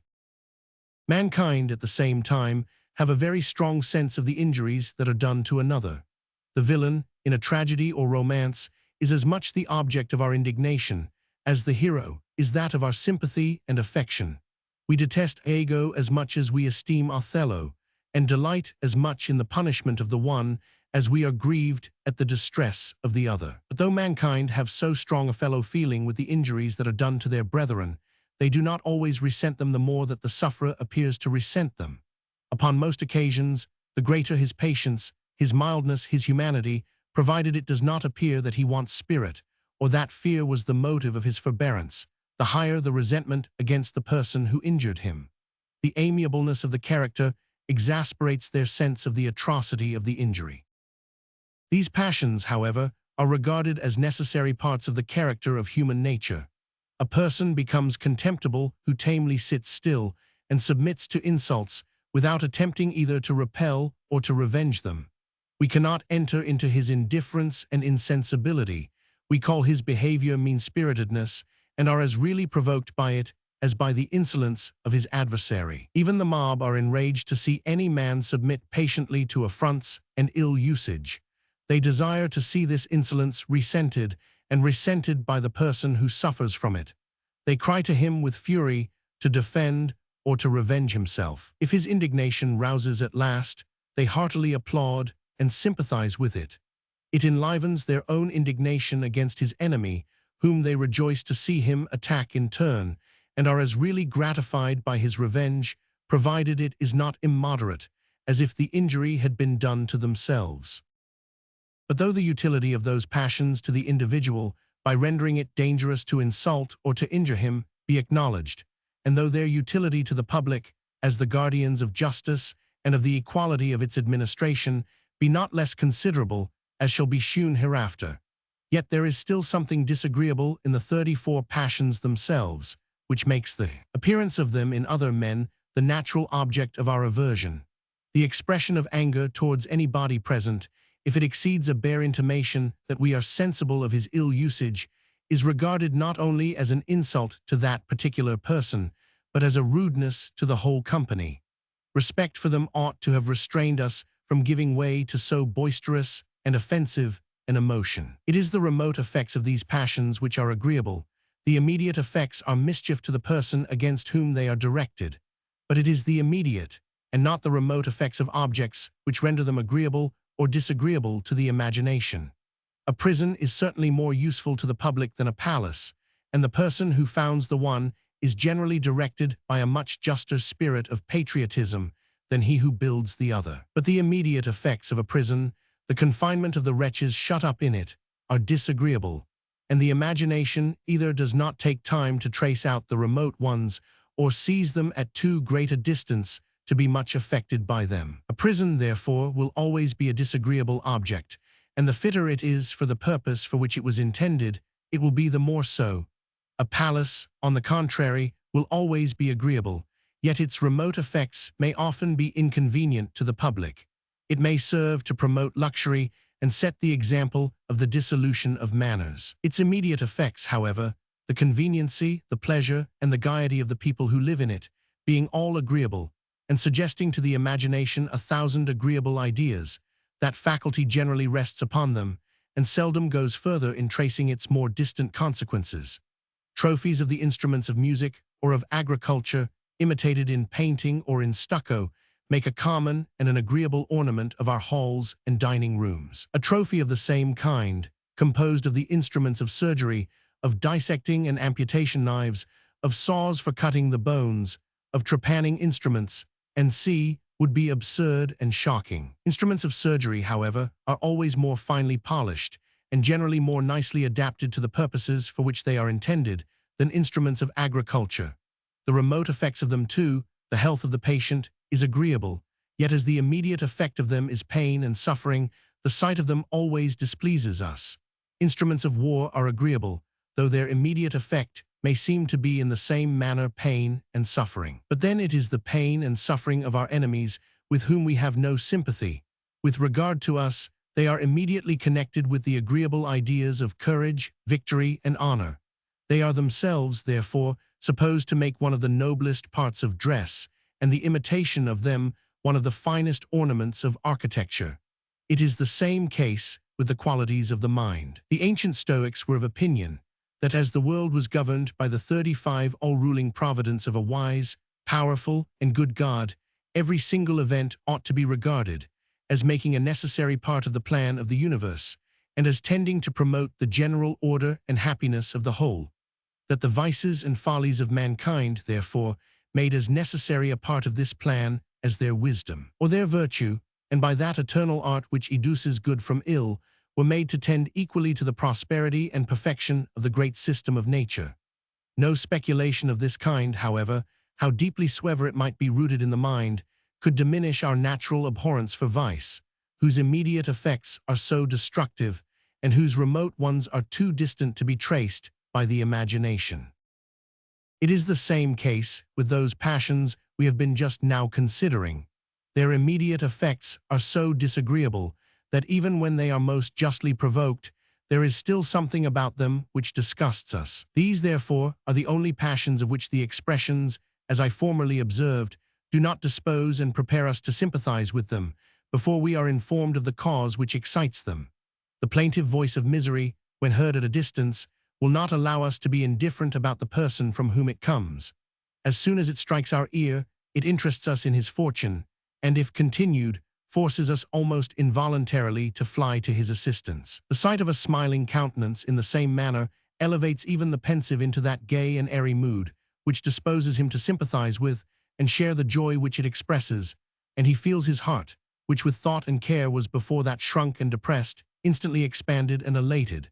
But it is quite otherwise with the expressions of hatred and resentment. The hoarse, boisterous, and discordant voice of anger, when heard at a distance, inspires us either with fear or aversion. We do not fly towards it, as to one who cries out with pain and agony. Women and men of weak nerves tremble and are overcome with fear, though sensible that themselves are not the objects of the anger. They conceive fear, however, by putting themselves in the situation of the person who is so. Even those of stouter hearts are disturbed, not indeed enough to make them afraid, but enough to make them angry, for anger is the passion which they would feel in the situation of the other person. It is the same case with hatred. Mere expressions of spite inspire it against nobody but the man who uses them. Both these passions are by nature the objects of our aversion. Their disagreeable and boisterous appearance never excites, never prepares, and often disturbs our sympathy. Grief does not more powerfully engage and attract us to the person in whom we observe it than these, while we are ignorant of their cause, disgust, and detach us from him. It was, it seems, the intention of nature that those rougher and more unamiable emotions which drive men from one another should be less easily and more rarely communicate when music imitates the modulations of grief or joy. It either actually inspires us with those passions, or at least puts us in the mood which disposes us to conceive them. But when it imitates the notes of anger, it inspires us with fear. Joy, grief, love, admiration, devotion are all of them passions which are naturally musical. Their natural tones are all soft, clear, and melodious, and they naturally express themselves in periods which are distinguished by regular pauses, and which upon that account are easily adapted to the regular returns of the correspondent airs of a tune. The voice of anger, on the contrary, and of all the passions which are akin to it, is harsh and discordant. Its periods, too, are all irregular, sometimes very long and sometimes very short, and distinguished by no regular pauses. It is with difficulty, therefore, that music can imitate any of those passions, and the music which does imitate them is not the most agreeable. A whole entertainment may consist, without any impropriety, of the imitation of the social and agreeable passions. It would be a strange entertainment which consisted altogether of the imitations of hatred and resentment. If those passions are disagreeable to the spectator, they are not less so to the person who feels them.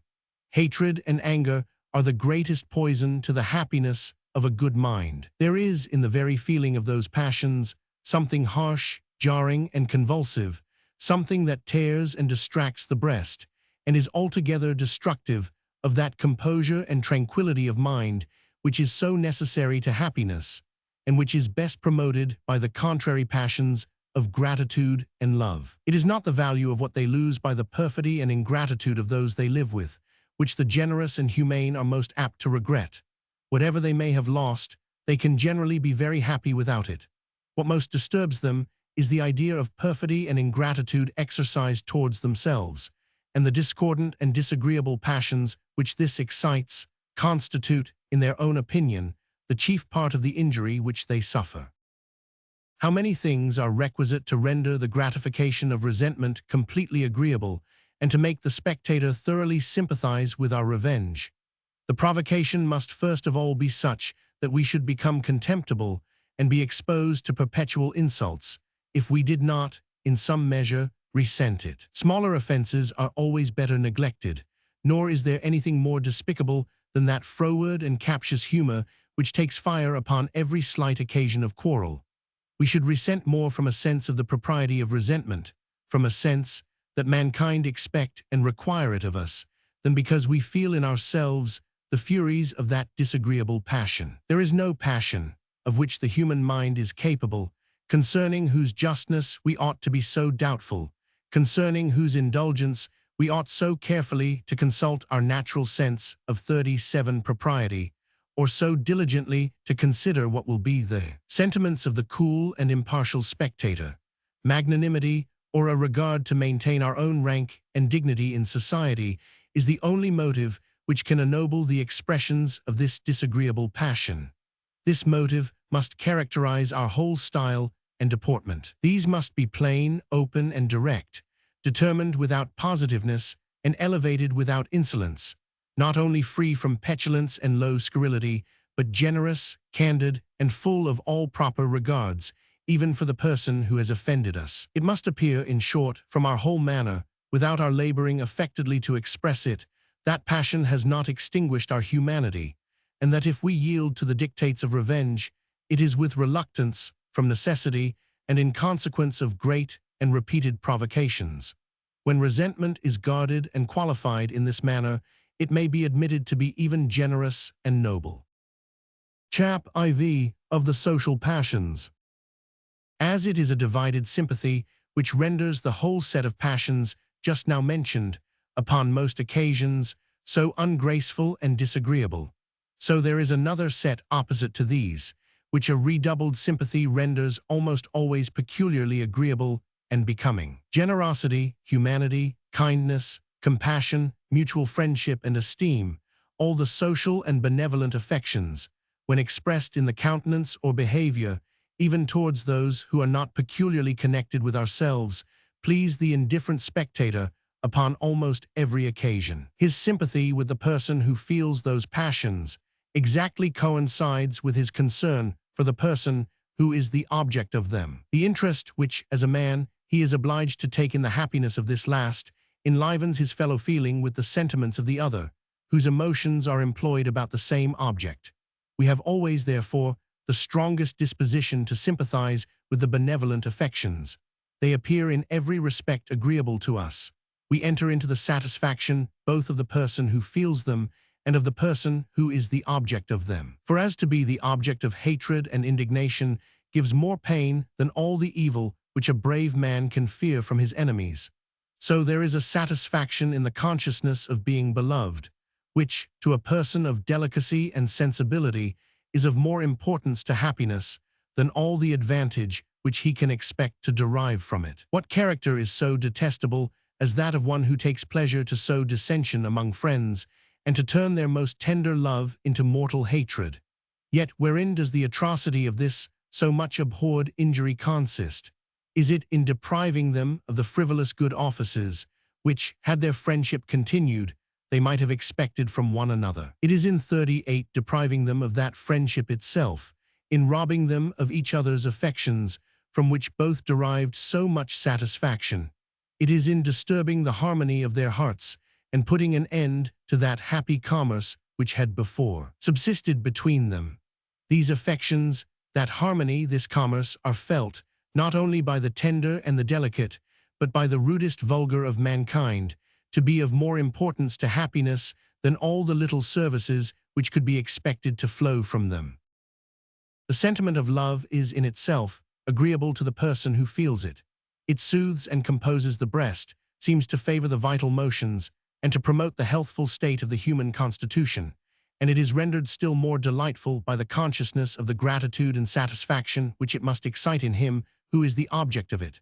Their mutual regard renders them happy in one another, and sympathy with this mutual regard makes them agreeable to every other person. With what pleasure do we look upon a family, through the whole of which reign mutual love and esteem, where the parents and children are companions for one another, without any other difference than what is made by respectful affection on the one side and kind indulgence on the other, where freedom and fondness, mutual raillery and mutual kindness, show that no opposition of interest divides the brothers, nor any rivalship of favor sets the sisters at variance, and where everything presents us with the idea of peace, cheerfulness, harmony, and contentment. On the contrary, how uneasy are we made when we go into a house in which jarring contention sets one half of those who dwell in it against the other, where amidst affected smoothness and complacence, suspicious looks and sudden starts of passion betray the mutual jealousies which burn within them, and which are every moment ready to burst out through all the restraints which the presence of the company imposes. Those amiable passions, even when they are acknowledged to be excessive, are never regarded with aversion. There is something agreeable even in the weakness of friendship and humanity. The too tender mother, the too indulgent father, the too generous and affectionate friend may sometimes, perhaps on account of the softness of their natures, be looked upon with a species of pity, in which, however, there is a mixture of love, but can never be regarded with hatred and aversion, nor even with contempt, unless by the most brutal and worthless of mankind. It is always with concern, with sympathy and kindness, that we blame them for the extravagance of their attachment. There is a helplessness in the character of extreme humanity which more than anything interests our pity. There is nothing in itself which renders it either ungraceful or disagreeable. We only regret that it is unfit for the world, because the world is unworthy of it, and because it must expose the person who is endowed with it as a prey to the perfidy 39 and ingratitude of insinuating falsehood, and to 1,000 pains and uneasinesses, which, of all men, he the least deserves to feel, and which generally, too, he is, of all men, the least capable of supporting. It is quite otherwise with hatred and resentment. Too violent a propensity to those detestable passions renders a person the object of universal dread and abhorrence, who, like a wild beast, ought, we think, to be hunted out of all civil society. Chap V of the selfish passions. Besides those two opposite sets of passions, the social and unsocial, there is another which holds a sort of middle place between them, is never either so graceful as is sometimes the one set, nor is ever so odious as is sometimes the other. Grief and joy, when conceived upon account of our own private good or bad fortune, constitute this third set of passions. Even when excessive, they are never so disagreeable as excessive resentment, because no opposite sympathy can ever interest us against them, and when most suitable to their objects, they are never so agreeable as impartial humanity and just benevolence, because no double sympathy can ever interest us for them. There is, however, this difference between grief and joy, that we are generally most disposed to sympathize with small joys and great sorrows. The man who, by some sudden revolution of fortune, is lifted up all at once into a condition of life, greatly above what he had formerly lived in, may be assured that the congratulations of his best friends are not all of them perfectly sincere. An upstart, though of the greatest merit, is generally disagreeable, and a sentiment of envy commonly prevents us from heartily sympathizing with his joy. If he has any judgment, he is sensible of this, and instead of appearing to be elated with his good fortune, he endeavors, as much as he can, to smother his joy and keep down that elevation of mind with which his new circumstances naturally inspire him. He affects the same plainness of dress and the same modesty of behavior which became him in his former station. He redoubles his attention to his old friends and endeavors more than ever to be humble, assiduous, and complacent. And this is the behavior which in his situation we most approve of, because we expect, it seems, that he should have more sympathy with our envy and aversion to his happiness than we have with his happiness. It is seldom that with all this he succeeds. We suspect the sincerity of his humility, and he grows weary of this constraint. In a little time, therefore, he generally leaves all his old friends behind him, some of the meanest of them excepted, who may, perhaps, condescend to become his dependents, nor does he always acquire any new ones. The forty pride of his new connections is as much affronted at finding him their equal, as that of his old ones had been by his becoming their superior, and it requires the most obstinate and persevering modesty to atone for this modification to either. He generally grows weary too soon, and is provoked by the sullen and suspicious pride of the one, and by the saucy contempt of the other, to treat the first with neglect, and the second with petulance, till at last he grows habitually insolent, and forfeits the esteem of all. If the chief part of human happiness arises from the consciousness of being beloved, as I believe it does, those sudden changes of fortune seldom contribute much to happiness. He is happiest who advances more gradually to greatness, whom the public destines to every step of his preferment long before he arrives at it, in whom, upon that account, when it comes, it can excite no extravagant joy, and with regard to whom it cannot reasonably create either any jealousy in those he overtakes, or envy in those he leaves behind.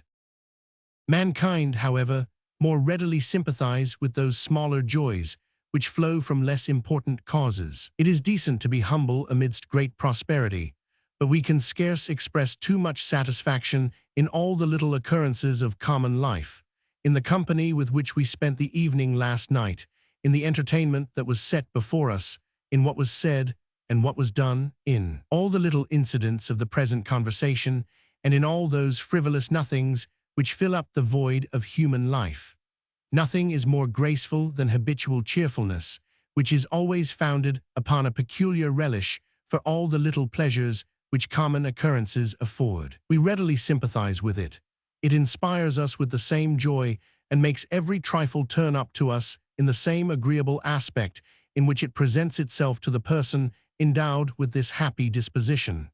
Hence it is that youth, the season of gaiety, so easily engages our affections. That propensity to joy which seems even to animate the bloom, and to sparkle from the eyes of youth and beauty, though in a person of the same sex, exalts even the aged to a more joyous mood than ordinary. They forget, for a time, their infirmities, and abandon themselves to those agreeable ideas and emotions to which they have long been strangers, but which, when the presence of so much happiness recalls them to their breast, take their place there, like old acquaintance, from whom they are sorry to have ever been parted, and whom they embrace more heartily upon account of this long separation. It is quite otherwise with grief. Small vexations excite no sympathy, but deep affliction calls forth the greatest. The man who is made uneasy by every little disagreeable incident, who is hurt if either the cook or the butler have failed in the least article of their duty, who feels every defect in the highest ceremonial of politeness, whether it be shown to himself or to any other person, who takes it amiss that his intimate friend did not bid him good morrow when they met in the 41 forenoon, and that his brother hummed a tune all the time he himself was telling a story, who is put out of humor by the badness of the weather when in the country, by the badness of the roads when upon a journey, and by the want of company and dullness of all public diversions when in town. Such a person, I say, though he should have some reason, will seldom meet with much sympathy. Joy is a pleasant emotion, and we gladly abandon ourselves to it upon the slightest occasion. We readily, therefore, sympathize with it in others, whenever we are not prejudiced by envy. But grief is painful, and the mind, even when it is our own misfortune, naturally resists and recoils from it. We would endeavor either not to conceive it at all, or to shake it off as soon as we have conceived it. Our aversion to grief will not, indeed, always hinder us from conceiving it in our own case upon very trifling occasions, but it constantly prevents us from sympathizing with it in others when excited by the like frivolous causes, for our sympathetic passions are always less irresistible than our original ones. There is, besides, a malice in mankind, which not only prevents all sympathy with little uneasinesses, but renders them, in some measure, diverting. Hence the delight which we all take in raillery, and in the small vexation which we observe in our companion, when he is pushed, and urged, and teased upon all sides. Men of the most ordinary good breeding dissemble the pain which any little incident may give them, and those who are more thoroughly formed to society turn of their own accord all such incidents into raillery, as they know their companions will do for them. The habit which a man, who lives in the world, has acquired of considering how everything that concerns himself will appear to others, makes those frivolous calamities turn up in the same ridiculous light to him, in which he knows they will certainly be considered by them. Our sympathy, on the contrary, with deep distress, is very strong and very sincere. It is unnecessary to give an instance.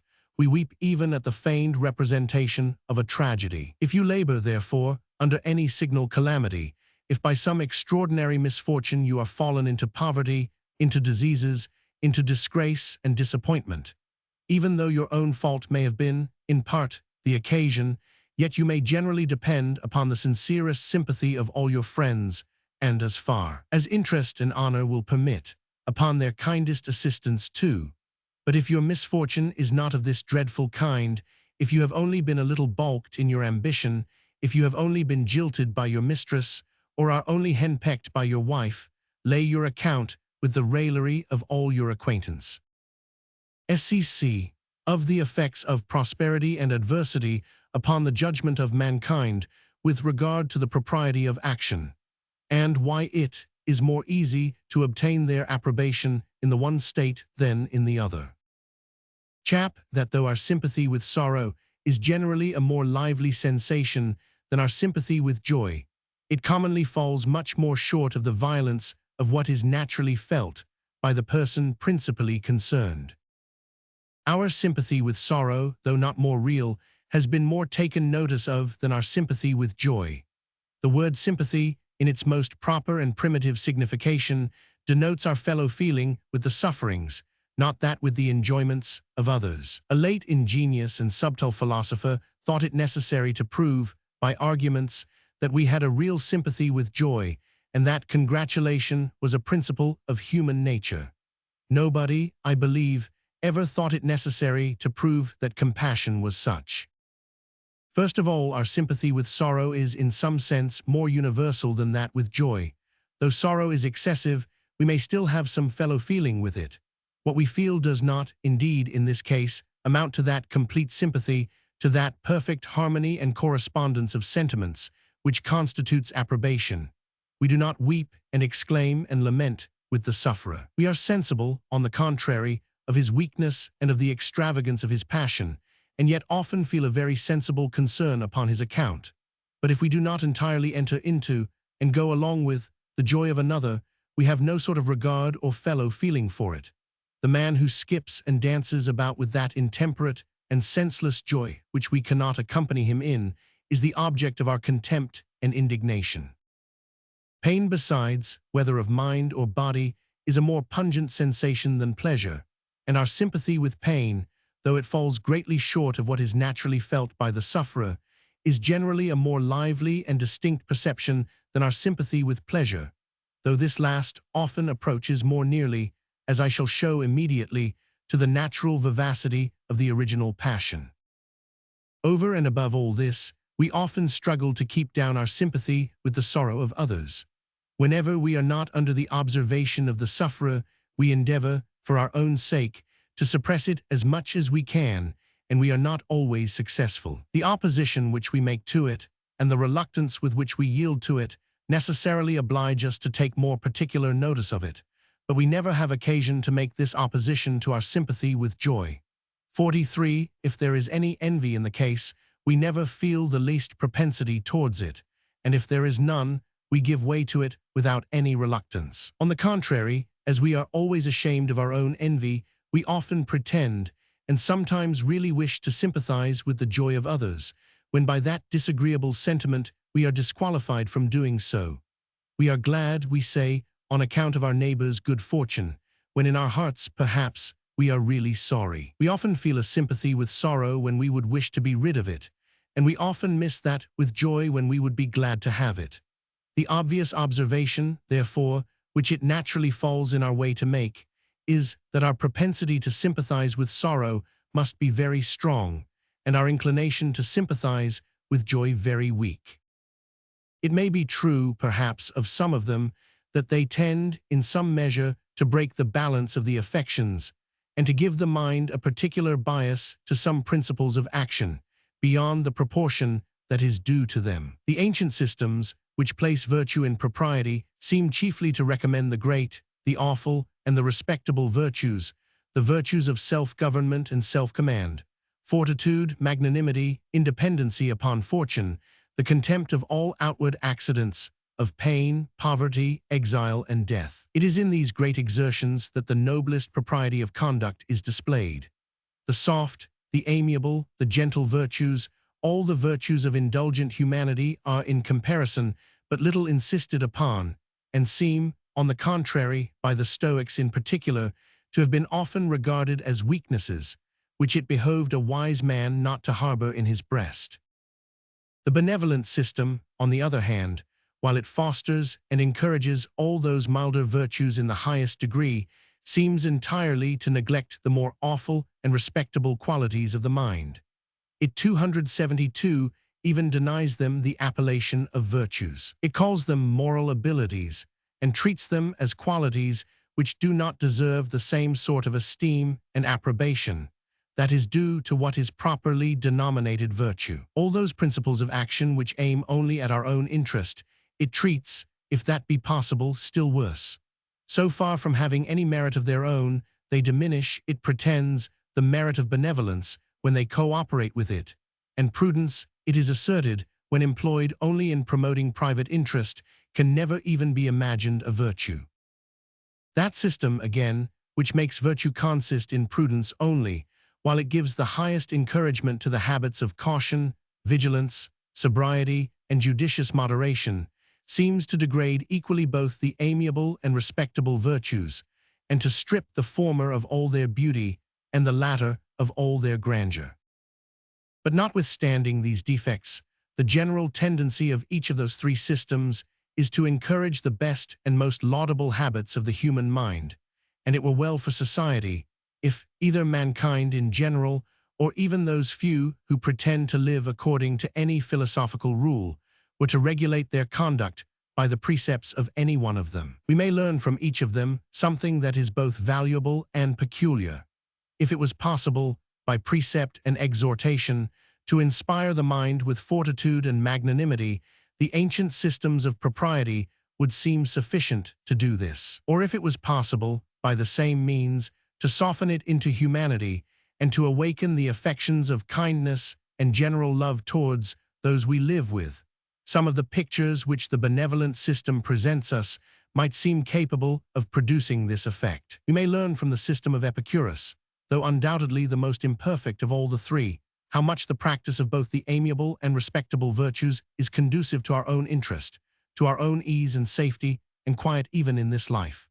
As Epicurus placed happiness in the attainment of ease and security, he exerted himself in a particular manner to show that virtue was, not merely the best and the surest, but the only means of acquiring those invaluable possessions. The good effects of virtue upon our inward tranquility and peace of mind are what other philosophers have chiefly celebrated.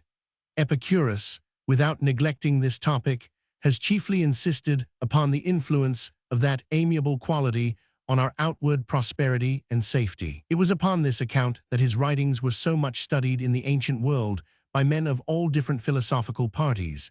It is from him that Cicero, the great enemy of the Epicurean system, borrows his most agreeable proofs that virtue alone is sufficient to secure happiness. Seneca, though a Stoic, the sect most opposite to that of Epicurus, yet quotes this philosopher more frequently than any other. There is, however, another system which seems to take away altogether the distinction between vice and virtue, and of which the 273 tendency is, upon that account, wholly pernicious. I mean the system of Dr. Manville. Though the notions of this author are in almost every respect erroneous, there are, however, some appearances in human nature, which, when viewed in a certain manner, seem at first sight to favor them. These described and exaggerated by the lively and humorous, though coarse and rustic eloquence of Dr. Manville, have thrown upon his doctrines an air of truth and probability which is very apt to impose upon the unskillful. Dr. Manville considers whatever is done from a sense of propriety, from a regard to what is commendable and praiseworthy, as being done from a love of praise and commendation, or, as he calls it, from vanity. Man, he observes, is naturally much more interested in his own happiness than in that of others, and it is impossible that in his heart he can ever really prefer their prosperity to his own. Whenever he appears to do so, we may be assured that he imposes upon us, and that he is then acting from the same selfish motives as at all other times. Among his other selfish passions, vanity is one of the strongest, and he is always easily flattered and greatly delighted with the applauses of those about him. When he appears to sacrifice his own interest to that of his companions, he knows that this conduct will be highly agreeable to their self-love, and that they will not fail to express their satisfaction by bestowing upon him the most extravagant praises. The pleasure which he expects from this overbalances, in his opinion, the interest which he abandons in order to procure it.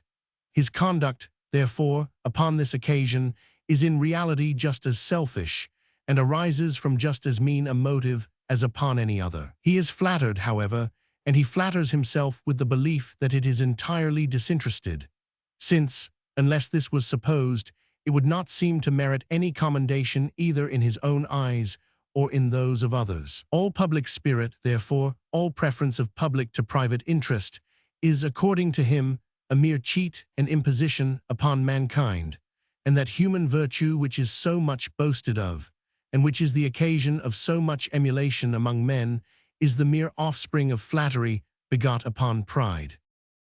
Whether the most generous and public-spirited actions may not, in some sense, be regarded as proceeding from self-love, I shall not at present examine. The decision of this question is not, I apprehend, of any importance towards establishing the reality of virtue, since self-love may frequently be a virtuous motive of action. I shall only endeavor to show that the desire of doing what is honorable and noble, of rendering ourselves the proper objects of esteem and approbation, cannot with any propriety be called vanity. Even the love of well-grounded fame and reputation, the desire of acquiring esteem by what is really estimable, does not deserve that name. The first is the love of virtue, the noblest and the best passion of human nature. The second is the love of true glory, a passion inferior no doubt to the former, but which in dignity appears to come immediately after it. He is guilty of vanity who desires praise for qualities which are either not praiseworthy in any degree, or not in that degree in which he expects to be praised for them, who sets his character upon the frivolous ornaments of dress and equipage, or upon the equally frivolous accomplishments of ordinary behavior. He is guilty of vanity who desires praise for what indeed very well deserves it, but what he perfectly knows does not belong to him. The empty coxcomb who gives himself airs of importance which he has no title to, the silly liar who assumes the merit of adventures which never happened, the foolish plagiary who gives himself out for the author of what he has no pretensions to, are properly accused of this passion. He too is said to be guilty of vanity who is not contented with the silent sentiments of esteem and approbation, who seems to be fonder of their noisy expressions and acclamations than of the sentiments themselves, who is never satisfied but when his own praises are ringing in his ears, and who solicits with the most anxious importunity all external marks of respect, is fond of titles, of compliments, of being visited, of being attended, of being taken notice of in public places with the appearance of deference and attention. This frivolous passion is altogether different from either of the two former, and is the passion of the lowest and the least of mankind, as they are of the noblest and the greatest. But though these three passions, the desire of rendering ourselves the proper objects of honor and esteem, or of becoming what is honorable and estimable, the desire of acquiring honor and esteem by really deserving those sentiments, and the frivolous desire of praise at any rate, are widely different, though the two former are always approved of, while the latter never fails to be despised. There is, however, certain remote affinity among them, which, exaggerated by the humorous and diverting eloquence of this lively author, has enabled him to impose upon his readers. There is an affinity between vanity and the love of true glory, as both these passions aim at acquiring esteem and approbation. But they are different in this, that the one is a just, reasonable, and equitable passion, while the other is unjust, absurd, and ridiculous. The man who desires esteem for what is really estimable desires nothing but what he is justly entitled to, and what cannot be refused him without some sort of injury. He, on the contrary, who desires it upon any other terms, demands what he has no just claim to. The first is easily satisfied, is not apt to be jealous or suspicious that we do not esteem him enough, and is seldom solicitous about receiving many external marks of our regard. The other, on the contrary, is never to be satisfied, is full of jealousy and suspicion that we do not esteem him so much as he desires, because he has some secret consciousness that he desires more than he deserves. The least 275 neglect of ceremony he considers as a mortal affront, and as an expression of the most determined contempt. He is restless and impatient, and perpetually afraid that we have lost all respect for him, and is upon this account always anxious to obtain new expressions of our esteem, and cannot be kept in temper but by continual attendance and adulation. There is an affinity, too, between the desire of becoming what is honorable and estimable and the desire of honor and esteem, between the love of virtue and the love of true glory.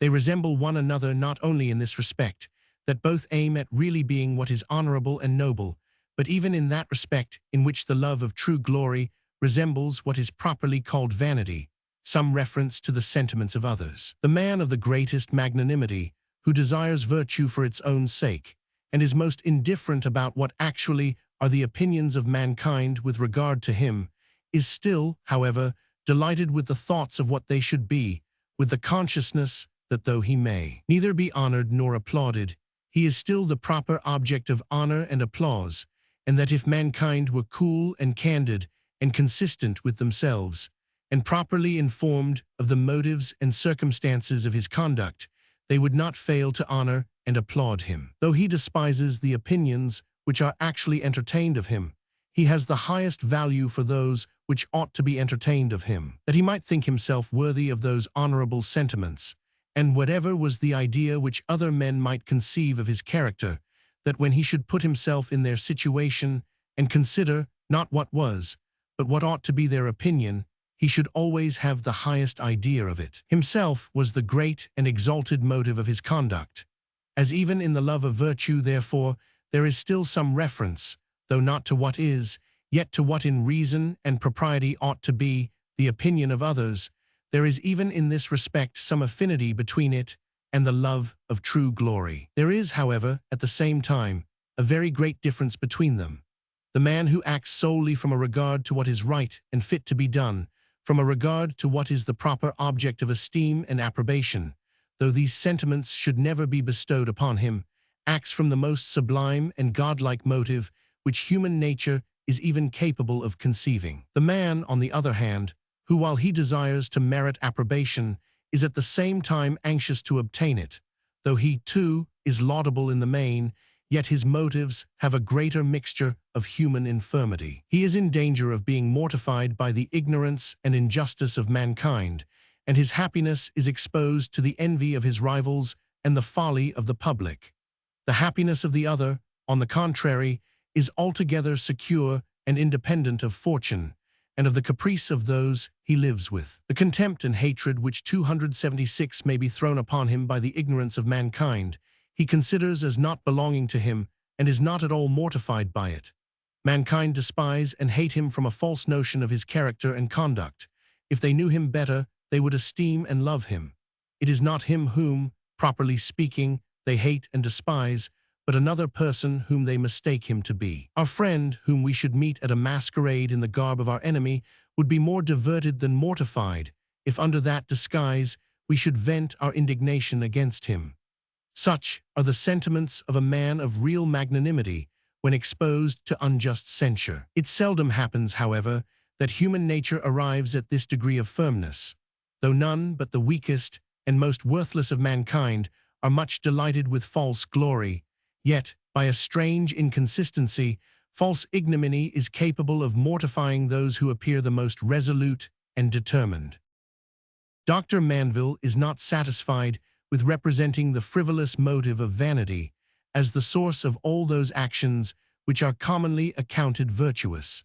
He endeavors to point out the imperfection of human virtue in many other respects. In every case, he pretends, it falls short of that complete self-denial which it pretends to, and instead of a conquest, is commonly no more than a concealed indulgence of our passions. Wherever our reserve with regard to pleasure falls short of the most ascetic abstinence, he treats it as gross luxury and sensuality. Everything, according to him, is luxury which exceeds what is absolutely necessary for the support of human nature, so that there is vice even in the use of a clean shirt or of a convenient habitation. The indulgence of the inclination to sex in the most lawful union he considers as the same sensuality with the most hurtful gratification of that passion, and derides that temperance and that chastity which can be practiced at so cheap a rate. The ingenious sophistry of his reasoning is here, as upon many other occasions, covered by the ambiguity of language. There are some of our passions which have no other names except those which mark the disagreeable and offensive degree. The spectator is more apt to take notice of them in this degree than in any other. When they shock his own sentiments, when they give him some sort of antipathy and uneasiness, he is necessarily obliged to attend to them, and is from thence naturally led to give them a name. When they fall in with the natural state of his own mind, he is very apt to overlook them altogether, and either gives them no name at all, or if he gives them any, it is one which marks rather the subjection and restraint of the passion than the degree which it still is allowed to subsist in after it is so subjected and restrained.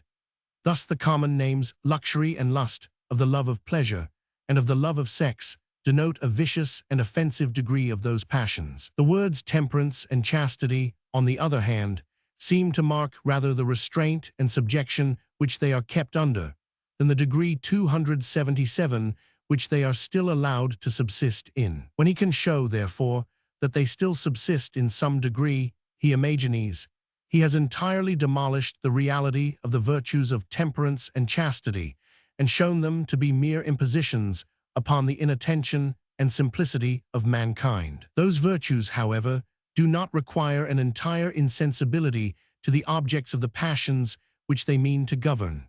They only aim at restraining the violence of those passions so far as not to hurt the individual and neither disturb nor offend society. It is the great fallacy of Dr. Mandeville's book, Fable of the Bees, to represent every passion as wholly vicious, which is so in any degree and in any direction. It is thus that he treats everything as vanity which has any reference either to what are or to what ought to be the sentiments of others, and it is by means of this sophistry that he establishes his favorite conclusion, that private vices are public benefits. If the love of magnificence, a taste for the elegant arts and improvements of human life, for whatever is agreeable in dress, furniture, or equipage, for architecture, statuary, painting, and music, is to be regarded as luxury, sensuality, and ostentation, even in those whose situation allows, without any inconveniency, the indulgence of those passions, it is certain that luxury, sensuality, and ostentation are public benefits, since without the qualities upon which he thinks proper to bestow such opprobrious names, the arts of refinement could never find encouragement, and must languish for want of employment. Some popular ascetic doctrines which had been current before his time, and which placed virtue in the entire extirpation and annihilation of all our passions, were the real foundation of this licentious system. It was easy for Dr. Mandeville to prove, first, that this entire conquest never actually took place among men, and secondly, that if it was to take place universally, it would be pernicious to society, by putting an end to all industry and commerce, and in a manner to the whole business of human life. By the first of these propositions, he seemed to prove that there was no real virtue, and that what pretended to be such was a mere cheat and imposition upon mankind, and by the second, that our private vices were public benefits, since without them no society could prosper or flourish.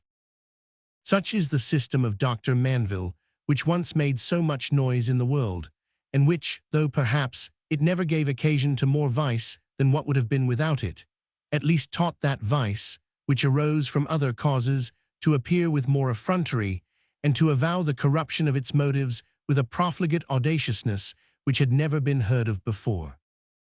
But how destructive soever this system may appear, it could never have imposed upon so great a number of persons, nor have occasioned so general an alarm among those who are the friends of better principles, had it not, in some respects, bordered upon the truth. A system of 278 natural philosophy may appear very plausible, and be for a long time very generally received in the world, and yet have no foundation in nature, nor any sort of resemblance to the truth. The vortices of Descartes were regarded by a very ingenious nation for near a century together as a most satisfactory account of the revolutions of the heavenly bodies. Yet it has been demonstrated, to the conviction of all mankind, that these pretended causes of those wonderful effects not only do not actually exist, but are utterly impossible, and if they did exist, could produce no such effects as are ascribed to them. But it is otherwise with systems of moral philosophy, and an author who pretends to account for the origin of our moral sentiments cannot deceive us so grossly, nor depart so very far from all resemblance to the truth. When a traveler gives an account of some distant country, he may impose upon our credulity the most groundless and absurd fictions as the most certain matters of fact. But when a person pretends to inform us of what passes in our neighborhood, and of the affairs of the very parish which we live in, though here too, if we are so careless as not to examine things with our own eyes, he may deceive us in many respects, yet the greatest falsehoods which he imposes upon us must bear some resemblance to the truth, and must even have a considerable mixture of truth in them. An author who treats of natural philosophy and pretends to assign the causes of the great phenomena of the universe, pretends to give an account of the affairs of a very distant country, concerning which he may tell us what he pleases, and as long as his narration keeps within the bounds of seeming possibility, he need not despair of gaining of belief. But when he proposes to explain the origin of our desires and affections, of our sentiments of approbation and disapprobation, he pretends to give an account, not only of the affairs of the very parish that we live in, but of our own domestic concerns. Though here too, like indolent masters who put their trust in a steward who deceives them, we are very liable to be imposed upon, yet we are incapable of passing any account which does not preserve some little regard to the truth. Some of the articles, at least, must be just, and even those which are most overcharged must have had some foundation. Otherwise the fraud would be detected even by that careless inspection which we are disposed to give. The author who should assign, as the cause of any natural sentiment, some principle which neither had any connection with it, nor resembled any other principle which had some such connection, would appear absurd and ridiculous to the most injudicious and unexperienced reader. Sec. Of the different systems which have been formed concerning the principle of approbation. Introduction.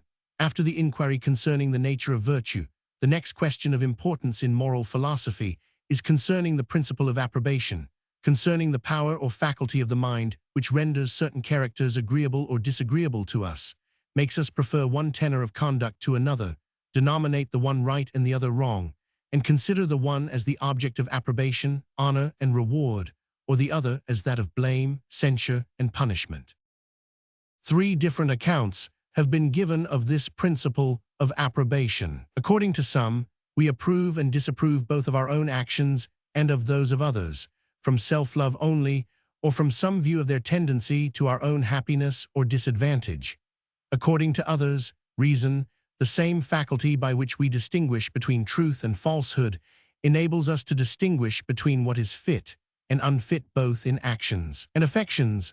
According to others, this distinction is altogether the effect of immediate sentiment and feeling, and arises from the satisfaction or disgust with which the view of certain actions or affections inspires us. Self-love, reason, and sentiment, therefore, are the 3 different sources which have been assigned for the principle of approbation. Before I proceed to give an account of those different systems, I must observe that the determination of this second question, though of the greatest importance in speculation, is of none in practice. The question concerning the nature of virtue necessarily has some influence upon our notions of right and wrong in many particular cases. That concerning the principle of approbation can possibly have no such effect. To examine from what contrivance or mechanism within those different notions or sentiments arise is a mere matter of philosophical curiosity. Chap. Of those systems which deduce the principle of approbation from self-love. Those who account for the principle of approbation from self-love do not all account for it in the same manner, and there is a good deal of confusion and inaccuracy in all their different systems. According to Mr. Hobbes and many of his followers, Puffendorf, Manville, man is driven to take refuge in society, not by any natural love which he bears to his own kind, but because without the assistance of others, he is incapable of subsisting with ease or safety. Society, upon this account, becomes necessary to him, and whatever tends to its support and welfare, he considers as having a remote tendency to his own 280 interest. And on the contrary, whatever is likely to disturb or destroy it, he regards as in some measure hurtful or pernicious to himself. Virtue is the great support, and vice the great disturber of human society. The former, therefore, is agreeable, and the latter offensive to every man, as from the one he foresees the prosperity, and from the other the ruin and disorder of what is so necessary for the comfort and the security of his existence. That the tendency of virtue to promote, and of vice to disturb the order of society, when we consider it coolly and philosophically, reflects a very great beauty upon the one, and a very great deformity upon the other, cannot, as I have observed upon a former occasion, be called in question. Human society, when we contemplate it in a certain abstract and philosophical light, appears like a great, an immense machine, whose regular and harmonious movements produce 1,000 agreeable effects. As in any other beautiful and noble machine that was the production of human art, whatever tended to render its movements more smooth and easy would derive a beauty from this effect, and on the contrary, whatever tended to obstruct them would displease upon that account. So virtue, which is, as it were, the fine polish to the wheels of society, necessarily pleases, while vice, like the vile rust, which makes them jar and grate upon one another, is as necessarily offensive. This account, therefore, of the origin of approbation and disapprobation, so far as it derives them from a regard to the order of society, runs into that principle which gives beauty to utility, and which I have explained upon a former occasion. And it is from thence that this system derives all that appearance of probability which it possesses. When those authors describe the innumerable advantages of a cultivated and social, above a savage and solitary life, when they expatiate upon the necessity of virtue and good order for the maintenance of the one, and demonstrate how infallibly the prevalence of vice and disobedience to the laws tend to bring back the other, the reader is charmed with the novelty and grandeur of those views which they open to him. He sees plainly a new beauty in virtue and a new deformity in vice, which he had never taken notice of before, and is commonly so delighted with the discovery that he seldom takes time to reflect that this political view, having never occurred to him in his life before, cannot possibly be the ground of that approbation and disapprobation with which he has been accustomed to consider those different qualities. When those authors, on the other hand, deduce from self-love the interest which we take in the welfare of society, and the esteem which upon that account we bestow upon virtue, they do not mean that when we in this age applaud the virtue of Cato and detest the villainy of Catiline, our sentiments are influenced by the notion of any benefit we receive from the one, or of any detriment we suffer from the other. It was not because the prosperity or subversion of society in those remote 281 ages and nations was apprehended to have any influence upon our happiness or misery in the present times, that according to those philosophers we esteemed the virtuous and blamed the disorderly character. They never imagined that our sentiments were influenced by any benefit or damage which we supposed actually to redound to us from either, but by that which might have redounded to us had we lived in those distant ages and countries, or by that which might still redound to us if in our own times we should meet with characters of the same kind. The idea, in short, which those authors were groping about, but which they were never able to unfold distinctly, was that indirect sympathy which we feel with the gratitude or resentment of those who received the benefit or suffered the damage resulting from such opposite characters. And it was this which they were indistinctly pointing at when they said that it was not the thought of what we had gained or suffered which prompted our applause or indignation, but the conception or imagination of what we might gain or suffer if we were to act in society with such associates.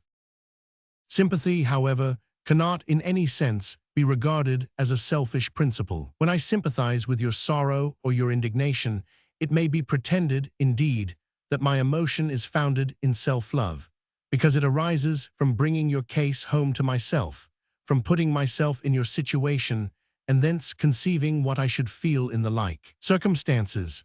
But though sympathy is very properly said to arise from an imaginary change of situations with the person principally concerned, yet this imaginary change is not supposed to happen to me in my own person and character, but in that of the person with whom I sympathize. When I condole with you for the loss of your only son, in order to enter into your grief, I do not consider what I, a person of such a character and profession, should suffer if I had a son, and if that son was unfortunately to die. But I consider what I should suffer if I was really you, and I not only change circumstances with you, but I change persons and characters. My grief, therefore, is entirely upon your account, and not in the least upon my own. It is not, therefore, in the least selfish. How can that be regarded as a selfish passion, which does not arise even from the imagination of anything that has befallen, or that relates to myself in my own proper person and character, but which is entirely occupied about what relates to you? Man may sympathize with a woman in childbed, though it is impossible that he should conceive himself as suffering her pains in his own proper person and character. That whole account of human nature, however, which deduces all sentiments and affections from self-love, which has made so much noise in the world, but which, as far as I know, has never yet been fully and distinctly explained, seems to me to have arisen from some confused misapprehension of the system of sympathy. Chap. II. Of those systems which make reason the principle of approbation. It is well known to have been the doctrine of Mr. Hobbes that a state of nature is a state of war, and that antecedent to the institution of civil government there could be no safe or peaceable society among men. To preserve society, therefore, according to him, was to support civil government, and to destroy civil government was the same thing as to put an end to society. But the existence of civil government depends upon the obedience that is paid to the supreme magistrate. The moment he loses his authority, all government is at an end. As self-preservation, therefore, teaches men to applaud whatever tends to promote the welfare of society, and to blame whatever is likely to hurt it, so the same principle, if they would think and speak consistently, ought to teach them to applaud upon all occasions obedience to the civil magistrate, and to blame all disobedience and rebellion. The very ideas of laudable and blamable ought to be the same with those of obedience and disobedience. The laws of the civil magistrate, therefore, ought to be regarded as the sole ultimate standards of what was just and unjust, of what was right and wrong.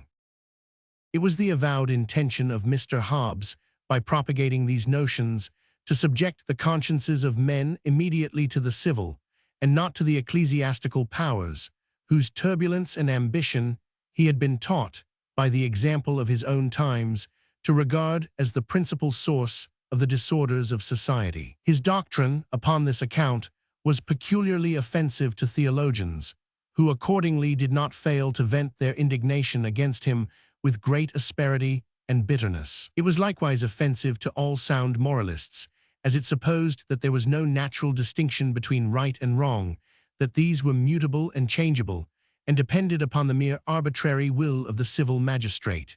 This account of things, therefore, was attacked from all quarters, and by all sorts of weapons, by sober reason as well as by furious declamation. In order to confute so odious a doctrine, it was necessary to prove that antecedent to all law or positive institution, the mind was naturally endowed with a faculty by which it distinguished in certain actions and affections the qualities of right, laudable, and virtuous, and in others those of wrong, blamable, and vicious. Law, it was justly observed by Dr. Cudworth, immutable morality, 1, could not be the original source of those distinctions, since upon the supposition of such a law it must either be right to obey it, and wrong to disobey it, or indifferent whether we obeyed it or disobeyed it. That law which it was indifferent whether we obeyed or disobeyed could not, it was evident, be the source of those distinctions. Neither 283 could that which it was right to obey and wrong to disobey, since even this still supposed the antecedent notions or ideas of right and wrong, and that obedience to the law was conformable to the idea of right, and disobedience to that of wrong. Since the mind, therefore, had a notion of those distinctions antecedent to all law, it seemed necessarily to follow that it derived this notion from reason, which pointed out the difference between right and wrong, in the same manner in which it did that between truth and falsehood, and this conclusion, which, though true in some respects, is rather hasty in others, was more easily received at a time when the abstract science of human nature was but in its infancy, and before the distinct offices and powers of the different faculties of the human mind had been carefully examined and distinguished from one another.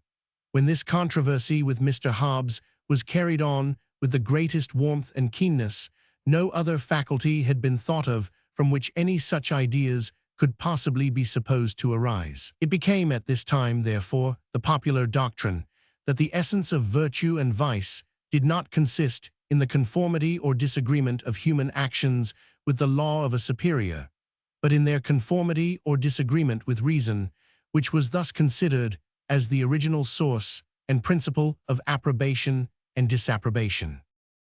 That virtue consists in conformity to reason is true in some respects, and this faculty may very justly be considered as, in some sense, the source and principle of approbation and disapprobation, and of all solid judgments concerning right and wrong. It is by reason that we discover those general rules of justice by which we ought to regulate our actions, and it is by the same faculty that we form those more vague and indeterminate ideas of what is prudent, of what is decent, of what is generous or noble, which we carry constantly about with us, and according to which we endeavor, as well as we can, to model the tenor of our conduct.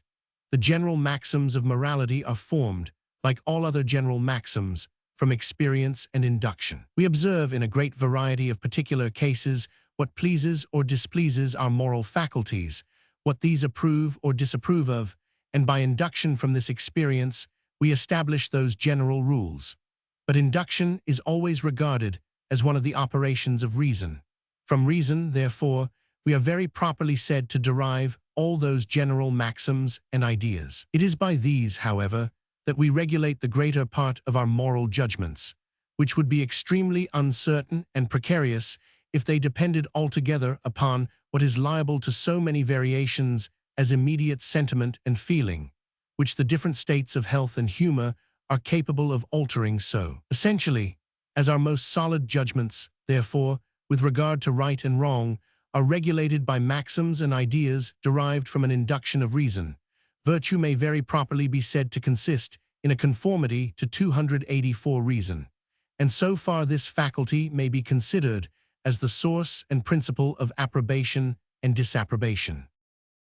But though reason is undoubtedly the source of the general rules of morality and of all the moral judgments which we form by means of them, it is altogether absurd and unintelligible to suppose that the first perceptions of right and wrong can be derived from reason, even in those particular cases upon the experience of which the general rules are formed. These first perceptions, as well as all other experiments upon which any general rules are founded, cannot be the object of reason, but of immediate sense and feeling. It is by finding, in a vast variety of instances, that one tenor of conduct constantly pleases in a certain manner, and that another as constantly displeases the mind, that we form the general rules of morality. But reason cannot render any particular object either agreeable or disagreeable to the mind for its own sake. Reason may show that this object is the means of obtaining some other, which is naturally either pleasing or displeasing, and in this manner may render it either agreeable or disagreeable for the sake of something else. But nothing can be agreeable or disagreeable for its own sake, which is not rendered such by immediate sense and feeling. If virtue, therefore, in every particular instance, necessarily pleases for its own sake, and if vice as certainly displeases the mind, it cannot be reason, but immediate sense and feeling, which thus reconciles us to the one and alienates us from the other. Pleasure and pain are the great objects of desire and aversion, but these are distinguished, not by reason, but by immediate sense and feeling. If virtue, therefore, be desirable for its own sake, and if vice be, in the same manner, the object of aversion, it cannot be reason which originally distinguishes those different qualities, but immediate sense and feeling. As reason, however, in a certain sense, may justly be considered as the principle of approbation and disapprobation. These sentiments were, through inattention, long regarded as originally flowing from the operations of this faculty. Dr. Hutcheson had the merit of being the first who distinguished, with any degree of precision, in what respect all moral distinctions may be said to arise from reason, and in what respect they are founded upon immediate sense and feeling. In his illustrations upon the moral sense he has explained this so fully, and in my opinion so unanswerably, that if any controversy is still kept up about this subject, I can impute it to nothing, but either to inattention to what that gentleman has written, or to a superstitious attachment to certain forms of expression, a weakness not very uncommon among the learned, especially in subjects so deeply interesting as the present, in which a man of virtue is often loath to abandon even the propriety of a single phrase which he has been accustomed to. Chap of those systems which make sentiment the principle of approbation. Those systems which make sentiment the principle of approbation may be divided into two different classes. According to some, the principle of approbation is founded upon a sentiment of a peculiar nature, upon a particular power of perception exerted by the mind at the view of certain actions or affections, some of which affecting this faculty in an agreeable and others in a disagreeable manner. The former are stamped with the characters of right, laudable, and virtuous, the latter with those of wrong, blamable, and vicious. This sentiment being of a peculiar nature distinct from every other, and the effect of a particular power of perception, they give it a particular name and call it a moral sense. According to others, in order to account for the principle of approbation, there is no occasion for supposing any new power of perception which had never been heard of before. Nature, they imagine, acts here, as in all other cases, with the strictest economy, and produces a multitude of effects from one and the same cause. And sympathy, a power which has always been taken notice of, and with which the mind is manifestly endowed, is, they think, sufficient to account for all the effects ascribed to this peculiar faculty. Dr. Hutcheson, Inquiry Concerning Virtue, had been at great pains to prove that the principle of approbation was not founded on self-love. He had demonstrated, too, that it could not arise from any operation of reason. Nothing remained, he thought, but to suppose it a faculty of a peculiar kind, with which nature had endowed the human mind, in order to produce this one particular and important effect. When self-love and reason were both excluded, it did not occur to him that there was any other known faculty of the mind which could in any respect answer this purpose. This new power of perception he called a moral sense, and supposed it to be somewhat analogous to the external senses. As the bodies around us, by affecting these in a certain manner, appear to possess the different qualities of sound, taste, odor, color, so the various affections of the human mind, by touching this particular faculty in a certain manner, appear to possess the different qualities of amiable and odious, of virtuous and vicious, of right and wrong. The various senses or powers of perception, treatise of the passions, from which the human mind derives all its simple ideas, were according to this system of two different kinds, of which the one were called the direct or antecedent, the other the reflex or consequent senses. The direct senses were those faculties from which the mind derived the perception of such species of things as did not presuppose 286 the antecedent perception of any other. Thus sounds and colors were objects of the direct senses. To hear a sound or to see a color does not presuppose the antecedent perception of any other quality or object. The reflex or consequent senses, on the other hand, were those faculties from which the mind derived the perception of such species of things as presupposed the antecedent perception of some other. Thus harmony and beauty were objects of the reflex senses. In order to perceive the harmony of a sound or the beauty of a color, we must first perceive the sound or the color. The moral sense was considered as a faculty of this kind.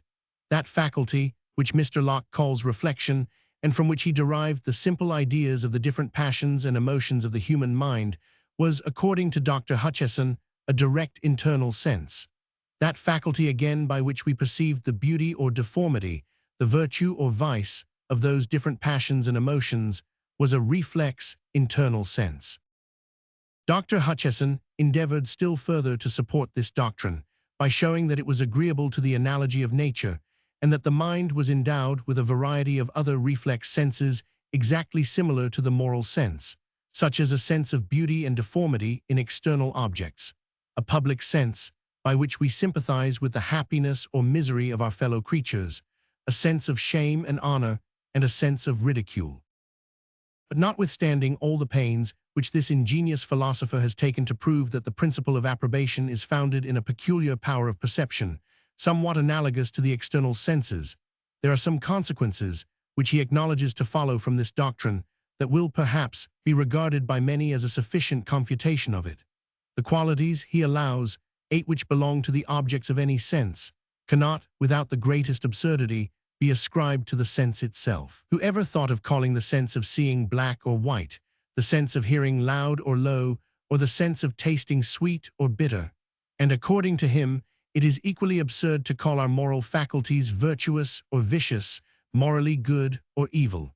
These qualities belong to the objects of those faculties, not to the faculties themselves. If any man, therefore, was so absurdly constituted as to approve of cruelty and injustice as the highest virtues, and to disapprove of equity and humanity as the most pitiful vices, such a constitution of mind might indeed be regarded as inconvenient both to the individual and to the society, and likewise as strange, surprising, and unnatural in itself, but it could not, without the greatest absurdity, be denominated vicious or morally illustrations upon the moral sense, sect, IP 237, et seq., 3rd edition.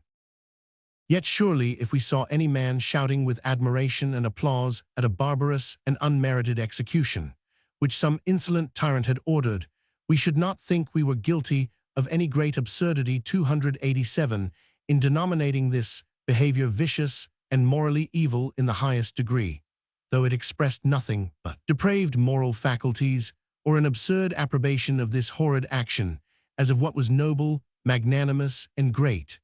Our heart, I imagine, at the sight of such a spectator, would forget for a while its sympathy with the sufferer, and feel nothing but horror and detestation at the thought of so execrable a wretch. We should abominate him even more than the tyrant who might be goaded on by the strong passions of jealousy, fear, and resentment, and upon that account be more excusable. But the sentiments of the spectator would appear altogether without cause or motive, and therefore most perfectly and completely detestable. There is no perversion of sentiment or affection which our heart would be more averse to enter into, or which it would reject with greater hatred and indignation than one of this kind. And so far from regarding such a constitution of mind as being merely something strange or inconvenient, and not in any respect vicious or morally evil, we should rather consider it as the very last and most dreadful stage of depravity. Correct moral sentiments, on the contrary, naturally appear in some degree laudable and morally good. The man, whose censure and applause are upon all occasions suited with the greatest accuracy to the value or unworthiness of the object, seems to deserve a degree even of moral approbation. We admire the delicate precision of his moral sentiments. They lead our own judgments, and upon account of their uncommon and surprising justness, they even excite our wonder and applause. We cannot indeed be always sure that the conduct of such a person would be in any respect correspondent to the precision and accuracy of his judgment concerning the conduct of others. Virtue requires habit and resolution of mind, as well as delicacy of sentiment, and unfortunately, the former qualities are sometimes wanting, where the latter is in the greatest perfection. This disposition of mind, however, though it may sometimes be attended with imperfections, is incompatible with anything that is grossly criminal, and is the happiest foundation upon which the superstructure of perfect virtue can be built. There are many men who mean very well and seriously purpose to do what they think their duty, who notwithstanding are disagreeable because of the coarseness of their moral sentiments. It may be said, perhaps, that though the principle of approbation is not founded upon any perception that is in any respect analogous to the external senses, it may still be founded upon a peculiar sentiment which answers this one particular purpose and no other. Approbation and disapprobation, it may be pretended, are certain feelings or emotions which arise in the mind upon the view of different characters and actions. And as resentment might be called a sense of injuries, or gratitude a sense of benefits, so these may very properly receive the name of a sense of right and wrong, or of a moral sense. 288. But this account of things, though it may not be liable to the same objections with the foregoing, is exposed to others which may be equally unanswerable. First of all, whatever variations any particular emotion may undergo, it still preserves the general features which distinguish it to be an emotion of such a kind, and these general features are always more striking and remarkable than any variation which it may undergo in particular cases. Thus anger is an emotion of a particular kind, and accordingly its general features are always more distinguishable than all the variations it undergoes in particular cases. Anger against a man is, no doubt, somewhat different from anger against a woman, and that again from anger against a child. In each of those three cases, the general passion of anger receives a different modification from the particular character of its object, as may easily be observed by the attentive. But still, the general features of the passion predominate in all these cases. To distinguish these requires no nice observation. A very delicate attention, on the contrary, is necessary to discover their variations. Everybody takes notice of the former, scarce anybody observes the latter. If approbation and disapprobation, therefore, were, like gratitude and resentment, emotions of a particular kind, distinct from every other, we should expect that in all the variations which either of them might undergo, it would still retain the general features which mark it to be an emotion of such a particular kind, clear, plain, and easily distinguishable. But in fact, it happens quite otherwise. If we attend to what we really feel, when upon different occasions we either approve or disapprove, we shall find that our emotion in one case is often totally different from that in another, and that no common features can possibly be discovered between them. Thus the approbation with which we view a tender, delicate, and humane sentiment is quite different from that with which we are struck by one that appears great, daring, and magnanimous. Our approbation of both may, upon different occasions, be perfect and entire, but we are softened by the one, and we are elevated by the other, and there is no sort of resemblance between the emotions which they excite in us. But according to that system which I have been endeavoring to establish, this must necessarily be the case, as the emotions of the person whom we approve of are, in those two cases, quite opposite to one another, and as our approbation arises from sympathy with those opposite emotions, what we feel upon the one occasion can have no sort of resemblance to what we feel upon the other. But this could not happen if approbation consisted in a peculiar emotion which had nothing in common with the sentiments we approved of, but which arose at the view of those sentiments, like any other passion at the view of its proper object. The same thing holds true with regard to disapprobation.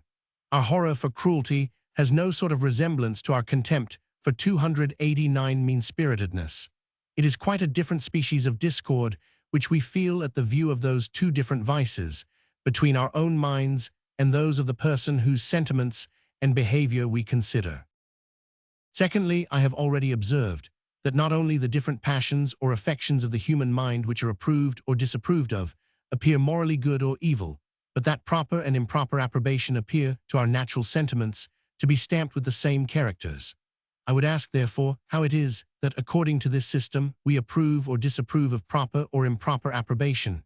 To this question there is, I imagine, but one reasonable answer which can possibly be given. It must be said that when the approbation with which our neighbor regards the conduct of a third person coincides with our own, we approve of his approbation and consider it as in some measure morally good, and that, on the contrary, when it does not coincide with our own sentiments, we disapprove of it and consider it as in some measure morally evil. It must be allowed, therefore, that at least in this one case, the coincidence or opposition of sentiment between the observer and the person observed constitutes moral approbation or disapprobation. And if it does so in this one case, I would ask, why not in every other? To what purpose imagine a new power of perception in order to account for those sentiments? Against every account of the principle of approbation, which makes it depend upon a peculiar sentiment distinct from every other, I would object that it is strange that this sentiment, which Providence undoubtedly intended to be the governing principle of human nature, should hitherto have been so little taken notice of as not to have got a name in any language. The word moral sense is of very late formation and cannot yet be considered as making part of the English tongue. The word approbation has, but within these few years, been appropriated to denote peculiarly anything of this kind. In propriety of language, we approve of whatever is entirely to our satisfaction, of the form of a building, of the contrivance of a machine, of the flavor of a dish of meat. The word conscience does not immediately denote any moral faculty by which we approve or disapprove. Conscience supposes, indeed, the existence of some such faculty, and properly signifies our consciousness of having acted agreeably or contrary to its directions. When love, hatred, joy, sorrow, gratitude, resentment, with so many other passions which are all supposed to be the subjects of this principle, have made themselves considerable enough to get titles to know them by, is it not surprising that the sovereign of them all should hitherto have been so little heeded, that a few philosophers excepted, nobody has yet thought it worth while to bestow a name upon that principle?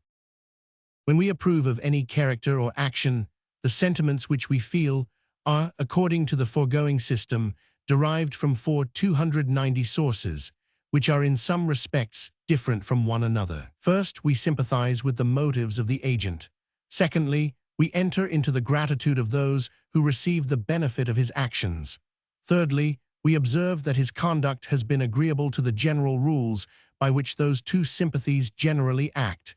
And last of all, when we consider such actions as making a part of a system of behavior which tends to promote the happiness either of the individual or of the society, they appear to derive a beauty from this utility, not unlike that which we ascribe to any well-contrived machine. After deducting, in any one particular case, all that must be acknowledged to proceed from some one or other of these four principles, I should be glad to know what remains, and I shall freely allow this overplus to be ascribed to a moral sense, or to any other peculiar faculty, provided anybody will ascertain precisely what this overplus is. It might be expected, perhaps, that if there was any such peculiar principle, such as this moral sense is supposed to be, we should feel it, in some particular cases, separated and detached from every other, as we often feel joy, sorrow, hope, and fear, pure and unmixed with any other emotion. This, however, I imagine, cannot even be pretended. I have never heard any instance alleged in which this principle could be said to exert itself alone and unmixed with sympathy or antipathy, with gratitude or resentment, with the perception of the agreement or disagreement of any action to an established rule, or last of all, with that general taste for beauty and order which is excited by inanimated as well as by animated objects. There is another system which attempts to account for the origin of our moral sentiments from sympathy, distinct from that which I have been endeavoring to establish. It is that which places virtue in utility and accounts for the pleasure with which the spectator surveys the utility of any quality from sympathy with the happiness of those who are affected by it. This sympathy is different both from that by which we enter into the motives of the agent, and from that by which we go along with the gratitude of the persons who are benefited by his actions. It is the same principle with that by which we approve of a well-contrived machine, but no machine can be the object of either of those two last-mentioned sympathies. I have already, in the fourth part of this discourse, given some account of this system. IV of the manner in which different authors have treated of the practical rules of morality. It was observed in the third part of this discourse that the rules of justice are the only rules of morality which are precise and accurate, that those of all the other virtues are loose, vague, and indeterminate. 291, that the first may be compared to the rules of grammar, the others to those which critics lay down for the attainment of what is sublime and elegant in composition, and which present us rather with a general idea of the perfection we ought to aim at, than afford us any certain and infallible directions for acquiring it. As the different rules of morality admit such different degrees of accuracy, Those authors who have endeavored to collect and digest them into systems have done it in two different manners, and one set has followed through the whole that loose method to which they were naturally directed by the consideration of one species of virtues, while another has as universally endeavored to introduce into their precepts that sort of accuracy of which only some of them are susceptible. The first have written like critics, the second like grammarians. Either first, among whom we may count all the ancient moralists, have contented themselves with describing in a general manner the different vices and virtues, and with pointing out the deformity and misery of the one disposition, as well as the propriety and happiness of the other, but have not affected to lay down many precise rules that are to hold good unexceptionally in all particular cases. They have only endeavored to ascertain, as far as language is capable of ascertaining, first, wherein consists the sentiment of the heart, upon which each particular virtue is founded, what sort of internal feeling or emotion it is which constitutes the essence of friendship, of humanity, of generosity, of justice, of magnanimity, and of all the other virtues, as well as of the vices which are opposed to them. And secondly, what is the general way of acting, the ordinary tone and tenor of conduct to which each of those sentiments would direct us, or how it is that a friendly, a generous, a brave, a just, and a humane man would upon ordinary occasions choose to act. To characterize the sentiment of the heart, upon which each particular virtue is founded, though it requires both a delicate and an accurate pencil, is a task, however, which may be executed with some degree of exactness. It is impossible, indeed, to express all the variations which each sentiment either does or ought to undergo, according to every possible variation of circumstances. They are endless, and language wants names to mark them by. The sentiment of friendship, for example, which we feel for an old man is different from that which we feel for a young, that which we entertain for an austere man different from that which we feel for one of softer and gentler manners, and that again from what we feel for one of gay vivacity and spirit. The friendship which we conceive for a man is different from that with which a woman affects us, even where there is no mixture of any grosser passion. What author could enumerate and ascertain these and all the other infinite varieties which this sentiment is capable of undergoing? But still, the general sentiment of friendship and familiar 292 attachment, which is common to them all, may be ascertained with a sufficient degree of accuracy. The picture which is drawn of it, though it will always be in many respects incomplete, may, however, have such a resemblance as to make us know the original when we meet with it, and even distinguish it from other sentiments to which it has a considerable resemblance, such as goodwill, respect, admiration. To describe, in a general manner, what is the ordinary way of acting to which each virtue would prompt us is still more easy. It is, indeed, scarce possible to describe the internal sentiment or emotion upon which it is founded, without doing something of this kind. It is impossible by language to express, if I may say so, the invisible features of all the different modifications of passion as they show themselves within. There is no other way of marking and distinguishing them from one another, but by describing the effects which they produce without, the alterations which they occasion in the countenance, in the air and external behavior, the resolutions they suggest, the actions they prompt to. It is thus that Cicero, in the first book of his Offices, endeavors to direct us to the practice of the four cardinal virtues, and that Aristotle, in the practical parts of his Ethics, points out to us the different habits by which he would have us regulate our behavior, such as liberality, magnificence, magnanimity, and even jocularity and good humor, qualities which that indulgent philosopher has thought worthy of a place in the catalogue of the virtues, though the lightness of that approbation which we naturally bestow upon them should not seem to entitle them to so venerable a name. Such works present us with agreeable and lively pictures of manners. By the vivacity of their descriptions, they inflame our natural love of virtue and increase our abhorrence of vice. By the justness as well as delicacy of their observations, they may often help both to correct and to ascertain our natural sentiments with regard to the propriety of conduct, and suggesting many nice and delicate attentions, form us to a more exact justness of behavior, than what, without such instruction, we should have been apt to think of. In treating of the rules of morality in this manner consists the science which is properly called ethics, a science which, though like criticism, it does not admit of the most accurate precision, is, however, both highly useful and agreeable.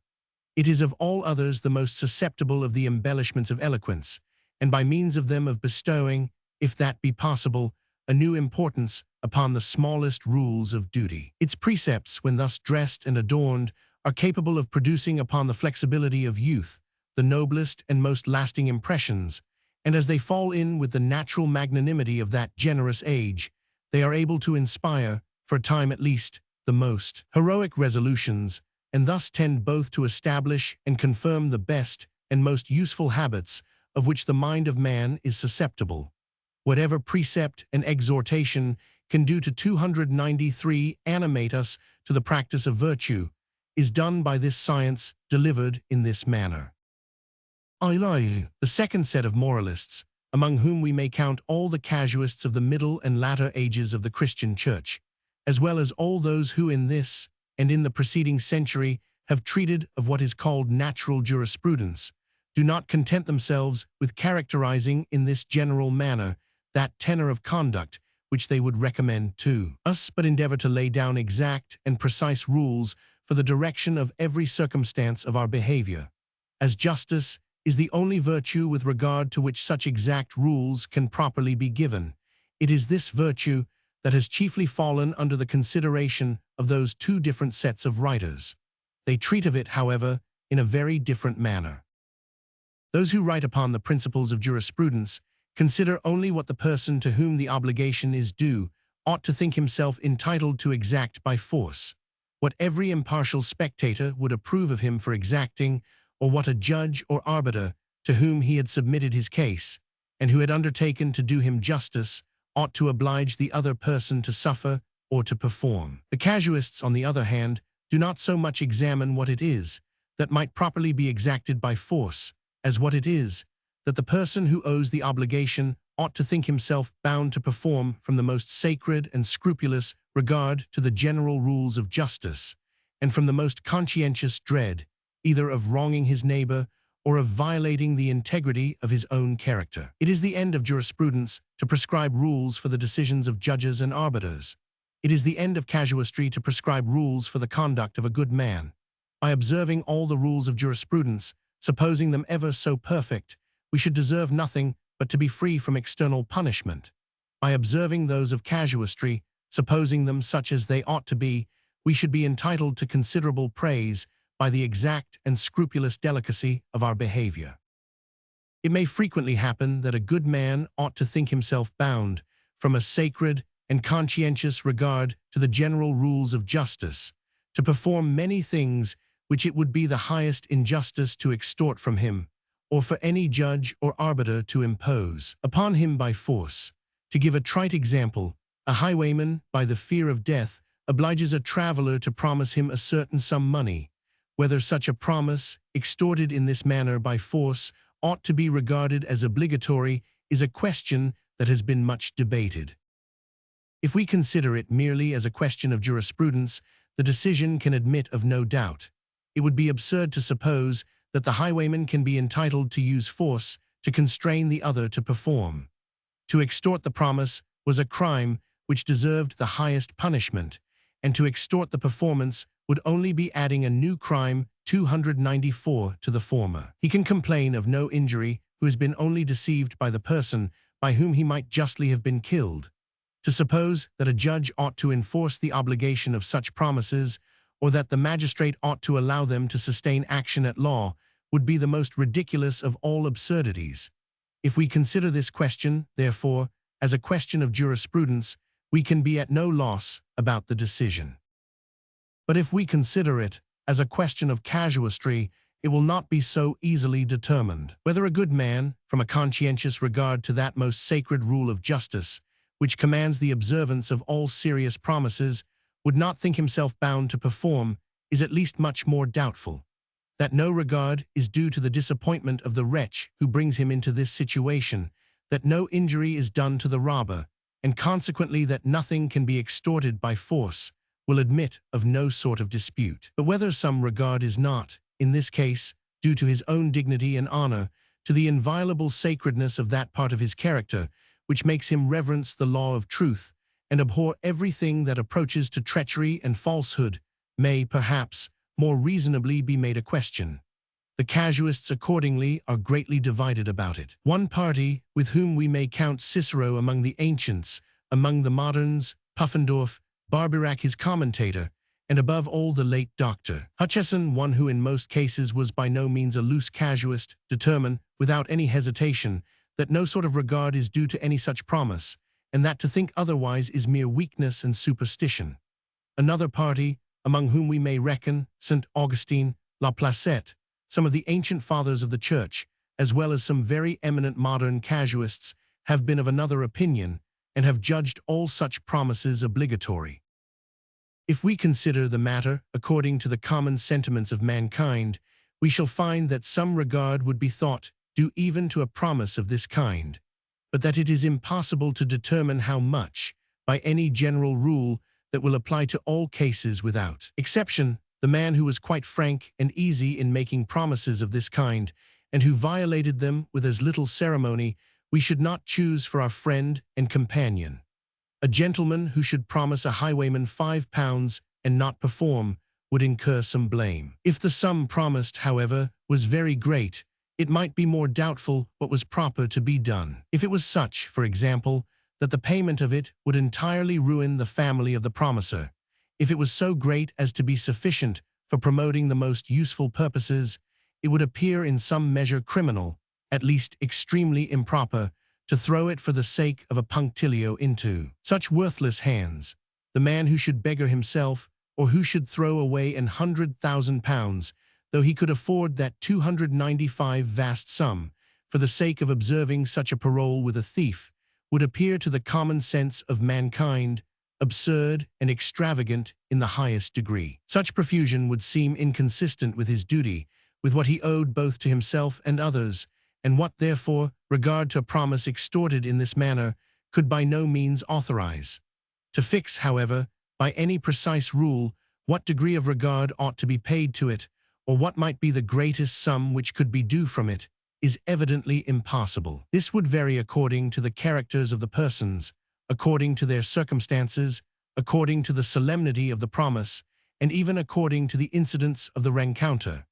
And if the promiser had been treated with a great deal of that sort of gallantry, which is sometimes to be met with in persons of the most abandoned characters, more would seem due than upon other occasions. It may be said in general that exact propriety requires the observance of all such promises, wherever it is not inconsistent with some other duties that are more sacred, such as regard to the public interest, to those whom gratitude, whom natural affection, or whom the laws of proper beneficence should prompt us to provide for. But as was formerly taken notice of, we have no precise rules to determine what external actions are due from a regard to such motives, nor, consequently, when it is that those virtues are inconsistent with the observance of such promises. It is to be observed, however, that whenever such promises are violated, though for the most necessary reasons, it is always with some degree of dishonor to the person who made them. After they are made, we may be convinced of the impropriety of observing them, but still there is some fault in having made them. It is at least a departure from the highest and noblest maxims of magnanimity and honor. A brave man ought to die, rather than make a promise which he can neither keep without folly, nor violate without ignominy. For some degree of ignominy always attends a situation of this kind. Treachery and falsehood are vices so dangerous, so dreadful, and at the same time such as may so easily, and upon many occasions so safely be indulged, that we are more jealous of them than of almost any other. Our imagination therefore attaches the idea of shame to all violations of faith, in every circumstance and in every situation. They resemble, in this respect, the violations of chastity in the fair sex, a virtue of which, for the like reasons, we are excessively jealous, and our sentiments are not more delicate with regard to the one than with regard to the other. Breach of chastity dishonors irretrievably. No circumstances, no solicitation can excuse it, No sorrow, no repentance atone for it. We are so nice in this respect that even a rape dishonors, and the innocence of the mind cannot, in our imagination, wash out the pollution of the body. It is the same case with the violation of faith, when it has been solemnly pledged, even to the most 296 worthless of mankind. Fidelity is so necessary a virtue that we apprehend it in general to be due even to those to whom nothing else is due, and whom we think it lawful to kill and destroy. It is to no purpose that the person who has been guilty of the breach of it urges that he promised in order to save his life, and that he broke his promise because it was inconsistent with some other respectable duty to keep it. These circumstances may alleviate, but cannot entirely wipe out his dishonor. He appears to have been guilty of an action with which, in the imaginations of men, some degree of shame is inseparably connected. He has broken a promise which he had solemnly averred he would maintain, and his character, if not irretrievably stained and polluted, has at least a ridicule affixed to it, which it will be very difficult entirely to efface. And no man, I imagine, who had gone through an adventure of this kind would be fond of telling the story. This instance may serve to show wherein consists the difference between casuistry and jurisprudence, even when both of them consider the obligations of the general rules of justice.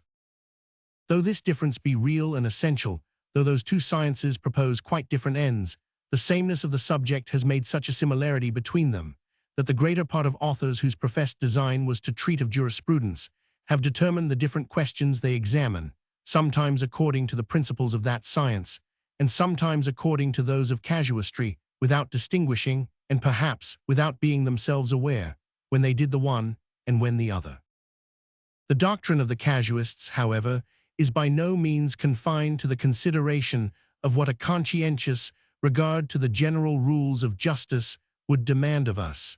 It embraces many other parts of Christian and moral duty. What seems principally to have given occasion to the cultivation of this species of science was the custom of auricular confession, introduced by the Roman Catholic superstition in times of barbarism and ignorance. By that institution, the most secret actions and even the thoughts of every person, which could be suspected of receding in the smallest degree from the rules of Christian purity, were to be revealed to the confessor.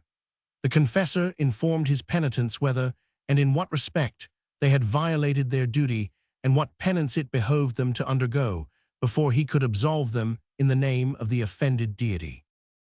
The consciousness, or even the suspicion of having done wrong, is a load upon every mind, and is accompanied with anxiety and terror in all those who are not hardened by long habits of iniquity. Men in this, as in all other distresses, are naturally eager to disburthen themselves of the oppression which they feel upon their thoughts, by unbosoming the agony of their mind to some person whose secrecy and discretion they can confide in.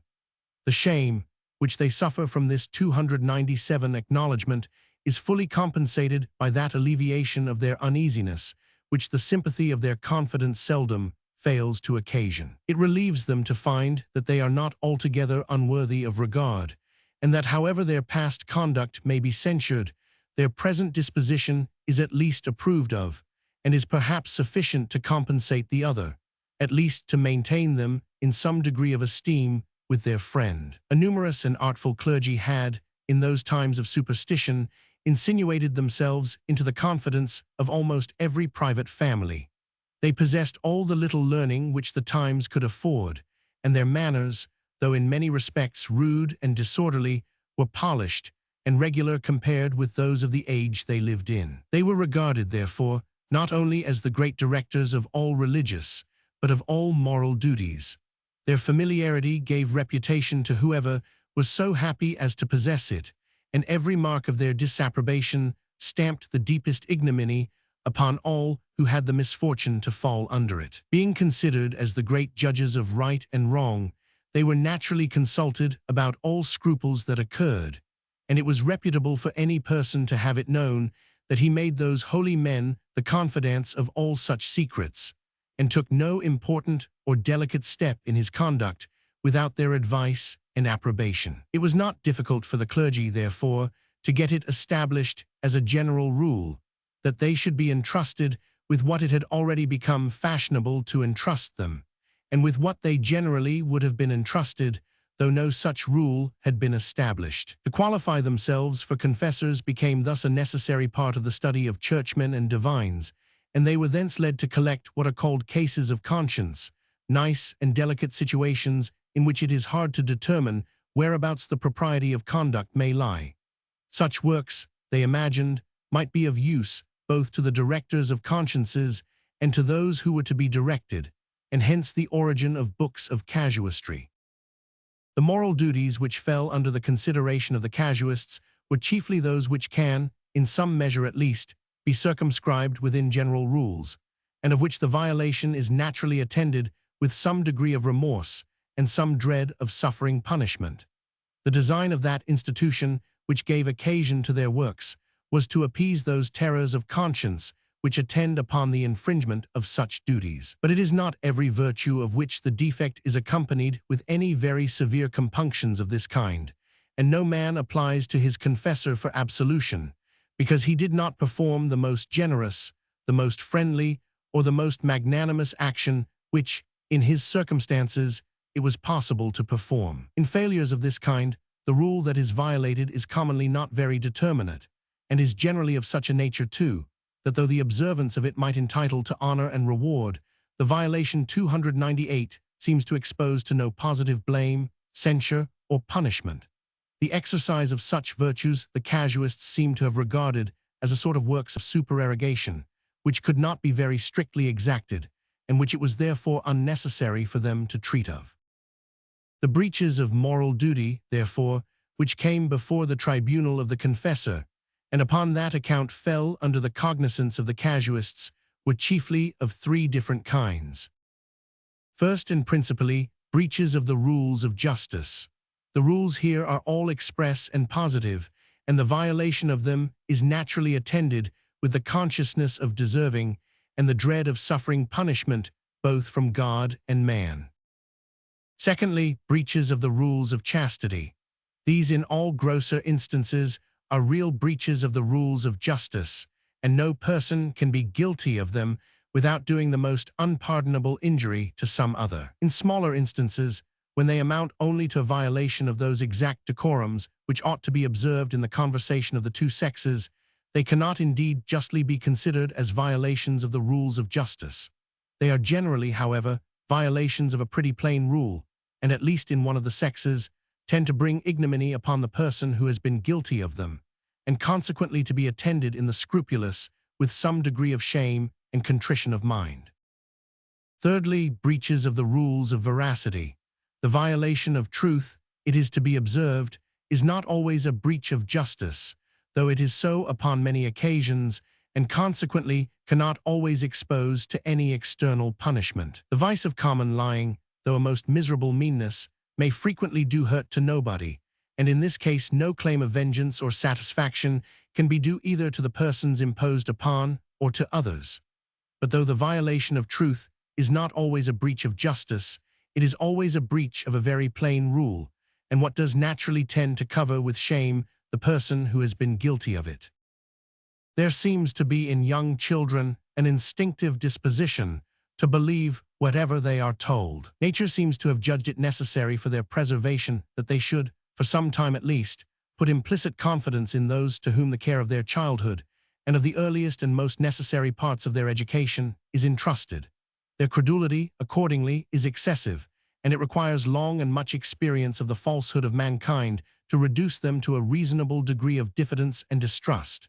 In grown-up people, the degrees of credulity are, no doubt, very different. The wisest and most experienced are generally the least credulous, but the man scarce lives who is not more credulous than he ought to be, and who does not, upon many occasions, give credit to tales, which not only turn out to be perfectly false, but which a very moderate degree of reflection and attention might have taught him could not well be true. The natural disposition is always to believe. It is acquired wisdom and experience only that teach incredulity, and they very seldom teach it enough.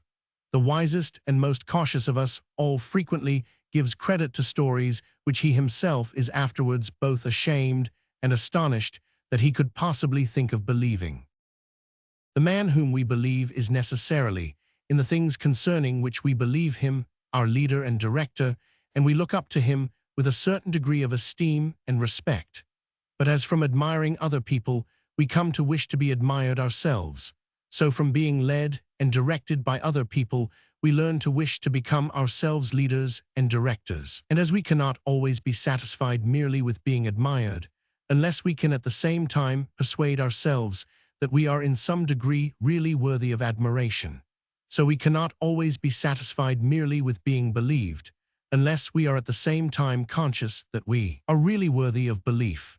As the desire of praise and that of praiseworthiness, though very much akin, are yet distinct and separate desires, so the desire of being believed and that of being worthy of belief, though very much akin to, are equally distinct and separate desires. The desire of being believed, the desire of persuading, of leading and directing other people, seems to be one of the strongest of all our natural desires.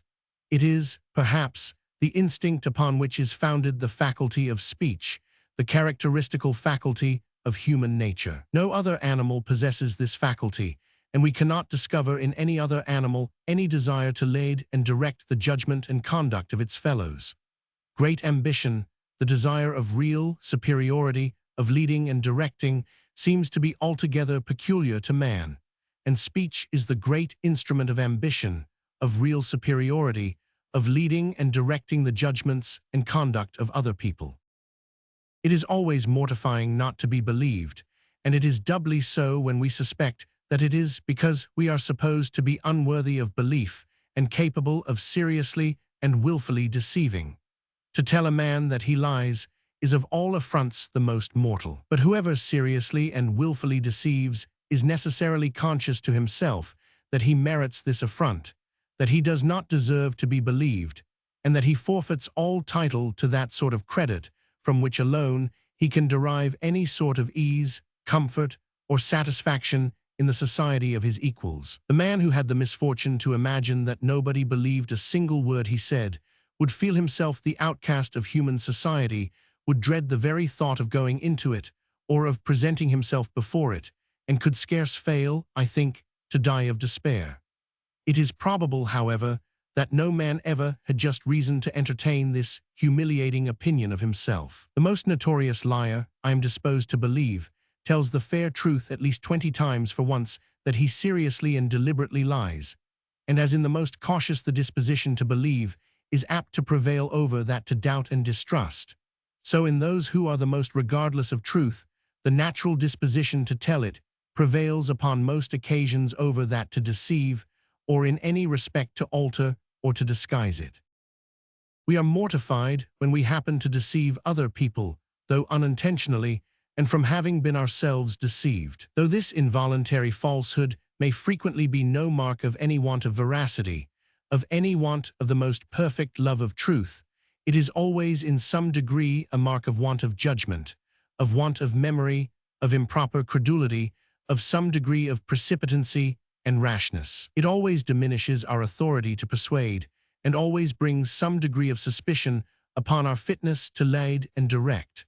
The man who sometimes misleads from mistake, however, is widely different from him who is capable of willfully deceiving.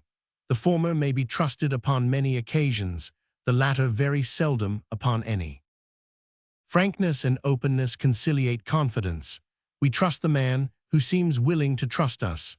We see clearly, we think, the road by which he means to conduct us, and we abandon ourselves with pleasure to his guidance and direction. Reserve and concealment, on the contrary, call forth diffidence. We are afraid to follow the man who is going we do not know where. The great pleasure of conversation and society, besides, arises from a certain correspondence of sentiments and opinions, from a certain harmony of minds, which like so many musical instruments coincide and keep time with one another. But this most delightful harmony cannot be obtained unless there is a free communication of sentiments and opinions. We all desire, upon this account, to feel how each other is affected, to penetrate into each other's bosoms, and to observe the sentiments and affections which really subsist there. The man who indulges us in this natural passion, who invites us into his heart, who, as it were, sets open the gates of his breast to us, seems to exercise a species of hospitality more delightful than any other. No man who is in ordinary good temper can fail of pleasing if he has the courage to utter his real sentiments as he feels them, and because he feels them. It is this unreserved sincerity which renders even the prattle of a child agreeable. How weak and imperfect soever the views of the open-hearted, we take pleasure to enter into them, and endeavor, as much as we can, to bring down our own understanding to the level of their capacities, and to regard every subject in the particular light in which they appear to have considered it. This passion to discover the real sentiments of others is naturally so strong that it often degenerates into a troublesome and impertinent curiosity to pry into those secrets of our neighbors which they have very justifiable reasons for concealing, and upon many occasions it requires prudence and a strong sense of propriety to govern this, as 301 well as all the other passions of human nature, and to reduce it to that pitch which any impartial spectator can approve of. To disappoint this curiosity, however, when it is kept within proper bounds, and aims at nothing which there can be any just reason for concealing, is equally disagreeable in its turn. The man who eludes our most innocent questions, who gives no satisfaction to our most inoffensive inquiries, who plainly wraps himself up in impenetrable obscurity, seems, as it were, to build a wall about his breast. We run forward to get within it, with all the eagerness of harmless curiosity, and feel ourselves all at once pushed back with rude and offensive violence. The man of reserve and concealment, though seldom a very amiable character, is not disrespected or despised. He seems to feel coldly towards us, and we feel as coldly towards him. He is not much praised or beloved, but he is as little hated or blamed. He very seldom, however, has occasion to repent of his caution, and is generally disposed rather to value himself upon the prudence of his reserve. Though his conduct, therefore, may have been very faulty, and sometimes even hurtful, he can very seldom be disposed to lay his case before the casuists, or to fancy that he has any occasion for their acquittal or for their approbation. It is not always so with the man who, from false information, from inadvertency, from precipitancy and rashness, has involuntarily deceived. Though it should be in a matter of little consequence, in telling a piece of common news, for example, if he is a real lover of truth, he is ashamed of his own carelessness, and never fails to embrace the first opportunity of making the fullest acknowledgments. If it is in a matter of some consequence, his contrition is still greater, and if any unlucky or fatal consequence has followed from his misinformation, he can scarce ever forgive himself. Though not guilty, he feels himself to be in the highest degree what the ancients called pious, and is anxious and eager to make every sort of atonement in his power. Such a person might frequently be disposed to lay his case before the casuists, who have in general been very favorable to him, and though they have sometimes justly condemned him for rashness, they have universally acquitted him of the ignominy of falsehood.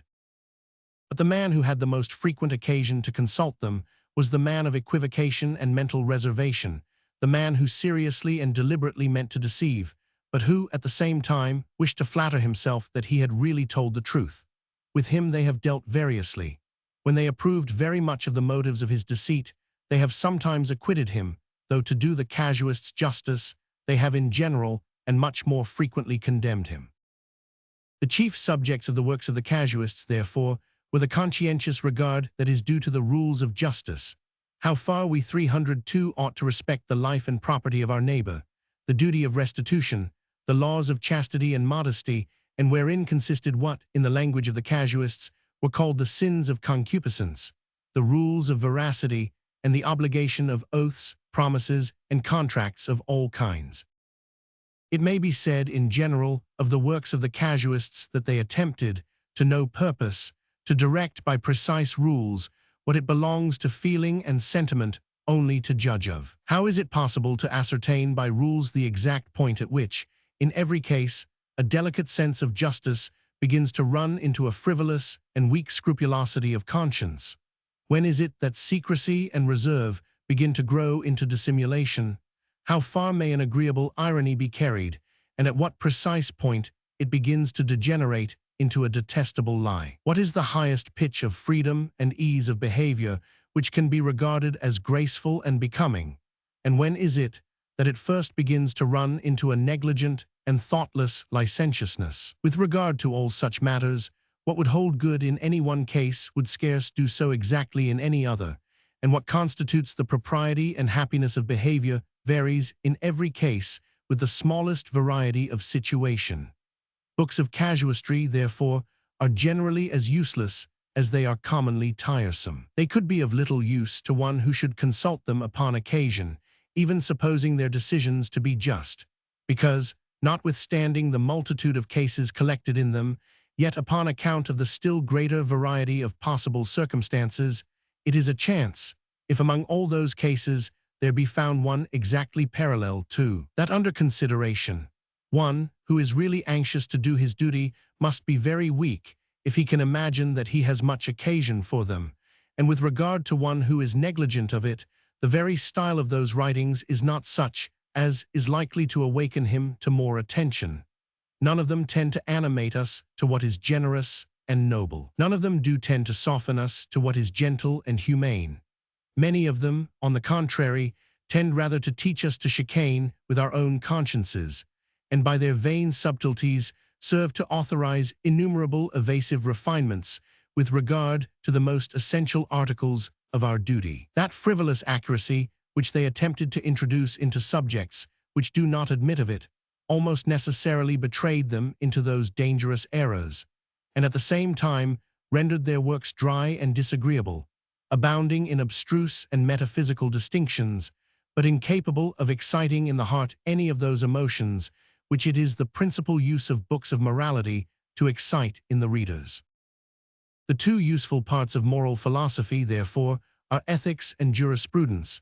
Casuistry ought to be rejected altogether, and the ancient moralists appear to have judged much better, who, in treating of the same subjects, did not affect any such nice exactness, but 303 contented themselves with describing, in a general manner, what is the sentiment upon which justice, modesty, and veracity are founded, and what is the ordinary way of acting to which those great virtues would commonly prompt us.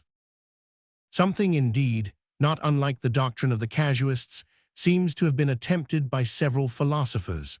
There is something of this kind in the third book of Cicero's Offices, where he endeavors, like a casuist, to give rules for our conduct in many nice cases, in which it is difficult to determine whereabouts the point of propriety may lie. It appears, too, from many passages in the same book, that several other philosophers had attempted something of the same kind before him. Neither he nor they, however, appear to have aimed at giving a complete system of this sort, but only meant to show how situations may occur, in which it is doubtful whether the highest propriety of conduct consists in observing or in receding from what, in ordinary cases, are the rules of our duty.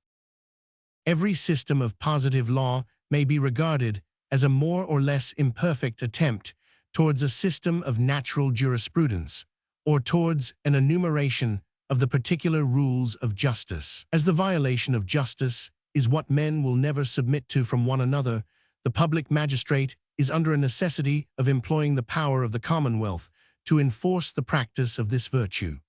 Without this precaution, civil society would become a scene of bloodshed and disorder, every man revenging himself at his own hand whenever he fancied he was injured. To prevent the confusion which would attend upon every man's doing justice to himself, the magistrate, in all governments that have acquired any considerable authority, undertakes to do justice to all, and promises to hear and to redress every complaint of injury. In all well-governed states, too, not only judges are appointed for determining the controversies of individuals, but rules are prescribed for regulating the decisions of those judges, and these rules are, in general, intended to coincide with those of natural justice. It does not, indeed, always happen that they do so in every instance. Sometimes what is called the constitution of the state, that is, the interest of the government, sometimes the interest of particular orders of men who tyrannize the government, warp the positive laws of the country from what natural justice would prescribe. In some countries, the rudeness and barbarism of the people hinder the natural sentiments of justice from arriving at that accuracy and precision which, in more civilized nations, they naturally attain to. Their laws are, like their manners, gross and rude and undistinguishing. In other countries, the unfortunate constitution of their courts of judicature hinders any regular system of jurisprudence from ever establishing itself among them, though the improved manners of the people may be such as would admit of the most accurate. In no country do the decisions of positive 304 law coincide exactly, in every case, with the rules which the natural sense of justice would dictate. Systems of positive law, therefore, though they deserve the greatest authority as the records of the sentiments of mankind in different ages and nations, yet can never be regarded as accurate systems of the rules of natural justice. It might have been expected that the reasonings of lawyers upon the different imperfections and improvements of the laws of different countries should have given occasion to an inquiry into what were the natural rules of justice independent of all positive institution. It might have been expected that these reasonings should have led them to aim at establishing a system of what might properly be called natural jurisprudence, or a theory of the general principles which ought to run through and be the foundation of the laws of all nations. But though the reasonings of lawyers did produce something of this kind, and though no man has treated systematically of the laws of any particular country without intermixing in his work many observations of this sort, it was very late in the world before any such general system was thought of, or before the philosophy of law was treated of by itself, and without regard to the particular institutions of any one nation.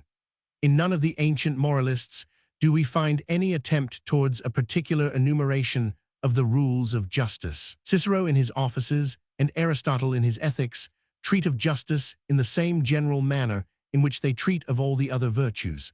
In the laws of Cicero and Plato, where we might naturally have expected some attempts towards an enumeration of those rules of natural equity, which ought to be enforced by the positive laws of every country, there is, however, nothing of this kind.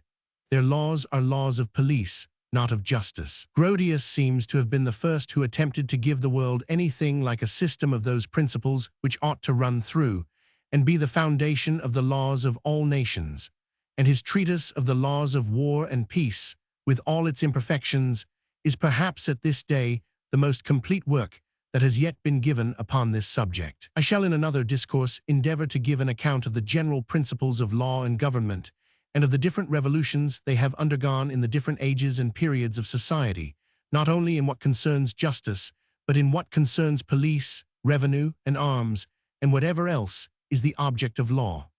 I shall not, therefore, at present, enter into any further detail concerning the history of jurisprudence. Considerations concerning the first. Formation of languages, etc., etc. The assignation of particular names to denote particular objects, that is, the institution of nouns substantive, would, probably, be one of the first steps towards the formation of language. Two savages, who had never been taught to speak, but had been bred up remote from the societies of men, would naturally begin to form that language by which they would endeavor to make their mutual wants intelligible to each other, by uttering certain sounds, whenever they meant to denote certain objects. Those objects only which were most familiar to them, and which they had most frequent occasion to mention, would have particular names assigned to them. The particular cave whose covering sheltered them from the weather, the particular tree whose fruit relieved their hunger, the particular fountain whose water allayed their thirst, would first be denominated by the words cave, tree, fountain, or by whatever other appellations they might think proper in that primitive jargon to mark them. Afterwards, when the more enlarged experience of these savages had led them to observe, and their necessary occasions obliged them to make mention of other caves, and other trees, and other fountains, they would naturally bestow upon each of those new objects the same name by which they had been accustomed to express the similar objects they were first acquainted with. The new objects had none of them any name of its own, but each of them exactly resembled another object, which had such an appellation. It was impossible that those savages could behold the new objects without recollecting the old ones, and the name of the old ones to which the new bore so close a resemblance. When they had occasion, therefore, to mention or to point out to each other any of the new objects, they would naturally utter the name of the correspondent old one, of which the idea could not fail, at that instant, to present itself to their memory in the strongest and liveliest manner. And thus, those words, which were originally the proper names of individuals, would each of them insensibly become the common name of a multitude. A child that is just learning to speak calls every person who comes to the house its papa or its mama, and thus bestows upon the whole species those names which it had been taught to apply to two individuals. I have 306 known a clown who did not know the proper name of the river which ran by his own door. It was the river, he said, and he never heard any other name for it. His experience, it seems, had not led him to observe any other river. The general word river, therefore, was, it is evident, in his acceptance of it, a proper name, signifying an individual object. If this person had been carried to another river, would he not readily have called it a river? Could we suppose any person living on the banks of the Thames so ignorant as not to know the general word river, but to be acquainted only with the particular word Thames? If he was brought to any other river, would he not readily call it a Thames? This, in reality, is no more than what they, who are well acquainted with the general word, are very apt to do.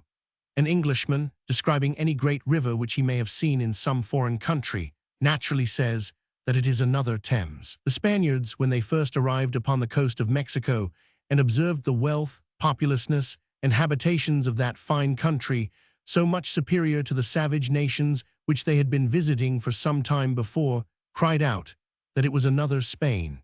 Hence it was called New Spain, and this name has stuck to that unfortunate country ever since. We say in the same manner of a hero that he is an Alexander, of an orator that he is a Cicero, of a philosopher that he is a Newton.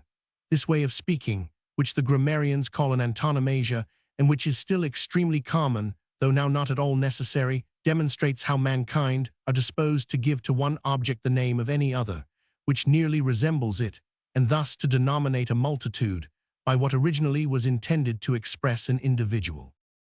It is this application of the name of an individual to a great multitude of objects, whose resemblance naturally recalls the idea of that individual, and of the name which expresses it, that seems originally to have given occasion to the formation of those classes and assortments, which, in the schools, are called genera and species, and of which the ingenious and eloquent M. Rousseau of Geneva finds himself so much at a loss to account for the origin.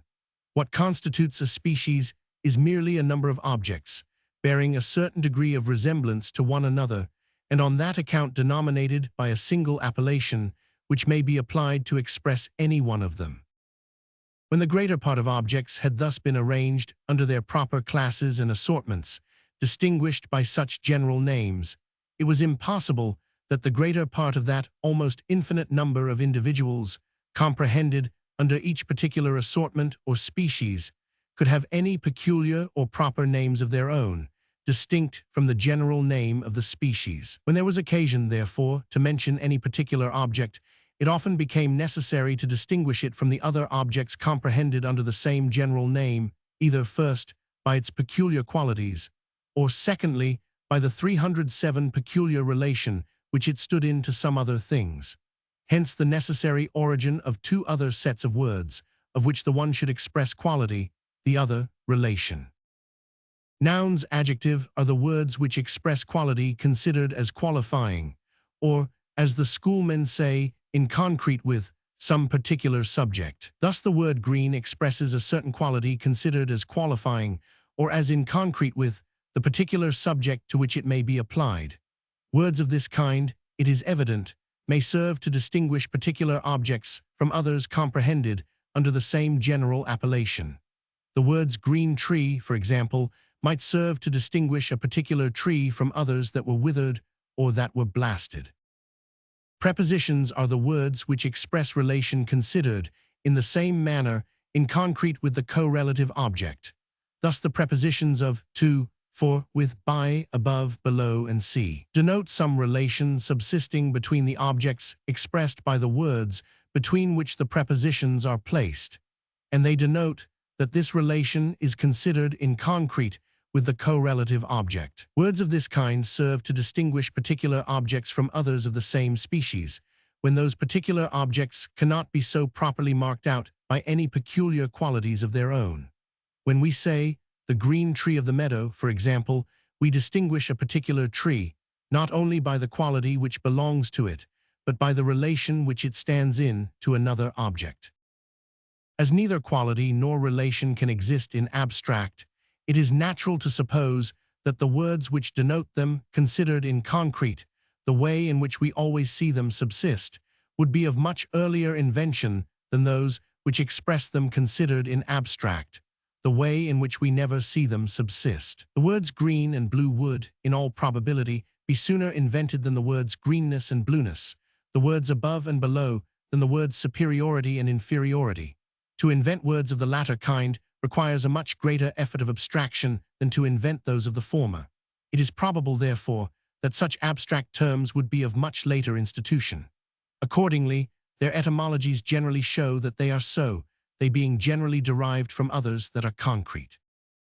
But though the invention of nouns adjective be much more natural than that of the abstract nouns substantive derived from them, it would still, however, require a considerable degree of abstraction and generalization. Those, for example, who first invented the words green, blue, red, and the other names of colors, must have observed and compared together a great number of objects, must have remarked their resemblances and dissimilitudes in respect of the quality of color, and must have arranged them, in their own minds, into different classes and assortments, according to those resemblances and dissimilitudes. An adjective is by nature a general, and in some measure an abstract word, and necessarily presupposes the idea of a certain species or assortment of things, to all of which it is equally applicable.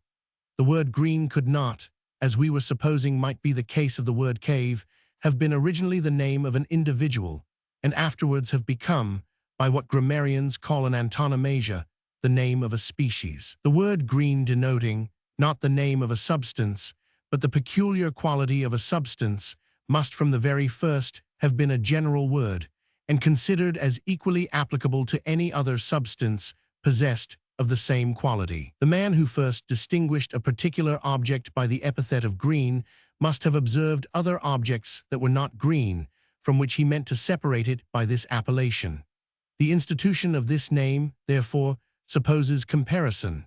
It likewise supposes some degree of abstraction. The person who first invented this appellation must have distinguished the quality from the object to which it belonged, and must have conceived the object as capable of subsisting without the quality. The invention, therefore, even of the simplest nouns adjective, must have required more metaphysics than we are apt to be aware of. The different mental operations of arrangement or classing, of comparison, and of abstraction must all have been employed before even the names of the different colors, the least metaphysical of all nouns adjective, could be instituted.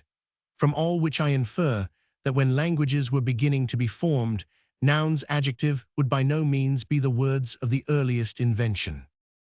There is nothing expedient for denoting the different qualities of different substance, which, as it requires no abstraction, nor any conceived separation of the quality from the subject, seems more natural than the invention of nouns adjective, and which, upon this account, could hardly fail, in the first formation of language, to be thought of before them. This expedient is to make some variation upon the noun substantive itself, according to the different qualities which it is endowed with. Thus, in many languages, the qualities both of sex and of the want of sex are expressed by different terminations in the noun substantive, which denote objects so qualified. In Latin, for example, lupus, lupa, equus, equa, juvencus, juvenca, Julius, Julia, Lucretius, Lucretia, and c. denote the qualities of male and female in the animals and persons to whom such appellations belong, without needing the addition of any adjective for this purpose. On the other hand, the words forum, protum, plostrum denote by their peculiar termination the total absence of sex in the different substances which they stand for. Both sex and the want of all sex, being naturally considered as qualities modifying and inseparable from the particular substances to which they belong, it was natural to express them rather by a modification in the noun substantive than by any general and abstract word expressive of this particular species of quality. The expression bears, it is evident, in this way, a much more exact analogy to the idea or object which it denotes, than in the other. The quality appears in nature as a modification of the substance, and as it is thus expressed in language by a modification of the noun substantive, which denotes that substance, the quality and the subject are, in this case, blended together, if I may say so, in the expression, in the same manner as they appear to be in the object and in the idea. Hence the origin of the masculine, feminine, and neutral genders in all the ancient languages. By means of these, the most important of all distinctions, that of substances into animated and inanimated, and that of animals into male and female, seem to have been sufficiently marked without the assistance of adjectives, or of any general names denoting this most extensive species of qualifications. There are no more than these three genders in any of the languages with which I am acquainted. That is to say, the formation of nouns substantive can, by itself, and without the accompaniment of adjectives, express no other qualities but those three above mentioned, the qualities of male, of female, of neither male nor female. I should not, however, be surprised if in other languages with which I am unacquainted, the different formations of nouns substantive should be capable of expressing many other different qualities.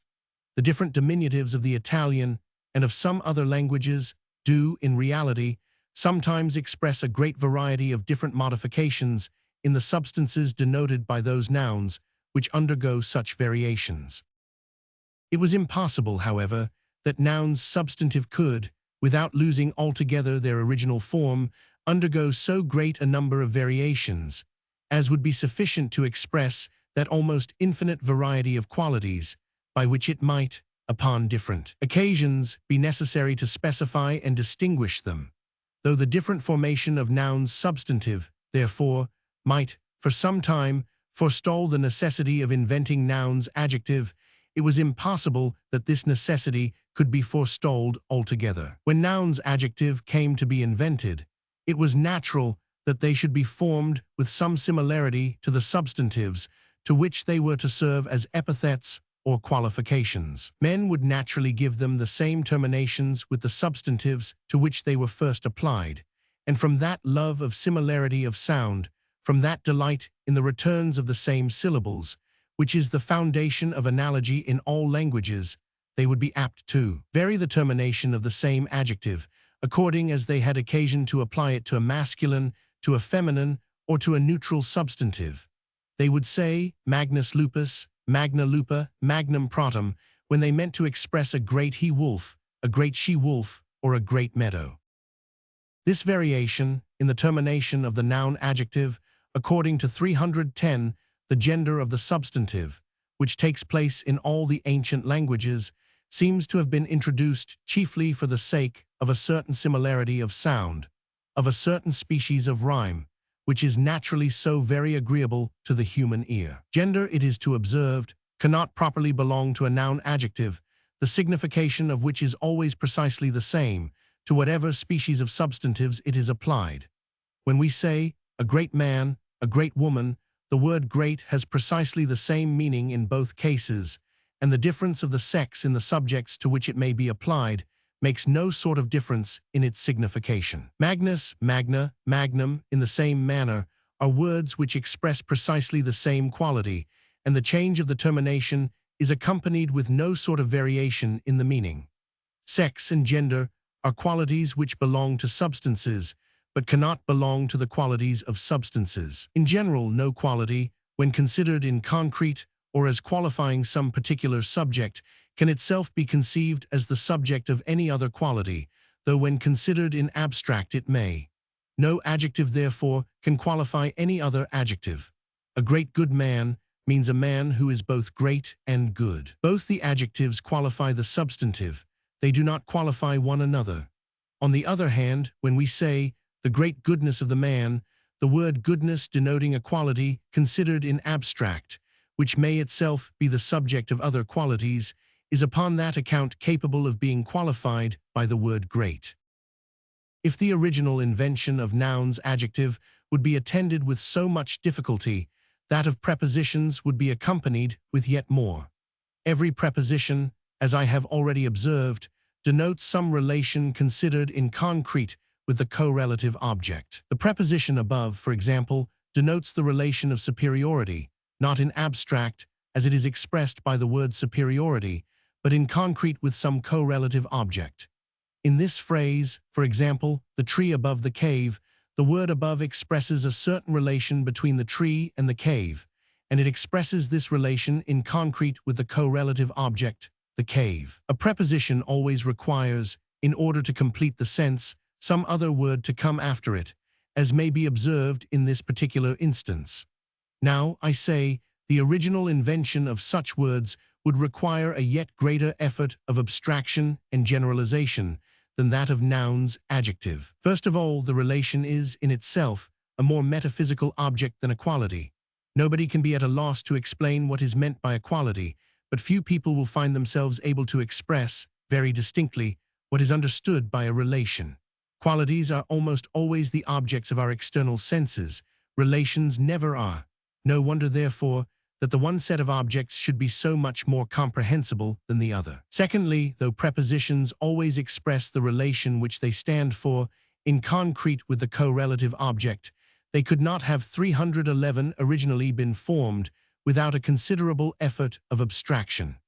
A preposition denotes a relation, and nothing but a relation. But before men could institute a word, which signified a relation, and nothing but a relation, they must have been able, in some measure, to consider this relation abstractedly from the related objects, since the idea of those objects does not, in any respect, enter into the signification of the preposition. The invention of such a word, therefore, must have required a considerable degree of abstraction. Thirdly, a preposition is from its nature a general word, which, from its very first institution, must have been considered as equally applicable to denote any other similar relation. The man who first invented the word above must not only have distinguished, in some measure, the relation of superiority from the objects which were so related, but he must also have distinguished this relation from other relations, such as, from the relation of inferiority denoted by the word below, from the relation of juxtaposition expressed by the word beside, and the like. He must have conceived this word, therefore, as expressive of a particular sort or species of relation distinct from every other, which could not be done without a considerable effort of comparison and generalization.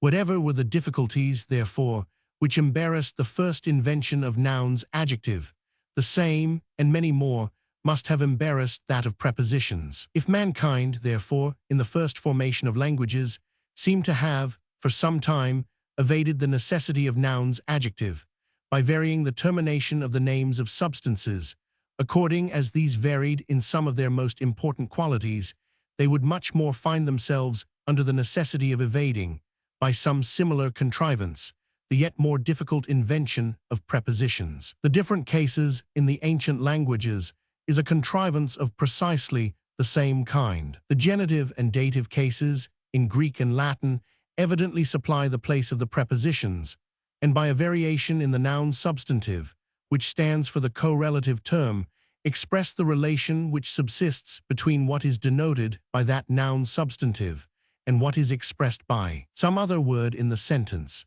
In these expressions, for example, fructus arboris, the fruit of the tree, sacer Herculi, sacred to Hercules, the variations made in the correlative words arbor and Hercules express the same relations which are expressed in English by the prepositions of and to. To express a relation in this manner did not require any effort of abstraction. It was not here expressed by a peculiar word denoting relation and nothing but relation, but by a variation upon the correlative term. It was expressed here, as it appears in nature, not as something separated and detached, but as thoroughly mixed and blended with the correlative object. To express relation in this manner did not require any effort of generalization. The words arboris and Herculi, while they involve in 312 their signification the same relation expressed by the English prepositions of and to, are not, like those prepositions, general words, which can be applied to express the same relation between whatever other objects it might be observed to subsist. To express relation in this manner did not require any effort of comparison. The words arboris and Herculi are not general words intended to denote a particular species of relations which the inventors of those expressions meant, in consequence of some sort of comparison, to separate and distinguish from every other sort of relation. The example, indeed, of this contrivance would soon probably be followed, and whoever had occasion to express a similar relation between any other objects would be very apt to do it by making a similar variation on the name of the correlative object. This, I say, would probably, or rather certainly happen, but it would happen without any intention or foresight in those who first set the example, and who never meant to establish any general rule. The general rule would establish itself insensibly, and by slow degrees, in consequence of that love of analogy and similarity of sound, which is the foundation of by far the greater part of the rules of grammar. To express relation, therefore, by a variation in the name of the correlative object, requiring neither abstraction, nor generalization, nor comparison of any kind, would, at first, be much more natural and easy than to express it by those general words called prepositions, of which the first invention must have demanded some degree of all those operations.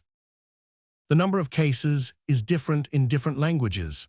There are 5 in the Greek, 6 in the Latin, and there are said to be 10 in the Armenian language. It must have naturally happened that there should be a greater or a smaller number of cases, according as in the terminations of nouns, substantive, the first formers of any language happen to have established a greater or a smaller number of variations, in order to express the different relations they had occasion to take notice of, before the invention of those more general and abstract prepositions which could supply their place.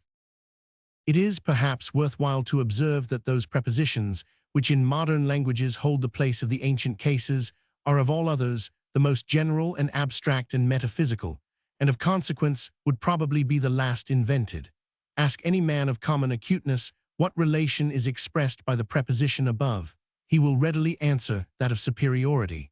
By the preposition below, he will as quickly reply that of inferiority. But ask him what relation is expressed by the preposition of, and if he has not beforehand employed his thoughts a good deal upon these subjects, you may safely allow him a week to consider of his answer. The prepositions above and below do not denote any of the relations expressed by the cases in the 313 ancient languages, but the preposition of denotes the same relation, which is in them expressed by the genitive case, and which, it is easy to observe, is of a very metaphysical nature.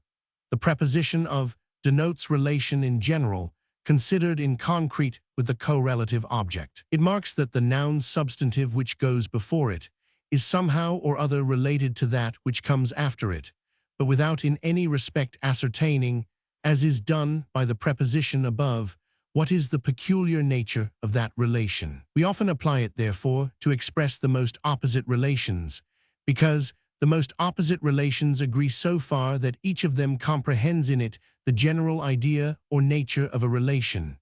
We say, the father of the son, and the son of the father, the fir trees of the forest, and the forest of the fir trees. The relation in which the father stands to the son is, it is evident, a quite opposite relation to that in which the son stands to the father.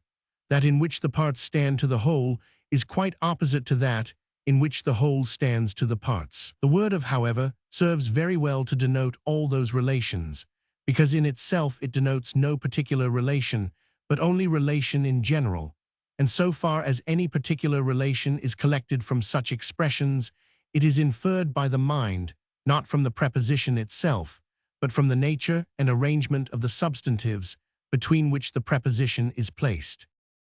What I have said concerning the preposition of may in some measure be applied to the prepositions to, for, with, by, and to whatever other prepositions are made use of in modern languages, to supply the place of the ancient cases. They all of them express very abstract and metaphysical relations, which any man who takes the trouble to try it will find it extremely difficult to express by nouns substantive, in the same manner as we may express the relation denoted by the preposition above by the noun substantive superiority. They all of them, however, express some specific relation, and are consequently none of them so abstract as the preposition of, which may be regarded as by far the most metaphysical of all prepositions. The prepositions, therefore, which are capable of supplying the place of the ancient cases, being more abstract than the other prepositions, would naturally be of more difficult invention. The relations at the same time which those prepositions express are of all others those which we have most frequent occasion to mention. The prepositions above, below, near, within, without, against, and see are much more rarely made use of in modern languages than the prepositions of, to, for, with, from, by. A preposition of the former kind will not occur twice in a page. We can scarce compose a single sentence without the assistance of one or two of the latter. If these latter prepositions, therefore, which supply the place of the cases, would be of such difficult invention on account of their abstractedness, some expedient to supply their place must have been of indispensable necessity, on account of the frequent occasion 314, which men have to take notice of the relations which they denote. But there is no expedient so obvious as that of varying the termination of one of the principal words. It is perhaps unnecessary to observe that there are some of the cases in the ancient languages which, for particular reasons, cannot be represented by any prepositions. These are the nominative, accusative, and vocative cases. In those modern languages which do not admit of any such variety in the terminations of their nouns substantive, the correspondent relations are expressed by the place of the words and by the order and construction of the sentence.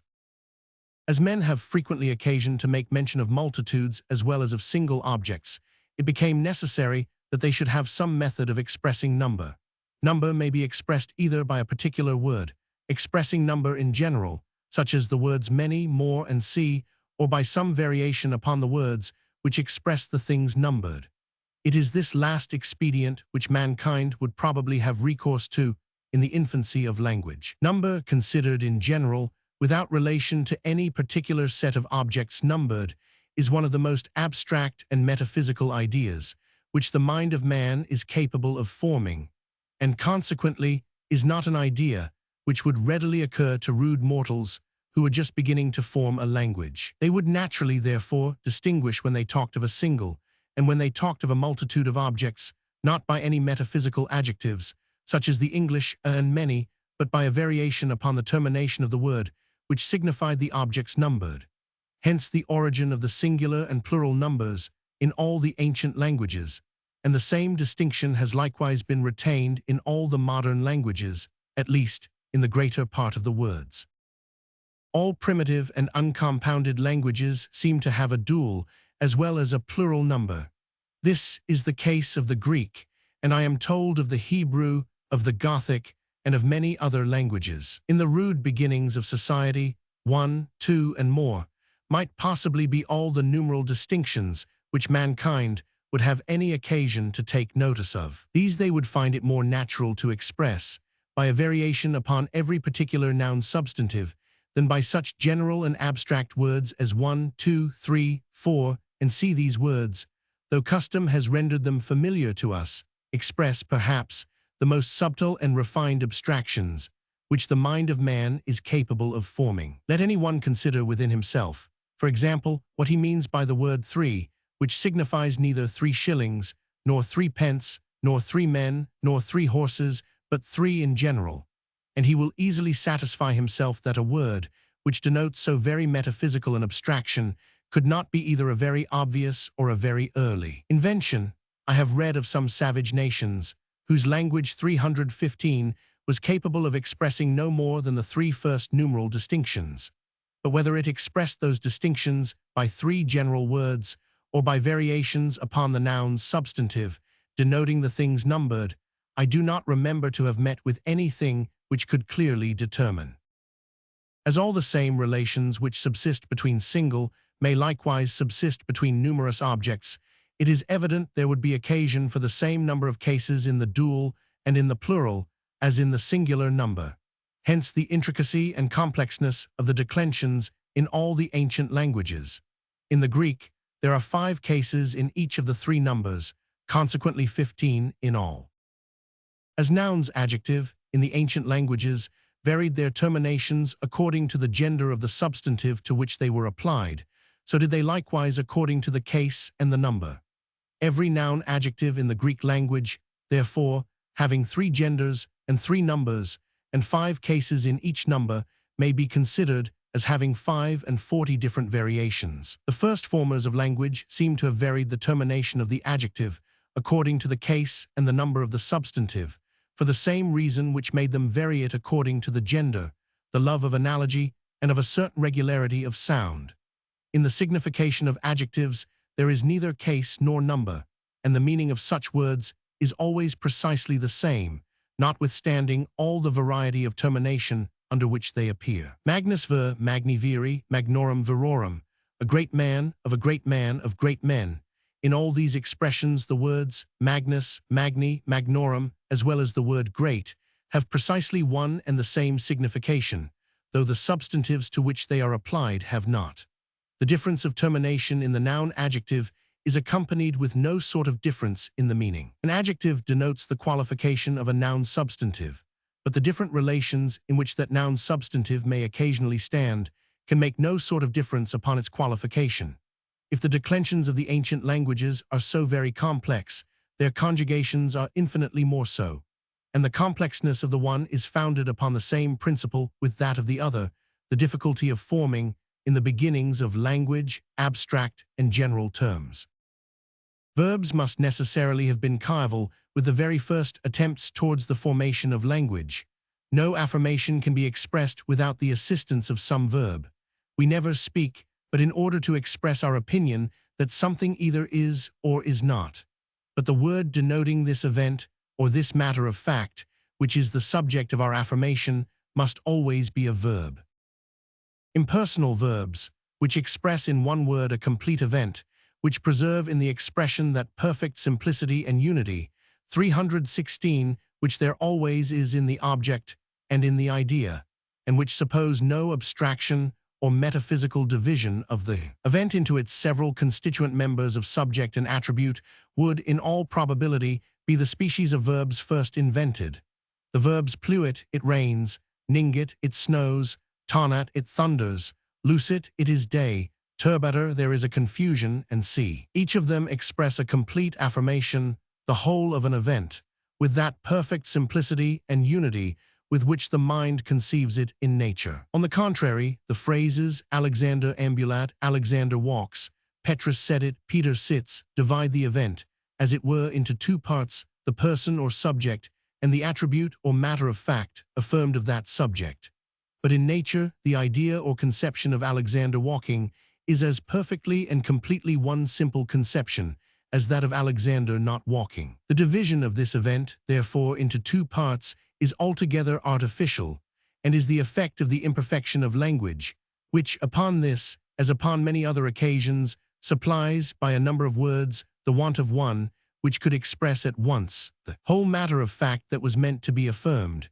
Everybody must observe how much more simplicity there is in the natural expression, pluit, than in the more artificial expressions, imber decidit, the rain falls, or tempestas est pluvia, the weather is rainy. In these 2 last expressions, the simple event or matter of fact is artificially split and divided in the one into 2, in the other into 3 parts. In each of them, it is expressed by a sort of grammatical circumlocution, of which the significancy is founded upon a certain metaphysical analysis of the component parts of the idea expressed by the word pluit. The first verbs, therefore, perhaps even the first words, made use of in the beginnings of language, would in all probability be such impersonal verbs. It is observed accordingly, I am told, by the Hebrew grammarians, that the radical words of their language, from which all the others are derived, are all of them verbs and impersonal verbs. It is easy to conceive how, in the progress of language, those impersonal verbs should become personal. Let us suppose, for example, that the word venit, it comes, was originally an impersonal verb, and that it denoted not the coming of something in general as at present, but the coming of a particular object such as the lion.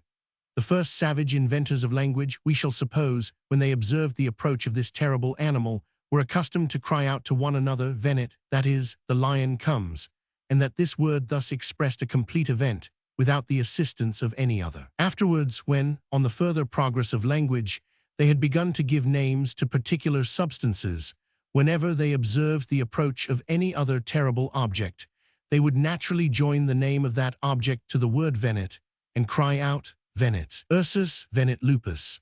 By degrees, the word venit would thus come to signify the coming of any 317 terrible object, and not merely the coming of the lion.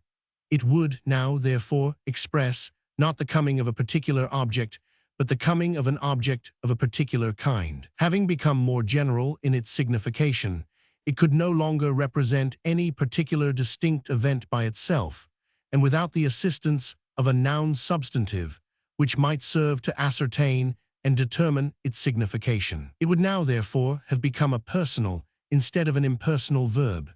We may easily conceive how, in the further progress of society, it might still grow more general in its signification, and come to signify, as at present, the approach of anything whatever, whether it were good, bad, or indifferent. It is probably in some such manner as this that almost all verbs have become personal, and that mankind have learned by degrees to split and divide almost every event into a great number of metaphysical parts, expressed by the different parts of speech, variously, combined in the different members of every phrase and sentence. The same sort of progress seems to have been made in the art of speaking as in the art of writing. When mankind first began to attempt to express their ideas by writing, every character represented a whole word. But the number of words being almost infinite, the memory found itself quite loaded and oppressed by the multitude of characters which it was obliged to retain. Necessity taught them, therefore, to divide words into their elements, and to invent characters which should represent not the words themselves, but the elements of which they were composed. In consequence of this invention, every particular word came to be represented, not by one character, but by a multitude of characters, and the expression of it in writing became much more intricate and complex than before. But though particular words were thus represented by a greater number of characters, the whole language was expressed by a much smaller, and about 24 letters were found capable of supplying the place of that immense multitude of characters which were requisite before. In the same manner, in the beginnings of language, men seem to have attempted to express every particular event which they had occasion to take notice of by a particular word which expressed at once the whole of that event. But as the number of words must, in this case, have become really infinite in consequence of the really infinite variety of events, men found themselves partly compelled by necessity and partly conducted by nature to divide 318 every event into what may be called its metaphysical elements, and to institute words which should denote not so much the events as the elements of which they were composed. The expression of every particular event became in this manner more intricate and complex, but the whole system of the language became more coherent, more connected, more easily retained and comprehend, as the far greater part of verbs express at present not an event, but the attribute of an event, and consequently require a subject or nominative case to complete their signification, some grammarians not having attended to this progress of nature, and being desirous to make their common rules quite universal, and without any exception, have insisted that all verbs required a nominative, either expressed or understood, and have accordingly put themselves to the torture to find some awkward nominatives to those few verbs which, still expressing a complete event, plainly admit of none. Pluit, for example, according to Sanctius, means pluvia pluit in English, the rain rains. See Sancti Minerva 1:3. Ci. When verbs, from being originally impersonal, had thus, by the division of the event into its metaphysical elements, become personal, it is natural to suppose that they would first be made use of in the third person singular. No verb is ever used impersonally in our language, nor, so far as I know, in any other modern tongue. But in the ancient languages, whenever any verb is used impersonally, it is always in the third person singular. The termination of those verbs, which are still always impersonal, is constantly the same with that of the third person singular of personal verbs. The consideration of these circumstances, joined to the naturalness of the thing itself, may therefore serve to convince us that verbs first became personal in what is now called the third person singular. But as the event or matter of fact which is expressed by a verb may be affirmed either of the person who speaks, or of the person who is spoken to, as well as of some third person or object, it becomes necessary to fall upon some method of expressing these two peculiar relations of the event. In the English language, this is commonly done by prefixing what are called the personal pronouns to the general word which expresses the event affirmed. I came, you came, he or it came. In these phrases, the event of having come is, in the first, affirmed of the speaker, in the second of the person spoken to, in the third of some other person or object. The first formers of language, it may be imagined, might have done the same thing, and prefixing in the same manner the two first personal pronouns to the same termination of the verb, which expressed the third person singular, might have said ego venit, tu venit, as well as ille or illud venit. And I make no doubt but they would have done so, if at the time when they had first occasion to express these relations of the verb, there had been any such words as either ego or tu in their language. But in this early period of the language, which we are now endeavoring to describe, it is extremely improbable that any such words would be known. Though custom has now rendered them familiar to us, they, both of them, express ideas extremely metaphysical and abstract. The word I, for example, is a word of a very particular species. Whatever speaks may denote itself by this personal pronoun. The word I, therefore, is a general word, capable of being predicated, as the logicians say, of an infinite variety of objects. It differs, however, from all other general words in this respect, that the objects of which it may be predicated do not form any particular species of objects distinguished from all others. The 319 word I does not, like the word man, denote a particular class of objects separated from all others by peculiar qualities of their own. It is far from being the name of a species, but on the contrary, whenever it is made use of, it always denotes a precise individual, the particular person who then speaks. It may be said to be, at once, both what the logicians call a singular and what they call a common term, and to join in its signification the seemingly opposite qualities of the most precise individuality and the most extensive generalization. This word, therefore, expressing so very abstract and metaphysical an idea, would not easily or readily occur to the first formers of language. What are called the personal pronouns, it may be observed, are among the last words of which children learn to make use. A child, speaking of itself, says, Billy walks, Billy sits, instead of I walk, I sit. As in the beginnings of language, therefore, mankind seem to have evaded the invention of at least the more abstract prepositions, and to have expressed the same relations which these now stand for, by varying the termination of the correlative term, so they likewise would naturally attempt to evade the necessity of inventing those more abstract pronouns by varying the termination of the verb, according as the event which it expressed was intended to be affirmed of the first, second, or third person. This seems, accordingly, to be the universal practice of all the ancient languages. In Latin, veni, venisti, venit sufficiently denote, without any other addition, the different events expressed by the English phrases I came, you came, he or it came. The verb would, for the same reason, vary its termination, according as the event was intended to be affirmed of the first, second, or third persons plural, and what is expressed by the English phrases we came, ye came, they came, would be denoted by the Latin words venimus, venistes, venunt. Those primitive languages, too, which upon account of the difficulty of inventing numeral names, had introduced a dual, as well as a plural number, into the declension of their nouns substantive, would probably, from analogy, do the same thing in the conjugations of their verbs. And thus in all original languages, we might expect to find at least 6, if not 8 or 9 variations, in the termination of every verb, according as the event which it denoted was meant to be affirmed of the first, second, or third persons singular, dual, or plural, these variations again being repeated, along with others, through all its different tenses, through all its different modes, and through all its different voices, must necessarily have rendered their conjugations still more intricate and complex than their declensions. Language would probably have continued upon this footing in all countries, nor would ever have grown more simple in its declensions and conjugations, had it not become more complex in its composition, in consequence of the mixture of several languages with one another, occasioned by the mixture of different nations. As long as any 320 language was spoke by those only who learned it in their infancy, the intricacy of its declensions and conjugations could occasion no great embarrassment. The far greater part of those who had occasion to speak it had acquired it at so very early a period of their lives, so insensibly and by such slow degrees, that they were scarce ever sensible of the difficulty.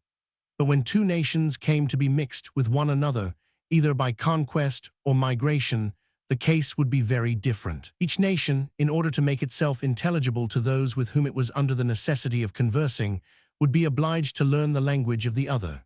The greater part of individuals, too, learning the new language, not by art, or by remounting to its rudiments and first principle, but by rote, and by what they commonly heard in conversation, would be extremely perplexed by the intricacy of its declensions and conjugations. They would endeavor, therefore, to supply their ignorance of these, by whatever shift the language could afford them. Their ignorance of the declensions they would naturally supply by the use of prepositions, and a Lombard, who was attempting to speak Latin, and wanted to express that such a person was a citizen of Rome, or a benefactor to Rome, if he happened not to be acquainted with the genitive and dative cases of the word Roma, would naturally express himself by prefixing the prepositions ad and de to the nominative, and instead of Rome would say ad Roma and de Roma. Al Roma and de Roma, accordingly, is the manner in which the present Italians, the descendants of the ancient Lombards and Romans, express this and all other similar relations.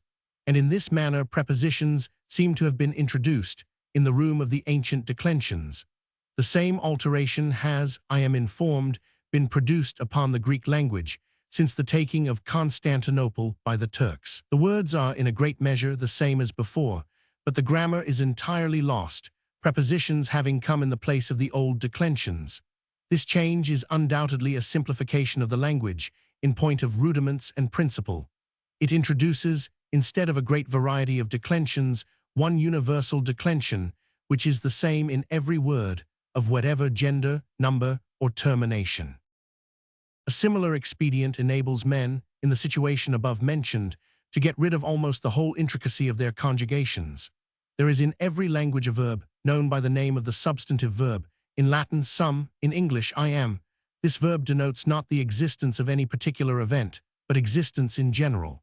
It is, upon that account, the most abstract and metaphysical of all verbs, and consequently could by no means be a word of early invention. When it came to be invented, however, as it had all the tenses and modes of any other verb, by being joined with the passive participle, it was capable of supplying the place of the whole passive voice, and of rendering this part of their conjugations as simple and uniform as the 321 use of prepositions had rendered their declensions. A Lombard who wanted to say I am loved, but could not recollect the word ama, naturally endeavored to supply his ignorance by saying ego sum amatus. Io sono amato is at this day the Italian expression which corresponds to the English phrase above mentioned. There is another verb, which in the same manner runs through all languages, and which is distinguished by the name of the possessive verb, in Latin habeo, in English I have.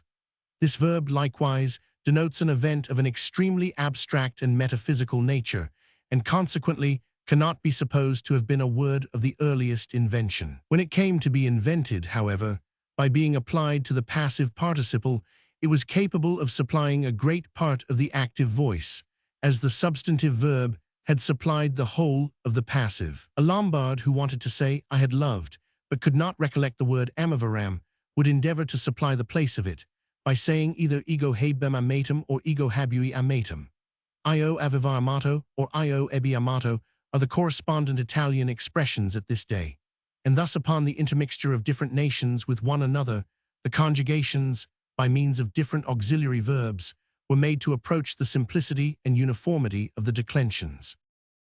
In general, it may be laid down for a maxim that the more simple any language is in its composition, the more complex it must be in its declensions and its conjugations, and on the contrary, the more simple it is in its declensions and its conjugations, the more complex it must be in its composition. The Greek seems to be, in a great measure, a simple, uncompounded language, formed from the primitive jargon of those wandering savages, the ancient Hellenians and Pelasgians, from whom the Greek nation is said to have been descended. All the words in the Greek language are derived from about 300 primitives, a plain evidence that the Greeks formed their language almost entirely among themselves, and that when they had occasion for a new word, they were not accustomed, as we are, to borrow it from some foreign language, but to form it, either by composition or derivation, from some other word or words in their own. The declensions and conjugations, therefore, of the Greek are much more complex than those of any other European language with which I am acquainted. The Latin is a composition of the Greek and of the ancient Tuscan languages. Its declensions and conjugations, accordingly, are much less complex than those of the Greek. It has dropped the dual number in both. Its verbs have no optative mood distinguished by any peculiar termination. They have but one future. They have no aorist distinct from the preterite perfect. They have no middle voice, and even many of their tenses in the passive voice are eked out, in the same manner as in the modern languages, by the help of the substantive verb joined to 322, the passive participle. In both the voices, the number of infinitives and participles is much smaller in the Latin than in the Greek. The French and Italian languages are each of them compounded, the one of the Latin and the language of the ancient Franks, the other of the same Latin and the language of the ancient Lombards. As they are both of them, therefore, more complex in their composition than the Latin, so are they likewise more simple in their declensions and conjugations. With regard to their declensions, they have both of them lost their cases altogether, and with regard to their conjugations, they have both of them lost the whole of the passive and some part of the active voices of their verbs. The want of the passive voice they supply entirely by the substantive verb joined to the passive participle, and they make out part of the active in the same manner by the help of the possessive verb and the same passive participle. The English is compounded of the French and the ancient Saxon languages. The French was introduced into Britain by the Norman conquest and continued, till the time of Edward III, to be the sole language of the law as well as the principal language of the court. The English, which came to be spoken afterwards and which continues to be spoken now, is a mixture of the ancient Saxon and this Norman French. As the English language, therefore, is more complex in its composition than either the French or the Italian, so is it likewise more simple in its declensions and conjugations. Those two languages retain, at least, a part of the distinction of genders, and their adjectives vary their termination according as they are applied to a masculine or to a feminine substantive. But there is no such distinction in the English language, whose adjectives admit of no variety of termination. The French and Italian languages have, both of them, the remains of a conjugation, and all those tenses of the active voice, which cannot be expressed by the possessive verb joined to the passive participle, as well as many of those which can, are in those languages marked by varying the termination of the principal verb.